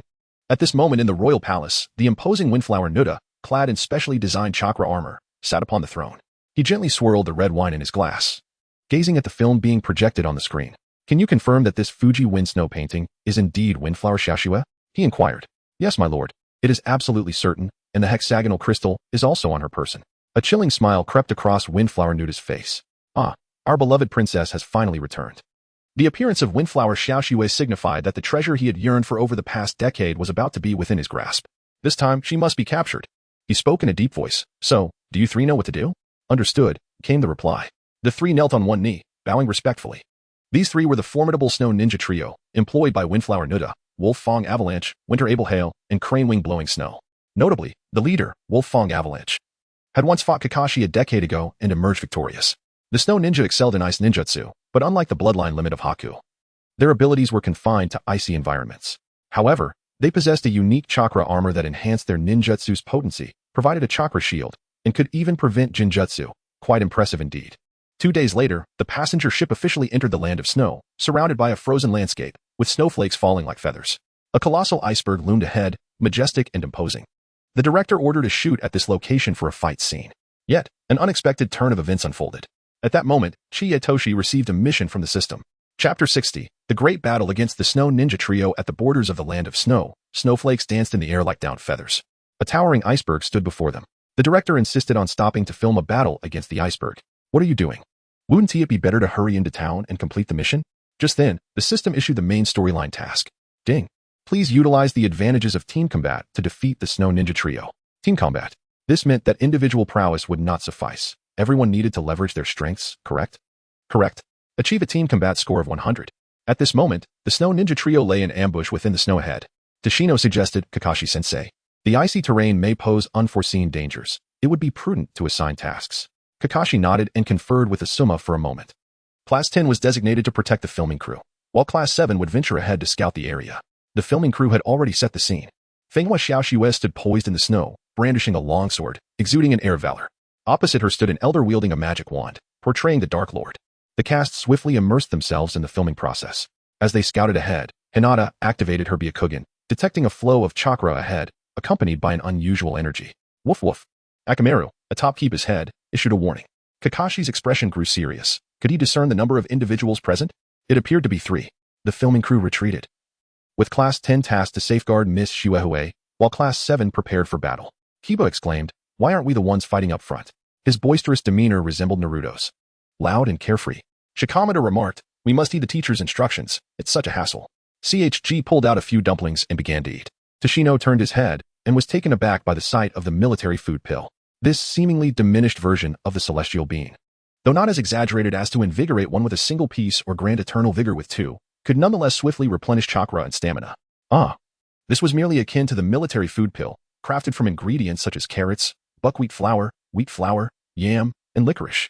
Before Dingxi could finish his sentence, Ino swiftly knocked it away, exclaiming that they should focus on protecting the target. It was then that Team 10 encircled the princess. Shino adjusted his sunglasses and released a multitude of tiny ants from his pocket.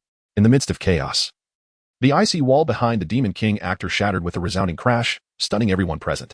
Swiftly, Sasuke drew forth several shuriken and hurled them forward, while Naruto brandished a kunai, unleashing a flurry of throws. Suddenly, 3 figures emerged from the snowy terrain. The leader, Avalanche Fong, the flying woman, Winter Hail, and the skiing man, Cranewing Snow. Their names were poetically evocative, conjuring images of ethereal ancient beings wielding fans, exuding an air of elegance. Yet, in stark contrast, they appeared as a lecherous man with purple hair, a voluptuous dinosaur-like woman, and an excessively rotund fellow. Such splendid names squandered on such unremarkable figures. Nevertheless, they donned peculiar attire, with cannon-like devices affixed to their arms. Welcome to the land of snow, declared the leader, Avalanche Fong. He possessed the ability to condense chakra into ice crystals, transforming them into formidable beasts for assault. Another female snow ninja, with a sinister grin, remarked, "We eagerly await your arrival, Princess Snow. Have you brought the hexagonal crystal?" She was winter-hale, curvaceous and ample, her bosom rivaling that of Tsunade. Though her appearance was rather unfortunate. An ugly duckling, indeed. Particularly with her two protruding pink braids, she resembled a simple village girl. Her armor boasted wings, enabling her to soar as a bomber. Lastly, there was the corpulent individual, sporting a snowboarding sled, grinning with a flamboyant flair. "Sawastika, please call me Cranewing Snow." Naruto burst into laughter, blowing snow. "Why not call yourself Blowing Flute? Your mother truly has a gift for naming. You've made my day." "How rude," the rotund man retorted angrily. He could glide across the snow on his sled and shoot steel wires, embodying the archetype of a simple mind with a robust physique. Cranewing Snow then turned to Kakashi. "Ah, who do we have here? Isn't that little Kakashi? It's been a while." 10 years prior, Kakashi had faced off against the trio, ultimately retreating in defeat alongside his companions. "Haha, vanquished foe. Are you back with a bunch of fledgling kids to meet their demise?" Avalanche Fong taunted. "You fool," Naruto shouted, stepping forward, only to be restrained by Chino. Cranewing Snow leaned toward Avalanche, cooing, "Boss, don't waste your breath. Let us finish them." With a shift in demeanor, Avalanche Fong, previously stern, replied affectionately, "All right, my dear." Chia Toshi roared with laughter. At dawn, departing from the White Emperor amidst the ice and snow, how curious it is that a man stands beside me. The Wolf Fong Avalanche seems to be at a loss. Yet, he soon reveals his disdain and contempt. Hatake Kakashi, merely a defeated foe. Even with a throng of younglings by his side, they are but a mere assembly of lowly ninjas. What does their sheer number matter? In such a grand battle, these children are nothing more than cannon fodder, a disorganized militia. Let them perish early and be reborn. The trio bickered, appearing rather petulant. With a swift motion, Wolf Fong executed a decisive strike, seizing the princess's treasure. The battle was on the verge of erupting. Kakashi commanded, "All personnel retreat. Asuma, escort the princess to the ship." Team 10 facilitated the evacuation of the filming crew towards the vessel. At this moment, Kakashi lifted his forehead protector, revealing his Sharingan, as he fixated intently on the Wolf Fong Avalanche atop the snowy peak. Tashino led his companions into battle against the corpulent adversary and the unattractive woman. "You two take on the hefty one, while Hinata and I will handle the elder sister." With their roles assigned, Tashino charged directly at the formidable Winter Hail, who regarded them with disdain, dismissing them as mere scrawny nuisances. In an instant, a mechanical claw emerged, shooting towards Hinata with alarming speed. Just as the claw was about to make contact, a barrage of shuriken, conjured through the shadow clone technique, intercepted it, sending the claw reeling back. Hinata cast a grateful glance in his direction, yet there was no time for further exchange. "Sweet sauce, deal with her." Use the gentle fist to shatter the armor. Each member was tasked to leverage their unique skills, and Hinata's most effective method of attack was her gentle fist technique, activating her Byakugan. She was astonished to discern that the armor adorning the elder sister was pulsating with chakra, as if enveloped in a protective shield. Rushing forward, Hinata unleashed the full potential of her Byakugan in conjunction with her gentle fist. Although her current abilities did not render her a killing machine, her strikes, embodying the principle of softness overcoming hardness, were precise. The Byakugan allowed her to perceive the armor's intricate structure, including the very nodes and pathways of chakra flow with astonishing clarity. Hinata's objective was to dismantle the chakra shield encasing the armor, and she succeeded, delivering impactful blows to the energy nodes. Tashino's mocking disrupted the vision of the ugly sister, providing Hinata with an opportunity to engage in battle. With several strikes, Hinata completely dismantled the armor's nodes. The defensive shield of the Winter Hail vanished. Ding! Team score, 10 points. Chapter 61, The Flesh Bullet Tank. Chino Toshi called out to Hinata, "Sweetheart, it's my turn now. Retreat swiftly." With a swift motion, he unleashed the ice release, snow flying swallows. Winter roared, and a flurry of dense ice crystals transformed into a swarm of snow swallows, hurtling towards Chino Toshi. The ice swallows, capable of sharp turns, moved with astonishing speed. Fire release, Great Fireball Technique. The Divine Fireball Technique instantly engulfed the icy snow swallows, reducing them to mere shards of ice scattered across the ground. Ice release, Ice Prison Technique. In an instant, pillars of ice erupted from the earth, gleaming like razor-sharp blades. Toshihiro Chino was taken aback, hastily attempting to evade. Yet the speed of the ice pillar was simply too swift. In the next moment, he found himself firmly ensnared within its icy grasp, rendered immobile. The grotesque woman erupted into laughter. "Little brat, You think a fireball that can't be extinguished could challenge me? Nonsense. With that, she summoned her chakra, raising her armored mechanical arm, which bore a dark, gaping aperture capable of unleashing a chakra energy cannon. Boom. The energy cannon surged towards the ice pillar. In the instant the pillar shattered, there was no sight of flesh and blood. Instead, stones crumbled. A substitution technique. At that moment, Toshihiro Chino was squatting near a pile of rocks not far away, his face adorned with a look of disdain. Sister, I'm right here. Winter unleashed its wrath in the form of hail, but her repeated attempts to cast the ice prison technique proved futile. Meanwhile, on the other side, Naruto and Sasuke faced off against a hefty foe. The rotund figure barreled towards Naruto on a sled. Whoosh, whoosh, whoosh. Sasuke's shurikens flew forth, only to be deflected by the chakra armor. Suddenly, the heavy-set adversary shot forth a long, clawed wire from his arm, aiming to seize Sasuke. Sasuke was tossed into the air, crashing heavily to the ground. Sasuke! Naruto's anguished cry echoed. Like Meng Jiangnu weeping for the Great Wall, he collapsed onto Sasuke. Sasuke gently pushed him away, offering an awkward smile. I'm fine, just let my guard down. However, a flicker of sweetness lingered within. Naruto pulled him to his feet. Shadow Clone Jutsu. Wind Release, Shuriken. The two coordinated their efforts, engaging the hefty opponent in a dance of strategy. Clang. Team score, 30 points. Chino Toshikazu and the unseemly lady were engaged in battle. He realized that he had underestimated the combat prowess of Yukinin. Ice Release, Thousand Needle Rain. Winter Conjured Hail. Transforming countless shards into a barrage of icy needles aimed at Chino Toshikazu. Huh. Are you attempting to showcase your skills before a master? This technique bears an uncanny resemblance to Haku's Ice Release, Thousand Killing Water Shuriken. However, having mastered it long ago, Chino had elevated it to a divine level. With a grand gesture, he directed his chakra towards the sea. Instantly, crystalline needles materialized. What? Winter panicked, hastily evading.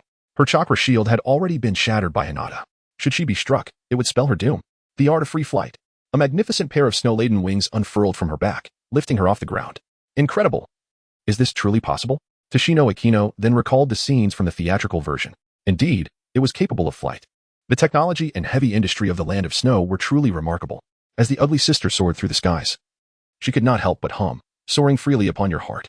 With a thunderous roar, Chino Toshi unleashed the technique of water release, Great Waterfall Technique. The ocean appeared to surge violently as if struck by a formidable divine beast. Waves rose over 50 meters high, crashing forth with the ferocity of a stampede. The colossal tide engulfed the soaring figure of Ugly Sister, who was thrown against the shore, paralyzed with fear. Yet, she quickly regained her composure, abandoning the fight for another chance to ascend and seize the hexagonal crystal aboard the ship. The true art of destruction, the foot of ruin. In an instant, blood and flesh scattered. Winter met a grim fate, succumbing to the hail of death. Ding. Team score, 50 points. Meanwhile, Kakashi remained locked in a fierce battle with the leader, Wolf Fong, determined to avenge the humiliation of a decade past. Ice Release, Breaking Dragon and Fierce Tiger. Water Release, Water Dragon Bullet Technique. A ferocious tiger composed of ice and snow leaped into existence, while simultaneously, a gigantic water dragon ascended from the depths of the sea, roaring as it charged toward the ice tiger. The clash of dragon and tiger was a magnificent spectacle. The director gazed upon this scene, feeling a surge of inspiration. Sisters, such a rare sight occurs only once in a century. Even if it costs us our lives, we must capture this moment. Quickly, disembark and prepare to film. Let everyone witness what true cinema looks like. Ignoring the warnings, a group of individuals, armed and resolute, rushed down from the ship. Asuma could only command Dingy and Shino. Accompany the filming crew. The rest of you stay aboard to protect Yukihira. At this moment, Wolf Fong was consumed with rage, witnessing his comrade's demise. He bellowed in fury, "They shall pay dearly for this. I have grossly underestimated the strength of these youngsters." The hefty figure of Fatty spoke with a resolute tone. "Allow me to avenge Sister Hale." Before his words could fully escape his lips, Chiyatoshi made a sudden escape, the garden aglow with the hues of spring. The rotund figure froze in place, instantly adopting a flamboyant demeanor. He sashayed towards the Wolf Fong gang. In utter exasperation, the leader could only resort to knocking him unconscious. At that very moment, not far from the film crew, Ding Ci abruptly discarded his potato chips, curling his body into a ball. He resembled a colossal meatball, spinning at high speed with a whistling sound as he rolled forward. The meatball tank carved a deep trench through the snowy landscape. With one final leap, it hurtled directly towards the blizzard. Chino Toshiyuki was left utterly astonished. The unconscious Fubuki was mercilessly crushed into a pulp by Dingy. Ding. Team score, 80 points. Haha, splendid work, Dingy. An additional 30 points awarded. Just at that moment, the malevolent gaze of the avalanche wolf turned towards the passenger ship. He chuckled. I almost forgot about our little princess. Ice Release, a white whale emerges. With eyes wide open in fury, he let out a thunderous roar. A colossal ice crystal whale surged forth from the depths, charging fiercely towards the passenger vessel. With a swift movement, Toshino Iku jumped towards the ship. At that moment, Kazuhana, SH Setsu, and the others were on the deck. If the vessel were to be struck, it would immediately disintegrate, and those aboard would plunge into the icy waters, facing certain death. With a swift motion of his foot, Chino Toshiyuki concentrated his chakra. Extraordinary strength. He soared into the sky to confront the colossal ice crystal whale. Chino Toshiyuki. Everyone was left in stunned silence. This was a suicidal tactic. Even if he were to shatter the whale, he would likely be reduced to mere fragments. Yet, Chino Toshiyuki was well acquainted with the passive skill, Bone God Armor, which would activate automatically when his life was in peril. Indeed, at the very moment his incredible strength collided with the whale, Chino's body was encircled by protruding white bones. The colossal whale was shattered, leaving a sky filled with icy debris. Yet, Chino felt a jolt in his chest, and a mouthful of crimson blood was expelled. Fortunately, he immediately invoked the mastery of palm technique. There remained only the wolf fang. The team was merely 20 points shy of securing their reward. The remaining youths surged forward. Beast mimicry technique. Four-legged technique. Bang. Blue chakra congregated around Inuzuka Kiba's limbs, transforming him into a beastly form, enhancing both his grip and defensive power. Akamaru, too, utilized the anthropomorphic technique to take on Kiba's appearance. Bug Sphere. Shino commanded a swarm of flying insects to assault the wolf fang. Shikamaru employed the shadow mimic technique. Ding. Team points, 100. The mission reward was swiftly within reach. Chapter 62. Little Snow's private mission. The young fighters united, coordinating their efforts. In an instant, splendid ninjutsu clashed, and fierce banner erupted. Kakashi and Asuma took turns launching relentless attacks. Nonetheless, the avalanche wolf fang remained steadfast, leaving only a trail of mottled blood. A war of attrition ensued. A battle of numbers. A war of insults. The wolf fang's armored shield was finally breached, turning the tide against them. Ice release, snow insect swarm. In an instant, a deluge of white ice insects filled the air, obscuring the sun. The avalanche wolf fang vanished within the mist of insects, escaping on jet boots. Despite this, the reward still materialized. Ding. Congratulations to the host for completing the team operation and defeating the Snow Ninja Trio. Special reward, Spiraling Sphere. The Spiraling Sphere, an A-rank ninjutsu created by the 4th Hokage, Minato, allows chakra to be concentrated in the hand, forming a sphere of formless chakra to strike the opponent. Simple yet practical. It can evolve into even more formidable variations of the Spiraling Sphere series. Chino was quite pleased with this reward and would soon put it to use. Upon returning to the ship, the director was elated at having captured an epic scene. Chiyatoshi dismissed with a scoff. Have you never heard of the 3D remastered version of Avatar? You clearly lack exposure to the marvels of computer-generated effects, which can create scenes far grander than what we witness today. However, he does hold a deep admiration for the director's dedication. There is great potential for success once he aligns himself with a film company. There remains a day's journey before reaching Windflower City, aboard the vessel. In a spirited game of Do-Di-Ju, Naruto, Kiba, and Shino engaged in a contest where the loser was compelled to consume an entire bottle of water, with no respite for restroom breaks. Shikamaru and Ino, though not participating, were not averse to mischief. Sasuke sat quietly nearby, observing the unfolding drama. Meanwhile, Choji ventured to the girls' dormitory, rehearsing the scene with Hinata and Ino where the character, Granny, inflicts pain. Naruto's eyes glimmered with mischief, his spirit thoroughly enlivened. The most intolerable moment arose when a mere three-of-a-kind from someone else sent him into a frenzy, causing the other two players to question their existence. Ironically, Naruto soon played a three-of-a-kind himself, showcasing his audacity. After the round concluded, he found himself yet again downing another bottle.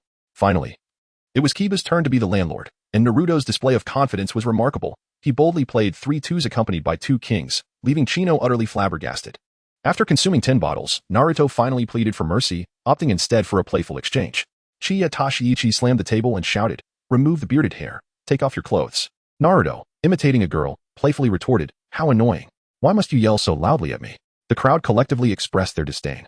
Chiyatoshi finally comprehended why Naruto was devoid of affection. It stemmed from certain straightforward men, who, when conversing with young women, exhibited an utter lack of finesse, yet could effortlessly engage in banter with their brothers.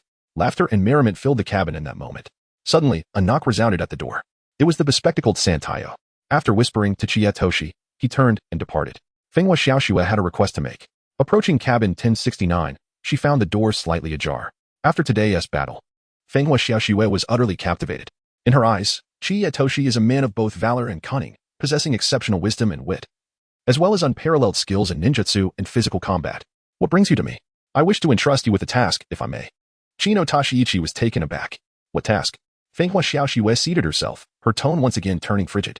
I wish for you to assist me in eliminating Fenghua Nuteo, the Lord of the Snow Country. Your uncle?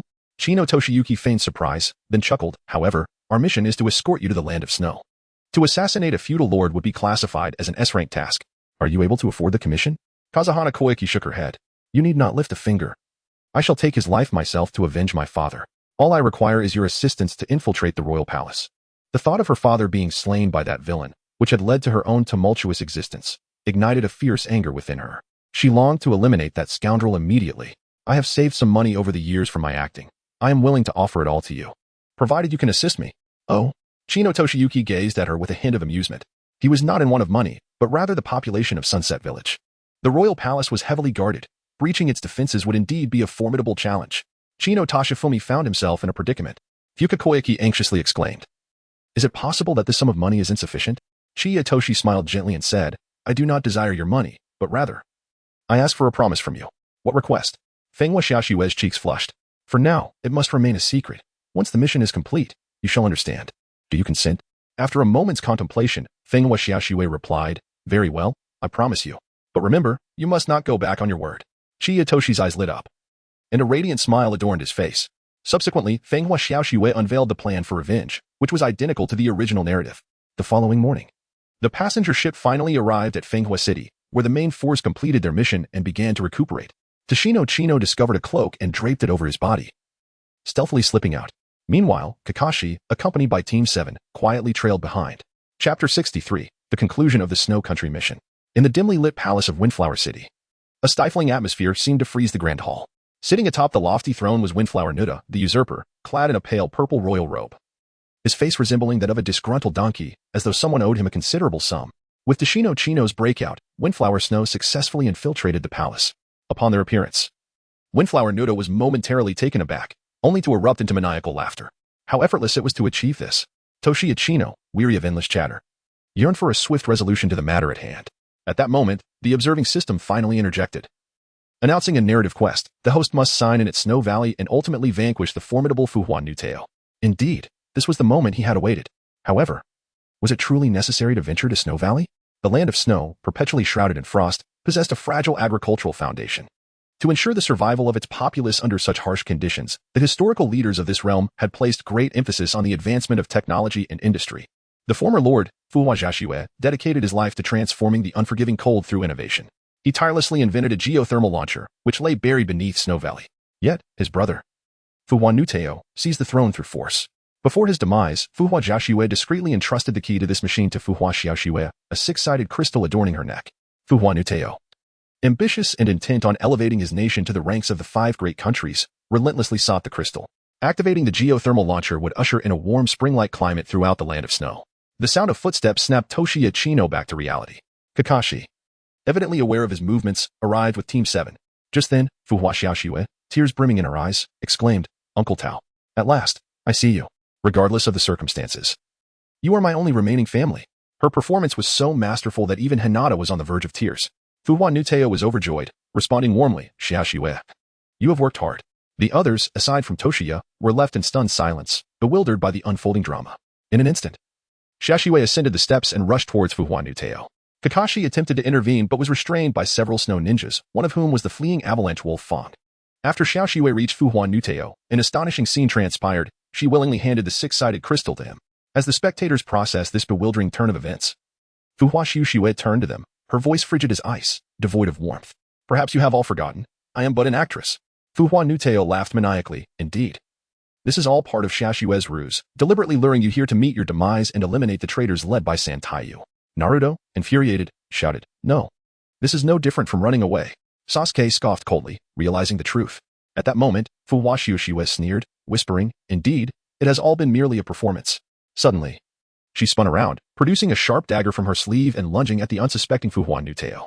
With gritted teeth, she declared, I am an actress. As she exerted more force, Fuhuan Nuteo, enduring the pain, seized her by the throat, the sensation of suffocation overwhelming her, causing her face to turn purple. Struggling, she managed to utter, I am sorry, Yajun-kun, but I cannot fulfill your final request. For I know that returning here means my demise. Yajun-kun, thanks to you. At long last, I need no longer evade my fate. Naruto shouted, You can't. This is no different from running away. Fuhua Xiaoxue murmured, Father, I have avenged you. With her last ounce of strength, she pushed Fuhuan Nuteo down the high steps. Indeed, Fuhuan Nuteo's formidable prowess rendered the dagger and the fall relatively harmless. Rising, he coldly laughed, such a trivial little knife could never slay me. He then removed his royal robe, revealing a dark chakra armor, with a circular chakra cannon embedded in his chest. Chino Toshiyuki fixed a cold gaze upon the scene before him. At that moment, Kazahana Arida seized Kazahana Koike in his arms, revealing a lewd grin. All right, Koike, let us embark on our journey to Snow Valley, he declared, unfurling his mechanical wings and soaring into the sky. With a cold chuckle, Chino Jun remarked, who doesn't have a bird to play with? He executed the Flying Thunder God technique, vanishing in an instant. In truth, Chino Jun had already marked several significant locations in Windflower City, including the renowned Snow Valley. Kakashi and the other members of Team 7 had left behind their battle wolf fangs. As Windflower's furious waves halted before an altar, the sight of Chino Jun arriving first left them astounded. What was happening? Chino Jun, too, was momentarily rendered speechless. His astonishment was not at the grandeur of Snow Valley, but rather at the sight of a crowd seated on sleds in the distance. They were none other than the film crew. The director, brimming with excitement, gestured animatedly. Ladies, we must capture the most spectacular shots. No sooner had he spoken than he slipped and fell into the snow. This director was indeed quite the character. But I find his exuberance delightful. Chiyatoshi helplessly shook his head. He could not be bothered with them and coldly walked towards the tumultuous scene. Crackle, whoosh, bang. For nearly the next 10 minutes, the two engaged in a fierce battle. Chino Toshiyuki exhausted every conceivable ninjutsu and physical technique at his disposal. He even employed the technique of multiple shadow clone, with each clone unleashing fireballs and executing lightning cutter attacks. Yet, one must concede that the shadow level is remarkably formidable. Fortunately, Chino Toshiyuki is no pushover, deftly evading lethal strikes time and again. The two remained locked in a fierce stalemate. Fukinadato sneered, declaring, it is all over. He unleashed his ultimate, exquisitely grand ninjutsu. Ice Release, Black Dragon Storm Kill. A majestic black dragon materialized before them, but its target was the distant Fuka Koyuki, who appeared utterly paralyzed with fear. In a flash, Chino Toshi appeared behind her, swiftly lifting her to evade the impending danger. The black dragon collided with the ground behind, creating a gaping ice pit. Initially, Kazahana Nudo intended to secure the hexagonal crystal and subsequently send her to the Chosen Institute, his own prestigious establishment teeming with stunning maidens. However, Xiaoshue's performance had wounded his pride, igniting a murderous intent within him. At that moment, a thunderous roar echoed from behind. Sandaifu led the members of the Revival Society to the fray. Kakashi and Asuma also arrived with their teams. After an intense battle, the casualties among the Revival Society were devastating, with over half fallen. Shikamaru and Sasuke had also sustained injuries. Yet, the armor of Kazahana Nudo was shattered, signifying the complete dissolution of his protective barrier. The opportunity for Tashino Aikino has arrived. Lightning Release, Spiraling Sphere. This is his original ninjutsu, where he concentrates lightning chakra within a non-elemental spiraling sphere. Behold, a blue orb of light erupts from his hand, crackling and bursting with sound.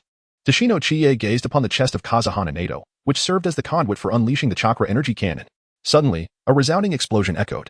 The right unspiraling sphere detonated within Kazahana Nato's being. The ensuing tide of energy violently hurled him against the icy wall. With a monstrous roar, Kazahana Nato opened his gaping maw, crimson blood erupting forth, painting the sky in a tempest of gore. His vision began to blur, and his arms fell heavily to his sides. Once poised to become the inaugural Snow Shadow, he was subsequently dragged into the city and cast into a cesspool. The last remnants of his life quietly faded away. Kazahana Nato's demise was profoundly tragic. Thrown into filth, battling maggots, and struggling against excrement, he perished, his light extinguished. A noble sacrifice. All of this stemmed from his own ambition and ruthlessness. Thus concluded the mission in the Land of Snow. Chapter 64. The Acquisition of the Third Summoning Beast.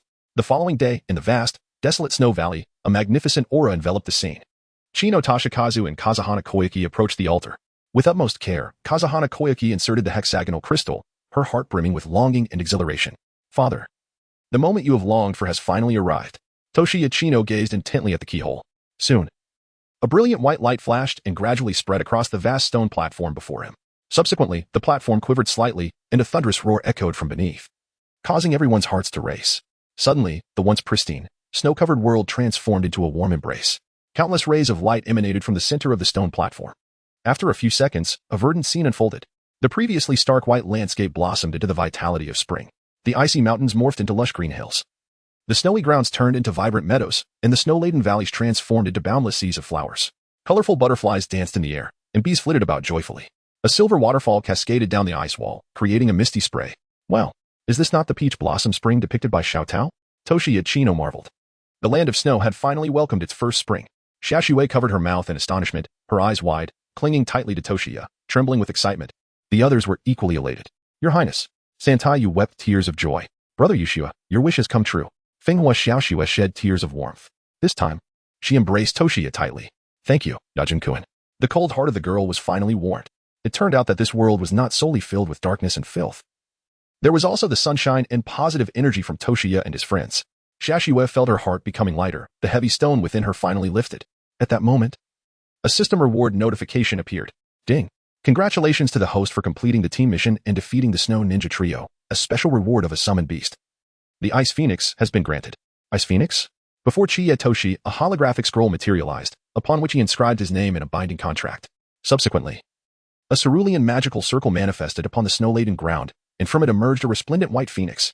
Its feathers, akin to crystal, glimmered with an ethereal purity, as bright and pristine as the freshly fallen snow, taking to the skies and scattering a flurry of snowflakes. The Ice and Snow Phoenix could accommodate no more than 2 passengers and had a flight range of 10 kilometers, though it could not be summoned during combat. It would, however, become accessible for enhancement through future quests. Well then, although it may not aid in battle, it serves as an exquisite mode of aerial transport. Moreover, it certainly has the charm to impress the ladies. Come aboard, dear sister, let me take you soaring.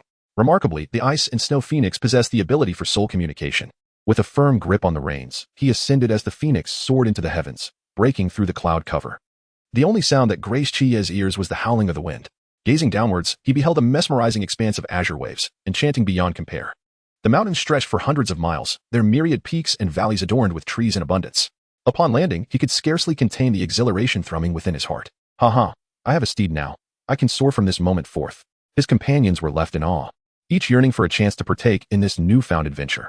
Chino tenderly cradled Hinata and soared into the azure sky. It was a sight of unparalleled beauty. Hinata's joy radiated from her as her eyes squinted like crescent moons. The phoenix dove down from the clouds, exhilarating like a thrilling roller coaster ride. Hinata exclaimed with delight. Subsequently, others took their turns to experience the flight. When Choji wrapped his arms around Chino's waist, Chino felt as though he might perish from the weight. The icy phoenix protested, "Is this fellow not excessively heavy?" Little Snow watched with mirth, her laughter ringing like silver bells. As she laughed, tears streamed down her cheeks, yet they were tears of joy. Upon returning to their lodgings, everyone began to pack their belongings. The moment of parting had finally arrived. Chapter 65. The new daimyo of the land of snow, Windflower City. Lanterns adorned the streets, and the air was filled with jubilation and merriment. Amidst the exuberant invitation from Windflower Little Snow, everyone decided to stay and partake in the festivities. A week later, the edited sequel of Princess Fongan premiered, rebranded as Farewell, Li Huanying, achieving remarkable box office success. With the support of the third daimyo, Windflower Little Snow inherited the land of snow, becoming the new daimyo. Following the demise of Windflower Fury and the extermination of the elite snow ninjas, the land of snow was effortlessly taken over by the third daimyo and others. The remnants of the Snow Ninja Village pledged their allegiance to Windflower Little Snow. In the VIP section of the viewing platform, classes 7 and 10 convened. The reserved Kakashi observed the female MC beside him, flashing his iconic smile.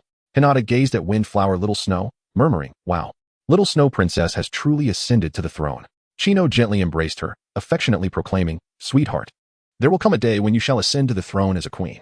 Meanwhile, Ino was engrossed in studying the myriad of flowers adorning the observation platform, occasionally plucking a petal to tuck into her little pouch. Sitting nearby, Shikamura munched on chips, playfully prodding Temari with a toothpick, teasingly declaring, "I dare you to dodge this." The rehearsals had become somewhat frenzied, as if Lady Rome's spirit had possessed them. Naruto and Kiba's voices resonated the loudest, while Sasuke remained the epitome of a serene and handsome figure. Shino discreetly conjured tiny ants, sending them to scuttle up Asuma's pant leg. The ceremony eventually came to a close. Chiyatoshi took Hinata and Ino shopping. Through these days of interaction, he has forged a profound friendship with the director, whose name is Matsushita Kataizi. Not only does he have a passion for filmmaking, but he is also a connoisseur of fine cuisine. Chino Toshio generously imparted his knowledge, teaching him some traditional Chinese delicacies. The director opened a shop on a bustling pedestrian street. The sign reads, "A plate of Chongqing spicy chicken. Eat it and surpass Guancher, a bowl of Hunan hot pepper soup. Savor it to taste the vicissitudes of womanhood. A serving of Guangxi snail noodles. Consume it to embody the steadiness of manhood." A wave of warmth approaches. Chino Toshi enthusiastically treated the two sisters to a sumptuous feast. Hinata nearly caused the little eatery to go bankrupt, but fortunately, Chino Toshi was not short on funds. Subsequently, Santayu took on the role of a guide, leading them on a leisurely stroll. When they arrived at the vegetable garden outside the city, Santayu pointed towards the expansive field stretching across 1,000 acres. It was indeed unexpected that the land of snow could one day cultivate grains. However, he soon sighed, acknowledging that despite our advanced technology, the inability to farm in the past had resulted in a lack of research into large-scale fertilization machinery, leaving all fertilization to manual labor. Chiya Toshiichi slapped his forehead. "Leave it to me." After uttering these words, he dashed towards the fields. Multiple shadow clones. Hundreds of figures emerged, collectively crouching in the fields. Ding. Congratulations to the host for discovering the seventh function of the multiple shadow clone technique, collective dispersal. Upon returning to their dwelling that evening, they prepared for their journey the following day. Everyone was brimming with bountiful harvests, each having procured numerous gifts for their families. However, it was only Chie Tashiichi, Naruto, and Sasuke who remained. They had just finished their dinner. Toshino left his residence and set off alone towards the palace. He intended to fulfill his task reward with the enchanting windflower and snow. The following dawn marked his farewell to the land of snow. He refrained from using the flying thunder god technique, uncertain if he could transport others over such a vast distance. The possibility of becoming lost in the fabric of time and space was too great a risk. This time, he chartered a more magnificent cruise ship, a sight that would astonish his mother for an entire year. As everyone boarded, they waved goodbye to the crowd gathered to see them off. At that moment, a girl in a red dress appeared in the distance, running with luggage in hand, waving fervently at the cruise ship. Chino Tashin's sweet smile finally graced the scene. Chapter 66. The reward every man dreams of. A gentle breeze stirred, causing the waters to shimmer. The ship, shocking your mother, was about to set sail. Everyone had boarded, ready to journey to the land of fire. At last, Chino Tashin awaited the arrival of the enchanting Huawa and the delicate Xiaoxiue. Shiya Toshi smiled and inquired, "What about your land of snow?" Fenghua Xiaoxiue, her gaze resolute, replied, "I have come to a realization. For the past decade, I have lived behind a mask. Now, I wish to embrace my true self. I do not aspire to be a great lord. The most romantic notion I can conceive is to grow old alongside you." At noon, the two groups sat on the ground to convene a thematic educational summary meeting, reflecting on the operations process and summarizing the outcomes and experiences. Following the meeting, all members gathered for a celebratory meal, warmly welcoming Fenghua Xiaoxiue's presence. After the meal, the three sisters engaged in hushed conversations, while the boys hurried back to their dormitory, scoring an impressive 80 points. Naruto, notorious for his lack of decorum, continued to chatter incessantly. Chie Toshi had reached his limit and exclaimed, "Hey, you must be from Dunhuang, right? What does Dunhuang mean? It's famous for its murals." Naruto chuckled and shook his head. "Are you insinuating that I'm being insulted?" Sasuke let out a cold laugh. "Insinuating? Not at all." The children burst into laughter, reveling in the moment. Observing the scene, Chie Toshi reminisced about the past. After graduation, the workplace was rife with intrigue and deceit. How he longed to return to the campus, to the pure and beautiful days of being a student. This was also one of the reasons he hesitated to use the flying thunder god technique for transportation. He yearned to experience the rare camaraderie of collective living with his friends. For after the Chunin exams, such days would vanish forever. The cruise ship sliced through the waves, gliding across the sea. Wow, so many fish. His companions eagerly gathered on the deck, showcasing their unique abilities to catch fish. Fenghua Xiaoxiue turned to Hinata and Ino, saying, "Ladies, can you help me shield me for a moment?" With that, she removed the detachable fishing net from her chest. "Let us go," she exclaimed. "This fishing net is perfect for crucial moments." Witnessing this, Chie Toshi was overjoyed. Indeed, Fenghua Xiaoxiue was much more cheerful and lively. Thus, the day unfolded. Tashiyama felt an inexplicable sense of incompleteness. It was not until nightfall, upon returning to his cabin, that the realization struck him. He had forgotten to check in after completing his mission.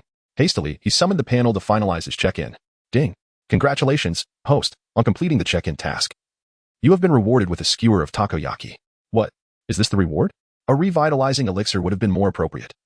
Or perhaps an impressive tool to enhance one's prowess. Eagerly, he consumed the takoyaki, though no significant change was evident. The cruise continued its voyage, blessed by fair weather and brilliant sunshine, with no signs of tempestuous storms in the days that followed. Chino Toshi has persistently pondered a singular question. Through battles with the tempestuous winds and surging waves, he recognizes that he is not invincible. Despite possessing an infinite reserve of chakra and the remarkable speed of the Hashirama seal, these attributes do not manifest as significant advantages when faced with shadow-level opponents or the deities that may emerge in the future. Aside from relying on the rewards from the system, he cannot afford to be complacent. After dinner, Toshiyuki Chino remained engaged in a game of cards with his companions. While the three sisters were thoroughly captivated by a film, the tablet, procured by Toshiyuki from the system, displayed the classic masterpiece, Titanic. Upon its conclusion, they found themselves yearning for more, weeping unabashedly. At the suggestion of Fenghua Xiaoxiue, they ventured to the bow of the ship to personally experience the iconic scene.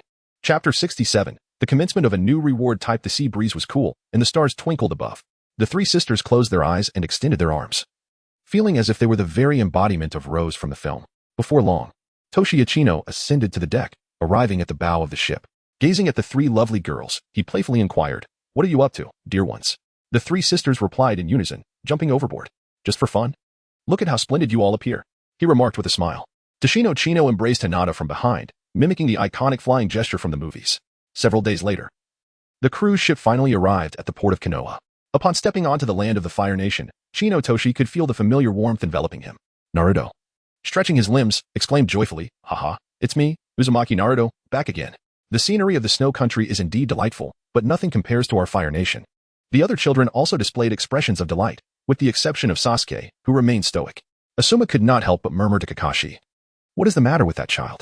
On the cruise ship, Shinotoshi and Koyuki had already conferred she would not be residing in the Hidden Leaf Village for the time being. This decision was the result of careful consideration from various angles. In the Sunset Village of the Water Country, a lively scene of construction unfolded. Roads were being laid. Earth was being dug, fields were being cultivated, and houses were being erected. Shinotoshi's estate was taking shape, but moving in officially would take some time. Koyuki. This is Lady Ruwanki. After emerging from the restroom, he introduced Koyuki to Ruwanki. Ruwanki took her hand and smiled, saying, "Rest assured, you can stay at my home. It's perfect as I could use some company." Suddenly, Shinotoshi recalled, "By the way, what about Zabuza and Haku? I believe they are in the fields." Tashiyama rushed toward the fields. In the distance, he beheld the figure of Zabuza, wielding a beheading sword transformed into a novel plowing machine. I sat nearby at a loom, weaving fabric. A few days later, the Fenghua Xiaoxue group established an artistic collective, organizing numerous performances to bring theater to the villages as acts of consolation. They discovered the true significance of realizing their self-worth upon returning to Konoha village. Toshino Aikino reclined on the sofa, indulging in an all-night gaming session. Days drifted by in this manner, marking the passage of 60 years in Konoha. Shino Toshiyuki has reached the age of 19. On the first day of January, a day that marks Kai's birthday, Rimanki's belly has begun to show signs of pregnancy. Now 2 months along, Kakashi has finally grasped the essence of life, relinquishing the notion of purchasing extravagant gifts for Kai. Instead, he has devoted all his funds to acquiring infant formula and diapers.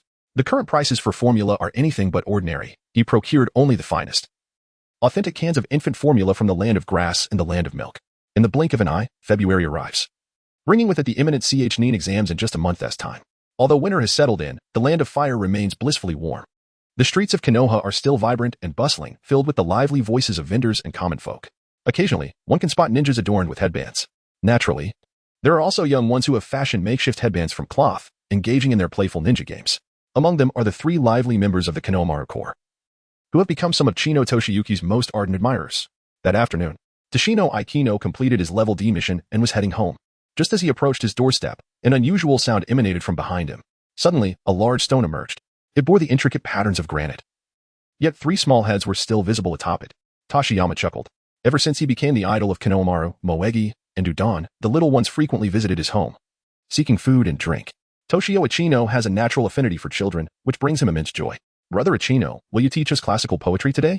In order to cultivate the children's sentiments, he also imparts elements of Chinese culture to them. "Come on, in just a month, I will have no time left."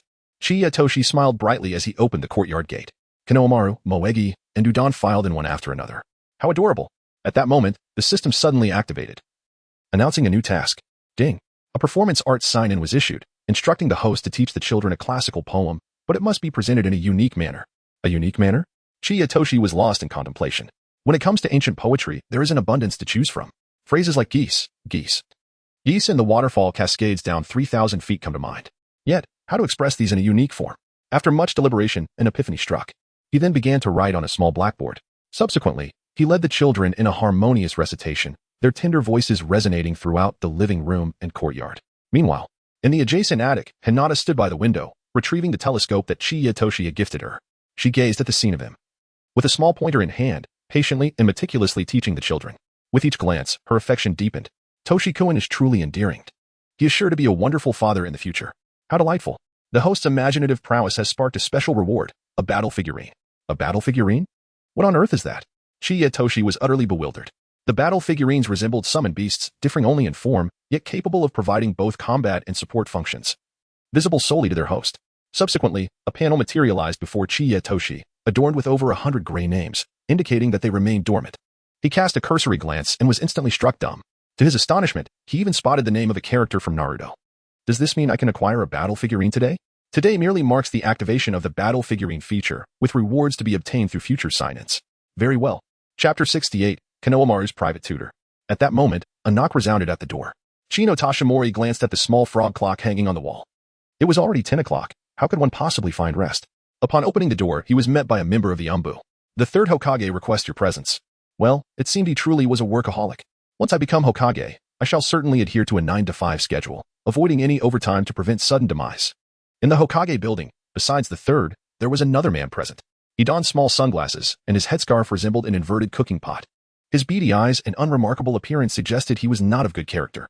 He was whispering something to the third, but upon noticing Toshimori, he adjusted his glasses and fell silent. Ever since the third had dispatched Inuzuka's mother for surveillance, Toshimori had not been as cordial as before. Lord Hokage. What is the matter? Toshimori inquired, his expression stern. The third cleared his throat. Ahem, little Toshimori, did you knit that sweater for me? Good grief. Another instance of prying. Thankfully, I had already deployed my shadow clone in advance. Chino Toshiyuki found himself in a perplexing situation. Yet, when confronted with the imminent departure of this elderly gentleman, he could not harbor any ill feelings. The third generation swiftly delved into the matter at hand. This esteemed individual is none other than the distinguished Ebisu Special Jonin.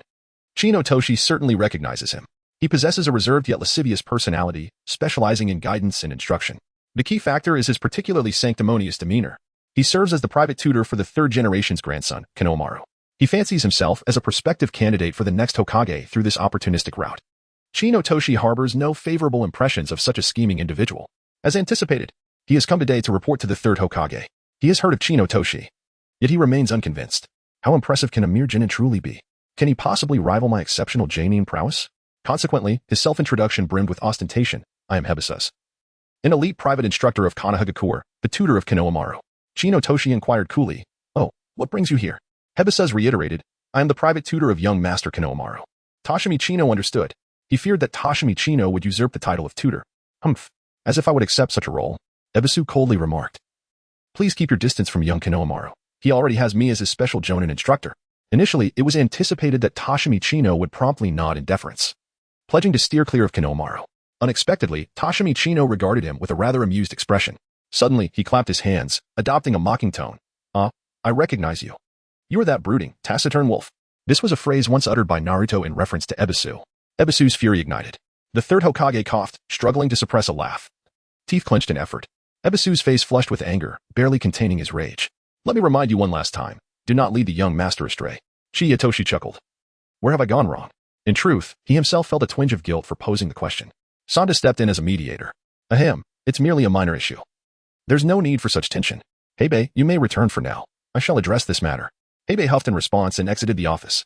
Only then did Sanda turn to Chiyatoshi with a smile, saying, It's all right. You may continue your teachings. However, I wonder if some of the concepts were introduced a tad prematurely. Chino Toshihiro feigned ignorance and inquired, What knowledge point? Sandai coughed lightly and replied, You will know once you check the restroom downstairs. As he departed, Toshino suddenly beheld a plethora of gifts atop the table, all brought from the land of snow. He scoffed at the sycophants surrounding him. After a moment's contemplation, he retrieved an object from his spatial pocket, a vibrant, emerald-hued gem. Grandfather Hokage, this is a gift for you. Ice jade. The third Hokage took it in his hands, exclaiming in awe, Goodness! Such a sizable piece. Impeccable quality. A flawless green. The radiance of the gem shimmered enticingly. The old man's face lit up with joy as he found a string to wear it around his neck. From that day forth, mosquitoes kept their distance. Little did he know, it was merely a vial of menthol. Not stopping there, Toshino produced a green bottle, containing 2 drops of pure water. Upon consumption, anyone who was not a chick would fall into a brief stupor for 5 seconds. Grandfather Hokage. This is also a specialty from the land of snow. 6 God do shake well before drinking. The third Hokage received it with a beaming smile. What a thoughtful child you are. The bottle bore the inscription in Chinese, 6 gods have masters, a family without worry, 6 gods special floral water. After drinking, the third Hokage promptly fainted for an hour. With a smile, Toshiyuki Aikino slipped outside. He then made his way to the men's restroom on the lower floor. Upon opening the second wooden door, he was left utterly astounded. Chapter 69, Water Escape. The new version of water formation wall in 1,000 Years of Pain. On the way back, the night was thick with darkness, the moon obscured, and the wind howled.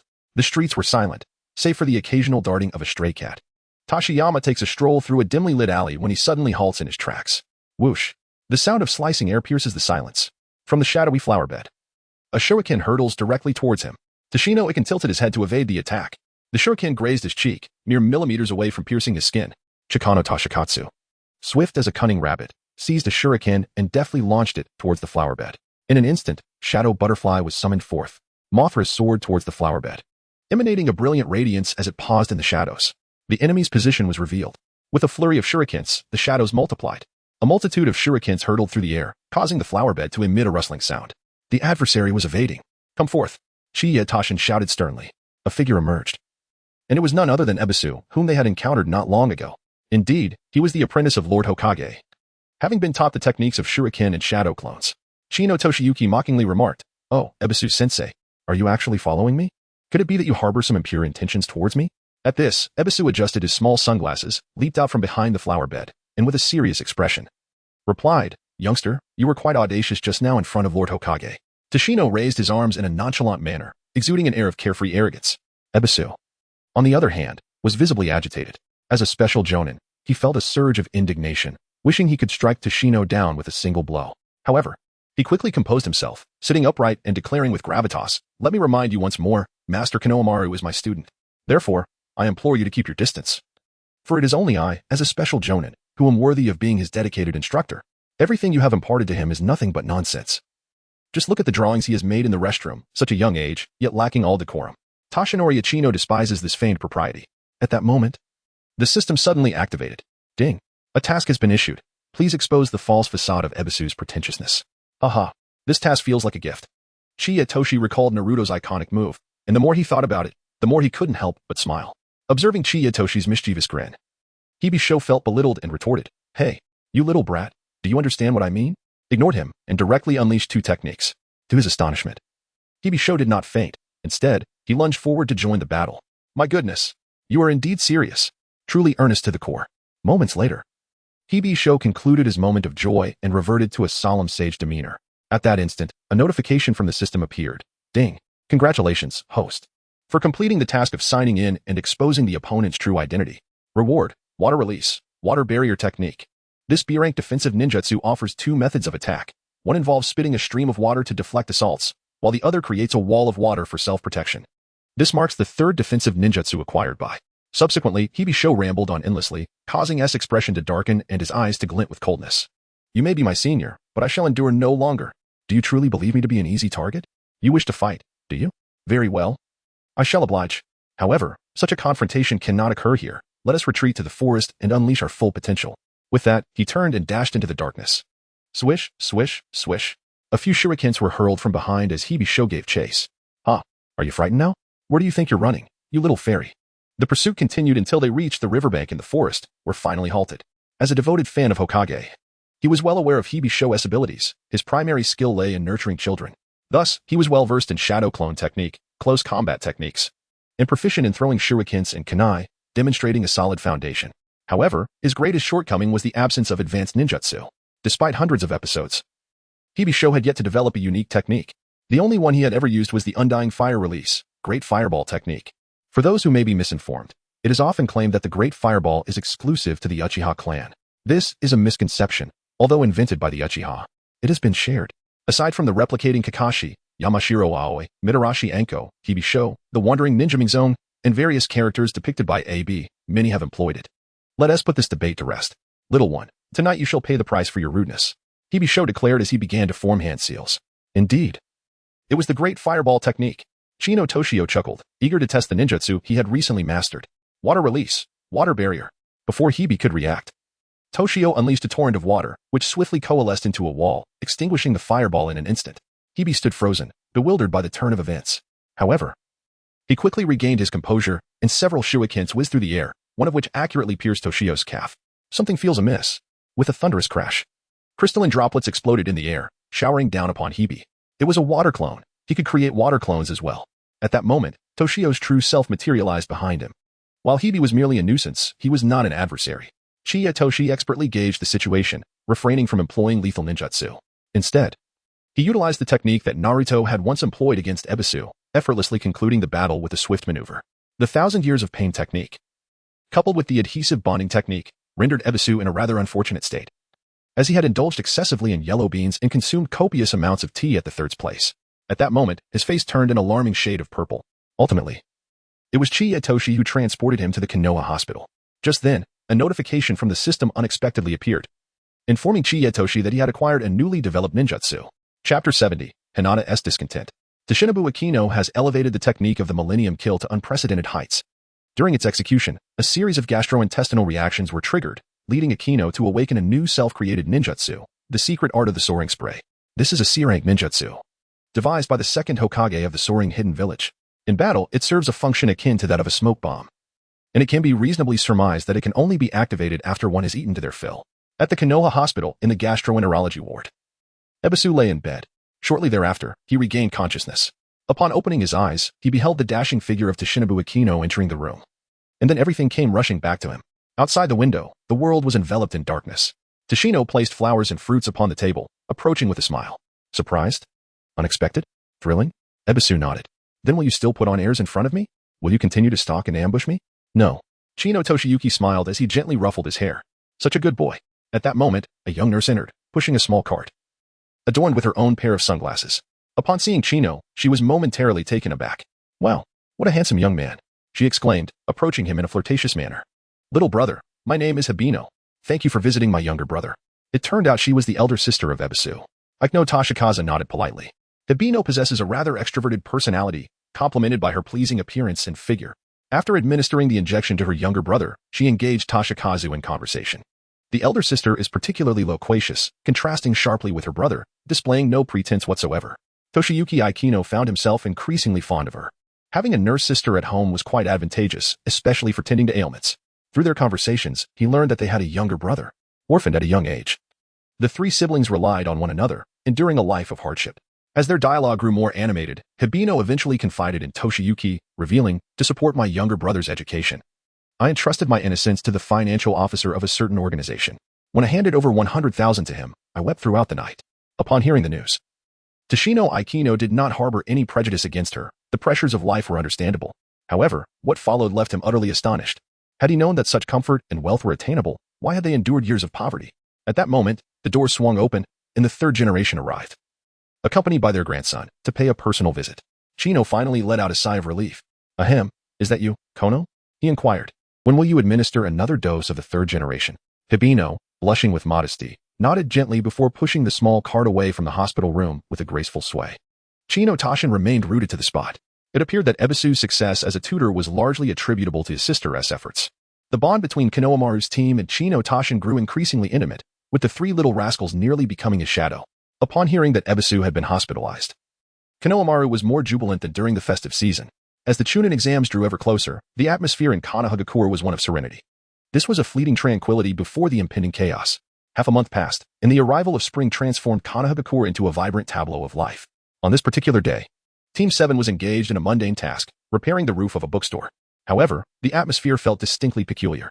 Kakashi-sensei remained engrossed in his comic books, while Sasuke and Naruto exchanged glances, immediately huffing and turning away from each other like a couple who had just quarreled. Hinata, silent and burdened with thoughts, appeared troubled. What is the matter, sweet Hinata? She sighed softly and shook her head. At last, Kakashi revealed the cause, why Hikarinai has been discharged from the hospital. And Shino Aburame along with Kiba and Izuka are returning to Team 8. Wait a moment. Did this mean that Hinata would also be leaving Team 7? Was Sakura Haruno coming back? Just as these thoughts crossed their minds, cheerful shouts rang out from below. Sasuke-kun, I'm back. Everyone looked down to see Sakura, fully recovered from her illness, ready to rejoin the team. After months of convalescence, Sakura had gained quite a bit of weight. Naruto finally broke the oppressive silence, laughing, haha.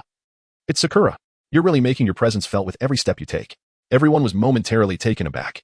Chiyatoshi was overjoyed. Is Naruto subtly mocking her weight?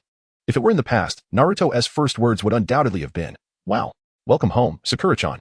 Chino Toshiyuki successfully influenced Naruto, leading him to completely forget about the woman who was unworthy of a lifetime of pursuit. Toshiya Chino understood Hinata's sorrow, for she was to depart from Team 7. Although reluctant, she recognized that this position rightfully belonged to Sakura, and the kind-hearted and modest Hinata would never vie for it.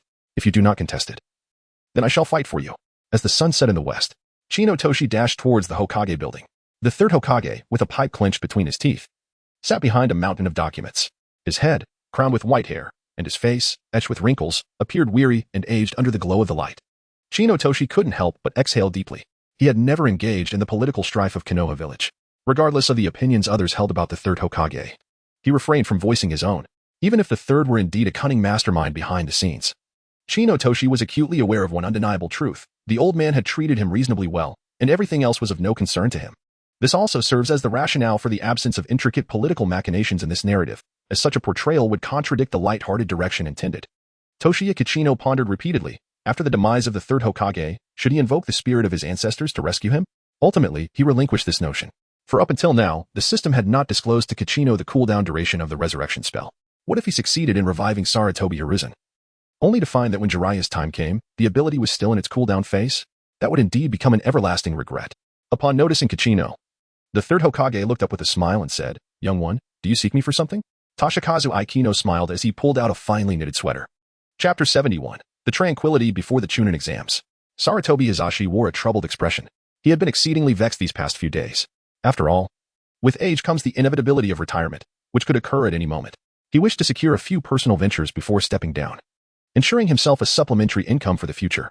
He had set his sights on a gold shop in Konoha that was up for transfer, intending to establish a dining establishment. However, to his dismay, Danzo had also taken an interest in the same shop and harbored aspirations of venturing into the culinary world. Ultimately, with the mediation of Mido Kazuma and Tsunade Haruno, the two decided to join forces. As for the type of dining establishment they would open, in a single stroke, Chino Toshiyuki unveiled the truth. One is the Hokage while the other is a mere shadow, if they are not to run a hot pot restaurant. What else could they possibly do? And behold, the third Hokage was already calculating the profit distribution for the hot pot establishment. "You, Danzo, you wretched spawn. Must you contest me over everything?" Just as he was berating, Chino Toshiyuki entered, holding a flamboyantly pink sweater. The third Hokage, upon receiving the sweater, felt a surge of joy. He had witnessed Chino weaving the garment through the crystal ball on numerous occasions. To his surprise, it was indeed crafted for him. This child is even more filial than Asuma. The third Hokage chuckled awkwardly and promptly inquired, "Little one, do you seek something from me?" Chino Jun then smiled as he articulated his purpose. "Grandfather Hokage, may Hinata continue to remain in Team 7? This posed no challenge for the Hokage, who readily acquiesced. However, he requested a favor in return. "This year, our village is tasked with hosting the Chunin Exams, an endeavor fraught with complexities. In truth, the Chunin Exams serve as a grand occasion for interaction among the various ninja villages. The third Hokage hopes to seize this opportunity to thoroughly showcase the achievements of Konoha's reforms and present an image of prosperity, democracy, civilization, and harmony." Recognizing Chino Jun's resourcefulness, often referred to as the brain of Team 7, he sought his counsel and strategies. Shishino Toshihiro contemplated for a moment and remarked, "In my opinion, we should erect several statues at the entrance of the school to reflect the spirit of the entire Konoha village." "Statues? That sounds splendid, but what would they specifically depict?" The third Hokage inquired hastily. After a moment of contemplation, Chijino Toshiyuki earnestly remarked, "Typically, the statues in schools feature Confucius, Mencius, and Laozi." He then gestured towards the three dynasties, as well as Suinzi. Chino Toshin spares no effort in promoting Chinese culture. The third generation, lacking understanding, readily agrees. Moreover, it is not just this. Toshino Ikeda sketched several drafts, prompting the third Hokage to rally a team for immediate production. The following day, Hinata remained with Team 7, while Sakura joined Waihai Kurenai's teammate, becoming teammates with Kiba and Chino. Kiba, with a demeanor akin to Naruto's, jovially teased Sakura upon seeing her, remarking on her newfound plumpness, stating that even his Aikido was slimmer than she. Unfortunately for Sakura, this was a moment when her spirits were particularly low, leading to a swift retaliation that left Kiba with a handprint on his face. The ensuing scuffle between the trio was chaotic. In retrospect, Kishimoto could not have anticipated the trajectory of Sakura's character, leading to desperate attempts to redeem her in later arcs, albeit too late. Initially, Kishimoto may have perceived the need for a floral embellishment alongside the two male protagonists, resulting in Sakura's creation. Her personality, as it stands, can be attributed to Kishimoto's penchant for crafting settings without thorough development. Consequently, a multitude of talented creators filled the gaps he left, leading to an array of inconsistencies that Kishimoto was compelled to navigate. Just as he managed to address one plot hole, another would emerge. Days passed, and a sharp hawk's cry disrupted the tranquility of Konoha. Kakashi and the other Jonin leaders instinctively gazed towards the sky, knowing that the time had come once more. They had urged the swift completion of tasks, signaling the dissolution of their teams. Soon, a group of over a dozen swiftly convened at the Hokage building. Everyone is present. The third Hokage noted with a smile, nodding in approval. "I have called you here to announce something that I believe you are already aware of." Kakashi, embodying his usual languid demeanor, remarked nonchalantly, "Individuals from other nations have already begun arriving in the village." Kurenai inquired, "Lord Hokage, when shall we commence?" "A week from now," stated the ever-watchful Shiranui Genma, cigarette in mouth and forehead protector bound behind his head, expressing surprise at the rapidity of events. The third Hokage exhaled a cloud of smoke, revealing an enigmatic smile. "Thus, I officially announce that in 7 days, we will commence the Chunin selection exams." At this moment in the Konoha forest, the sun had set, enveloping the area in a somber stillness. Naruto lay beneath a tree, drenched in sweat, surrounded by a disarray of shurikens, many embedded in the foliage. Meanwhile, Sasuke continued his rigorous practice in chakra control. Toshino embraced Hinata from behind, diligently instructing her in the arts of gentle fist and taijutsu. The young members of Team 7 remained utterly focused, showing no signs of fatigue. After their training concluded, they began their journey back, intent on savoring a bowl of Ichiraka ramen. Although Tashino possessed culinary skills of a divine caliber, he could not replicate the unique flavor that Ichiraku offered. Meanwhile, Naruto busied himself with collecting shuriken from the ground, his backside elevated in concentration. Hey, you don't need to bother. I'll buy you some. Tashino called out over his shoulder. Yet, Naruto shook his head, continuing his task. For him, every shuriken represented a sacrifice, purchased with the funds he had set aside for his ramen indulgence. From a young age, he had cultivated a commendable habit of frugality. Aside from indulging in ramen a couple of times a month, he subsisted on instant noodles and expired milk for his other meals. Despite the significant improvement in his quality of life since meeting Tashino, and having saved some money from their missions, his penchant for thriftiness remained steadfast. A sudden pang of bitterness surged within Chiyatoshi. From that day forth, each time he visited Naruto's home, he would discreetly tuck some money beneath the pillow or within the knitted undergarments. Oblivious as ever, Naruto remained unaware of Toshi's clandestine acts until the Fourth Great Ninja War. A week later, the participants of the Chunin Exam began to arrive in the village hidden in the leaves. The village was suffused with a festive atmosphere. As banners adorned every street, a warm welcome to our international friends for their inspection and guidance. Meanwhile, several statues designed by Chiyatoshi were diligently completed and installed throughout the village. The statue at the entrance of the village depicted a strikingly beautiful woman, one hand wielding a sword, the other balancing a scale. This statue was aptly named, "The Concubine Seeks Vengeance." Eventually, it became a new landmark of the Hidden Leaf Village. On this day, a collective effort was made to tidy up the surroundings. Toshikazu Chino and Naruto were tasked with picking up litter in Sakura Lane. The three little rascals from the Konohamaru Corps followed closely behind, creating a ruckus. In the midst of their commotion, they sprinted to the entrance of the alley. Konohamaru, propelled by his momentum, failed to halt in time and collided directly with an individual. This person was clad in dark attire, with peculiar markings adorning their face, and carried a puppet wrapped in bandages upon their back. Upon a keen glance from Chino, he recognized the very he had longed to reprimand during his anime-watching days. Chapter 72. The appearance of the beautiful Tamari, Kankuro, the son of the fourth Kazekage Raza from the sand village of the Land of Wind, a master puppeteer. Chino Tashizane once believed that this obscure profession was quite trivial. However, after witnessing the battle between Granny Chiyo and the Scorpion, he was utterly astounded. The White Secret Technique, the 10 Ninja of Chikamatsu, the 100 Machine Performance, the Iron Sand Barrier, along with a plethora of dazzling mechanisms, completely transformed his perception of puppeteers. It was not that puppeteers were weak, but rather that Kankuro was rather inept. Kankuro, with his impulsive and passionate nature, harbored a strong dislike for children. Upon his introduction, he embodied the archetypal villain. Yet, as the narrative unfolded, he ultimately became an ally to Naruto and his companions. Beneath his seemingly rebellious exterior, he was, in truth, a gentle older brother. Nonetheless, initially, Chiyatoshi harbored a profound disdain for him. How utterly arrogant! So audacious that he dared to confront even the grandson of the Hokage. Thus, this time, Ichi no Toshiyuki resolved to teach that fellow a lesson. When mentioning Kankuro, Ichi no Toshiyuki couldn't help but think of the enchanting Tenten. Both shared a penchant for utilizing various ninja tools. Kankuro preferred to conceal his tools within his puppets, while Tenten favored hiding hers within scrolls, summoning them with summoning techniques at critical moments. However, the disparity between the two was akin to that of a pauper and a wealthy heiress. Although Kankuro hailed from a family of officials, Tsunegakure was not particularly affluent. He lived without want. Yet the weapons at his disposal were largely remnants discarded by Sasori of the Red Sand, leading to his derisive nickname of the Scavenger. In stark contrast, Tenten's arsenal of ninja tools was entirely acquired through her own means. While the original narrative does not elaborate on her parents' occupations, her eloquence and attire unmistakably suggest that she is indeed a woman of considerable wealth. Toshiya Chino intended to seize an opportunity to delve into the mysterious activities occurring at the Tanaka household. Suddenly, a shout interrupted his reverie. "That hurts," exclaimed Konohamaru as he was hoisted up by Kankuro. "Shorty, are you blind? You are truly courting disaster," the boy with the painted face retorted angrily. At that moment, a golden-haired maiden approached. Her hairstyle bore the unmistakable impression of a recent salon visit. The enormous three-bladed fan on her back served as an exceptional tool for executing powerful wind techniques. It was this grand fan that had sent the reanimated Madara flying. Her face was slightly round, and her features were exceedingly sweet, particularly her pair of blue eyes, which shimmered with a depth reminiscent of the ocean's noble azure. She addressed Kankuro, saying, "Brother, please stop. You will get scolded."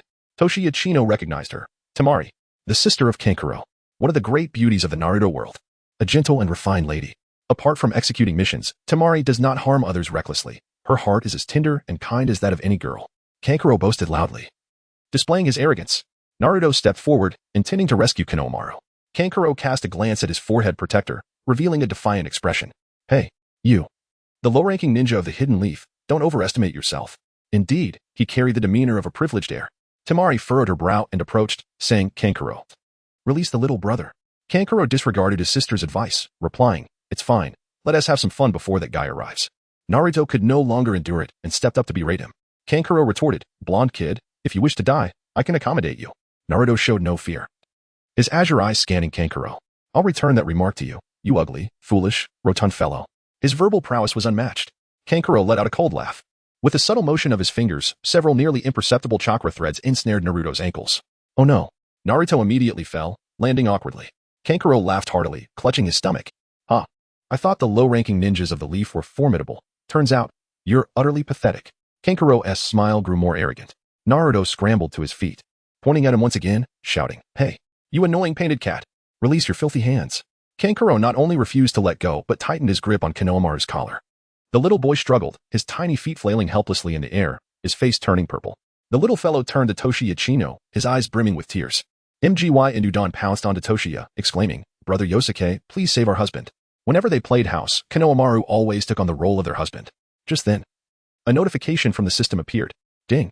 Issuing a plot sign-in, impose a mental punishment without causing physical harm. Mental punishment?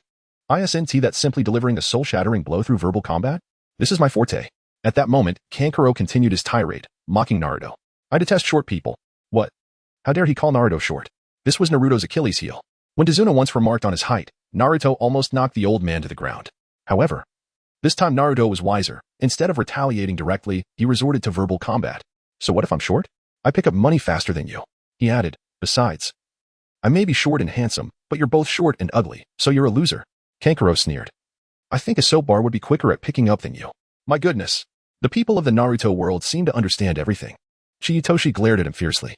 If it were in the past, a Konoha dragon would have ensnared him in a tempest of thunder and lightning, leading to his demise. Yet, he understood that such actions were no longer permissible.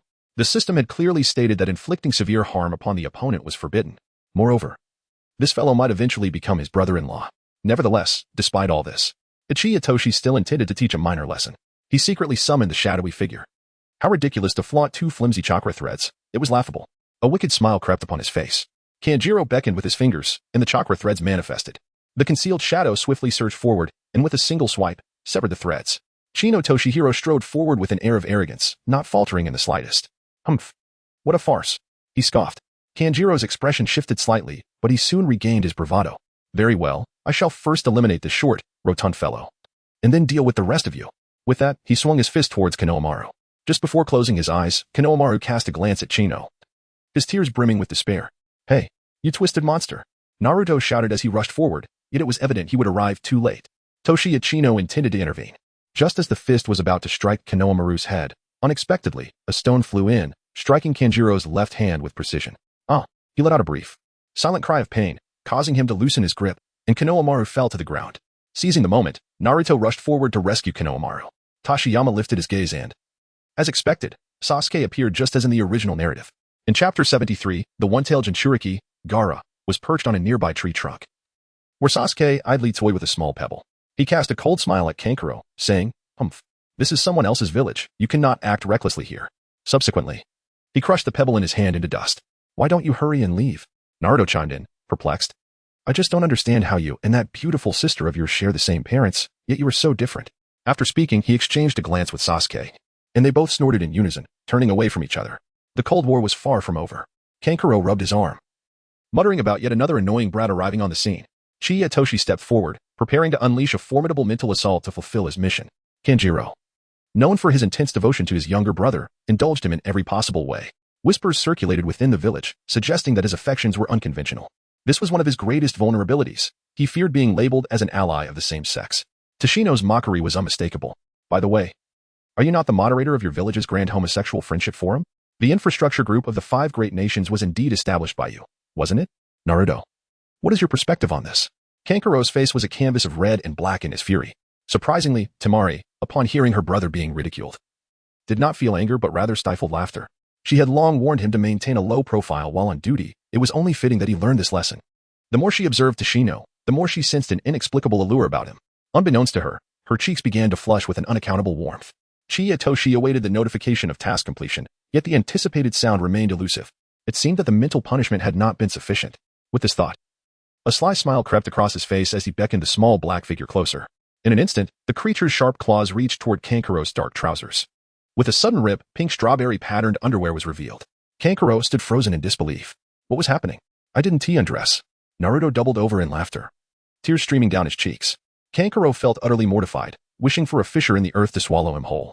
Humiliated, a surge of anger welled up within him, completely overshadowing the original purpose of his visit. How infuriating. You shall pay dearly for this indignity. With that declaration, he began to unfasten the bandages binding his back. Hey, you're not planning to use the crow, are you? Temari rushed forward, attempting to intervene. The crow was not a mere bird. It was the first puppet he had employed, crafted by the notorious Sasori. Temari, don't interfere. I refuse to let our village be belittled by these leaf ninjas. My size does not reflect the capabilities of our entire village. You've never encountered Sasori, it would terrify you. With that, Kankuro forcefully pushed Temari aside. At that moment, the puppet behind him was fully revealed, its expression becoming increasingly menacing. Chiya Toshihiro laughed heartily. You, the scavenger, are showing off again. Scavenging was one of Kankuro's Achilles' heels. Enraged, he retorted, you are the real scavenger, your entire family are scavengers. Yet, he soon fell into a contemplative trance. Why does this fellow understand me so well? In his heart, Chiya Toshi chuckled. In the battle between Chiyo and the scorpion, it is you, the scavenger, who will ultimately reap the rewards. However, he was too indifferent to engage in further banter. For, another formidable figure from the world of Naruto was about to make an entrance. Indeed, a chilling sensation crept up his spine. It felt as if a song drifted in from the horizon. Gourd boy, 7 flowers on a single vine. Toshiyuki Chino lifted his gaze and beheld a figure suspended beneath the dense foliage. A mane of fiery red hair framed a visage adorned with striking smoky makeup, while a blood-red character for love was etched upon the forehead. Beneath the shadows of dark circles, his eyes radiated a chilling malevolence. He bore a colossal sand gourd upon his back. This individual was none other than Gaara, the younger brother of Temari and Kankuro, the future 5th Kazekage and the second host of Shikaku, the One-Tail. Kankuro, feeling the weight of the moment, was admonished sharply. Kankuro, cease your prattling.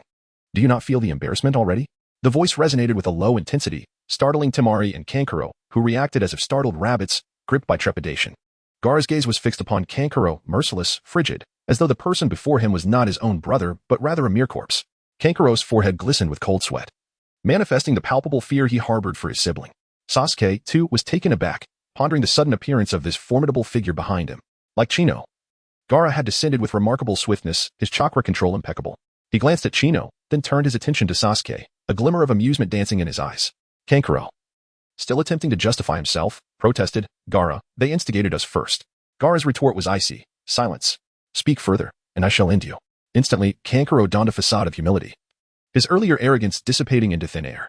Gaara then addressed Chino and the others. I sincerely apologize. Despite the humble words, his gaze remained as frigid as ever. In an instant, he transformed into a cascade of sand, materializing beneath the tree. He turned to Kankuro and Temari, stating, let us proceed. We are not here for frivolity. At that moment, the air thickened with anticipation. Tsunami asked 2 questions that had been lingering for quite some time. By the way, is your smoky eye makeup done by Temari every day? Gaara was momentarily taken aback. Temari, with a warm demeanor, nodded affirmatively. Indeed, I helped my little brother with this. Does it look good? Why must you speak such blunt truths? Gaara retorted in irritation. Tashiyama-shin asked a second question. Why do you call me Yero? Kankuro, having learned to answer quickly, exclaimed, I know. It's because your younger brother had a childhood friend who later betrayed him, named Sholo. Yero shot him a fierce glare. What nonsense you speak. I am Yero, and I only love my own Azura. Kankuro murmured, isn't your mother also my mother? After uttering those words, the 3 turned and walked towards the alleyway. Chino Toshi watched helplessly as they departed, his hard-earned reward slipping away. At that moment, Hinata arrived at the alley's entrance, presenting them with a bag of oranges she had purchased from a nearby shop, exceptionally sweet. Oranges. Sunataka Chino suddenly experienced a flash of inspiration. Recalling a text from his second year of junior high, he also devised a way to deliver a final psychological blow to Kanjiro. He approached the 3, and indeed, the system swiftly presented him with a reward for completing the task. Chapter 74. Acquiring Earth Release. In the balmy month of March, as spring returned to the Earth, Konoha village was enveloped in a festive atmosphere. The townsfolk danced in an intricate figure-8 pattern to welcome distant guests, while the spirited anthem of the Will of Fire echoed from loudspeakers throughout the streets and alleyways. In a damp, chilly cave, a stunningly beautiful woman with long, straight black hair stood poised, her alluring features captivating. Beside her, a red-haired woman stood at the bedside, engaged in a solemn ritual.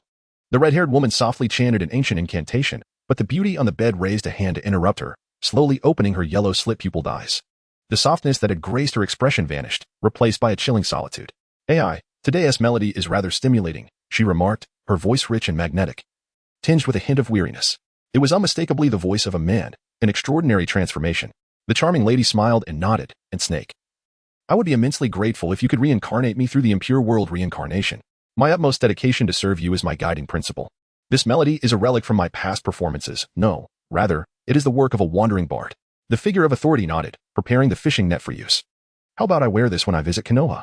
I shall overshadow the blooming flowers and decisively outshine the likes of Finjia. Ant Snake nodded in satisfaction before inquiring. The intel from T should have arrived by now. What is the situation in Konoha? After receiving the report, he gazed toward the cave entrance, his eyes deep and somber. At the entrance of the Cherry Blossom Lane, the Senbikiya fruit shop displayed rows of shelves overflowing with fresh fruits. Toshinobachino's gaze fell upon the resplendent oranges. Although his task of emotional devastation remained unfulfilled, inspiration had already begun to stir within him. Wait, friends from Sunagakure, he exclaimed, dashing forward to intercept the trio. What do you intend to do? Kanjiro asked with a wary tone. Toshimasa Akino broke into a smile. Do not be anxious. It was merely a misunderstanding. As the host, it is only fitting that we treat our guests with courtesy. Thus, I wish to present you with a gift as an apology. A gift? What on earth? Kankuro pondered in confusion. Gaara stood silently to the side, observing with an indifferent gaze. Meanwhile, Tamari couldn't help but exclaim, how unfortunate that both my brothers are rather unattractive. How wonderful it would be to have a charming brother with delightful dimples. Tashiyama pointed towards the fruit shop, noting that the ugly oranges from this establishment were particularly sweet. A rarity that you would likely find difficult to encounter in your region. In the land of wind, where sandstorms sweep through the seasons, the fruits cultivated are often parched and lacking in moisture. Instructed Kankuro, I shall procure a few oranges. You remain here and do not wander. Kankuro, perplexed, wondered why oranges were being purchased, for his preference lay with cherries. Chino Toshiyuki paid him no heed. Moments ago, he had donned a small black cap retrieved from the void and draped himself in a long black cloak, complemented by a deep blue cotton robe. Stooping and shuffling, he ambled towards the fruit store ahead. Kanjiro observed him with a perplexed expression, yet inexplicably, he found himself touched by the profound weariness emanating from Chino's silhouette. Stirring the softest recesses of his heart, Chiyatoshi glanced back at him, his eyes brimming with affection as he coughed softly twice. Joer, do not stir. Your father shall arrive shortly. My dear father, the one I have cherished most throughout my life. Suddenly, Kanjiro was reminded of Rasha, who resided far away in Sunagakure, and his eyes involuntarily began to glisten with emotion. Chino's imaginative mind wandered to the moving scene from the second-year Chinese textbook featuring the renowned writer Zhu Ziqing and his father. In that poignant moment, Mr. Zhu instructed his son to remain still while he went to procure a few oranges. Upon returning with the fruit, Chino handed the less-than-perfect oranges to his three siblings. Surprisingly sweet, Tamaki received one, her face lighting up with a radiant smile as she held the orange tightly to her chest. Chiyatoshi gazed once more at Gaara. Little uncle, Gaara, strive earnestly and awaken to the truth. Redemption lies in turning back. After delivering this profound remark, he winked at his opponent and swiftly pursued the main contingent. Gaara stood there, momentarily stunned. The depth of Toshi's words seemed to resonate with significance. Kanjiro picked up an orange and took a bite. Haha, father, this is truly sweet. Indeed, he is a fool. The third Hokage embodies the will of fire. Chiyatoshi bears the will of his father. Having secretly assumed the role of a father figure for someone else, the psychological blow is indeed substantial, is it not? As anticipated, the system swiftly responded. Ding. Congratulations, host, you have completed the mental assault and acquired the Earth Release technique. The heart-severing technique of Earth Release. This maneuver was previously employed by Kakashi during the survival test. By invoking the Earth Release to burrow underground and then suddenly seizing the enemy's legs to drag them beneath the surface, it is classified as a surprise attack. Belonging to the control category of ninjutsu. Observing the departing members of Team 7, Kankuro cast aside an orange peel in frustration, lamenting. Why was I not permitted to eliminate them? Gaara coldly retorted, it is not you who would eliminate them, but they who would eliminate you. Yet Kankuro sought to defend himself. Without warning, Gaara pivoted and forcefully pinned Kankuro against the wall, exuding a murderous aura as he warned. I advise you to cease causing trouble, otherwise, I shall end your life. Meanwhile, on Toshiya's side, the earpiece crackled to life. Kakashi's languid voice emerged. How is the trash collection coming along? Do not forget to sort it. Damn the notion of garbage classification. There will be those who interject. Nonsense. Where did the earpiece come from? Please refer to the episode where Team 7 helps the daimyo's wife capture a cat. Chino Toshiyuki removed the walkie-talkie and gazed at it for quite some time. While indulging in anime, he had always found himself perplexed by the technological landscape of the Naruto universe. The presence of devices like walkie-talkies and television suggested a highly advanced society. Yet, he wondered, why were there no firearms? No automobiles? If firearms existed, could they not have swiftly eliminated Orochimaru and the Akatsuki, thus resolving everything? However, having traversed into this world and experienced it firsthand, he soon realized that if firearms truly existed, what purpose would ninjutsu serve? The ninjutsu, taijutsu, and genjutsu within the Naruto realm were remarkably formidable, rendering firearms, grenades, and nuclear weapons unnecessary. Moreover, the rampage of a Jinchuriki would likely be more terrifying than any nuclear weapon. As for the absence of automobiles, that too was easily comprehensible. One only needed to observe the speed at which they maneuvered through the treetops. Thus, the need for cars was rendered obsolete. Nevertheless, one aspect that puzzled Chino Toshiyuki was why they had not devised a technique like ninjutsu, 1,000-mile transmission, which would have negated the need for walkie-talkies altogether. Therefore, one need not take the worldview of Kishimoto too seriously. To do so would be to lose oneself in the intricacies of it all. Speaking of automobiles, suddenly, Toshi remembered that there were indeed several luxury cars stored into space, a Huachin Bentley, a Huachin Lamborghini, and a Huachin Maserati. Not to mention, there was also the renowned gold Seiyun Huachin Jibei. After finishing his scavenging, Toshi swiftly took Hinata and rushed towards the Konoha forest. He retrieved a sleek black Lamborghini from his space. Upon seeing the magnificent, eye-catching sports car, Hinata was utterly bewildered. What on earth is this? Hey, Hinata, hop in. Let me take you for a ride. Toshino pulled her along, akin to a masterful race car driver. With a swift press of the accelerator, they vanished into the forest after a series of death drifts. Chapter 75, the list of Chunin Exam participants. The sky was a vivid blue, adorned with fluffy white clouds. Chino Toshiyuki raced along the shores of the Valley of the End with Hinata. Was it exhilarating? Toshi inquired. Hinata nodded, her face brimming with excitement. This is much faster than a carriage. What is it called? Toshi smiled and remarked, Maserati. The tongue-twisting name seems to pose some difficulty for her. Mala everywhere. How filthy. I still prefer the sensation of soaring through the sky. Toshi smiled indulgently. All right. He summoned the ice and snow phoenix once more, embracing Hinata as they joyfully soared through the sky that evening. Chino Toshiyuki had a dream. Upon awakening, he found that Kuro, the little black cat, had been summoned at some unknown moment and was now perched at the head of his bed, gazing at him. As Chino stirred from his slumber, Kuro rolled over playfully. The two engaged in a delightful frolic for a brief while, before the little black cat vanished without a trace. Tashiyama summoned his clones to wash his undergarments, tidy the place, and prepare breakfast. Meanwhile, he ventured into the omnipotent space, seeking additional pairs of underpants. As dawn broke, the sky was clear and the sun shone brightly. Carriages streamed in one after another, each bearing the prominent lords of various nations, their rotund faces adorned with jowls. The common folk lined the streets, holding bouquets of flowers in a warm welcome. Suddenly, a voice rose above the crowd, proclaiming, "Few officials are of good character." This individual was immediately seized by the hidden guards and taken to prison. Accompanying the lords were attendants, bodyguards, and candidates participating in the Chunin Exam. The streets of Konoha were teeming with people, bustling with life. However, not all guests appeared benign. Orochimaru had conspired with the hidden sand village of the Wind Country, plotting to execute their plan for the downfall of Konoha.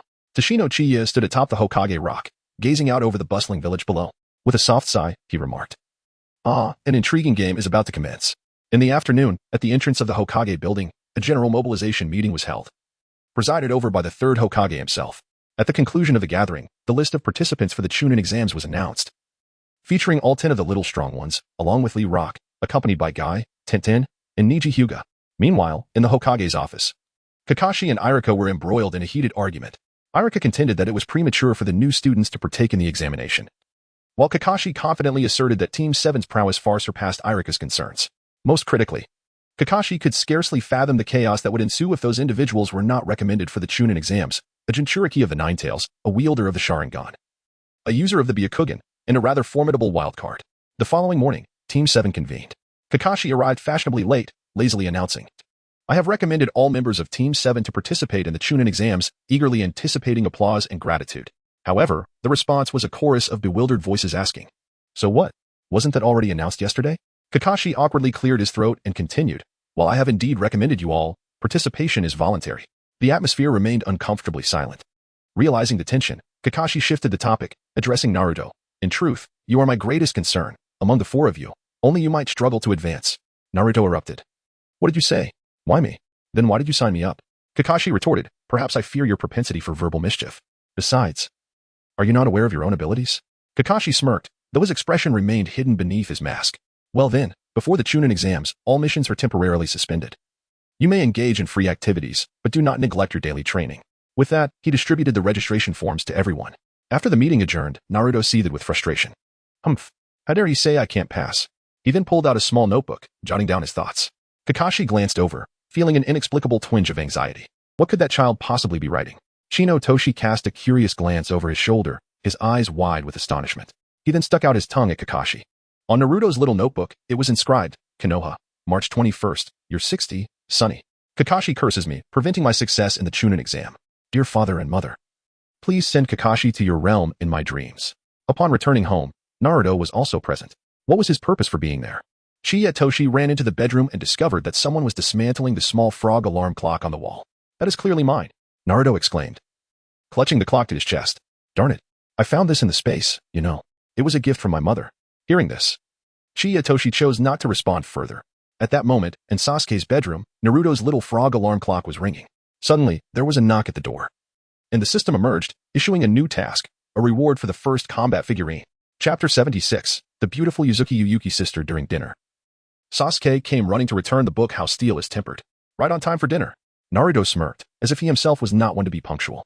The two had recently entered a prolonged battle of wits. Sasuke snorted coldly and turned to leave. Such admirable resolve. Chiyatoshi forcibly brought him in. Hinata and Ino were confiding their worries to each other. I am so anxious that my performance in the exam might hold everyone back, Hinata murmured softly. Ino sighed in agreement. My two eccentric teammates, one is perpetually eating, while the other seems to yawn at every possible moment. With a reassuring smile, Chino urged, do not worry. Everyone will succeed. Hinata murmured, yes, I will strive to keep up with all of you. A few days later, on March 28th, the day for submitting the registration forms for the Chunin exams arrived. After enduring Irika's tedious tests, the 10 newcomers successfully obtained their qualifications. This day also marked Valentine's Day in the world of Hokage. A notification from the system appeared, announcing a task to check in. Ding. Please ensure to gain the favor of at least 6 Chunin or Jonin at the registration venue. What on earth? How am I supposed to accomplish this task? Tashino Chiye fell into deep contemplation. However, with his eloquence and spatial repository, accomplishing his tasks was not overly difficult. Subsequently, the group made their way to the school. Along the path, they encountered a multitude of foreign friends. Some donned conical hats, others were masked, some sported bald heads, while a few appeared as if wrapped in bandages. Among them was a strikingly beautiful woman clad in fishnet attire, who beckoned to Sasuke with a playful gesture. Come on, baby. Sasuke remained unfazed, exhibiting an indifferent demeanor toward the opposite sex. In contrast, Naruto found himself inexplicably stirred with excitement. Certainly, Chiyatoshi recognized who that person was. A lover of amusement. A seeker of experimental materials, a developer of forbidden techniques, engaged in earth-shattering endeavors, and then caught in an infinite loop like the Serpent Lady. Hinata couldn't help but pause, softly exclaiming, this sister is truly beautiful. Chiyatoshi swiftly pulled her into his embrace, dismissing her disdainful gaze. However, one must concede that she indeed exuded a captivating charm in her feminine guise. Upon arriving at the Ninja Academy, he was astounded by the bustling atmosphere reminiscent of a spring festival in the world of Hokage. Yet, Chiyatoshi's heart soared with joy as he witnessed numerous characters from the Naruto universe making their grand entrance. The registration team was led by 2 individuals named Yuzuki and Tsukikage Shippu. They were efficiently directing several ninjas in orderly registration. Yuzuki could certainly be considered a beauty. Her purple shoulder-length hair framed her cherubic face adorned with cherry-like lips. A member of the Umbu, she later ascended to the rank of Special Jonin, excelling in the Leaf Village's swordsmanship. Tsukikage Shippu, a Special Jonin himself, and one of the examiners for the Chunin exams, bore a pale complexion, frequently coughed, and exhibited pronounced dark circles under his eyes. He and Yuzuki were indeed a couple. Yet their fate was tragically destined for an early demise. Good day, Yuin sister. Chiyatoshi greeted politely. Yuzuki appeared momentarily taken aback. Young man, do you know me? Chiyatoshi nodded with a smile, acknowledging that everyone certainly recognized his beautiful sister. Sasuke replied nonchalantly, I do not know her. Yuzuki beamed with joy, holding a very favorable impression of Chiyatoshi. The little one certainly had a way with words. Tashino Akino pondered, calculating the age difference between himself and Yuzuki. Suddenly, a notification emerged. Ding. He had garnered the favor of a Chunin. Tsukikage Shippu shot him a glance, feeling an inexplicable discomfort within. However, he swiftly shook his head. What was there to envy about a 19-year-old? Cough, cough. Nevertheless, he acknowledged the fact. This young lad was indeed the apprentice of the Hokage. Chiyatoshi approached and produced a bottle of Chuanbei Shedden Loquat syrup. Teacher, he said, noticing your persistent cough earlier, this is a time-honored remedy, excellent for moisturizing the lungs, alleviating coughs, dispelling phlegm, and calming wheezing. I present it to you. Moonlight Gale received it, hesitatingly taking a sip. Indeed, it was refreshingly cool, sweet, and rich, significantly easing the dryness in his throat. Ding. Gained the favor of a high-ranking ninja. Just then, a thunderous voice echoed. No pushing. Form an orderly line to register. Those who disrupt the order will have their qualifications revoked. I'm referring to you, you little golden-haired rascal. As Chiyatoshi gazed into the distance, he beheld a striking young man with short brown hair, a scar adorning his left cheek, clad in a blue combat uniform beneath a green Jainin vest. His appearance was strikingly reminiscent of a character from the illustrious ranks of the 5 great shinobi. He was among the few elite assassins of Konohagakure, renowned for his proficiency with daggers and his tempestuous temperament. His weapon of choice, a black-bladed katana, was laced with lethal poison.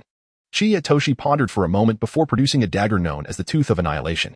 This exquisite blade originates from the formidable boss, Algalon the Observer. In the Ultra Raid of World of Warcraft, the dagger radiated an enchanting green luminescence, a prized possession for those who dabble in the art of transformation. He discreetly handed the dagger to Narukami. Chapter 77. The lowly illusion is unmasked. Narukami chuckled with delight. I quite fancy this little imp. He then lowered his gaze to the Tooth of Annihilation. Well, would you look at that? So spectacular, so impressive. His affection for daggers rendered him utterly captivated. As for the source of this delightful gift, it was hardly a mystery. It was undoubtedly bestowed upon him by his master, the esteemed Hokage. That old fellow truly plays favorites. However, he swiftly tucked the dagger away, ruffling Toshi's hair. This little one has a boundless future. He then passed him a queue number, placing them higher in line. Ding gained the favor of the second-ranking jonin. An irate voice soon erupted from the crowd. Hey, why did they get to cut in line?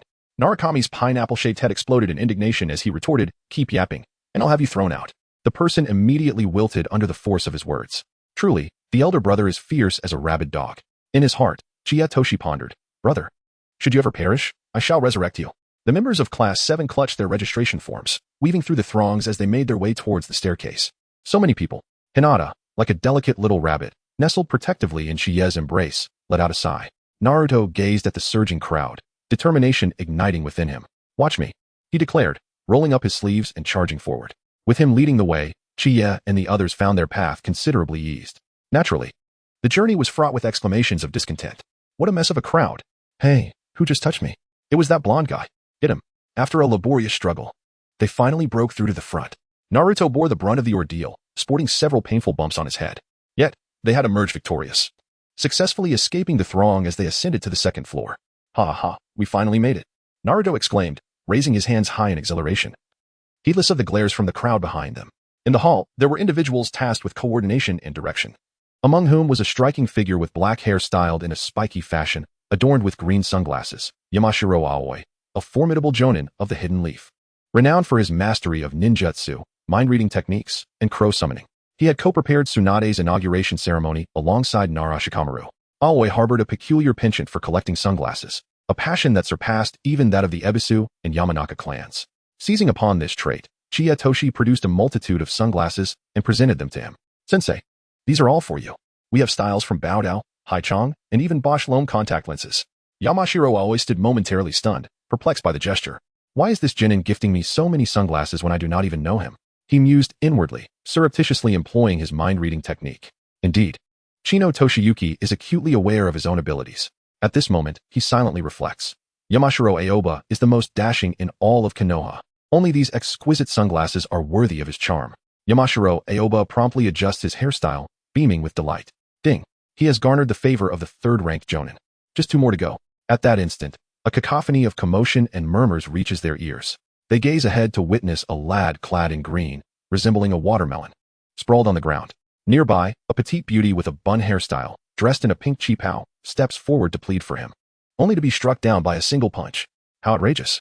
Toshi recognized it was none other than his first friend in the world of Naruto, Rock Lee. The other was the affluent young lady, Ten. The ones who had subdued them were 2 young men dressed as seniors, stationed at the entrance of the classroom, preventing the crowd from entering. The door bore the number 301, yet it was unmistakably on the second floor. Chie Toshiki, possessed of the Bodhi physique, was capable of discerning all illusions. He let out a cold scoff. Mere low-level illusions. He recognized 2 nin, one named KZ Tetsu, a member of the Interrogation Division and an adept in close combat, and the other named Kamizuki Izumo, also an Interrogation Division member, tasked with reconnaissance and intelligence gathering. These 2 formed a remarkably harmonious duo, frequently operating in tandem. During the subsequent nin written examination, they even served as proctors together. KZ Tetsu had a rugged appearance, reminiscent of Inuzuka Kiba, with a bandage traversing his nose and cheeks. Kamizuki Izumo, on the other hand, possessed a more delicate visage, donning a ninja headpiece with his right eye obscured by hair. Together, they epitomized the perfect partnership of offense and defense. Yet, at this moment, they exuded extreme arrogance. Deriding the newly minted genin, the nin exam is a formidable hurdle. You little brats stand no chance of passing. We've taken it thrice without success. Moreover, most nin are team leaders, and whether it be failure in missions or the loss of subordinates, the responsibility lies squarely on their shoulders. Indeed, rather than waste time, you might as well take a hint and depart quietly. Toshiyuki Chino understood. This was a minor assessment before submitting the registration form. Observing the daily beatings that left him battered and bruised, he could not help but feel a surge of indignation. He yearned to teach the two a lesson. Yet he also needed to win their favor to complete the task. Confrontation was certainly not the way forward. As he pondered how to reprimand them, Sasuke stepped forward. Despite being on the second floor, was no one aware of the situation? In truth, many had already discerned the underlying issues, except for the oblivious Naruto, who still believed they were merely in classroom 301. Tashino sighed, remarking, "You are rather too easy to deceive, aren't you? Are you referring to me?" Naruto replied with an expression of innocent bewilderment. Hinata stifled a laugh, covering her mouth, and said, "Did you not realize how many flights of stairs you've climbed?"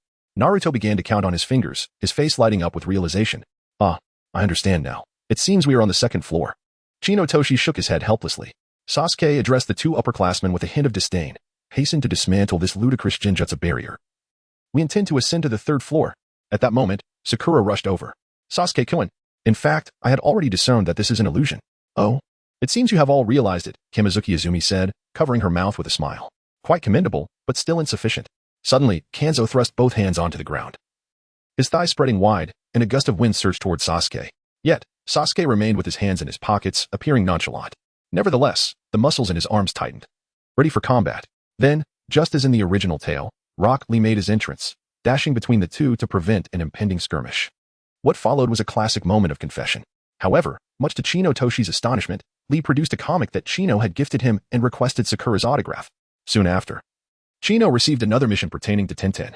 The earlier task of garnering affection was swiftly completed, resulting in his acquisition of the first battle figurine. No, it was likely two.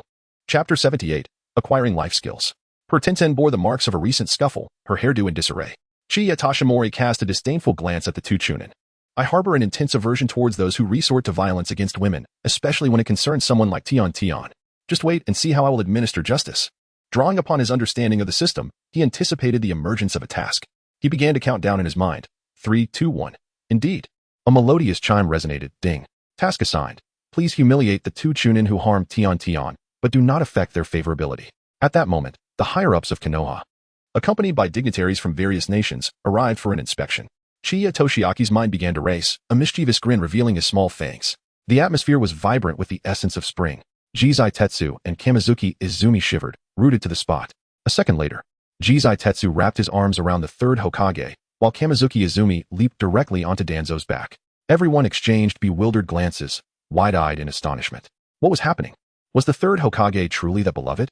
However, it was not long before, under the guidance of the various feudal lords, a fervent round of applause erupted.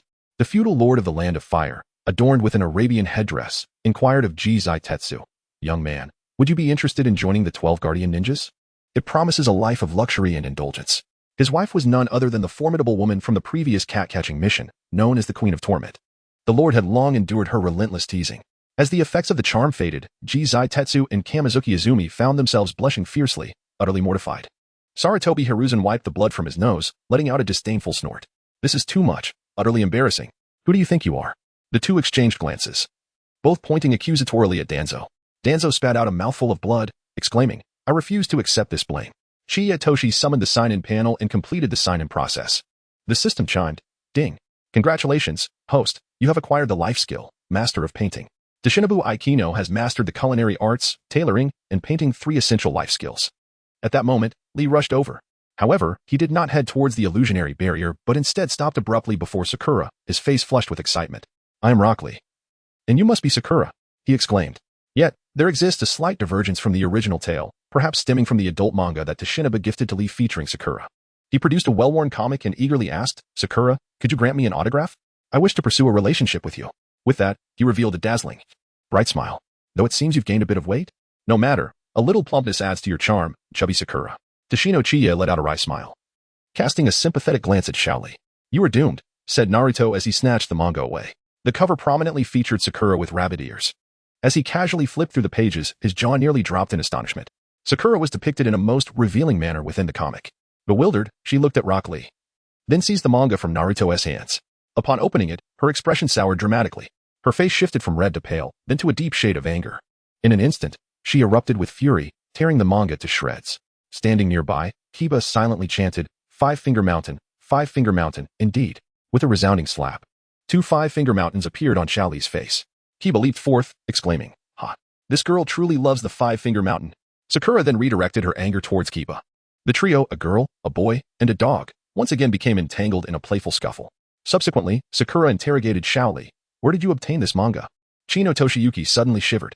What he admired was that Lee Locke remained tight-lipped, enduring all manner of torment without betraying his brother. A true hero. Afterwards, Chino Toshiyuki gifted him 2 books, which he had personally illustrated after mastering the art of painting: Sakura Haruno's Sports and Health Exercises and Sakura's Date Strategy. At that moment, a young boy approached. His brown hair was tied into small bunches at the ends, his eyes were a pure white, and his expression was cold and stern. Toshikazu Chino immediately recognized him. It was Niji Hyuga, the unparalleled genius of the Hyuga branch family and the cousin of Hinata. He pulled Lee away from the chaos. Do not associate aimlessly with newcomers. Chiya Toshi let out a cold laugh, remarking on the arrogance of those who had to retake the exam. Hinata Niji, clearly overhearing, cast a disdainful glance towards Chiya Toshi, his eyes brimming with contempt.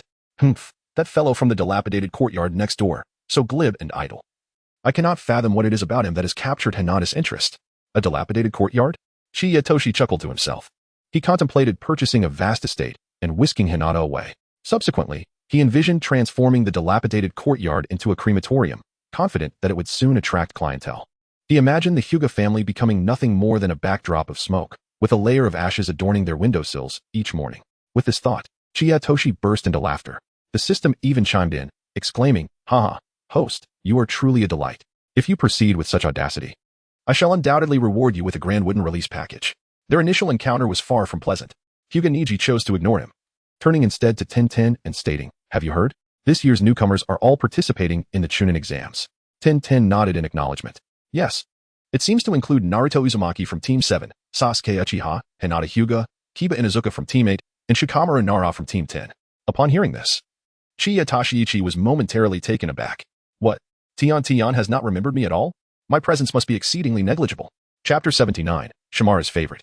Tion found herself successfully pinned against the wall by Chiya Toshiichi. As this was a humorous mission, the reward was none other than amusing takoyaki. Toshino Chiye has garnered the favor of 4 mid-ranking ninjas, leaving only 2 remaining. He swiftly turned and dashed towards classroom 201, where Kaneko Tetsu and Kamizuki Izumi were peering out. Brother, are those the young ones recommended by Kakashi and Guy? Indeed, they seem quite competent. They passed the assessment before submitting their application forms. When will we have the chance to lead a team ourselves? Yes, I've had enough of following that old eccentric. Marino Abiki. Just as the last words were spoken, whoosh, whoosh, the 2 transformed back into their dashing mid-ninja attire. At that moment, Tashiyama entered, opening the door and pulling out a multitude of items. He presented a generous serving of raw tuna drizzled with yam sauce, an assortment of malt candies, and a deck of playing cards, all of which were Steele's favorites. Meanwhile, Amatsuki Izumi harbored a profound aversion to dirtiness. Chino Takashi produced Amway concentrated dishwashing liquid, multifunctional laundry detergent, kitchen stain remover, and SM leather polish. My home is also equipped with various storage boxes. I shall present them to you next time. Kamizuki Izumo was overjoyed. Wow, how wonderful, for she too delights in organization and tidiness. Chino Toshi quietly advised the 2, from now on, make sure to curry favor with Hataki Kakashi. Brother Shin will achieve eternal life. The 2, aware of his status as a disciple of the Hokage, naturally believed his words. Subsequently, they both became the guards of the 6th Hokage, Kakashi, and were promoted to Special Jonin. Ike no Toshiyuki successfully garnered the favor of the last 2 individuals. After departing from classroom 201, Ike no Toshiyuki completed the attendance check. Ding. Congratulations to the host for accomplishing the task of signing in. Please proceed to draw a combat figurine. Who might it be? Toshiyuki Chino, filled with excitement, began to speculate. Soon after, the wheel appeared. Stop. With a resounding shout from Toshikazu Aikino, all the examinees came to an abrupt halt.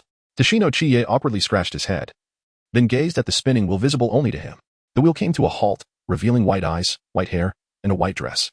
It was a lowly version of Kagaya Otsutsuki. Incredible! She truly has arrived. Little Kagaya floated mid-air, visible solely to Toshino Chiye. Kagaya Otsutsuki, the ultimate antagonist from Naruto. The mother of chakra, the Jinchuriki of the 10 tails. Possessing the 3 great ocular techniques, Sharingan, Rinnegan, and Byakugan, she could unleash the infinite Tsukuyami without needing the moon. Additionally, she wielded formidable techniques such as the Shinjutsu, Sheri, the expanding truth-seeking orbs, and the 80 gods vacuum attack. What powers does this figurine possess? Toshiyuki Aikno could not help but shudder. From now on, merely invoking the name of the figurine would summon it forth. The abilities and skills of the figurine do not strictly correspond to its prototype, yet they possess the potential to evolve alongside the host in the future. The host is encouraged to explore this gradual journey ahead. After listening, Chino Toshi finally let out a sigh of relief. If the early stages were too overwhelming, Wouldn't their combat prowess soon collapse? Ding. A storyline sign-in has been issued. The host must replace Sasuke to defeat Rock Lee. Goodness. Is the sign-in frequency today excessively high? Such extravagance. Chiyatoshi felt a surge of unexpected joy. He soon recalled the original storyline. Rock Lee had boldly sought out Sasuke for a challenge. Eager to demonstrate that hard work could triumph over innate talent. In truth, his motivation was to impress Sakura. Sasuke had intended to use his Sharingan to discern Lee's movements. Yet while his eyes could perceive the intricacies of the taijutsu, his body could not keep pace with the speed. Ultimately, he was struck aloft by a single kick from the Shadow Dance Leaf technique. Just as Lee was about to unravel his bandages to unleash the primary lotus, his Minor Might Guy appeared just in time to prevent the execution of this forbidden technique. Shall I take Sasuke's place? And must I also conquer Lee?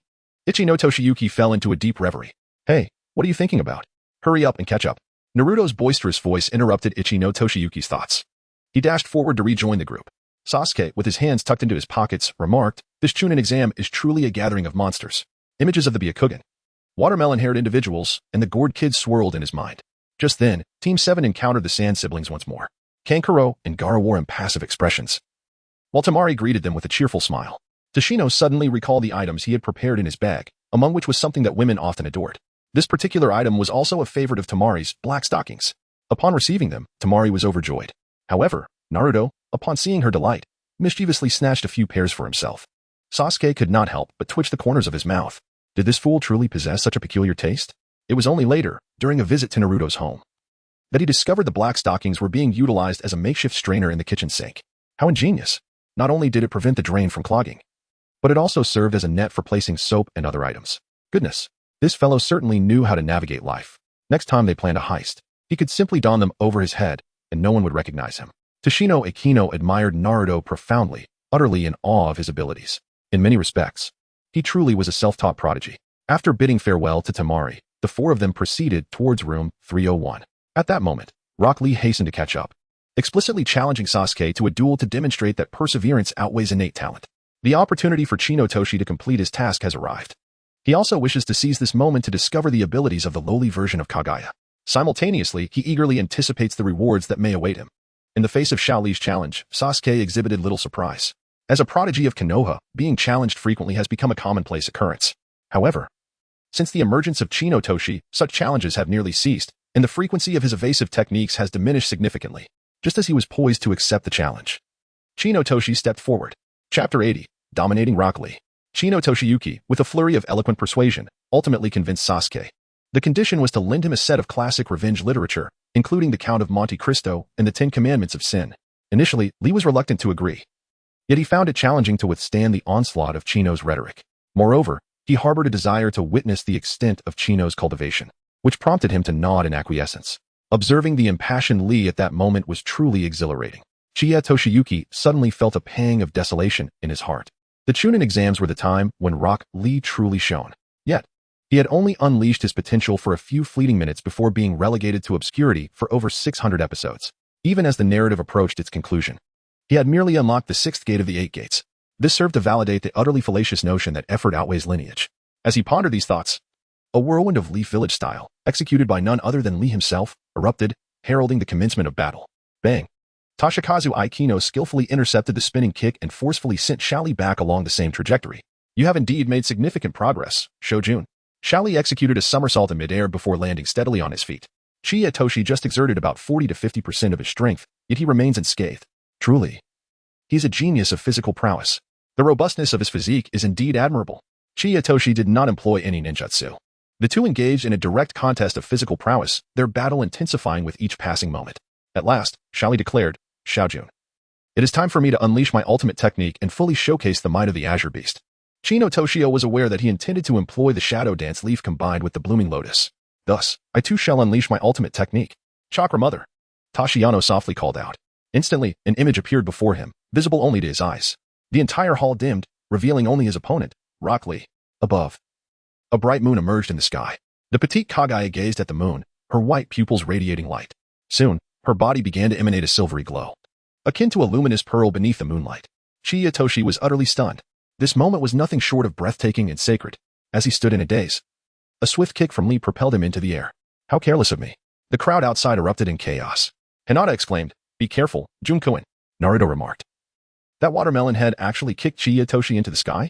Sasuke commented. He forgot to dodge. Then, Lee slowly began to unravel the bandages wrapped around his hands. It seemed he was about to perform the forbidden technique, the Lotus of Blossoms. At that very moment, an astonishing scene unfolded before Chiyatoshi's eyes. Little Kaguya, humming a lullaby, floated quietly to Lee's side. Suddenly, her long, white hair cascaded down like a waterfall, ensnaring Lee in a web-like embrace. Before Lee's hands could even touch the ground, they were tightly bound by the white strands. What was happening? Why couldn't he move his hands? Lee was taken aback. Yet he could see nothing that was entangling him. He tried to grasp at it, but it was in vain. The more he struggled, the tighter it became. What is wrong with my hands? Am I disabled? Surely, I cannot lose my hands. This is the happiness of my later years. Lee Rock was in a complete state of panic. Toshiyuki Aikino landed gracefully from midair. I strike. I strike. Behold my prowess. With a swift kick, he propelled Little Lee against the opposing wall. Despite Toshiyuki's mastery in controlling the flow of chakra, the force remained formidable. Little Lee collided with the wall with a thunderous impact, slowly sliding down as blood trickled from his mouth. The battle had concluded. Toshiyuki Aikino expressed immense satisfaction with the skill of the lowly Kaguya Haim, which proved to be an excellent auxiliary asset in battle. After retracting his figurine, he rushed forward to assist Lee. Mastery of the sage arts. The entire sequence was witnessed by a man clad in green lurking in the corner. None other than Might Guy, who had been forsaken by the womanizing Kakashi. He held a shuriken in his hand, having just realized that Lee intended to employ a forbidden technique and was poised to intervene. However, unexpectedly, he found himself unceremoniously kicked against the wall. Upon witnessing his beloved pupil spitting blood, Guy felt a pang of sorrow. Yet, he held no reproach towards Toshiyuki Aikino. Suddenly, a puff of smoke enveloped the scene. Everyone turned in astonishment, momentarily blinded by a dazzling light. An adult version of Lee emerged, hand raised with a thumbs up and a broad grin, donning his iconic green spandex jumpsuit. What a flamboyant entrance. The preceding flash was merely the reflection of Guy's teeth. Let youth ignite. Under Toshiyuki Aikino's lead, the members of Team 7 collectively posed with peace signs in response. Guy was one of Aikino's favorite characters, admired for both his character and strength. Subsequently, Guy approached Lee with a concerned inquiry. Observing this heartwarming sight, Aikino sighed, reflecting on how similar these two were, sharing the same dreams, the same diligence, and the same perseverance. If I were Kishimoto, I would surely portray them as father and son. With that thought, a smile crept across Aikino's face. How enamored he was with Chinese culture. The hand seals derived from the Chinese zodiac. The 8 gates of Duanjia were adaptations from the Chinese I Ching. The 2 figures before him were reminiscent of Bruce Lee. And even Lee's drunken fist technique against Kinshiki echoed this sentiment. The Hyuga clan's Bagua Palm, soft fist, and pressure point techniques all bore Taoist elements. Moreover, the character of Tian Tian was steeped in Chinese influences, akin to a Naruto version of Chun-Li. Not to mention the figures of Gold and Silver Horn from Journey to the West, along with Sun Wukong and his golden staff, even the 6 paths and reincarnation. Though Buddhism did not originate in China, found its way to Japan through Chinese dissemination. Kishimoto, are you truly a man of the islands? Thanks to Aikino's healing, Lee emerged from his injuries relatively unscathed. He lowered his head in acknowledgement of his mistake for hastily utilizing the technique. Guy affectionately patted his shoulder, stating, the ability to recognize and amend one's mistakes is a true treasure. Youth is all about growing through errors. Just then, Kakashi hurried over, having waited too long at door 301, filled with concern. Upon seeing him, Guy seemed invigorated. Kakashi, just in time, the children are all here. And so? Kakashi replied lazily. Let us engage in a spectacular showdown. We can compete in anything, running, push-ups, long jump, riddles, or even a game of chutes and ladders. The fiery passion of youth emboldens me to face any challenge. Come on, Kakashi, are you not feeling the adrenaline? Do you not wish to embark on an exhilarating battle with me? Kakashi's face flushed beneath his mask as he pulled Guy aside. What nonsense are you spouting? If this reaches Little Haim, my days will be far from pleasant. With a glare, he promptly entered a state of dismissal and departed with the children. Since becoming involved with Nari Manheim, Kakashi had discovered that this spirited young woman was quite assertive and, influenced by pregnancy hormones, kept a close watch on him. Just the other day, he had been punished to kneel while eating instant noodles without crushing them, and to kneel by the remote without changing the channel. As he gazed at the retreating figures of Team 7, Guy's eyes misted over, akin to a deflated balloon.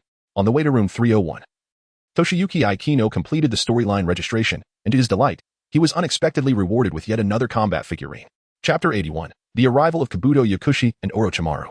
Chiyatoshi has completed the check-in and received a reward. Ding. Congratulations to the host for defeating Rock Lee in place of Sasuke, earning a second battle figurine. What? 2 consecutive rewards? Who will it be this time? Chiyatoshi was overwhelmed with excitement. The wheel appeared. Stop. Freeze. Yet, before Chiyatoshi could discern the outcome, it vanished without a trace. The coveted prize was already in the possession of the host. Goodness. This is quite the tease. It seems the answer will have to wait until nightfall. Meanwhile, Naruto chuckled as he walked. Ahaha, that pair of thick-browed oddballs truly make for a comedic duo. Sasuke smirked inwardly, thinking, You and Toshi are no less a pair of clowns.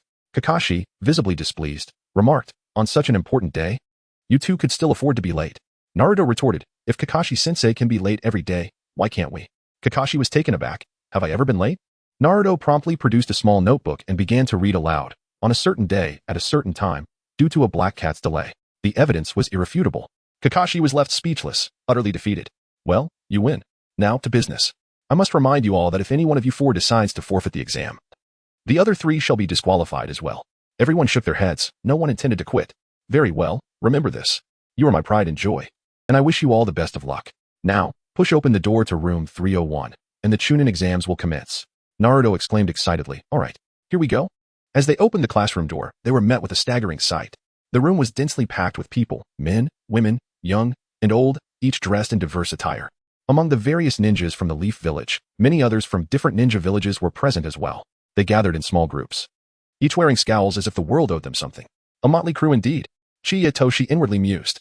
To him, the place felt less like an examination hall and more like a training camp for bandits. Nonetheless, he could also sense the palpable air of hostility surrounding them. These individuals were not to be underestimated. Yashikin, Hinata, a voice thundered. As Chie gazed ahead, he beheld Ino's radiant smile, reminiscent of a glorious cosmos flower. Naturally, she was accompanied by her two teammates. Hey, I say, you two, could you perhaps exhibit some enthusiasm? Shikamaru remarked with impatience. I understand. How bothersome. Choji was busy unwrapping a new packet of chips, munching away while casting glances at Akamaru, who lay atop the canine's head. The little dog seemed rather delectable. Akamaru trembled, a shiver coursing through his body. Immediately, Kiba scooped him up. My dear, are you feeling unwell? Naruto dashed over to Kiba's side, grinning, his eyes ablaze with determination. I must declare in advance, should we encounter one another in the future, I will not go easy on you. TCH, as if I need your leniency. Kiba retorted, showcasing his sharp fangs. I am indeed formidable. Just as the words left his lips, a resounding thump landed atop Kiba's head. Sakura scoffed, you can't even best me. Yet you have the audacity to claim strength? Ouch, that hurt. Are you even my teammate anymore? Why must you always undermine me? With that, the trio of two and a dog resumed their playful tussle. Chino Toshiyuki has made a remarkable discovery. Sakura and Inuzuka are, in fact, true adversaries. At that moment, a stunning beauty with long, flowing black hair approached them. It was none other than Aunt Snake. Although she had heard of Chino's formidable abilities, her interest was piqued more by Sasuke's Sharingan. With a graceful sway, she made her way to Sasuke, feigning an enamored expression. Sakura rushed over and, with a playful smile, whispered, Sister, I have a secret to share. This individual is a GAV. Chino Toshi Naruto. Hinata. Just as Sasuke was about to speak, Sakura pointed at Naruto and said, Sister, this is true. He has liked that guy for many years. Oh my. Chino Toshi's expression was one of utter bewilderment. Although he had cultivated the ability to remain unfazed by the explicit nature of adult films, he found himself unable to maintain his composure at this moment. Sakura's maneuver was nothing short of extraordinary. In her quest to repel a rival, she was willing to tarnish the reputation of her beloved. Even Aunt Snake was taken aback. Is Konoha village truly this liberated? This revelation had not been gleaned from the intel provided by Kabuto.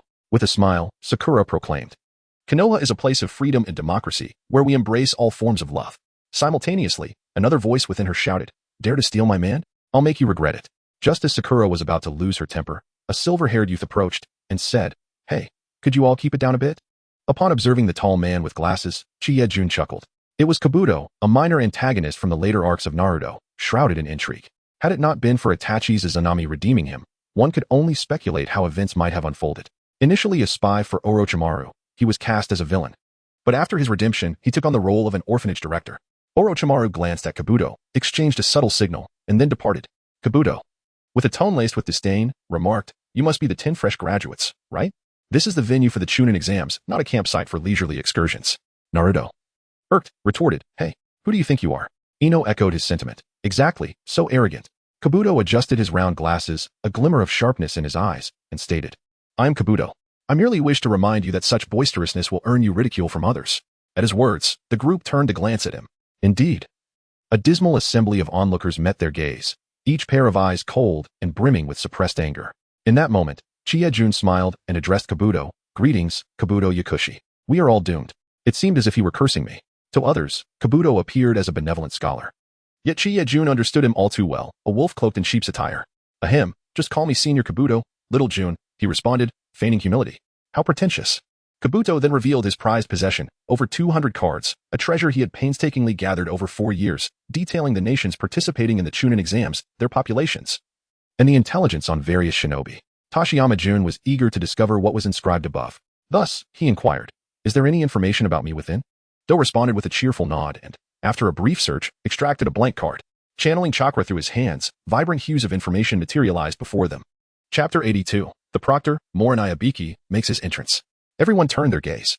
"Well, Jun's profile picture is quite handsome," exclaimed one. "Indeed, my parents' identification photos are quite the contrast. One resembles a wanted criminal, while the other appears like a parolee." Do began to read aloud. Tashiyama Jun, 13 years old, an orphan, possessing a corpse-bone physique. A connoisseur of self-stimulation, and proficient in harem techniques, end of report. "What? That's all there is?" Jun thought incredulously. "Where are the Infinite Chakra, the Hashirama Seals, the Raikiri, the Shinra Tensei, the Flying Thunder God, and the Ancestral Spirit?" Yet, Jun quickly understood, this was all orchestrated by the system, ensuring that espionage was not so easily accomplished. Naruto interjected, "Now, let us see mine. I am Uzumaki Naruto." Do promptly retrieved another card. Uzumaki Naruto, sharp-tongued, a relentless sycophant, exceedingly petty, obsessed with wealth.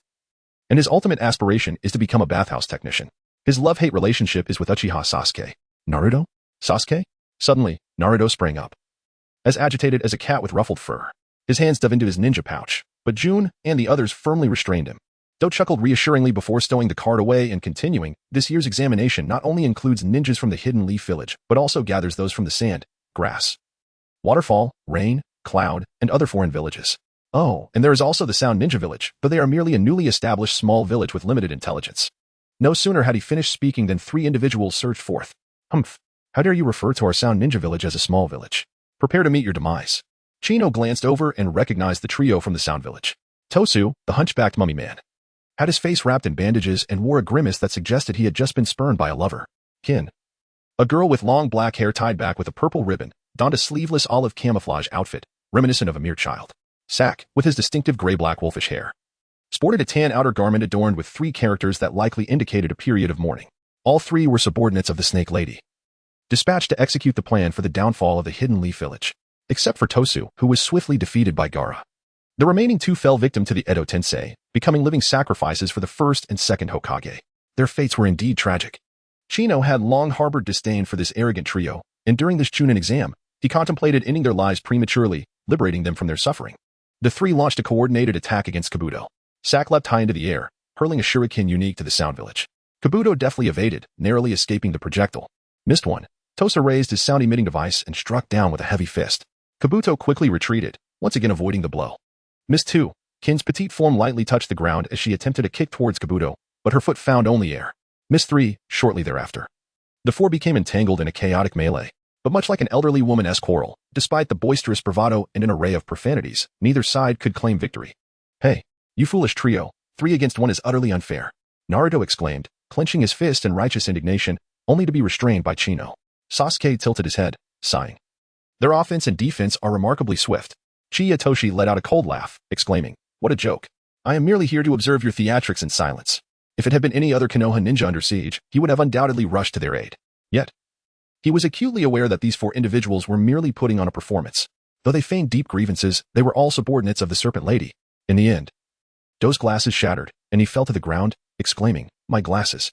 They were so expensive. Just wait, I will not let this go." Chiyatoshi was on the verge of vomiting. "Is it only you who can act? I can act far better than you." With that, he intentionally strode over and forcefully stepped on his hand with his left foot. "Ah, how excruciating. Please lift your foot, it hurts so much." Toshiro Chino immediately offered his apologies, exclaiming, "I'm sorry, I did not see." He then lifted his right foot. "Ah, it hurts even more, it's all torn." He lamented, "I raised the wrong foot." Subsequently, he retrieved an Oscar statuette from the ether and presented it to Do. Just then, a resounding crash echoed through the air, accompanied by a plume of white smoke rising from the podium. "Silence, you rascals," boomed a resonant voice. Shortly thereafter, a dozen proctors emerged into the examination hall. The leading figure, draped in a black cloak, bore a face marred by scars, exuding an aura of formidable ferocity. This individual was none other than the renowned master of torture and interrogation, known as the Devil Muscular Man, Morinayabiki. He was notorious for his fondness for plump women, often referred to as the stud of Konoha's ample maidens. He presided as the chief examiner for the first written test. His entrance stirred a palpable sense of dread, befitting the captain of Konoha's Umbu interrogation team. Beside him stood a robust woman, her skin dark, her build stout and muscular. Tashikuni Chino became increasingly familiar to Naruto. Eventually, he recalled that this was the rogue ninja from Kumo village who had been captured during the eradication of the bandit Inuzuka Shunichiro. Subsequently, he had been handed over to Marino Ibiki for interrogation. To his surprise, he had actually been recruited. All right, everyone, you have 5 minutes to prepare, use the restroom, and hydrate, Naruto announced as he sprang into action. He dashed towards the ninjas from other villages. The questions are set by our Konoha village. And the Hokage is my uncle. I know 3 mandatory questions. Oh, you know them? Can you share? 1,000 universal currency. You can only open the paper once you receive the exam sheet. In this manner, Naruto quickly earned a small sum. Upon receiving the exam sheet and unfolding the paper, he noted that the mandatory questions were ninja village, name, and examination number. Indeed, they were all present. Naruto nearly succumbed to the withering gazes of the foolish candidates around him. 5 minutes later, Marino Ibiki began to explain the examination details. This time, there would be 2 versions of the exam, A and B, with the exception of the final question. All were multiple choice. Please use a 2B pencil to fill in the answer sheet, he instructed. Shikamaru raised his hand and asked, how troublesome. Why must it be a 2B? Naruto chimed in. Yeah, what's the difference between 2B, 3B, and 4B? A plump girl answered loudly, the larger the B, the darker it is. All the examinees seemed to comprehend, nodding their heads in unison. In hushed tones, Kiba and Shino conversed. Shino, if you fail this exam, how will your parents react? Below 80 points for girls singles, below 70 for boys singles, and below 60 for mixed doubles. Naruto, Sasuke, and Tashikuni Chino all felt a wave of relief wash over them, grateful for their status as orphans. Just then, Naruto nudged Tashikuni Chino beside him and discreetly lifted his pants. Upon observing, Chiya Tashiichi nearly succumbed to a bout of trypophobia. He beheld Naruto clad in a pair of woolen undergarments, besmirched with flies. Achieving success in the examination seemed deceptively simple. Merely don this fly-adorned garment. Goodness, what a character. Morino Ibiki cleared his throat, urging silence. The examination is now officially underway. We shall commence with the roll call according to the registration numbers. And at this very moment, in the residence of Tashino, a young girl gradually rises and approaches the window, gently pushing it open. A soft breeze wafts in, ruffling her long twin tails, secured with red and black ribbons, which dance behind her. Her striking blue-green hair captures the eye. She is adorned in a uniform, with a headset dangling from her ears, exuding a peculiar beauty. Subsequently, she exits the bathroom and makes her way to the kitchen. She retrieves a substantial green onion and begins to sing lightly. A la cha-cha, la li dia di di, la bie li gung li bing li lang bo. An enchanting and vivacious melody, the scallion song. Although Xiao Xue cannot see her, she still feels enveloped in a profound sense of happiness. Chapter 83. The correct method of cheating within the examination hall. An atmosphere of solemnity prevails. A red banner hangs on the blackboard, urging students, cheating is punishable. Failing is disgraceful. Shikamaru mutters, studying is one thing, but why must there be exams? It is truly troublesome that there is no trust among people. Morino Ibiki then begins to call the roll. Number 1, Tashino. Number 2, Onet Masahiro. Number 3, Daishmaru. Number 4, Nibiakira. After completing the roll call, the examination officially commences. Chiya Toshi perused the examination paper, recognizing it as a compilation of previously taught theoretical questions. He understood with clarity that the aim of this assessment was to evaluate the candidate's ability to gather intelligence. In simpler terms, it was a test of luring students into cheating without the invigilators detecting their malfeasance. A row of stern proctors sat nearby, each diligently noting down observations in their little notebooks. Clumsy attempts at cheating would only lead to self-destruction. Nevertheless, he was unwilling to submit a blank sheet. Thus, he retreated into his mind's space, retrieving his class notes to begin filling out the answer sheet. Meanwhile, other candidates resorted to various methods of subterfuge. One student inscribed a phrase on his clothing. If I pass this exam, do not call me a scholar. Refer to me as a gambling deity. A companion perched upon his head, surveying the papers of nearby students and relaying the answers. Shino employed a similar tactic as insects flitted about, providing him with a thrilling view of the answers, though the outbound insects might not return alive. The Sound Ninja team exhibited remarkable prowess, discerning the pen strokes of adjacent candidates, a testament to their scientific acumen under the tutelage of their esteemed leader. Sasuke activated his Sharingan to replicate the movements of others. Tintin, the master of ninja tools, ingeniously manipulated a pin to maneuver a mirror positioned on the ceiling, utilizing its reflection to surreptitiously glimpse the answers. Kankuro took a bold approach, crafting a puppet resembling an examiner. Employing a restroom break, the clandestinely acquire the answers. Gaara summoned the Eye of Sand, conjuring an eye of midair for unobtrusive observation. Ino employed the mind transfer technique, transferring her consciousness into Sakura's body to facilitate her answer copying. The most formidable of all cheating devices belonged to Niji, whose Byakugan granted him both X-ray vision and telescopic sight, allowing him to observe at will. It is also worth mentioning the ever-hungry Choji. This examination consisted of 2 versions, A and B, all multiple-choice questions. In the final 5 minutes, he received answers from Shikamaru. only to discover that Shikamaru had the A version while he had the B version. Despite his seemingly simple-minded demeanor, Choji utilized his intellect, hastily jotting down answers. After completing his work, he tore off the B designation on his answer sheet and replaced it with an A. When the scores were announced, he passed with a score of 60. Toshiharu Ichino expressed profound admiration for him. At that moment, Naruto was caught in a state of indecision. The proctor arrived, leading to a submission of a blank paper. However, through his formidable verbal skills and personal charm, he managed to pass the examination. As for Hinata and Sakura, the diligent scholars had no need for deceit. Yet, the singular deviation from the original narrative involved Lee, who did not rely on 1010's assistance to succeed. Instead, he addressed Marino Abiki, saying, "Teacher, if I perform a set of military boxing for you, will you let me off?" Marino Abiki nodded in agreement. Thus, they ignited their youthful spirits with fervor. Consequently, in this grand spectacle of deceit, the teams comprising the 4 members of Class 7, the trio of Inoshikacho, the team of Kiba Inuzuka, the group of Niji Hyuga, the ensemble of Gaara, the Sound Ninja Trio, and others all emerged victorious. Naturally, some were caught cheating and expelled from the examination hall. The most unfortunate was a child from the hidden Cloud Village, who fell victim to the grasp of a formidable rogue ninja, resulting in him spitting blood as he was carried out of the classroom. Later, Toshiharu Ichino, through reflection, imparted his insights on cheating to the Kinomaru Corps. During the examination, one might encounter a stern proctor who might utter intimidating remarks. Remember not to fear or panic. Do not emulate Naruto. Instead, maintain composure, as a steady mindset is essential for successful deceit. As the bell signaling the end of the examination rang, Marino Abiki began his debriefing. He then announced the final question, employing psychologically tormenting methods to heighten the candidate's stress, aiming to assess the cohesiveness of the ninja teams. Fortunately, all 13 young aspirants passed the test. Abiki felt particularly repressed that day. True to his nature, he wished to instill a sense of terror in these unruly children. However, the Hokage had specifically instructed him to ensure these young rascals passed the written examination. After concluding his summary, Abiki declared, "All right. The first written examination has come to an end. I wish you all success in your future examinations." The classroom erupted in enthusiastic applause. The melody of the farewell song resonated from the speaker above the blackboard. Farewell to this night, whether new friends or old acquaintances. We shall invite each other again come spring. Naruto, brimming with excitement, danced with exuberance, his face flushed crimson, nearly triggering the manifestation of the Nine Tails. However, Chiyatoshi did not feel particularly exhilarated, for he understood that the greater challenges lay ahead. Suddenly, a chill crept up his spine, prompting him to turn around. To his astonishment, he beheld the grotesquely contorted visage of Aunt Serpent. Goodness, wasn't she supposed to make her appearance only during the second examination? Although he often referred to her as Aunt Serpent in jest, at this moment, the gravity of the situation was palpable. Chiyatoshi had no desire to confront him, at least not until he had purified himself. The peculiar aura of menace was suffocating, and this individual was indeed disturbingly eccentric. He was suddenly reminded of a famous quote, "You may triumph over Aunt Snake, but you can never slay Uncle Snake." In comparison to the S-rank rogue ninjas of the Akatsuki, Orochimaru's raw combat prowess seemed inferior. However, Aunt Snake was a scientist. The battles of a scientist are replete with advanced techniques. Edo Tensei, I shall summon forth. He could conjure formidable allies. Ultimately, he was merely an androgynous figure who couldn't even maintain dignity during a cameo in Boruto.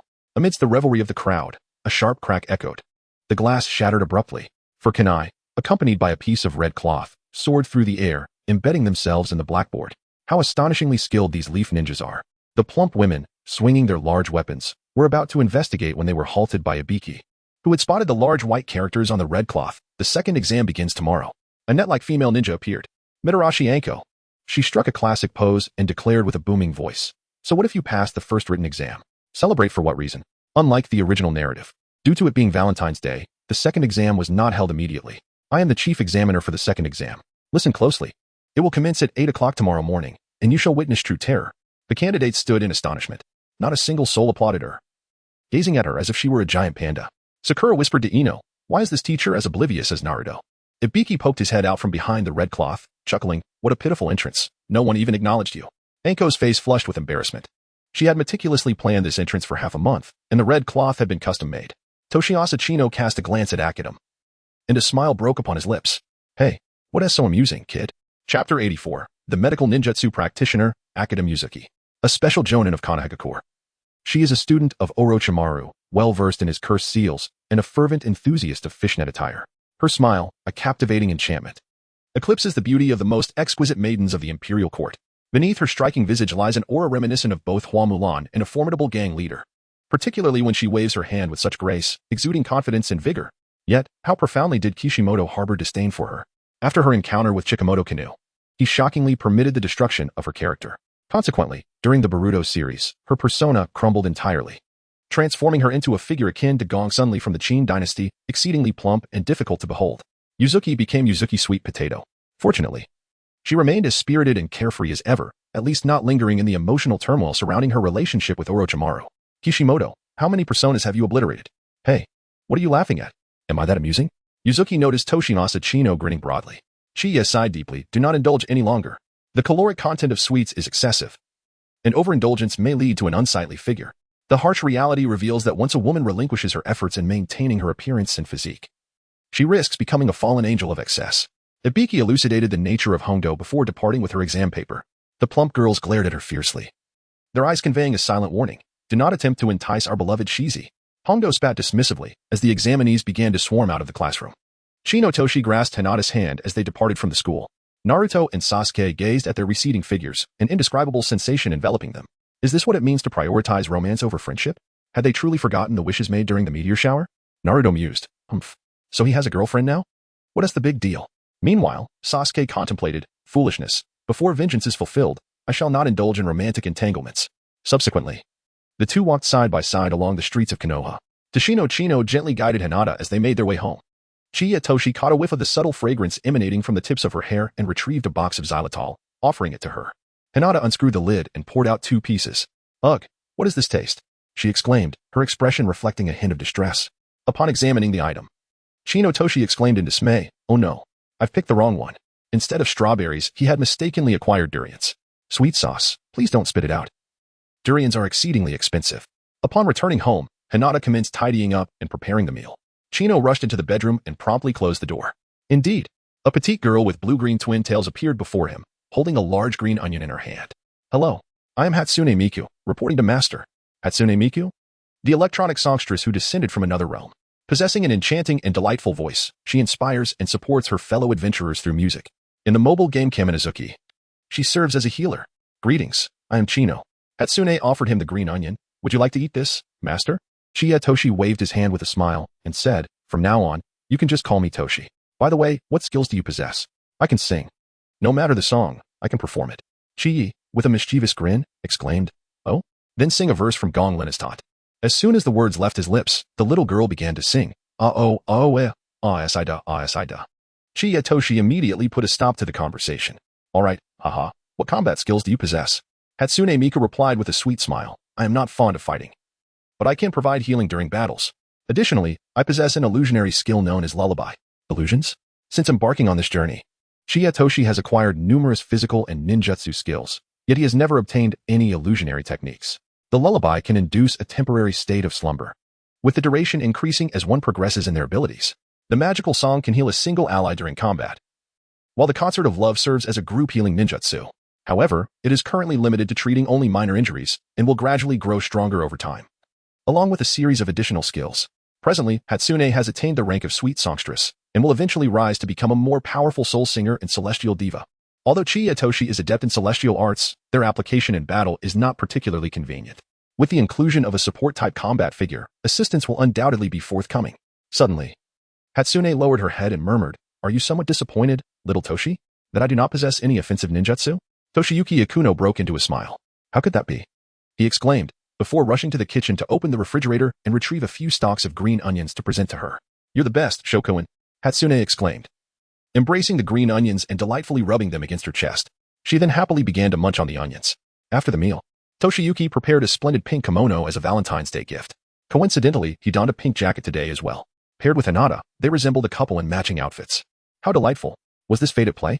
Amused, Toshiyuki bid farewell to Hinata and swiftly made his exit. Just then, he encountered Naruto, who was emerging from the Konoha Inn. The two then embarked on a leisurely stroll, as there were no tasks awaiting them that afternoon. Upon reaching the entrance of the Konoha furniture store, they were met with a cacophony from within. The inquisitive Naruto peeked inside and exclaimed with excitement, haha, they're arguing. Come quick, Toshiyuki. An old acquaintance. Chapter 85, Valentine's Day in Konoha. Inside the Konoha furniture store, a man and a woman were engaged in a heated exchange, pointing fingers at one another. As Chiya Toshi peered in, he was taken aback. Was that not Sakura and Kanjuro? What could have provoked such a quarrel between these two? Sakura, with an air of indignation, placed her hands on her hips and exclaimed, do you not have eyes? for one as underdeveloped as you. Resembling a human is truly a feat, Kanjuro, undeterred, retorted. And you think you are any better? From a distance, you appear graceful with your flowing hair, but up close, your form is quite the contrary. Turning around, my goodness, you resemble an ogress. The word fat was a sensitive topic for Sakura. Enraged, she shot back. Oh, big face. Could you possibly lower the resolution of your visage? Just look at those lips of yours. They could serve as a large dish. Kanjuro, rather than being angered, chuckled in response. Well, that is still preferable to you, my dear, like a 1982 Longjing tea, quite the aged green. Toshino's admiration for the two's verbal prowess was profound. These snippets of life are certainly not found within the realm of anime. Upon reflection, it becomes evident that anime merely captures fleeting glimpses, showcasing only the rarest of moments. Transitioning into the real world, one can only imagine the multitude of scenes that unfold in a day's 24 hours, far beyond what television portrays. Thus, traversing dimensions is indeed magnificent. Tamari seems accustomed to her brother's fiery temperament. Instead of joining the fray, she busied herself selecting a pirate-themed bed. Shut up. Gaara could no longer endure the situation and forcibly dragged Kankuro away. They cast a glance at Toshino and Naruto, scoffing before departing. At that moment, Gaara harbored a deep-seated resentment towards Toshino. This animosity stemmed from the fact that during today's written examination, Toshino had effortlessly blown away the sand he had used to cheat. Shortly thereafter, a dejected Sakura emerged. The pair immediately feigned ignorance of the quarrel to avoid being labeled as gossip-mongers. Wow, is that Sakura? Why does she look so glum? Naruto greeted her with a smile. Sakura pouted. I'm so mad. We wore the same outfit. Today, she donned a striped jacket. As if that weren't enough, she discovered it matched the sofa from the furniture store. Oh no, they exclaimed, and indeed, they spotted a striped sofa identical to her attire. Toshi, bewildered, exclaimed. What is the fuss about? Sakura retorted, you have no idea. I collided with the sofa, and out of nowhere, a plump ninja from the sand village crashed down on me. Silence enveloped the scene. 5 seconds later, Naruto, clutching his stomach, collapsed in laughter by the roadside. Tojiro Chino could hardly contain his laughter. Kankuro, your skill at tofu eating is simply remarkable. Sakura, upon witnessing their amusement, found herself smiling as well. Naruto wiped away his tears and inquired, so, where are you headed now? Sakura raised the toilet seat in her hand and replied. The toilet seat at Sasuke's place needs replacing, and I'm going to assist him. The absurdity of Sasuke's toilet seat was not lost on them. After wandering a bit longer, Tojiro Chino planned to visit Ino's flower shop to present a gift. Meanwhile, Naruto encountered Kiba and Shikamaru among others. Hey, what are you all sneaking around for? Naruto curiously asked. Kiba pulled him aside and whispered something mysteriously. Naruto's eyes sparkled with excitement. Haha, that sounds fantastic. Count me in. Tashiyoshi inquired with curiosity, what event are you hosting? Shino adjusted her small sunglasses and replied, it's a gathering for singles. Very well, he responded. Toshiyuki Akino smiled, bidding farewell to them as he proceeded towards the Ino family residence. Passing by a barbecue restaurant, he noticed a group of individuals, including Kakashi, Might Guy, and Asuma Saratobi, reveling in the celebration of Valentine's Day.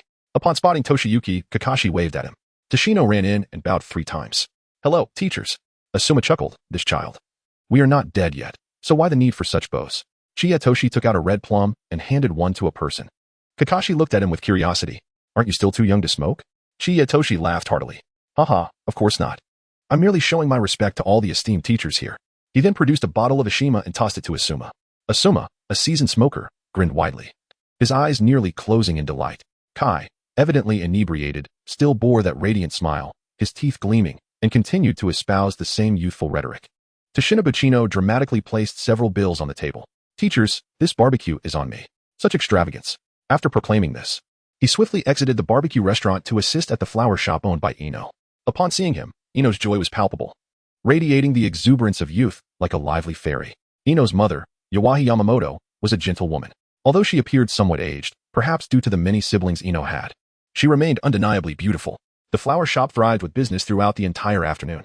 Tashiyano Shun even employed multiple shadow clones to assist him, further winning the admiration of the precocious child. This young one is remarkably perceptive. Toshiya Chino has successfully completed the 8th function of the shadow clone technique, the flower shop assistant. The system has also issued a new sign-in notification. Ding. Please proceed to the Yamanaka clan for sign-in. What? I have to go to the Ino family. Toshiya scratched his head in a moment of perplexity. This was akin to proclaiming, I have lent assistance to your family, and now I shall join you for dinner. However, to his delightful surprise, Yamamoto Saho graciously extended an invitation for him to dine at her home that evening. In fact, Ino was even more exhilarated than Toshiya. This was largely due to the Yamamoto clan being one of the esteemed founding families of Konoha, a prominent lineage well regarded within the village. as the sun dipped below the horizon and dusk enveloped the land.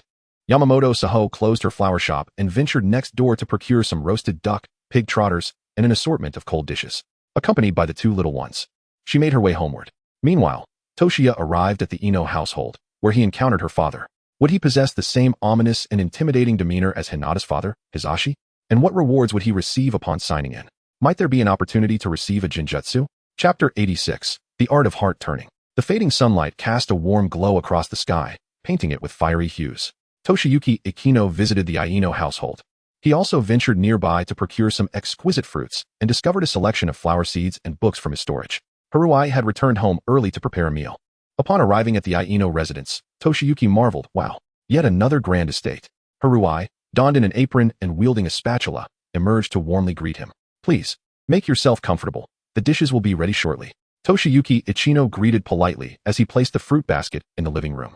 Ino dashed toward the kitchen, urging, Yashikin, please make yourself at home. I will assist my mother, and tonight we shall feast. At that moment, the living room was left with only Toshiyuki Ichino and Bibi, the beloved dog of the Ino family. Suddenly, Tashiyama felt a slight discomfort in his abdomen. He thought to himself, no, I must endure. I am in someone else's home. However, the pressure was overwhelming, akin to a mountain collapsing, and resisting it was futile. In a moment of inspiration, he dashed to the waterfall in the space. With a resounding poof, a series of relentless eruptions echoed. Ah, what a relief! How fortunate to have this space. Little did he know, releasing gas in this realm was synchronized with his physical form. Suddenly, a voice rang out, Bebe. Deshino Chino stuck out his tongue. Had he been overheard? Thankfully, Bebe was there to serve as his scapegoat, he thought with a chuckle. Perhaps he had indulged a bit too much today, as his digestion had faltered. Unable to restrain himself, he let out a second sound. Zao Hui continued to shout, Bebe. When the third sound erupted, Zao Hui finally emerged, brandishing a spatula, and exclaimed towards the dog, Bebe, are you trying to suffocate us? In tandem, Jingya covered her mouth, giggling as she rushed outside. How utterly embarrassing. After all, a loud sound often accompanies a foul one, while silent ones rarely carry a scent. Chino stood there, his face flushed. Suddenly, Zao Hui burst into hearty laughter, exclaiming, Don't take it to heart, Xiao Jun. Our family is just this carefree and loves to joke around. Haha. Later, this incident reached the ears of Jiraiya, who bestowed upon Chino the nickname Pilai. Zao Hui is truly the epitome of hospitality. Not only did she purchase marinated delicacies, but she also prepared an array of sumptuous dishes in the kitchen. Chiya Toshimori glanced at the wall clock. It read 6:50. A sudden hunger pang gripped him, triggered by a release of gas. His eyes fell upon the peanuts on the dining table. Thus, he began to munch on them with a crunch. Just then, two young men entered from the courtyard. Chiya Toshi recognized that it was Ino's elder brother, Yamauchi Santen, accompanied by Yamauchi Kaze. They were also assisting an elderly woman, who was none other than Ino's grandmother, aged over 80. Chijino hastily rose to greet. Grandmother smiled and waved her hand, then glanced at the peanuts on the table. Chiya Toshi revealed his small canine teeth and exclaimed, Grandma, these peanuts are truly delicious. Grandma chuckled and replied, Oh, hee. Ever since I've lost all my teeth, I can no longer bite into them, so I can only savor the chocolate coating on the peanuts. Aging sigh. Toshino was once again left stunned, his eyes wide with disbelief, while a tumultuous feeling churned within his stomach. His two elder brothers erupted into laughter, playfully delivering a punch to his arm. Haha, young man, look at how frightened you are. Grandmother was just teasing you. Toshino Aikino awkwardly scratched his head. However, he had fallen in love with the relaxed and humorous atmosphere of the Aino household. From that day forward, he became a regular visitor. He couldn't help but sigh, wishing that the Hinata family could be just as delightful. After a brief chat, the meal was finally ready, and the clock struck 7. As Chiya Toshi recalled the need to assist with setting the table, a tall and handsome uncle appeared. Dad, Ino exclaimed, we have a guest. My classmate whom I often mention. Hello, Uncle Yamashiro, I am Chiya Toshi, he said, rising to greet him. Ah, so you're a little Chiya? Please, have a seat. The man responded kindly, extending his hand with a smile. He wore a Leaf Village Jonin vest, complemented by a striking red cloak. His hairstyle was exceptionally cool, a pineapple cut tied back with a stylish yellow ponytail, reminiscent of Ino's. This individual was none other than Yamashiro Kaichi, the captain of the Konoha analysis team and Ino's father. In his youth, he was renowned alongside Nara Shikahisa and Akimichi Choza as part of the legendary trio known as the Pig, Deer, and Butterfly. Yamashiro Kaichi exuded warmth, contrasting sharply with the icy demeanor of Hinata Hayashi, which greatly alleviated Toshi's apprehension. He produced several precious flower seeds along with a comprehensive guide on gardening. Kaichi was overjoyed, his fondness for the young boy soaring. Toshi also realized that Ino's cheerful disposition was inherited from her father.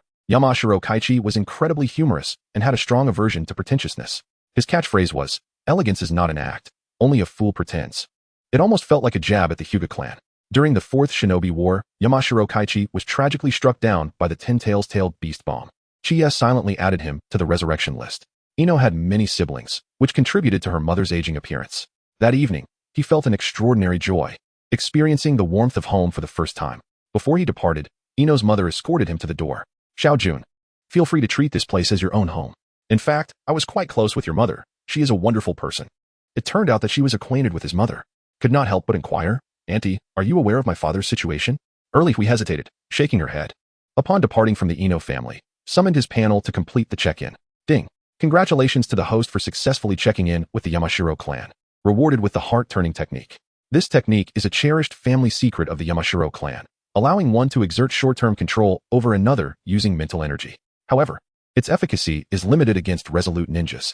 For instance, among the new generation, Dingji's daughter, Akita Chaochu, has inherited her father's insatiable love for chips.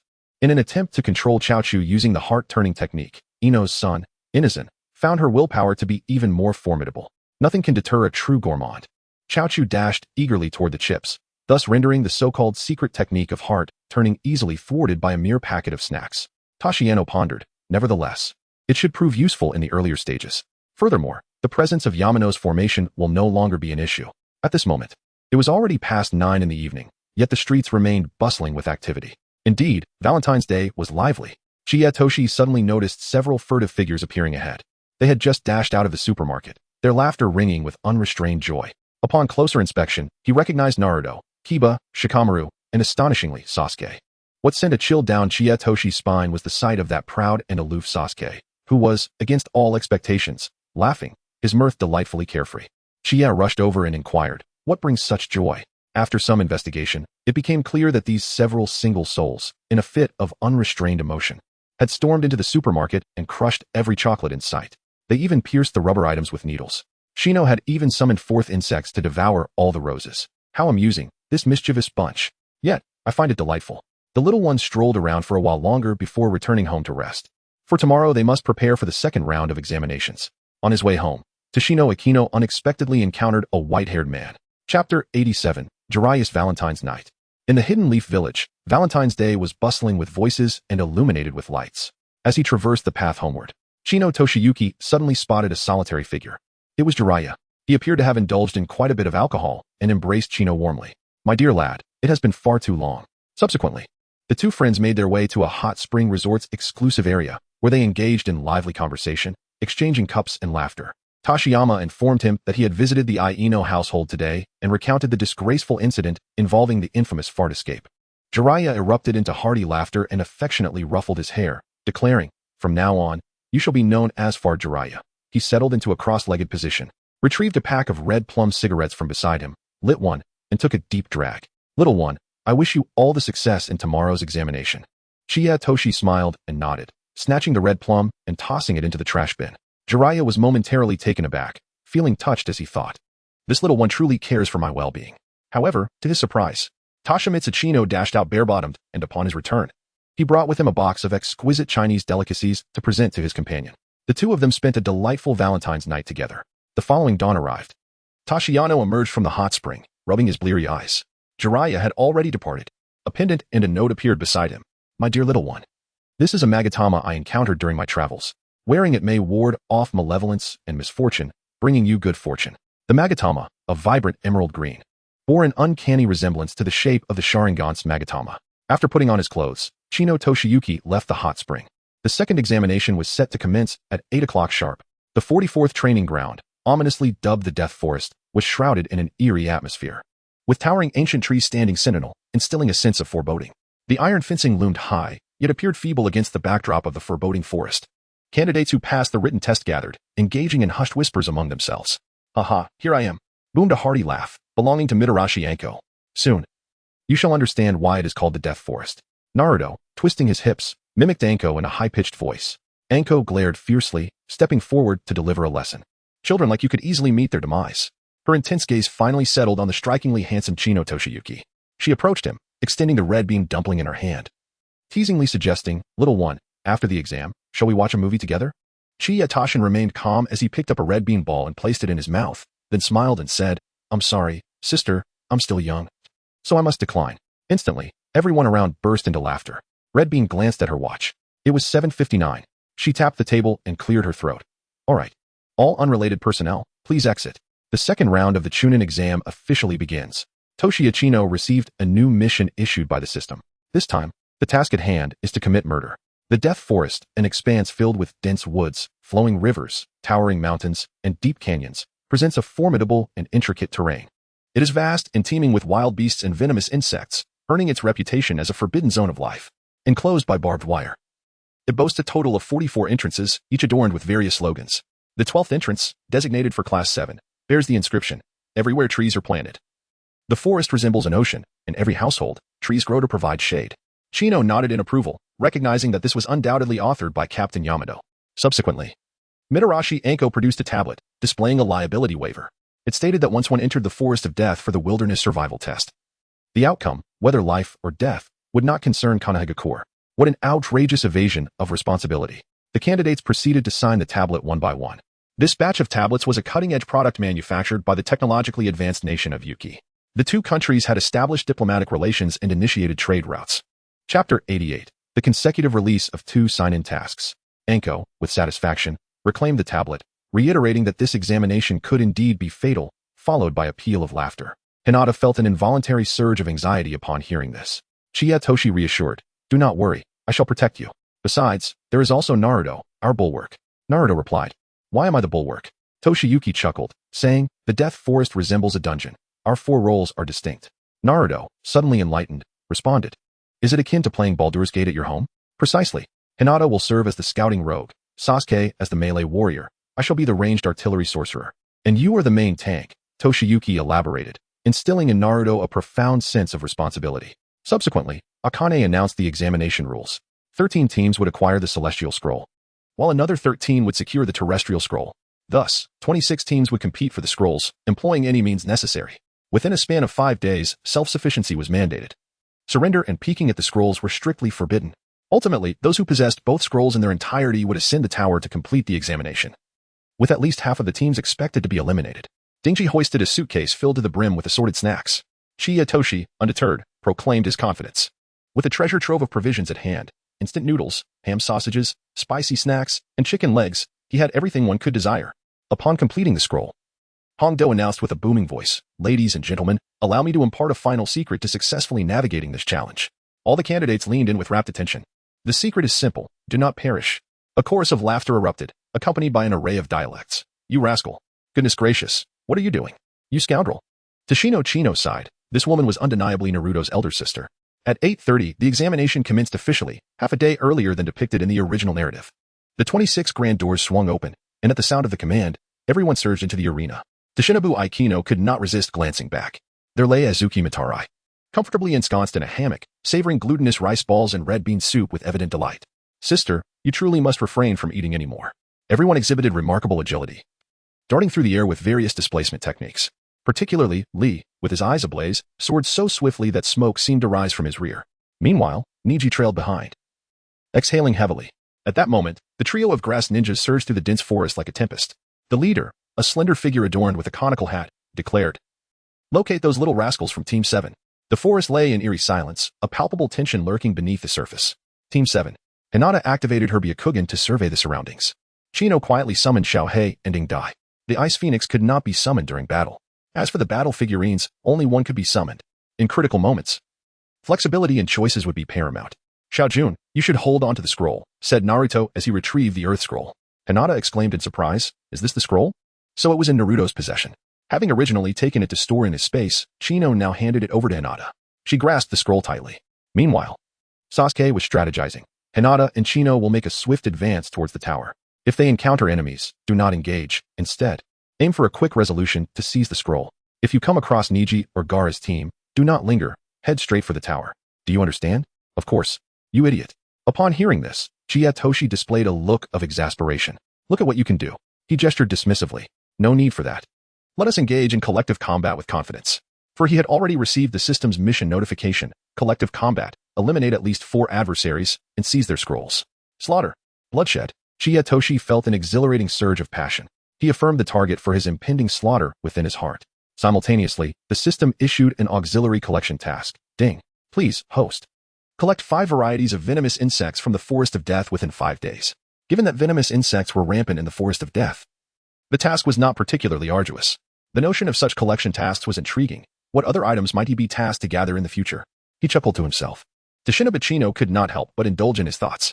Team 10, comprising Ino, Shikamaru, and Choji, had ventured into the forest. Brothers, it has only been 5 minutes. Choji exclaimed as he pulled out a bag of chips to munch on. Fortunately, Shikamaru astutely sensed the enemy presence, prompting the trio to conceal themselves within the underbrush, thereby averting disaster. Meanwhile, Team 8, consisting of Kiba Inuzuka, Shino Aburame, and Sakura, had detected the adversary. They deliberately exposed themselves, utilizing a strategically placed trap of leech-infested water to achieve a resounding victory. At this moment, Tashina sat on the grass, his gaze fixed upon Naruto, for he knew that Naruto was on the verge of an urgent need to relieve himself. Indeed, mere seconds later, Naruto shouted his need to urinate, oblivious to Hinata standing behind him. Chiyatoshi flew into action with a powerful kick. Naruto chuckled and scratched his head before darting into the jungle to resolve the situation. Meanwhile, Chiyatoshi stumbled upon a black widow spider, which he promptly stored in his space. Ding.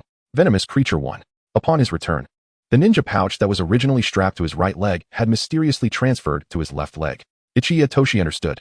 It was the inhabitants of the range shinobi village who employed the transformation technique. He called out to Sasuke behind him, "Protect Hinata." Then he drew a kunai and hurled it directly at Naruto. Indeed, with a resounding boom, a thick cloud of white smoke billowed forth. The false Naruto transformed into a man wearing a gas mask. A rudimentary transformation technique. With a cold smirk, Chino Toshio declared, "Youngster, come to deceive. Come to rob. Come to ambush." Such disregard for martial ethics, like a rat's tail soup. After uttering these words, he prepared to engage in battle.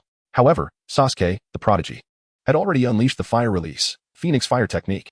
A barrage of fireballs erupted from his mouth, hurtling towards his opponent, all of which were deftly evaded. Subsequently, the two engaged in close-quarters combat, their kunai clashing fiercely. Ultimately, the masked man found himself on the defensive, overwhelmed by Sasuke's relentless assault. It seemed that fortune was not on his side. Had he known better, he would not have acted alone. Seizing the opportunity, he plotted his escape. "Tashino, where do you think you can escape? Fool, prepare to face the wrath of me, old Chi." Chapter 89. Ant Serpent's illusions are remarkable. In the primal forest, the canopy obscures the sun. The second examination is underway, filled with tension. Toshi Ichino has been assigned 2 tasks: to eliminate 5 adversaries and to collect 5 types of poisonous insects. The individual operating alone from the range shinobi village found himself incapacitated by Sasuke's relentless attacks. After being knocked out time and again, he finally mustered the strength to retaliate. He drew forth numerous slender dark projectiles and launched them towards Sasuke. These were hollow bamboo tubes, specially crafted weapons from the range shinobi village, incredibly sharp. Once embedded in the skin, the hollow tubes would unleash a torrent of blood, akin to a blood reservoir. Hiss. Several of these tubes struck Sasuke's leg, causing a spray of crimson to erupt. Seizing the opportunity, the range shinobi made his escape. Little girl, Hatsune Miku. Upon the call of Toshikazu Chino, he hastened forward. Hatsune appeared, holding a verdant green onion. Her delicate lips radiated an enchanting luster, reminiscent of flower petals and akin to pearls, evoking an irresistible desire to savor their sweetness. She lifted the green onion and performed a classic opera piece, imbued with exquisite elegance and soft beauty, soaring freely upon your heart, under the resplendent starlight, in eternal reverie. Sasuke was enveloped in the spellbinding melody of the song. The wound from the bamboo flute instantly healed. He was taken aback. What was happening? Yet, he quickly began to feign retreat. Truly, the Sharingan of the Uchiha clan possesses the remarkable ability to heal. Little Rain was relentlessly pursued by Little Chi. Earth Release. Beheading technique in his heart. With a swift sound, Toshihiro Chino vanished into the earth. The individual was immediately ensnared within the ground, leaving only their head exposed. What extraordinary strength! Alas, what a tormenting fate! Chino Toshi leapt forth, his right foot, charged with chakra, forcefully descended upon his opponent's head. Brain matter splattered. Ding. Kill one. Hinata activated her Byakugan and discovered Naruto bound within the thicket. She rushed to his rescue. Naruto, infuriated, shouted as he ran, "How dare you assume the guise of me?" Uzumaki Naruto. However, upon witnessing a mass of crimson and white fluid, he nearly retched. Chiyatoshi said solemnly, "The Death Forest is fraught with peril. Ambushes like this may occur again, so everyone must remain vigilant." Sasuke stepped forward to inspect the area, finding nothing but a few slender bamboo tubes, devoid of any scrolls. Naruto, exhibiting heightened caution, unleashed countless shadow clones at a command, initiating a thorough search across the terrain. What a monstrosity! Ah! From the opposite side of the forest came the anguished cries of despair. Numerous startled birds took flight, scattering into the depths of the woods. Chiyatoshi remarked calmly, It has only been less than 20 minutes since we began. Everyone must persevere. The four of them responded in unison, fighting. At that moment, a sudden and ominous wind arose, carrying with it a stench of blood, as sand and stone swirled chaotically, obscuring the light of day. What could this be? Sasuke narrowed his eyes, bracing against the tempest. Haha, it has finally arrived. Chiyatoshi sensed a wave of malevolence. The Kaion Bodhi physique grants immunity to illusions and killing intent, and it can also perceive hostility. It is wind release. Everyone, be cautious. At that moment, a thunderous roar erupted. A fierce whirlwind swept through, creating a gaping chasm in the ground. 3 towering figures emerged, all adorned with conical hats. Naruto's azure eyes narrowed sharply as his right hand brushed against the ninja pouch hanging at his thigh, withdrawing a kunai. Sasuke also gripped a shuriken firmly in his hand. Are they ninjas from the grass-hidden village? Hinata recognized the forehead protectors. Only Chiyatoshi understood that this was Orochimaru's team, which had usurped the lives of others. Uncle Snake transformed into Ant Snake. She addressed the other two. You two go find somewhere to frolic. I'll handle things here. The other two promptly vanished. Ant Snake produced a scroll. Hee, this is the Book of Earth. Do you desire it? Then come forth. With that, she opened her cherry lips in full view of the crowd. Then, she extended her long tongue and began to lick the scroll. Suddenly, she lifted her head, her mouth widening to its utmost limit, and forcefully swallowed the scroll. Just at that moment, Tashiyama discovered a crimson insect upon the hat of the snake lady. A fiery red ant. With swift reflexes, he seized it. Stung. Venomous creature too.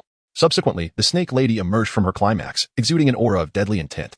This aura was astonishingly potent, 100-fold more intense than that of Zabuza. Chinotoshi immediately unleashed his technique of joyful escape. However, it proved utterly ineffective. Could it be that ant snake, being a scientist, rendered such invigorating buffs useless? Hinata promptly fainted, while Naruto collapsed to the ground, his body barely able to move. Sasuke, too, found himself devoid of strength. The 3 members of Team 7 had lost their combat capabilities. Only Chinotoshi remained unfazed by the ominous aura. Ant Snake chuckled. Ah, you are quite the intriguing little brat, capable of resisting illusionary arts and malevolent energy. You make for a fascinating subject for experimentation. To hell with you, grandson. With a fierce reprimand, Chinotoshi expressed his anger. Ant Snake's expression turned icy, exuding a palpable aura of menace. Am I not still the grandson of my grandmother? Do you dare to insult me? In an instant, she transformed into a blur, appearing before Chinotoshi with astonishing speed. As her arm swung, the glimmering shuriken, charged with immense energy, lunged toward him. However, Chinotoshi was equally swift, having previously laid down chakra markings around him. With a single maneuver of the Flying Thunder God technique, he evaded the lethal strike. Ant Snake chuckled. Haha, how amusing. I am growing increasingly fond of you, little imp. She extended her tongue to lick the corner of her lips. In the 9th chapter, titled The Rashomon of Ant Snake, Shijino Toshihiko summons a little girl, only to encounter an unexpected turn of events. In the vision of Chino Tashin, the stars and the moon intertwine in a harmonious glow. The young girl, Kagayaheim, is summoned forth. However, at this moment, she possesses no combat prowess. I apologize, my current combat strength is insufficient to confront an S-rank rogue ninja. It is hardly surprising, considering that although Orochimaru is a scientist whose martial skills are not particularly outstanding, he remains an extraordinarily formidable S-rank rogue ninja. His pursuit of immortality has allowed him to transcend even the level of a Kage. Similarly, the concealed figure of the little black creature finds itself powerless against Orochimaru's might. Its claws and fangs proving ineffective. It appears that reliance on one's own strength is the only recourse. Orochimaru closes his yellow serpentine eyes, only to suddenly open them, seemingly poised to unleash a powerful technique. With a sudden spark of inspiration, Chino exclaimed, Senior, bridge beans in a sack. I have something to convey to you. The serpent ant, savoring the corners of her lips, surprisingly halted at the sound of his voice. Intrigued, she yearned to discover what this little fellow wished to express. After all, he was a captive plaything, and there was no escaping her grasp. Huh, are you contemplating surrender? Those who recognize the prevailing circumstances are indeed wise. Why not accompany me back to the Echoing Sound Village and introduce me to a skeletal brother akin to yourself? Chiyatoshi drew a deep breath. Surrender? Absolutely not. Whoosh. 3 shurikens suddenly shot towards her. Ant Snake let out a cold laugh, waving her hand in an attempt to swat away the shurikens. Little did she know, each shuriken was affixed with an explosive tag using powerful adhesive. Boom, boom, boom. Ant Snake was blasted into a mass of charred curls, her lips resembling 2 burnt sausages. However, she swiftly transformed into a puddle of mud, reappearing unscathed ahead. Heh, my initial target was merely Sasuke, but since you seek death, I shall oblige you. Ant Snake sneered. Her chilling gaze pierced through Chiyatoshi's skin like a dagger. In an instant, she extended her right hand, piercing through Chiyatoshi's chest. As she withdrew, it was drenched in blood. Her speed was astonishing, evoking awe. No, Hinata cried out in anguish, as the sky seemed to drain of color. Bang! As the smoke dissipated, a withered branch fell to the ground. Toshiya Chino unleashed his substitution technique. He chuckled, reveling in the absurdity of his existence. Reduced to a mere jester, earning his keep through menial labor, too frugal to even indulge in a bowl of ramen despite passing by the shop thrice. The snake lady was utterly bewildered by his ramblings. Then, Toshiya launched his attack. Fire release, great fireball. Water release, water dragon bullet technique. Lightning release, lightning cutter. Shadow shuriken jutsu. Ice release, 1,000 killing water flying. He executed a flurry of techniques, even employing the Leaf Village's lightning dragon technique. Yet he could not inflict any significant damage upon the snake lady. She erupted into maniacal laughter, though her heart was filled with astonishment. This little brat possessed an immense chakra reserve and could perform these feats without hand seals. He was truly a prodigy. Since you enjoy playing so much, let us engage in this game, she declared, summoning forth a colossal python. Boom. A thick cloud of smoke enveloped the area, revealing the gigantic serpent. Yet, the snake lady charged toward Sasuke. What a behemoth! Toshiya marveled at the python. In the original tale, the serpent had swallowed Naruto whole, who subsequently escaped using the shadow clone explosion technique. At that moment, the python's gaping maw targeted Toshiya, intent on consuming him whole. Chino Toshi understood that although this summoning beast appeared colossal, its power was rather mediocre. The reason Snake Ant did not summon the 10,000 snakes was that it was renowned as Orochimaru's most formidable summoning beast, even boasting of its intention to devour Snake Ant, making it a rather challenging creature to control. Furthermore, today was designated for bestowing the cursed seal upon Sasuke. The commotion caused by 10,000 snakes would inadvertently draw attention from Konoha, jeopardizing the plan to annihilate the village. Just as the gigantic python intended to swallow him whole, Tashino's palm manifested the crackling, Raijin spiral. With a flurry of energy, projectiles shot forth into the gaping maw of the colossal serpent. Additionally, a blazing fireball erupted, engulfing it in flames. The giant python writhed in agony, ultimately dissipating into a wisp of smoke. How pitifully weak. Chino Toshi shrugged somewhat disinterestedly before rushing towards Sasuke. Hinata wished to assist, but before she could unleash her gentle fist technique, she was knocked unconscious by Orochimaru with a single slap. Naruto and Sasuke joined forces to confront their formidable foe, yet they were utterly no match for her. Chino rushed forward, alternating between physical techniques and ninjutsu. And Snake, growing somewhat impatient, unsheathed the Kusanagi sword, intending to swiftly eliminate Chino. Chiya Toshi exclaimed in astonishment. Could this be the legendary Kusanagi sword? Ant Snake let out a contemptuous laugh, extending her repulsive tongue to caress the blade. Heh, it seems you have an eye for treasures. What's the matter? Are you frightened now? With a sly grin, Chino Toshiya retrieved the Kusanagi sword from the spatial realm. Clang, clang, clang. I possess one too, he exclaimed. What? What is happening? Where did he acquire that? The two swords clashed, sending sparks flying. The onslaught from Snake Ant intensified, but Chino Toshiya responded with equal speed. However, he narrowly avoided a hit, thanks to the timely emergence of the Bone God armor, which averted the crisis. He then unleashed the dance of the camellia and the dance of the larch. Sasuke and Naruto rushed to assist him. Even Hinata, who had just awakened from her stupor, rose to join the fray, her cheeks flushed with determination. A fierce battle ensued. Dragon Fire technique. The ambitious youth, Naruto, was unwilling to fall behind, unleashing a higher-grade fire release than the Great Fireball. Snake Ant merely smiled softly, not even bothering to evade. You've had your turn for quite a while. Now it's my turn. Prepare to witness the fruits of my research. Young ones, be grateful, for this forbidden technique is rarely seen. With that, she swiftly formed hand seals and slammed her palms onto the ground. Summoning technique, Rashomon. A colossal iron gate materialized before them, adorned with massive chains. And at its center loomed the fearsome visage of an old monk. Tashino recognized him. It seemed to be Fahai. Suddenly, a roaring flame collided with the door, yet it left no trace of damage on the Rashomon. However, the embers scorched Ant Snake's mask, causing her face to begin to peel away, revealing a mottled and pallid visage. At that moment, she appeared more terrifying than the remnants of chives stuck to the cafeteria ant's teeth at the Ninja Academy. Seizing the opportunity, Ant Snake struck, her elongated serpent head darting in to bite Sasuke, leaving a cursed mark within him. Her mission accomplished, she chose not to linger. Wishing to avoid alarming Konoha. Little one, let me take my time to assess your strength, she mused. No sooner had she spoken than a cloud of smoke billowed forth. Perhaps we shall meet again soon. With that, Ant Snake vanished into the mist. Meanwhile, Tashino discovered an ash-colored venomous bee, which he promptly collected.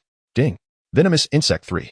At that moment, near one of the gates outside the examination venue, 3 examiners stumbled upon the gruesome remains of 3 grass ninja, a sight too horrific to behold. They swiftly reported the grim discovery to the chief examiner, Akane. As a side note, not to occupy the 2,000 characters. Each day, I return home at 8. Weary in body and mind, only to write until past midnight. This book is my way of compensating for the regrets I harbor regarding Naruto. Naturally, It would be even better if I could earn a little money to feed the stray cats I have taken in. However, writing on a free platform yields no financial reward. The only reason I persist in typing 4,000 words daily, unwaveringly, is due to the encouragement and support from all of you. Friends in the author group often say I am foolish. What male author pays attention to comments? It's far too detrimental to one's mood. We barely glance at them. Yet, I firmly believe that books are meant for the readers, and I must heed their opinions. I have indeed made several revisions based on the suggestions of certain readers. It is my principle to foster communication and empathy with my audience. In fact, I even check my phone for new reviews and chapter comments late at night when I wake up to relieve myself. I cannot read all the segment comments. There are simply too many, so I will specifically set aside time to seek out good ideas and concepts. If you have any feedback, feel free to leave it in the chapter comments. The ratings and reviews are for new readers. Voicing your opinions or grievances there will undoubtedly jeopardize the author's journey. Some may not grasp the significance of this. It's akin to shopping on Taobao, where one invariably checks the positive reviews to see what others have to say. The same applies to new books. Many new readers will first scan for 5-star reviews to identify any potential pitfalls. Reviews directly influence whether a book will be abandoned or continue to be updated. Because to sustain a book on the platform, it is not solely about the author's desire to write. There are also editors and various other factors at play. If new readers come across reviews filled with red flags, they will promptly exit, and the book will surely face an untimely demise. This is precisely why so many novels are left unfinished. The reason my current work has reached several 100,000 reads is inseparable from the support of both new and old readers. If I were to include glaring flaws, such as sending the female protagonist off with a green-eyed suitor or depicting the male lead in a negative light, I would unconditionally accept your 1-star reviews and criticisms, for I would deserve the backlash. However, in Chapter 79, I merely described the protagonist obtaining a dumpling, which Naruto, seeing it, bit into without knowing what it was. The original text stated, the dumpling caught Naruto's eye. To him, it was merely food, and he took a bite. In reality, such situations are quite common in life. During recess, your good friend shares snacks with you. On the football field, your buddy grabs your drink and gulps it down. They might ask, "Excuse me, can I have some?" Of course, if it were an ordinary friend, not asking would seem rather rude. But would close friends engage in such formalities? Would you? I certainly would not with my closest friends. There is a saying, those who are close share everything, and that is precisely the point. If my friends visit my home and see beer and fruit, they simply help themselves without a worry about overstepping boundaries. Yet, one dear reader categorized this as a flaw in the comments, claiming that Naruto stealing a dumpling would lead to him stealing a harem, accusing him of ingratitude and lack of manners. This friend, having reached Chapter 79, is evidently a long-time reader. I do not expect you to support me by viewing ads, but to label something that is not a flaw at all in the reviews is simply unacceptable. New readers, upon seeing this, might genuinely believe the protagonist is a complete doormat, one who hands out female leads. But that is far from the truth. It was merely Naruto taking a bite of his dumpling. If it had been Sasuke, Neji, or Shikamaru, it would indeed have been inappropriate. But Naruto and the protagonist are already friends, surpassing the relationships with others. A good friend merely taking a bite of your snack. New readers who see that review are likely to leave. Over time, this book would be destined for an unfortunate fate. As for those who leave 1-star reviews filled with vitriol, I have grown indifferent. However, to see a long-time reader misinterpret my intent and elevate it to the status of a flaw in the comments truly disheartens me. The editor has advised me not to dwell too much on it, suggesting that if I feel overwhelmed, I should take a break, but not abandon the story. That particular reader friend may have given up on the book after Chapter 80. Still, I hope you can see my heartfelt words. Writing for free is an arduous endeavor. Suddenly, I yearn for a respite. I am simply too exhausted. Chapter 91. I swear I will find you, Orochimaru. A gloomy cloud hung in the air, and the wind howled ominously. Outside the Death Forest, at entrance 21, lay 3 corpses. Chief Examiner Akane Murasaki had already arrived. Steele laid down the forensic tools borrowed from Tashino. He stood and reported, after examination by the forensic and evidence departments, we can confirm they are candidates from the Grass Ninja Village. Their faces have been completely melted away. Murasaki stepped forward to investigate, her heart racing in shock. Could it be him? Long black hair cascading down, deep purple eyeshadow, an air of unshakable confidence, and a chiseled physique displaying defined abs. Blank memories. The peculiar gazes of the villagers, and the cursed mark upon her body. I swear I will find you, Orochimaru. Thus, entangled in a web of love and hate, she withered, fearing the inexplicable suffering ahead. Little did she expect that in her search through the multitude, the moment she turned, he would be standing there in the dimness of the forest. At that moment, the cursed mark flared with pain, interrupting her thoughts. Murasaki immediately dispatched a message to the 3rd Hokage and organized 2 additional teams for swift support before plunging into the forest herself. In the Hokage office, the Council of Elders convened. Currently, the exam was proceeding smoothly, and everyone felt at ease. Hokage-sama, the trio from the Grass Ninja Village has been killed. Lady Murasaki believes the situation is severe and has already ventured into the forest to investigate. I have been sent to report. Kakashi and his companions were also stirred and rushed into the office. Sarutobi Hiruzen furrowed his brows, taking a deep drag from his cigarette, already aware of the answer. If his suspicions were correct, it must be Orochimaru. Most seasoned jonin, including Kakashi, were well acquainted with Orochimaru. He was profoundly shocked and inquired. Didn't rumors suggest that he was dead? Why has he suddenly resurfaced? The third Hokage exhaled a puff of smoke and replied gravely. It is likely for the last remaining member of the Uchiha clan. Suddenly, he recalled Inuzuka Jun. He must not allow Orochimaru to take him away. His concern stemmed from the fear that Jun might become Orochimaru's right-hand man. Furthermore, he was deeply worried that the young boy could become a subject of experimentation, subjected to cruel treatment like the many missing leaf ninjas from before. The old man harbored complex emotions towards Jun. Meanwhile, Danzo internally reveled in dark delight, thinking, hurry and perish. As long as that brat disappears, I shall no longer bear the blame. Kakashi and Guy were dispatched to the Forest of Death, each harboring their own apprehensions. Kakashi was concerned for the members of Team 7, while Guy was particularly worried about Lee's safety. Upon arriving at the forest, darkness had already enveloped the area. Guy dashed into the thicket at a sprinting pace. According to protocol, the leading instructors were not permitted to appear among their teams. Once they confirmed the safety of their respective pupils, they joined forces with Anko to search for Orochimaru. The Forest of Death at night was chilling and terrifying. For safety, most examinees chose to rest in place. By the campfire, the 4 members of Team 7 sat together, enveloped in warmth and sweetness. Ah, finally we can take a breather. Naruto exclaimed, his face displaying a profound sense of despair. Tashino pulled from his backpack a bottle of Pocari Sweat, a bag of crispy potato chips, Philippine 7D dried mango, Orion's mushroom chocolate, and Kinder milk chocolate. Naruto looked on in bewilderment. Where's the meat? You're being rather biased. These are all for Hinata. Hinata immediately blushed and lowered her head. Yet, Naruto, undeterred, squatted down to dig. Hey, what are you doing? Tashino asked in confusion. With a pitiful expression, Naruto replied. I'm digging for earthworms. At least it's something meat-like. This guy's truly something. Toshiyuki Chino chuckled, summoning shadow clones to hunt. Naruto slapped his forehead in realization, exclaiming, why didn't I think of that? He too released shadow clones, instructing them not only to hunt, but also to seize scrolls. Before long, 2 shadow clones dashed back, each carrying a wild boar and clutching 2 chickens. Naruto was overjoyed, shouting, hooray, we have meat.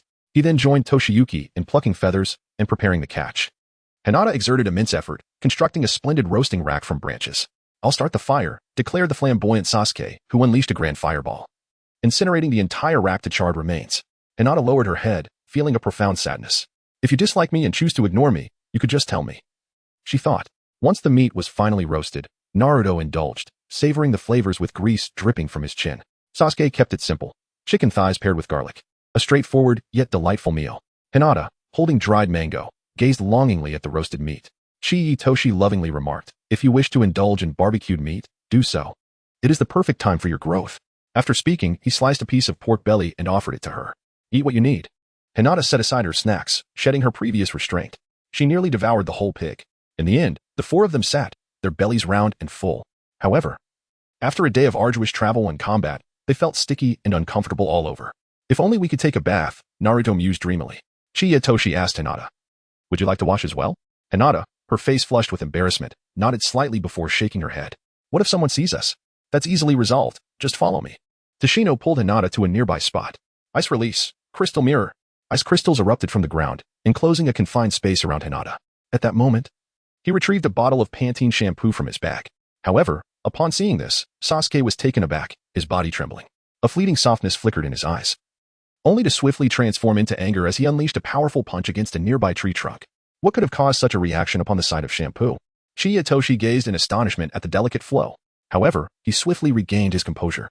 Chapter 92, The Aesthetic of Violence in Chi-Itoshi. Sasuke observed Flow's reaction with great intensity. After much contemplation, Tashiyama finally arrived at an answer. He thought of that man, Uchiha Itachi. Throughout the illustrious Uchiha clan, Taijima, Madara, Izuna, Obito, Kagami, Shisui, Sasuke, who among them does not sport a spiky, explosive hairstyle? Only Itachi possesses flowing, elegant locks. Indeed, there is also their father, Fugaku, which suggests that father and son have long shared the same luxurious shampoo.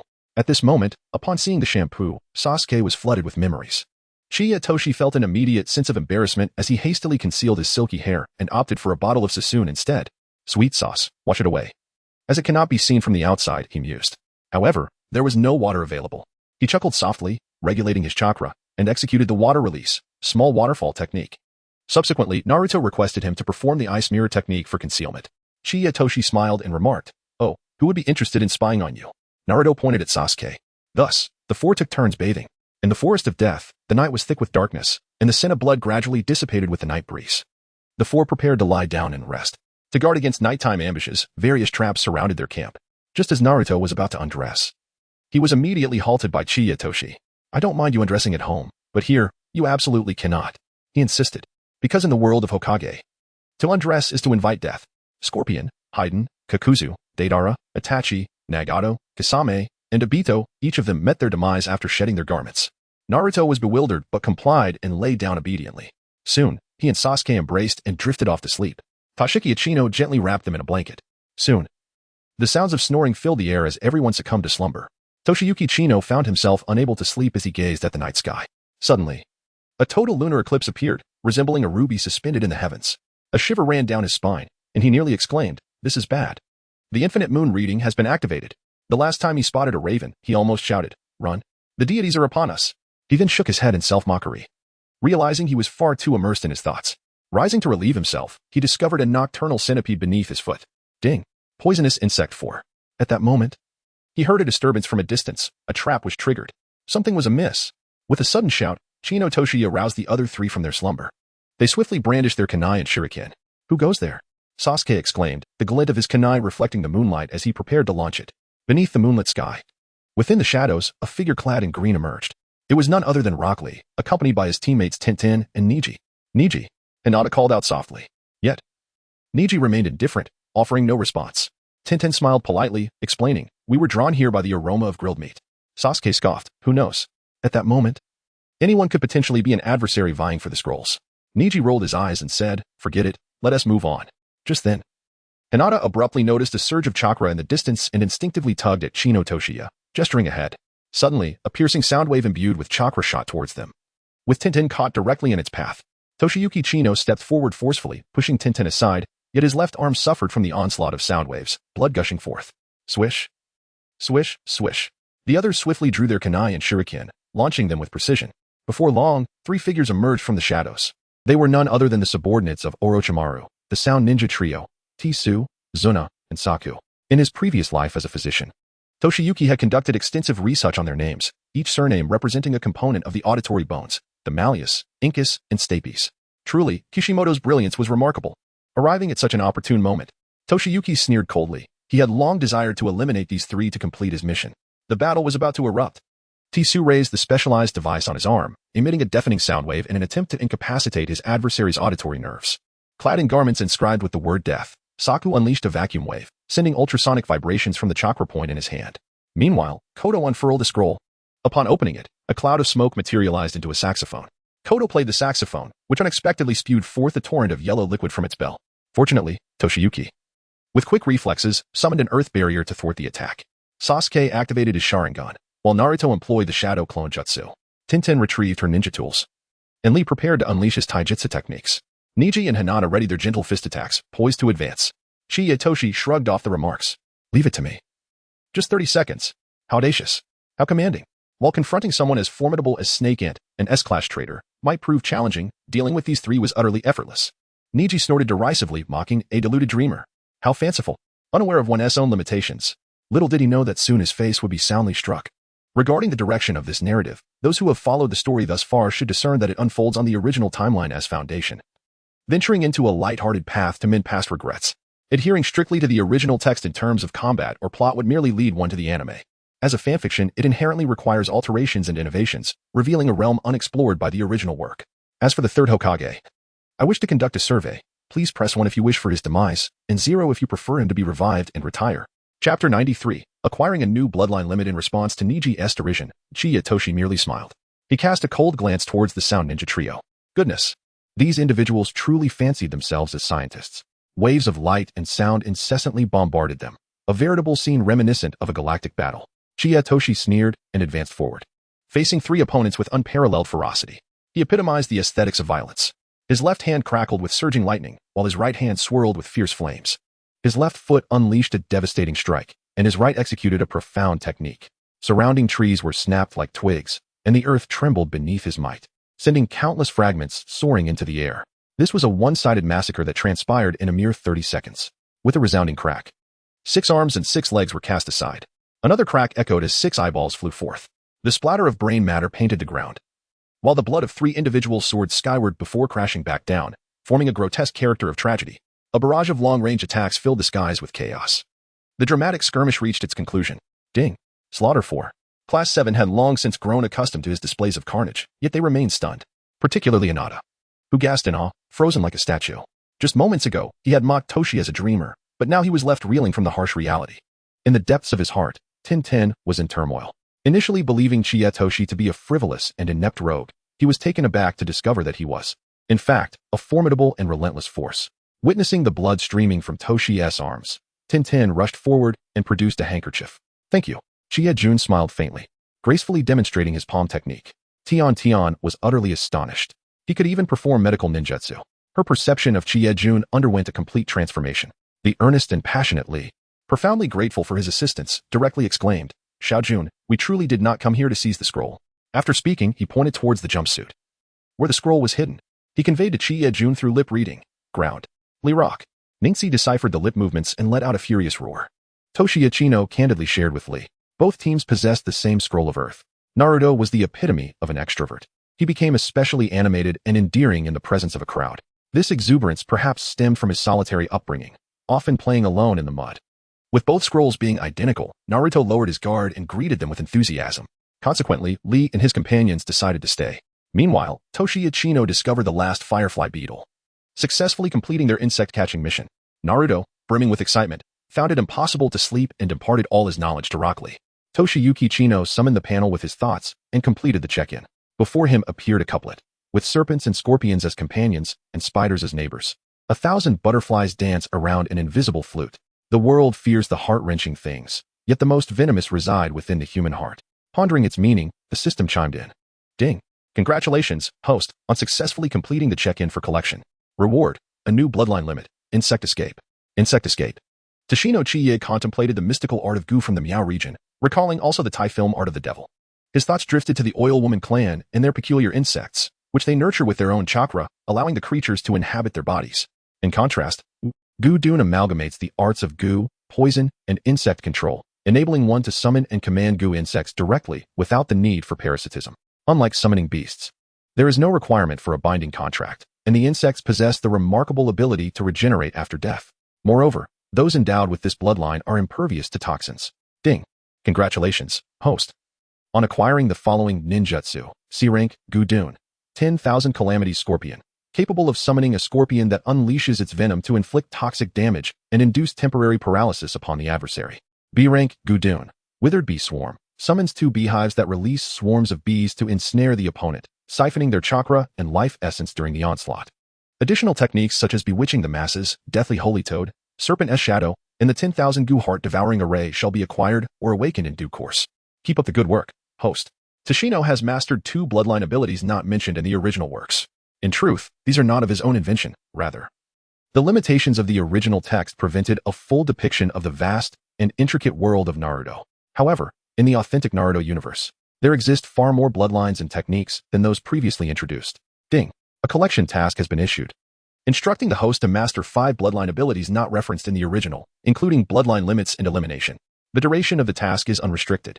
Currently, he has acquired the abilities of Spirit Release and Insect Release, leaving 3 more to uncover. The rewards promised are likely to be extraordinary. Subsequently, he enters a dimension to enhance his ninjutsu.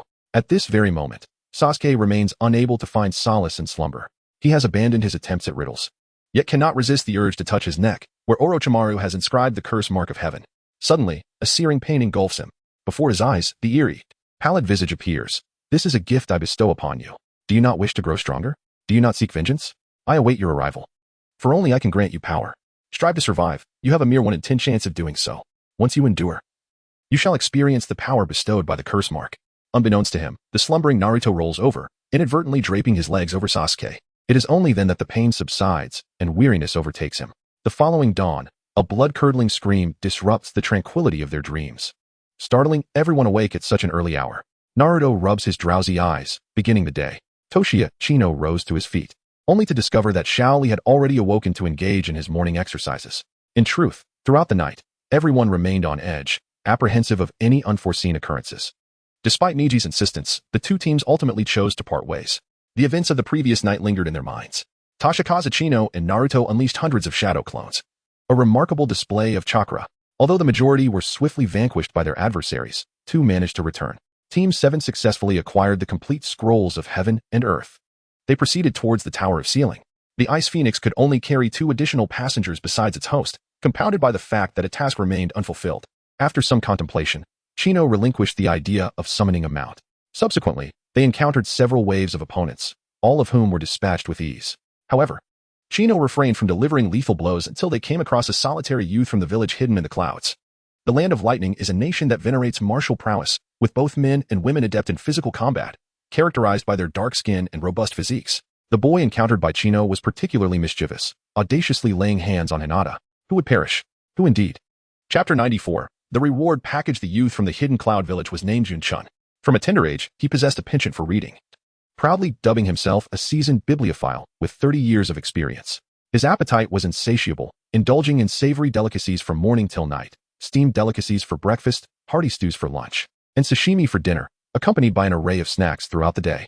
Consequently, layers of fat began to accumulate upon his frame. On this occasion, he had ventured out alone to conduct reconnaissance. Despite his corpulent appearance, his agility was surprising. He executed a concealment technique, hiding atop a towering ancient tree. When Hinata approached, intending to relieve herself, she fortuitously activated her Byakugan and detected the lurking figure of the rotund boy. Completely forgetting his reconnaissance mission, he harbored nefarious intentions towards Hinata. Being a Chunin, Hinata was not easily intimidated. She skillfully repelled his advances while employing gentle fist techniques and calling out for assistance. Enraged, Jun-chun retaliated with physical combat against Hinata. Toshiyuki Chino and his companions arrived on the scene, their expressions filled with wrath as they beheld the unfolding chaos. Naruto and Sasuke brandished their kunai, but were promptly intercepted by Chino. Just in time. The target of our mission has arrived. Take cover behind me. Hinata and the others swiftly positioned themselves behind Chino. Konoha's dragon of the forest. A tempest roared. The dragon-like whirlwind swept through the thicket, shaking the very heavens and earth. First, leaves were uprooted, followed by branches and stones strewn across the ground. Ultimately, even the mightiest trees were torn from their roots, all caught in the maelstrom. The clouds above the village were instantly engulfed by the furious winds, crashing down with great force, leaving devastation in their wake. Yet, despite the brutal fall, his robust physique allowed him to endure the impact. Though his body bore numerous lacerations, he valiantly struggled to rise. Thunderball Hammer. This technique fused physical prowess with lightning release. Executed without the need for hand seals. In a rapid spin, he unleashed a barrage of lightning strikes. Bakayashika. You foolish imbeciles of Konoha. Prepare to be beaten to such a degree that your own parents wouldn't recognize you, and then I shall claim my beautiful reward. With a smile, Chie-Jun skillfully remarked, if you wish to engage in conversation with me, allow me to reciprocate with the phrase, if today does not bring you 1,000 blossoms in bloom, you shall remain oblivious to the reason behind the vibrant red of these flowers. In the village, Yin was pondering the meaning of this statement. Suddenly, he unleashed his technique, and 2 beehive-sized nests materialized beside him. The air filled with a deafening buzz as 2 swarms of bees surged towards one another. In a panic, Yun flailed his arms to disperse the approaching threat. Wait, why do I suddenly feel so weak? He exclaimed. This can't be right. My chakra reserve should be more than sufficient. Confusion washed over him as he sensed his chakra rapidly depleting. Exhaustion gripped his body, and he felt pain in his back. Legs cramping. To make matters worse, the essence of life seemed to be slipping away, until he finally collapsed onto the ground, weakened but not yet mortally wounded. Chie-Jun suddenly recalled the technique of Gu-dun and the 10,000 Calamity Scorpion, capable of infusing toxins into the body, which would prove lethal against weakened foes. The stout youth struggled to rise. Just as Chie-Jun was about to unleash his power, a dark figure in the village executed a lightning technique. Lightning Spear. A spear imbued with electricity hurtled towards him with great speed. Suddenly, a whirlwind-like shadow lunged forward, directly positioning itself in front of Chie-Jun. Thud. Naruto was struck in the chest by the lightning spear, collapsing instantly to the ground. Naruto. With a mighty shout, Chino Toshi unleashed his palm technique, summoning Hatsune Miku. Seizing the opportunity, Murakumo attempted to flee. However, Hinata and Sasuke launched a coordinated assault, delivering a thorough beating. Naruto quickly regained his composure, the numbing sensation dissipating. He rose to his feet, his azure eyes glinting with a flash of fury. With a thunderous cry, he proclaimed, the left finger symbolizes the sun. The right finger embodies the moon. Yin and yang converge. Destruction upon the heavens and earth. 1,000 years of pain. Puff. Ah, golden-haired freak. I curse your lineage. Murakumo was left in anguish, tears streaming down his face, frothing at the mouth, his features contorted in pain. The sounds of clanging and clattering echoed, reminiscent of the whimsical tunes of the Calabash brothers. Toshino Akino brandished a hammer and a screwdriver, tossing them to Naruto. Naruto engaged in a fierce struggle. Chiyatoshi did not forget to place an explosive talisman on the rock. Mastering the art of sorcery, he made a motion akin to zipping up a zipper. Miraculously, the gaping wound began to heal, just as if it were being zipped closed. However, the explosive talisman remained embedded within. Sasuke, the bamboo shoot, is taken. Hinata, the panda mother, has run out of food. The four of them hurriedly fled. Boom. Crack. The village met its demise in a catastrophic explosion. Chino immediately completed his task and checked in. Inspired by this, Naruto upgraded the technique 1000 Years of Pain to the explosive version of 1000 Years of Pain. Ding. Congratulations. Host, for brutally defeating 5 opponents, you have received a generous gift package. What? A gift package? It seems that the last time I was rewarded with such a package was when I first found the system. I wonder what it contains this time. He sought an opportunity to open the gift package. Congratulations, host, for acquiring C-rank ninjutsu, Wind Release. This significant breakthrough allows one to unleash a hurricane from their mouth, effectively dispersing enemies to achieve a restraining effect. Although its lethality is not particularly formidable, I have finally obtained ninjutsu of the 5 elemental attributes: fire, water, lightning, earth, and wind. It can be deemed a modest completion. The other techniques are rather whimsical. Water Release, Cleansing Technique. This technique cleanses the target object, which can either be an item or oneself, allowing for a refreshing bath. It enables control over the water flow and temperature, and can even perform a concealment technique, ensuring one can bathe at any time and maintain their most splendid appearance. Fire Release, Drying Technique. By generating heat through fire release, this technique effectively dries the target, and can be used in conjunction with the cleansing technique. Mother no longer needs to worry about me being drenched. Summoning Technique, Mobile Toilet. This is not a mere mishearing. It effectively addresses the pressing needs during missions or when time is of the essence, alleviating any discomfort in the abdomen, and it can also perform a concealment technique. While whimsical, it proves to be quite practical. Toshino Jun joyfully accepted the grand gift. At this very moment, in another part of the forest, after a long and arduous search, Mitarashi Anko finally encountered Orochimaru. "How dare you still linger here?" Anko exclaimed, her fury igniting as she prepared to form seals. However, Orochimaru merely chuckled softly. Is this not my dearest apprentice? So, you have been promoted to Special Jonin? It seems the power I bestowed upon you is indeed formidable. Upon hearing his voice, Anko felt an inexplicable flutter in her heart. She steadied herself and asked, "Why have you not left?" Orochimaru, licking his lips, smiled even more broadly. "Why should I depart? I have discovered some intriguing candidates and wish to observe them further." "Several? Promising candidates?" Anko was filled with dread. "What is your true intention for being here?" Taking a deep breath, she prepared for an attack. "If you do not divulge your purpose, do not blame me for committing fratricide." Fratricide. Indeed, the world of Hokage is one of treachery. Orochimaru chuckled. "You shall soon learn the answer. However, I must warn you, do not interrupt the Chunin exams. Otherwise, the entire Hidden Leaf village may plunge into catastrophe." With that, Orochimaru attempted to depart. Anko immediately unleashed the technique he had taught her. Meanwhile, Team 7, en route to the central tower, encountered the Sand siblings once again. Chapter 95, Gaara, Shall We Fight? Ninjutsu, Serpent's Shadow. In an instant, four snakes surged forth from Anko's sleeves, lunging at Orochimaru. "I will not allow you to escape," she declared, forcefully pulling him closer. Inspired by the sight of Toshino Jun using chili powder against Orochimaru, Anko commanded, "Bite him."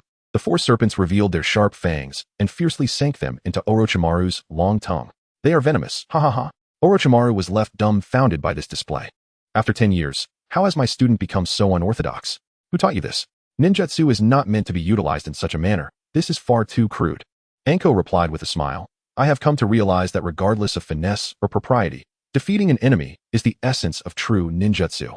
Orochimaru, visibly irritated, shook his head.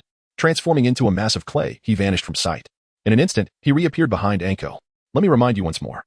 Do not interfere with this exam, or I shall obliterate the Hidden Leaf." With that, he vanished completely. Anko stood frozen in place. At this moment, Team 7 rushed towards the central tower. Meanwhile, the other teams, including Guy's team and the Sand Ninja Trio, occupied the upper echelon of the food chain, each possessing complete scrolls, having yet to encounter one another. However, Gaara's team did cross paths with the team led by Kabuto. "Hello, shall we fight?" "No, we will not. Goodbye." They opted to evade combat. The remaining teams had to exert themselves fully in the struggle for the scrolls, facing challenges that rivaled epic-level quests. Naruto pulled out his notebook to review their savings and suggested, "June, look, although we have secured the scroll, everyone is heading in that direction. We could lay an ambush beneath the tower." Chino Tashifumi inquired, "So what?" To which the response was, "Indeed, this is the perfect moment to seize the scrolls. We shall unleash thousands of shadow clones. Strength in numbers will surely compel others to yield immediately. Once we acquire the scrolls, we can sell them or exchange them for valuable items, truly a rare opportunity for profit." Chiyatoshi was taken aback. "Wow, what a sight to behold. akin to a young calf touching a high-voltage wire, electrifyingly impressive. I hold no admiration for anyone but you, Naruto Uzumaki. Deshino Akino has made a decision. From now on, Naruto shall serve as the chief financial officer of the Akino Group, the premier investor of Sunsetting Village. However, at this moment, he did not heed Naruto's counsel. Completing the task promptly is of the utmost importance. Wealth can be earned later with the assistance of his brother. Just then, Hinata sensed a surge of chakra emanating from the jungle. Deshino quietly hissed and made a gesture for encirclement. The four of them stealthily dispersed and advanced. Without a moment's hesitation, Naruto took the lead, transforming from a defender into an attacker, exclaiming with exhilaration, "Hey! In the jungle, we're being robbed." Suddenly, three figures tumbled out of the foliage. "Ugh! It's all your fault, Choji." "Exactly. You're so hefty, you squished us." Emerging were the trio from Class 10. However, upon recognizing Deshino and the others, their excitement surged. Class 10 had yet to procure their scroll, and naturally, Deshino was there to lend a hand. In the original narrative, Class 10 bravely and honorably assisted Naruto and his companions in overcoming their predicament. Today, they would repay that kindness. At this moment, only 3 days remained until the examination's conclusion. The 7 of them raced through the forest, drawing ever closer to the towering spire. After a half-day's journey, they encountered familiar faces once more: Kiba, Shino, and Sakura from Team 8. The formidable little squad assembled, collectively advancing towards the tower. "Wait." Hinata halted, sensing the pulsating chakra ahead. Shino crouched low to the ground, detecting the commotion. "Hinata, can you see what's ahead?" Deshino inquired. "Yes, let me try," Hinata replied, activating her Byakugan. Through her black and white vision, she discerned silhouettes within the thicket. It was the same individuals who had previously sold oranges, one of whom was shouldering a gourd. "Gaara." Deshino frowned, while Naruto fell into an unusual silence, overwhelmed by a peculiar sensation, as if he could sense an aura of malevolence akin to that of the tenant residing within him. "It is the Sand Ninja Trio," Deshino declared. "That masked feline." Sakura recalled the brawl at the furniture store. Sasuke inquired, "Should we advance?" "If I am not mistaken, Gaara and his team are likely engaged in battle with the Rain Ninja Trio. Or rather, it may be a one-sided slaughter, despite their own numbers totaling 10. Deshino remained reluctant to confront Gaara head-on. "No need. We shall wait here. Engaging in battle is unnecessary." "What are you afraid of? We have so many people," Naruto exclaimed passionately. "How easy it is for you to say. If the beasts within you two were to suddenly awaken, even 100 of us would stand no chance." At that moment, 6 umbrellas appeared ominously in the distant sky. They spun rapidly, unleashing a deluge of Saban like a swarm of locusts, descending upon the ground. This was the Rain Ninja's secret technique, the Rain of Saban. Subsequently, a thick cloud of smoke billowed forth. The Saban were supposed to strike Gaara's sand armor, but suddenly, a fierce wind howled, and the heavens were engulfed in a storm of yellow sand, obscuring the sun. Sand-binding coffin sandstorm funeral. The Rain Ninja were ensnared by the sand, and in an instant, an explosion erupted in the sky. Bloodstained sand rained down, casting a crimson hue. Hidden within the jungle, Shikamaru and the others exchanged astonished glances, their faces etched with shock. This power is utterly terrifying. Hinata trembled slightly, and Ino was equally unnerved by the blood-soaked storm. Toshiyuki Aikino's large hands enveloped them, instantly radiating warmth throughout their bodies. As they gazed upon his smile, the girls felt the shadows in their hearts dissipate. Sakura experienced a bittersweet sensation, reflecting on the comfort of having a man by their side. Meanwhile, on the opposite side of the jungle, Kankuro unearthed the Book of Heaven from the corpse of the Rain Ninja. "Haha, we have everything we need. Let us hasten to the tower." However, Gaara's expression was one of intense fury as he surveyed the jungle ahead. "Silence. I am not yet satisfied with my slaughter." Tamari, bearing the 3-star fan, interjected, "Enough, Gaara. Indeed, one set of scrolls is sufficient. Having more 1T turn them into oranges," Kankuro reasoned as he approached his brother. "Continue your prattle, and I shall end you." Tamari sighed, reluctantly removing her 3-star fan. "Very well, since you have made your decision, let us proceed together." Side weasel technique. Tashiano and his companions swiftly felt the onslaught of a powerful hurricane. The vegetation was uprooted, and the ground was littered with broken branches. Their figures were also laid bare to the tempest. Deshino Chino stepped out, revealing a radiant smile. Upon seeing him, Tamari was momentarily taken aback. Kankuro also noticed Sakura. The sight of old adversaries stirred heightened emotions. Naruto stepped forward, employing his verbal prowess. He attempted to convey that facing overwhelming odds, it was prudent to surrender the scroll. Choji fixated intently on Gaara's large gourd. What could possibly be contained within? Perhaps it holds delicious nectar? Why are his eyes so dark? Has he been excessively exposed to the sun? Shikamaru speculated. Kiba chuckled. "You don't understand a thing. That is called smoky makeup." Just then, as discussions ensued, Gaara approached. Chapter 96. The second exam concludes successfully. Gaara made his way over. Ino gazed at his legs, astonished, covering her mouth in shock. Sakura also noticed and exclaimed, "Goodness. He has bow legs." Kankuro immediately retorted, "Hey, chubby girl, do not speak of my brother that way." Gaara, accustomed to the harsh critiques of others, paid no heed. Naruto, however, pondered aloud, "It seems the Hokage also has bow legs." Kiba, surprised, asked, really? How did you notice? He always wears his Hokage cloak, so it's not visible. Shino, equally curious, inquired, have you bathed together? Shoji pulled out his portable pack of magic noodles. He had amassed numerous cards, including those of the leaders from the 5 great nations. Look, they all have legs, he exclaimed, thrilled by this newfound discovery. Haha, this suggests a correlation. To become Hokage, one must have legs. Henceforth, I shall sit cross-legged every day, Naruto exclaimed, spitting words in excitement. The tone of the conversation shifted dramatically, and everyone began to discuss bow legs. Even Gaara could not help but chime in. Bow legs are quite normal, especially in our island nation. They develop from prolonged kneeling. Ino approached Gaara, saying, excuse me, young man, your eye makeup is quite captivating. How did you achieve that look? Temari laughed, sister, I applied it for him. Did you use eyeshadow? I can show you how. Hinata, with her small hands clasped in front of her chest, remarked, I still prefer a natural look. Chiyatoshi was utterly taken aback. What on earth is happening? Wasn't a fight supposed to occur? How did it transform into this? Hey, are we still going to fight? However, it was Sasuke who remained the most composed. Yet, such individuals often find themselves at odds with the group. It is akin to a study session in class. When the teacher is absent, students engage in lively chatter and gossip. Suddenly, the class monitor stands up and exclaims, hey, do you all still wish to study? Can we have some quiet, please? Such individuals are truly a buzzkill, just like the class monitor Sasuke at this very moment. His words jolted Gaara awake. His gaze once again radiated a chilling light and fierce killing intent. I shall annihilate all of you. Chino Toshikaza broke into a smile. Indeed, this is the true majesty of the Wind Shadow. Chino Toshi understood the unfolding narrative. The death of the 4th Kazekage, Rasha, remains an enigma.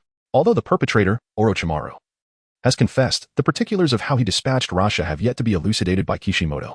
Neither the main storyline nor supplementary materials provide clarity on this matter.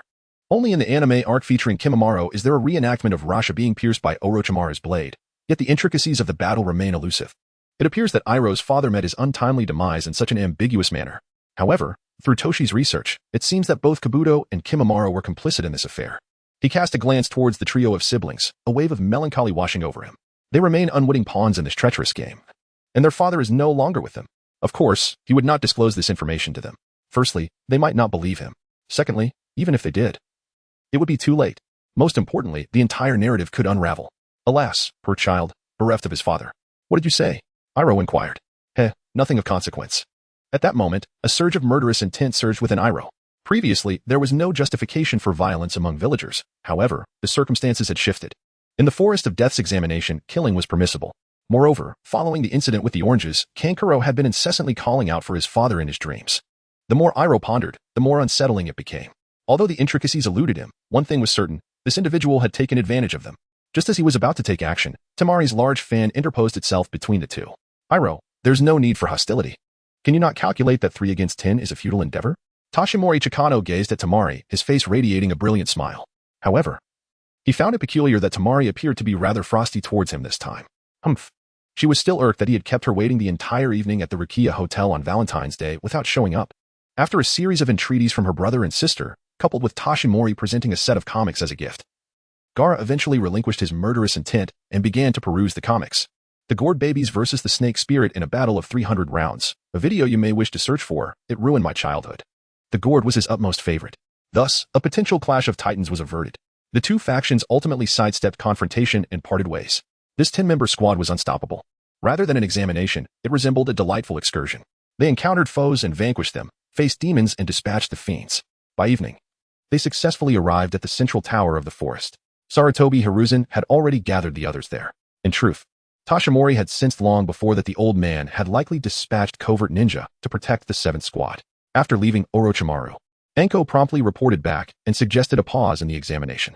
Yet, the 3rd Hokage sighed, realizing it was too late to halt proceedings, as the forthcoming examination had already attracted attention from feudal lords and esteemed dignitaries who held it in high regard. Danzo quickly nodded in agreement, stating, indeed.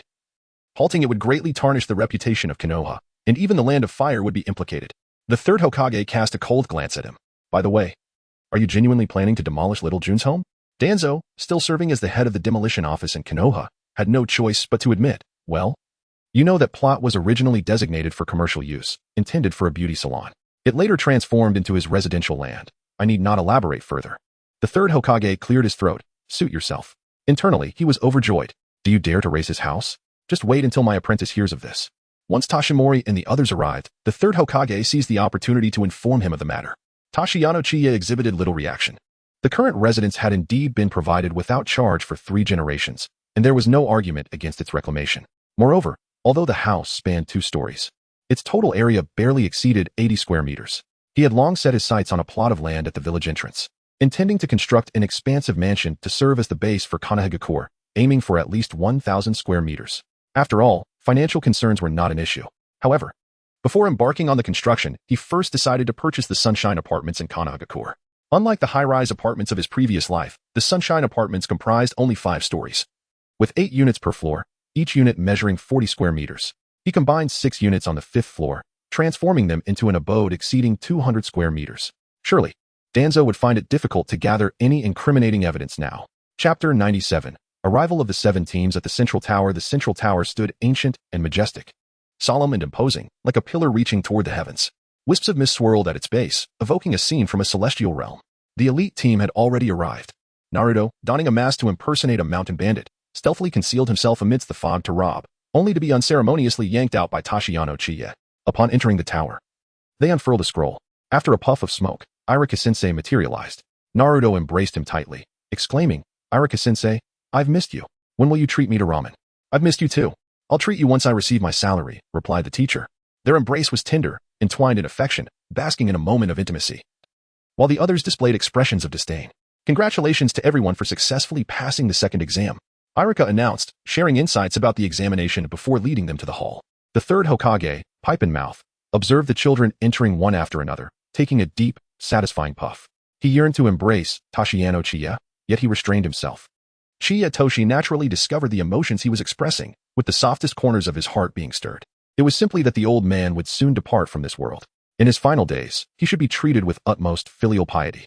Thus, he extracted several prestigious items, followed by a foot bath basin, an electronic distress signal device, a tutorial for senior square dancing, a prostate therapy instrument, and cognitive games for the elderly, all of which he presented to him in a flurry. The 3 generations moved to the point of exhaling smoke rings, then discreetly pulled him aside to reveal the decision made by the Demolition Office Director, Tuanzo.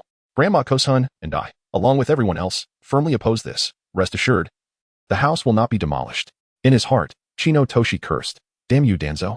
Truly, you embody the age-old saying, 3 days without a beating, and the roof is lifted off. However, relocating is for the best, sparing me from the incessant gaze of a bunch of cataract-ridden fools next door." Certainly, Hinata and Hanabi are adorably innocent, while the others are terrifyingly pale. This provides a perfect opportunity to erect a grand residence in Konoha. Thus, I sought out the 3rd Hokage for a substantial plot of land. Of course, this time it required a considerable financial investment. Money is not an issue for us. Simultaneously, I learned that the initiator of the demolition was none other than Hinata's father. Hyuga Hayashi had repeatedly voiced his objections to the organization. How can commercial land be converted into residential land? Can land simply change its nature? It's absurd, utterly absurd. I hope to reclaim Toshi's land to construct a fresh produce supermarket, making grocery shopping more convenient in the future. In truth, he simply wished to prevent Toshi from owning a house. This way, he would have a valid reason to refuse any marriage proposals. "Want to marry my daughter? A villa and a carriage are essential." Chiya Toshi sneered, "All right, my short-sighted father-in-law, instead of currying favor with me, dares to confront me. Just wait." He then inquired of Sandame, "If I were to repurchase that piece of land, would it be permissible?" Sandame, in contemplation, replied, "It is indeed permissible, but it must be designated for commercial use."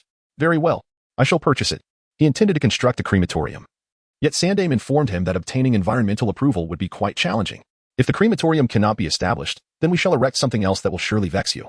You will regret attempting to dismantle my family's legacy." Humph. With merely 2 days remaining until the examination deadline, the advanced team was assigned to rest within the tower. Kakashi also arrived at Team 7's lounge to examine Sasuke's neck and convey Sandame's regards.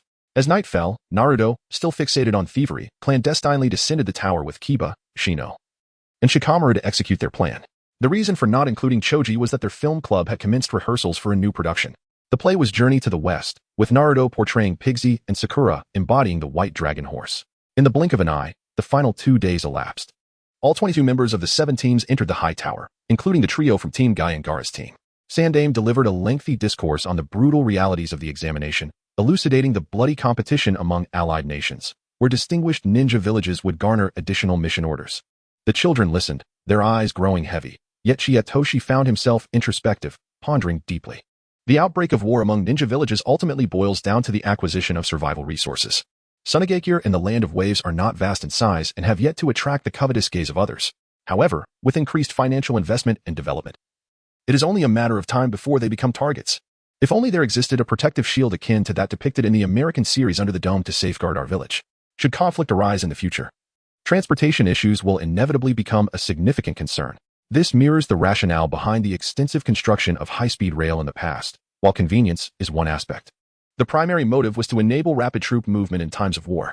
Thus, high-speed rail serves as an asset with dual significance, encompassing both strategic military and economic dimensions. Tashiyano contemplated the Land of Snow, envisioning its advanced railway systems and trains.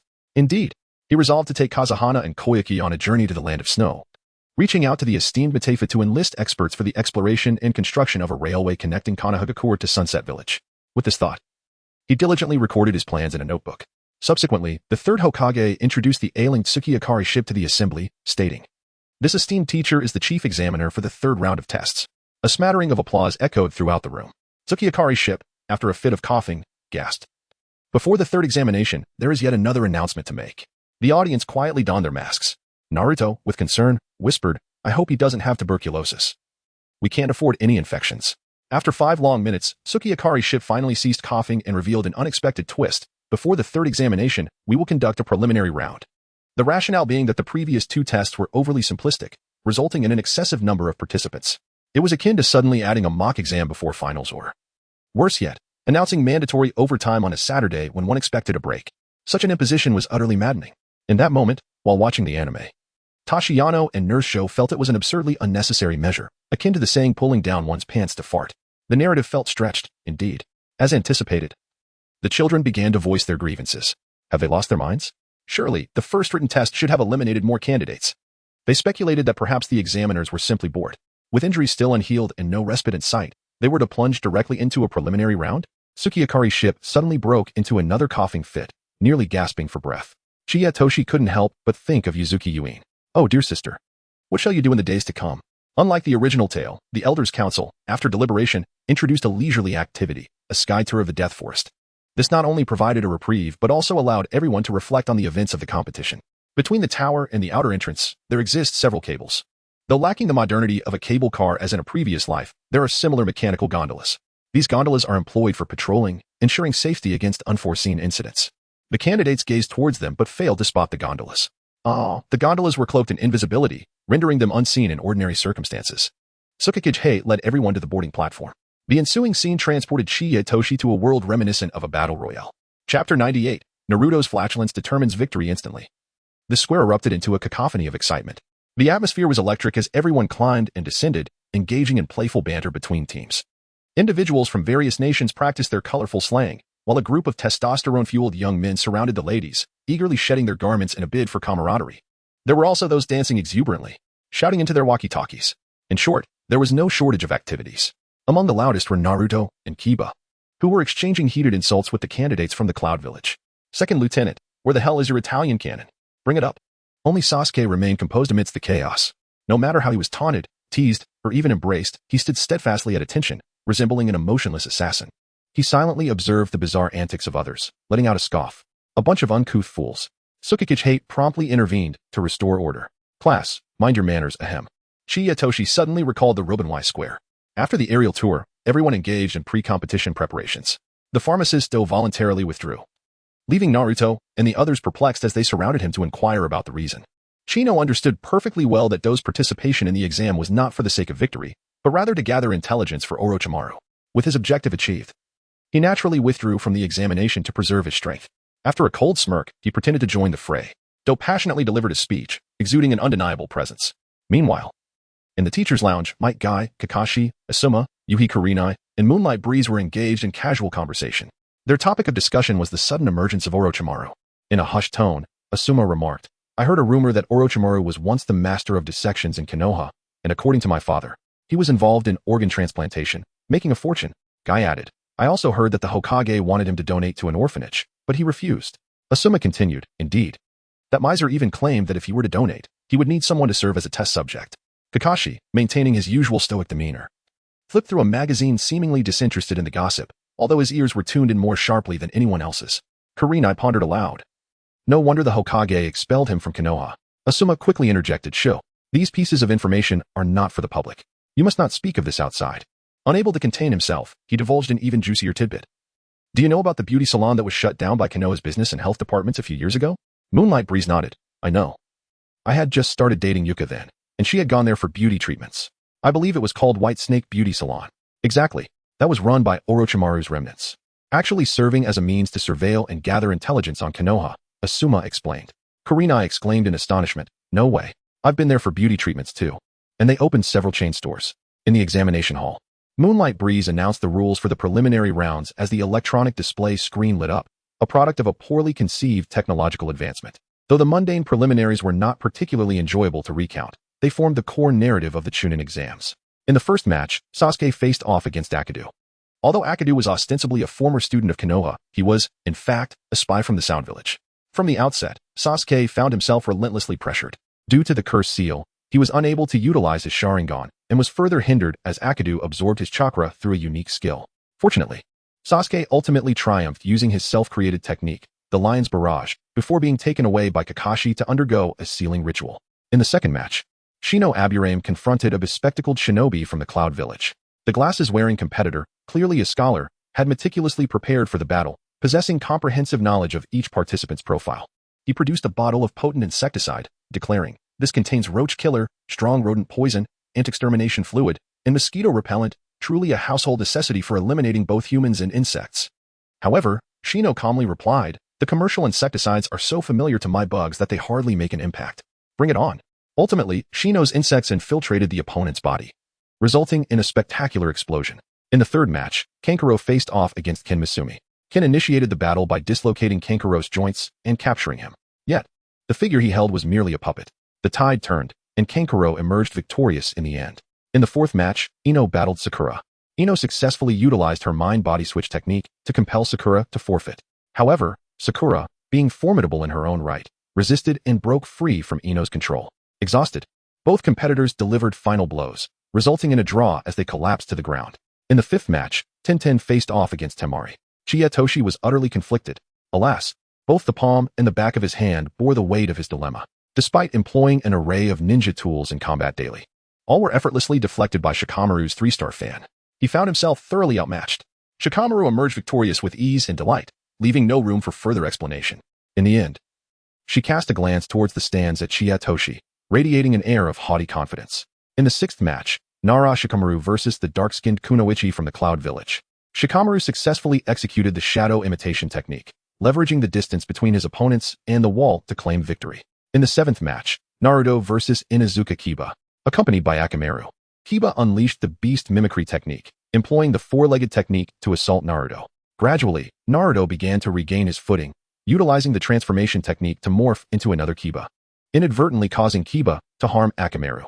Deprived of Akamaru's assistance, Kiba faced Naruto in a one-on-one battle. In a humorous turn of events, Naruto inadvertently let out a fart. Indeed, this occurred in the original work, and Chiyatoshi found it utterly hilarious. Kiba, possessing a keen sense of smell, was momentarily disoriented by the flatulence, leading to his defeat at the hands of Naruto. Such an impressive display of fart ninjutsu. Subsequently, 3 more matches awaited. However, due to Kabuto's withdrawal, the number of participants dwindled to 21. Tsuji Takashi was granted a bye in the lottery. Who would he face? Would he also forfeit the match? Or perhaps directly attain qualification for the examination? Meanwhile, during the match between Niji and Hinata, he received another plot-related mission. Chapter 99. Hinata reaches new heights. The venue of the competition at the Central Tower was abuzz with activity as the preliminaries continued. The 8th match, Gaara versus Rock Lee. Faced with Lee's fierce taijutsu attacks, Gaara defended himself with an exceptionally strong sand shield. Ultimately, as Lee exhausted his stamina, Gaara employed the sand-binding coffin to break his left arm and leg, even attempting to take his life. Fortunately, the timely intervention of Might Guy saved Lee's life. The 9th match, Choji versus the muscular ninja from the Cloud Village. Initially, Choji was reluctant to engage in battle. However, spurred on by Asuma's barbecue and provoked by the muscular ninja's taunts, Choji let out a roar, intending to crush him with his body expansion technique. Yet, he ultimately fell short against the opponent's formidable taijutsu and lightning techniques. Despite his defeat, Choji was rewarded with a sumptuous meal from Asuma as encouragement. Unfortunately, he overindulged and ended up hospitalized for some time. Next came the unpredictability of the preliminaries. With Kabuto's withdrawal, the number of participants dwindled to 21. After the lottery, Tsuji Takashi was granted another bye. Finally, Following the examination committee's ruling and based on Tsuji Takashi's performance in the previous 2 tests, he automatically qualified for the 3rd examination. Such is the brilliance of the protagonist Halo. Who dares to dispute it? Even Niji merely scoffed in silence, after all. He had witnessed Tsuji single-handedly confront the Sound Ninja trio. However, Kankuro was vociferously questioning. Why? By what right? Naruto pointed at him, shouting, if you can't handle a bye, don't complain. The 3 soon fell into a heated exchange, with Tamari joining the fray, and Ino and Sakura entering the fray as well. This time, Sakura truly stepped up. Settling a personal score, she slapped Kankuro across the face, restoring a bit of dignity to the Leaf Village. Thankfully, the supervising teachers intervened, otherwise, the situation might have spiraled out of control. The final match was Hinata Hyuga versus Niji Hyuga. The Byakugan user squared off against the timid Hinata, and the situation looked dire. Tsuji Takashi recalled the original narrative, feeling a surge of anxiety. In the original story, Niji relentlessly berated Hinata, looking down upon her and urging her to forfeit the match. However, inspired by Naruto, Hinata had shown a brave side, battling Niji fiercely. Yet, the disparity in their strengths was significant. Hinata was soon targeted with Niji's gentle fist techniques and fell short of stamina. What Tsuji Takashi found intolerable was Niji's intention to kill his own cousin. Fortunately, several instructors intervened just in time, saving Hinata from death, though she collapsed, bloodied on the ground. Even more infuriating was Niji's mockery after the battle, deriding Hinata as the weakest link, convinced she would never change that fact. The sight of those 2 episodes left a lasting impression on him. Chiya Toshi was still on night duty at the hospital. He and Nurse Wu were filled with righteous indignation, and it was only after they vented their frustrations in the duty room that they felt some relief. At that moment, the system prompted a new storyline sign-in. Ding. Due to the disparity in strength, Hinata may still suffer a severe defeat. Please assist her in achieving victory. Ah, Hyuga Niji. Though you are not a villain, your actions this time are utterly excessive. How dare you make my Hinata bleed? This task seems quite challenging, for Chiya Toshi cannot personally step onto the stage to assist the girl against her formidable cousin. Nevertheless, this does not daunt him, for he has an adorable ally that remains unseen by others. He secretly summoned his little black treasure. Meanwhile, upon hearing that her opponent was Niji, Hinata immediately lost her composure. Niji and I, she murmured, lowering her head timidly. You should give up, Niji coldly remarked. You are ill-suited to be a ninja. You are too weak, too kind, lacking confidence, and overwhelmed by self-doubt. You are so feeble that you can almost be disregarded. I advise you to concede early and choose another path. Becoming a housewife is also a respectable option. Dingji, munching on chips, asked in confusion, isn't Niji her brother? Why is he treating her like this? Shikamaru furrowed his brow and replied, their family dynamics are quite complicated. Something about main and branch families. It's all rather troublesome. Niji continued to belittle her. The weak will always remain weak. Participating in this exam will only hold back your class. Remember, a person's capability is predetermined from birth. Weakness is an immutable condition, just as I am forever bound to the branch family. Tsuneyoshi leaped from the stands and approached the arena. Hinata, do not heed his nonsense. Simply engage in battle. With determination, one can transform many aspects of life, strength, character, even appearance and physique can evolve. Niji cast a cold glance in his direction before commencing his hand seals. Byakugan. Veins emerged densely around his eyes. Surrender, Lady Hinata. I could overpower you with but a single hand. Hinata remained hesitant, contemplating the possibility of retreat. Toshikazu Chino grasped her hand firmly, employing a wall-leaning embrace and a gentle pat on the head to uplift her spirits. Trust me, little sweet sauce. You shall conquer the realm of Lolis and triumph in the examination. Naruto and Sasuke approached as well. Naruto shouted with fervor, go, Hinata. Annihilate those Byakugan opponents. Tashino cast a sharp glance at him, exclaiming, you fool. Hinata possesses the Byakugan, you know. Although Sasuke remained silent, he conveyed a look of encouragement. Kakashi felt a surge of elation within. Hinata had finally cast aside her familial burdens and awakened her Byakugan. However, after a brief exchange, Niji delivered another powerful strike, sending her flying once more, blood erupting from her wounds. In that moment, Niji's heart darkened with murderous intent on ending Hinata's life. Just as several instructors prepared to rush forward, Tashino acted swiftly, invoking a technique. Artun, Hatsune Miku. The charming figure of Miku appeared, dancing gracefully. A magical melody instantly replenished Hinata's vitality, restoring her significantly. Witnessing Hinata's indomitable spirit as she struggled to rise, the teachers were momentarily taken aback. The match was set to continue. Chino Toshi unleashed the joy technique 10 times. Hinata was overwhelmed with excitement, her cheeks flushed, as if she had consumed a stimulant. She shouted, I feel as though I have reached the pinnacle of life. Joy technique 10. Senoni High Iron Duck. Joy technique 10. Bestow upon me strength. For I am Shirei. Both Niji and Chino Toshi were taken aback. It was the first time he witnessed Hinata as other side, completely shedding her previous fragility, transforming into a warrior. Haha, this joy technique is astonishing. The two exchanged soft punches, engaging in a spirited back and forth. Ultimately, even little Kuro didn't take the stage. Niji was directly knocked down by Hinata. However, this mischievous child refused to concede, launching a surprise attack the moment Hinata turned around. Subsequently, he was met with a barrage from the euphoric Hinata, leaving him with shattered bones. Hinata withdrew her fist, and after the exhilaration, she fell into a stupor. Chapter 100. Heart Revival Technique. Hinata gradually regained her composure, staring at the pained Niji collapsed on the ground, dumbfounded. What have I done to him? She trembled. Feeling utterly lost, like a solitary boat adrift in a vast ocean, confused and helpless. Soon, tears streamed down her face.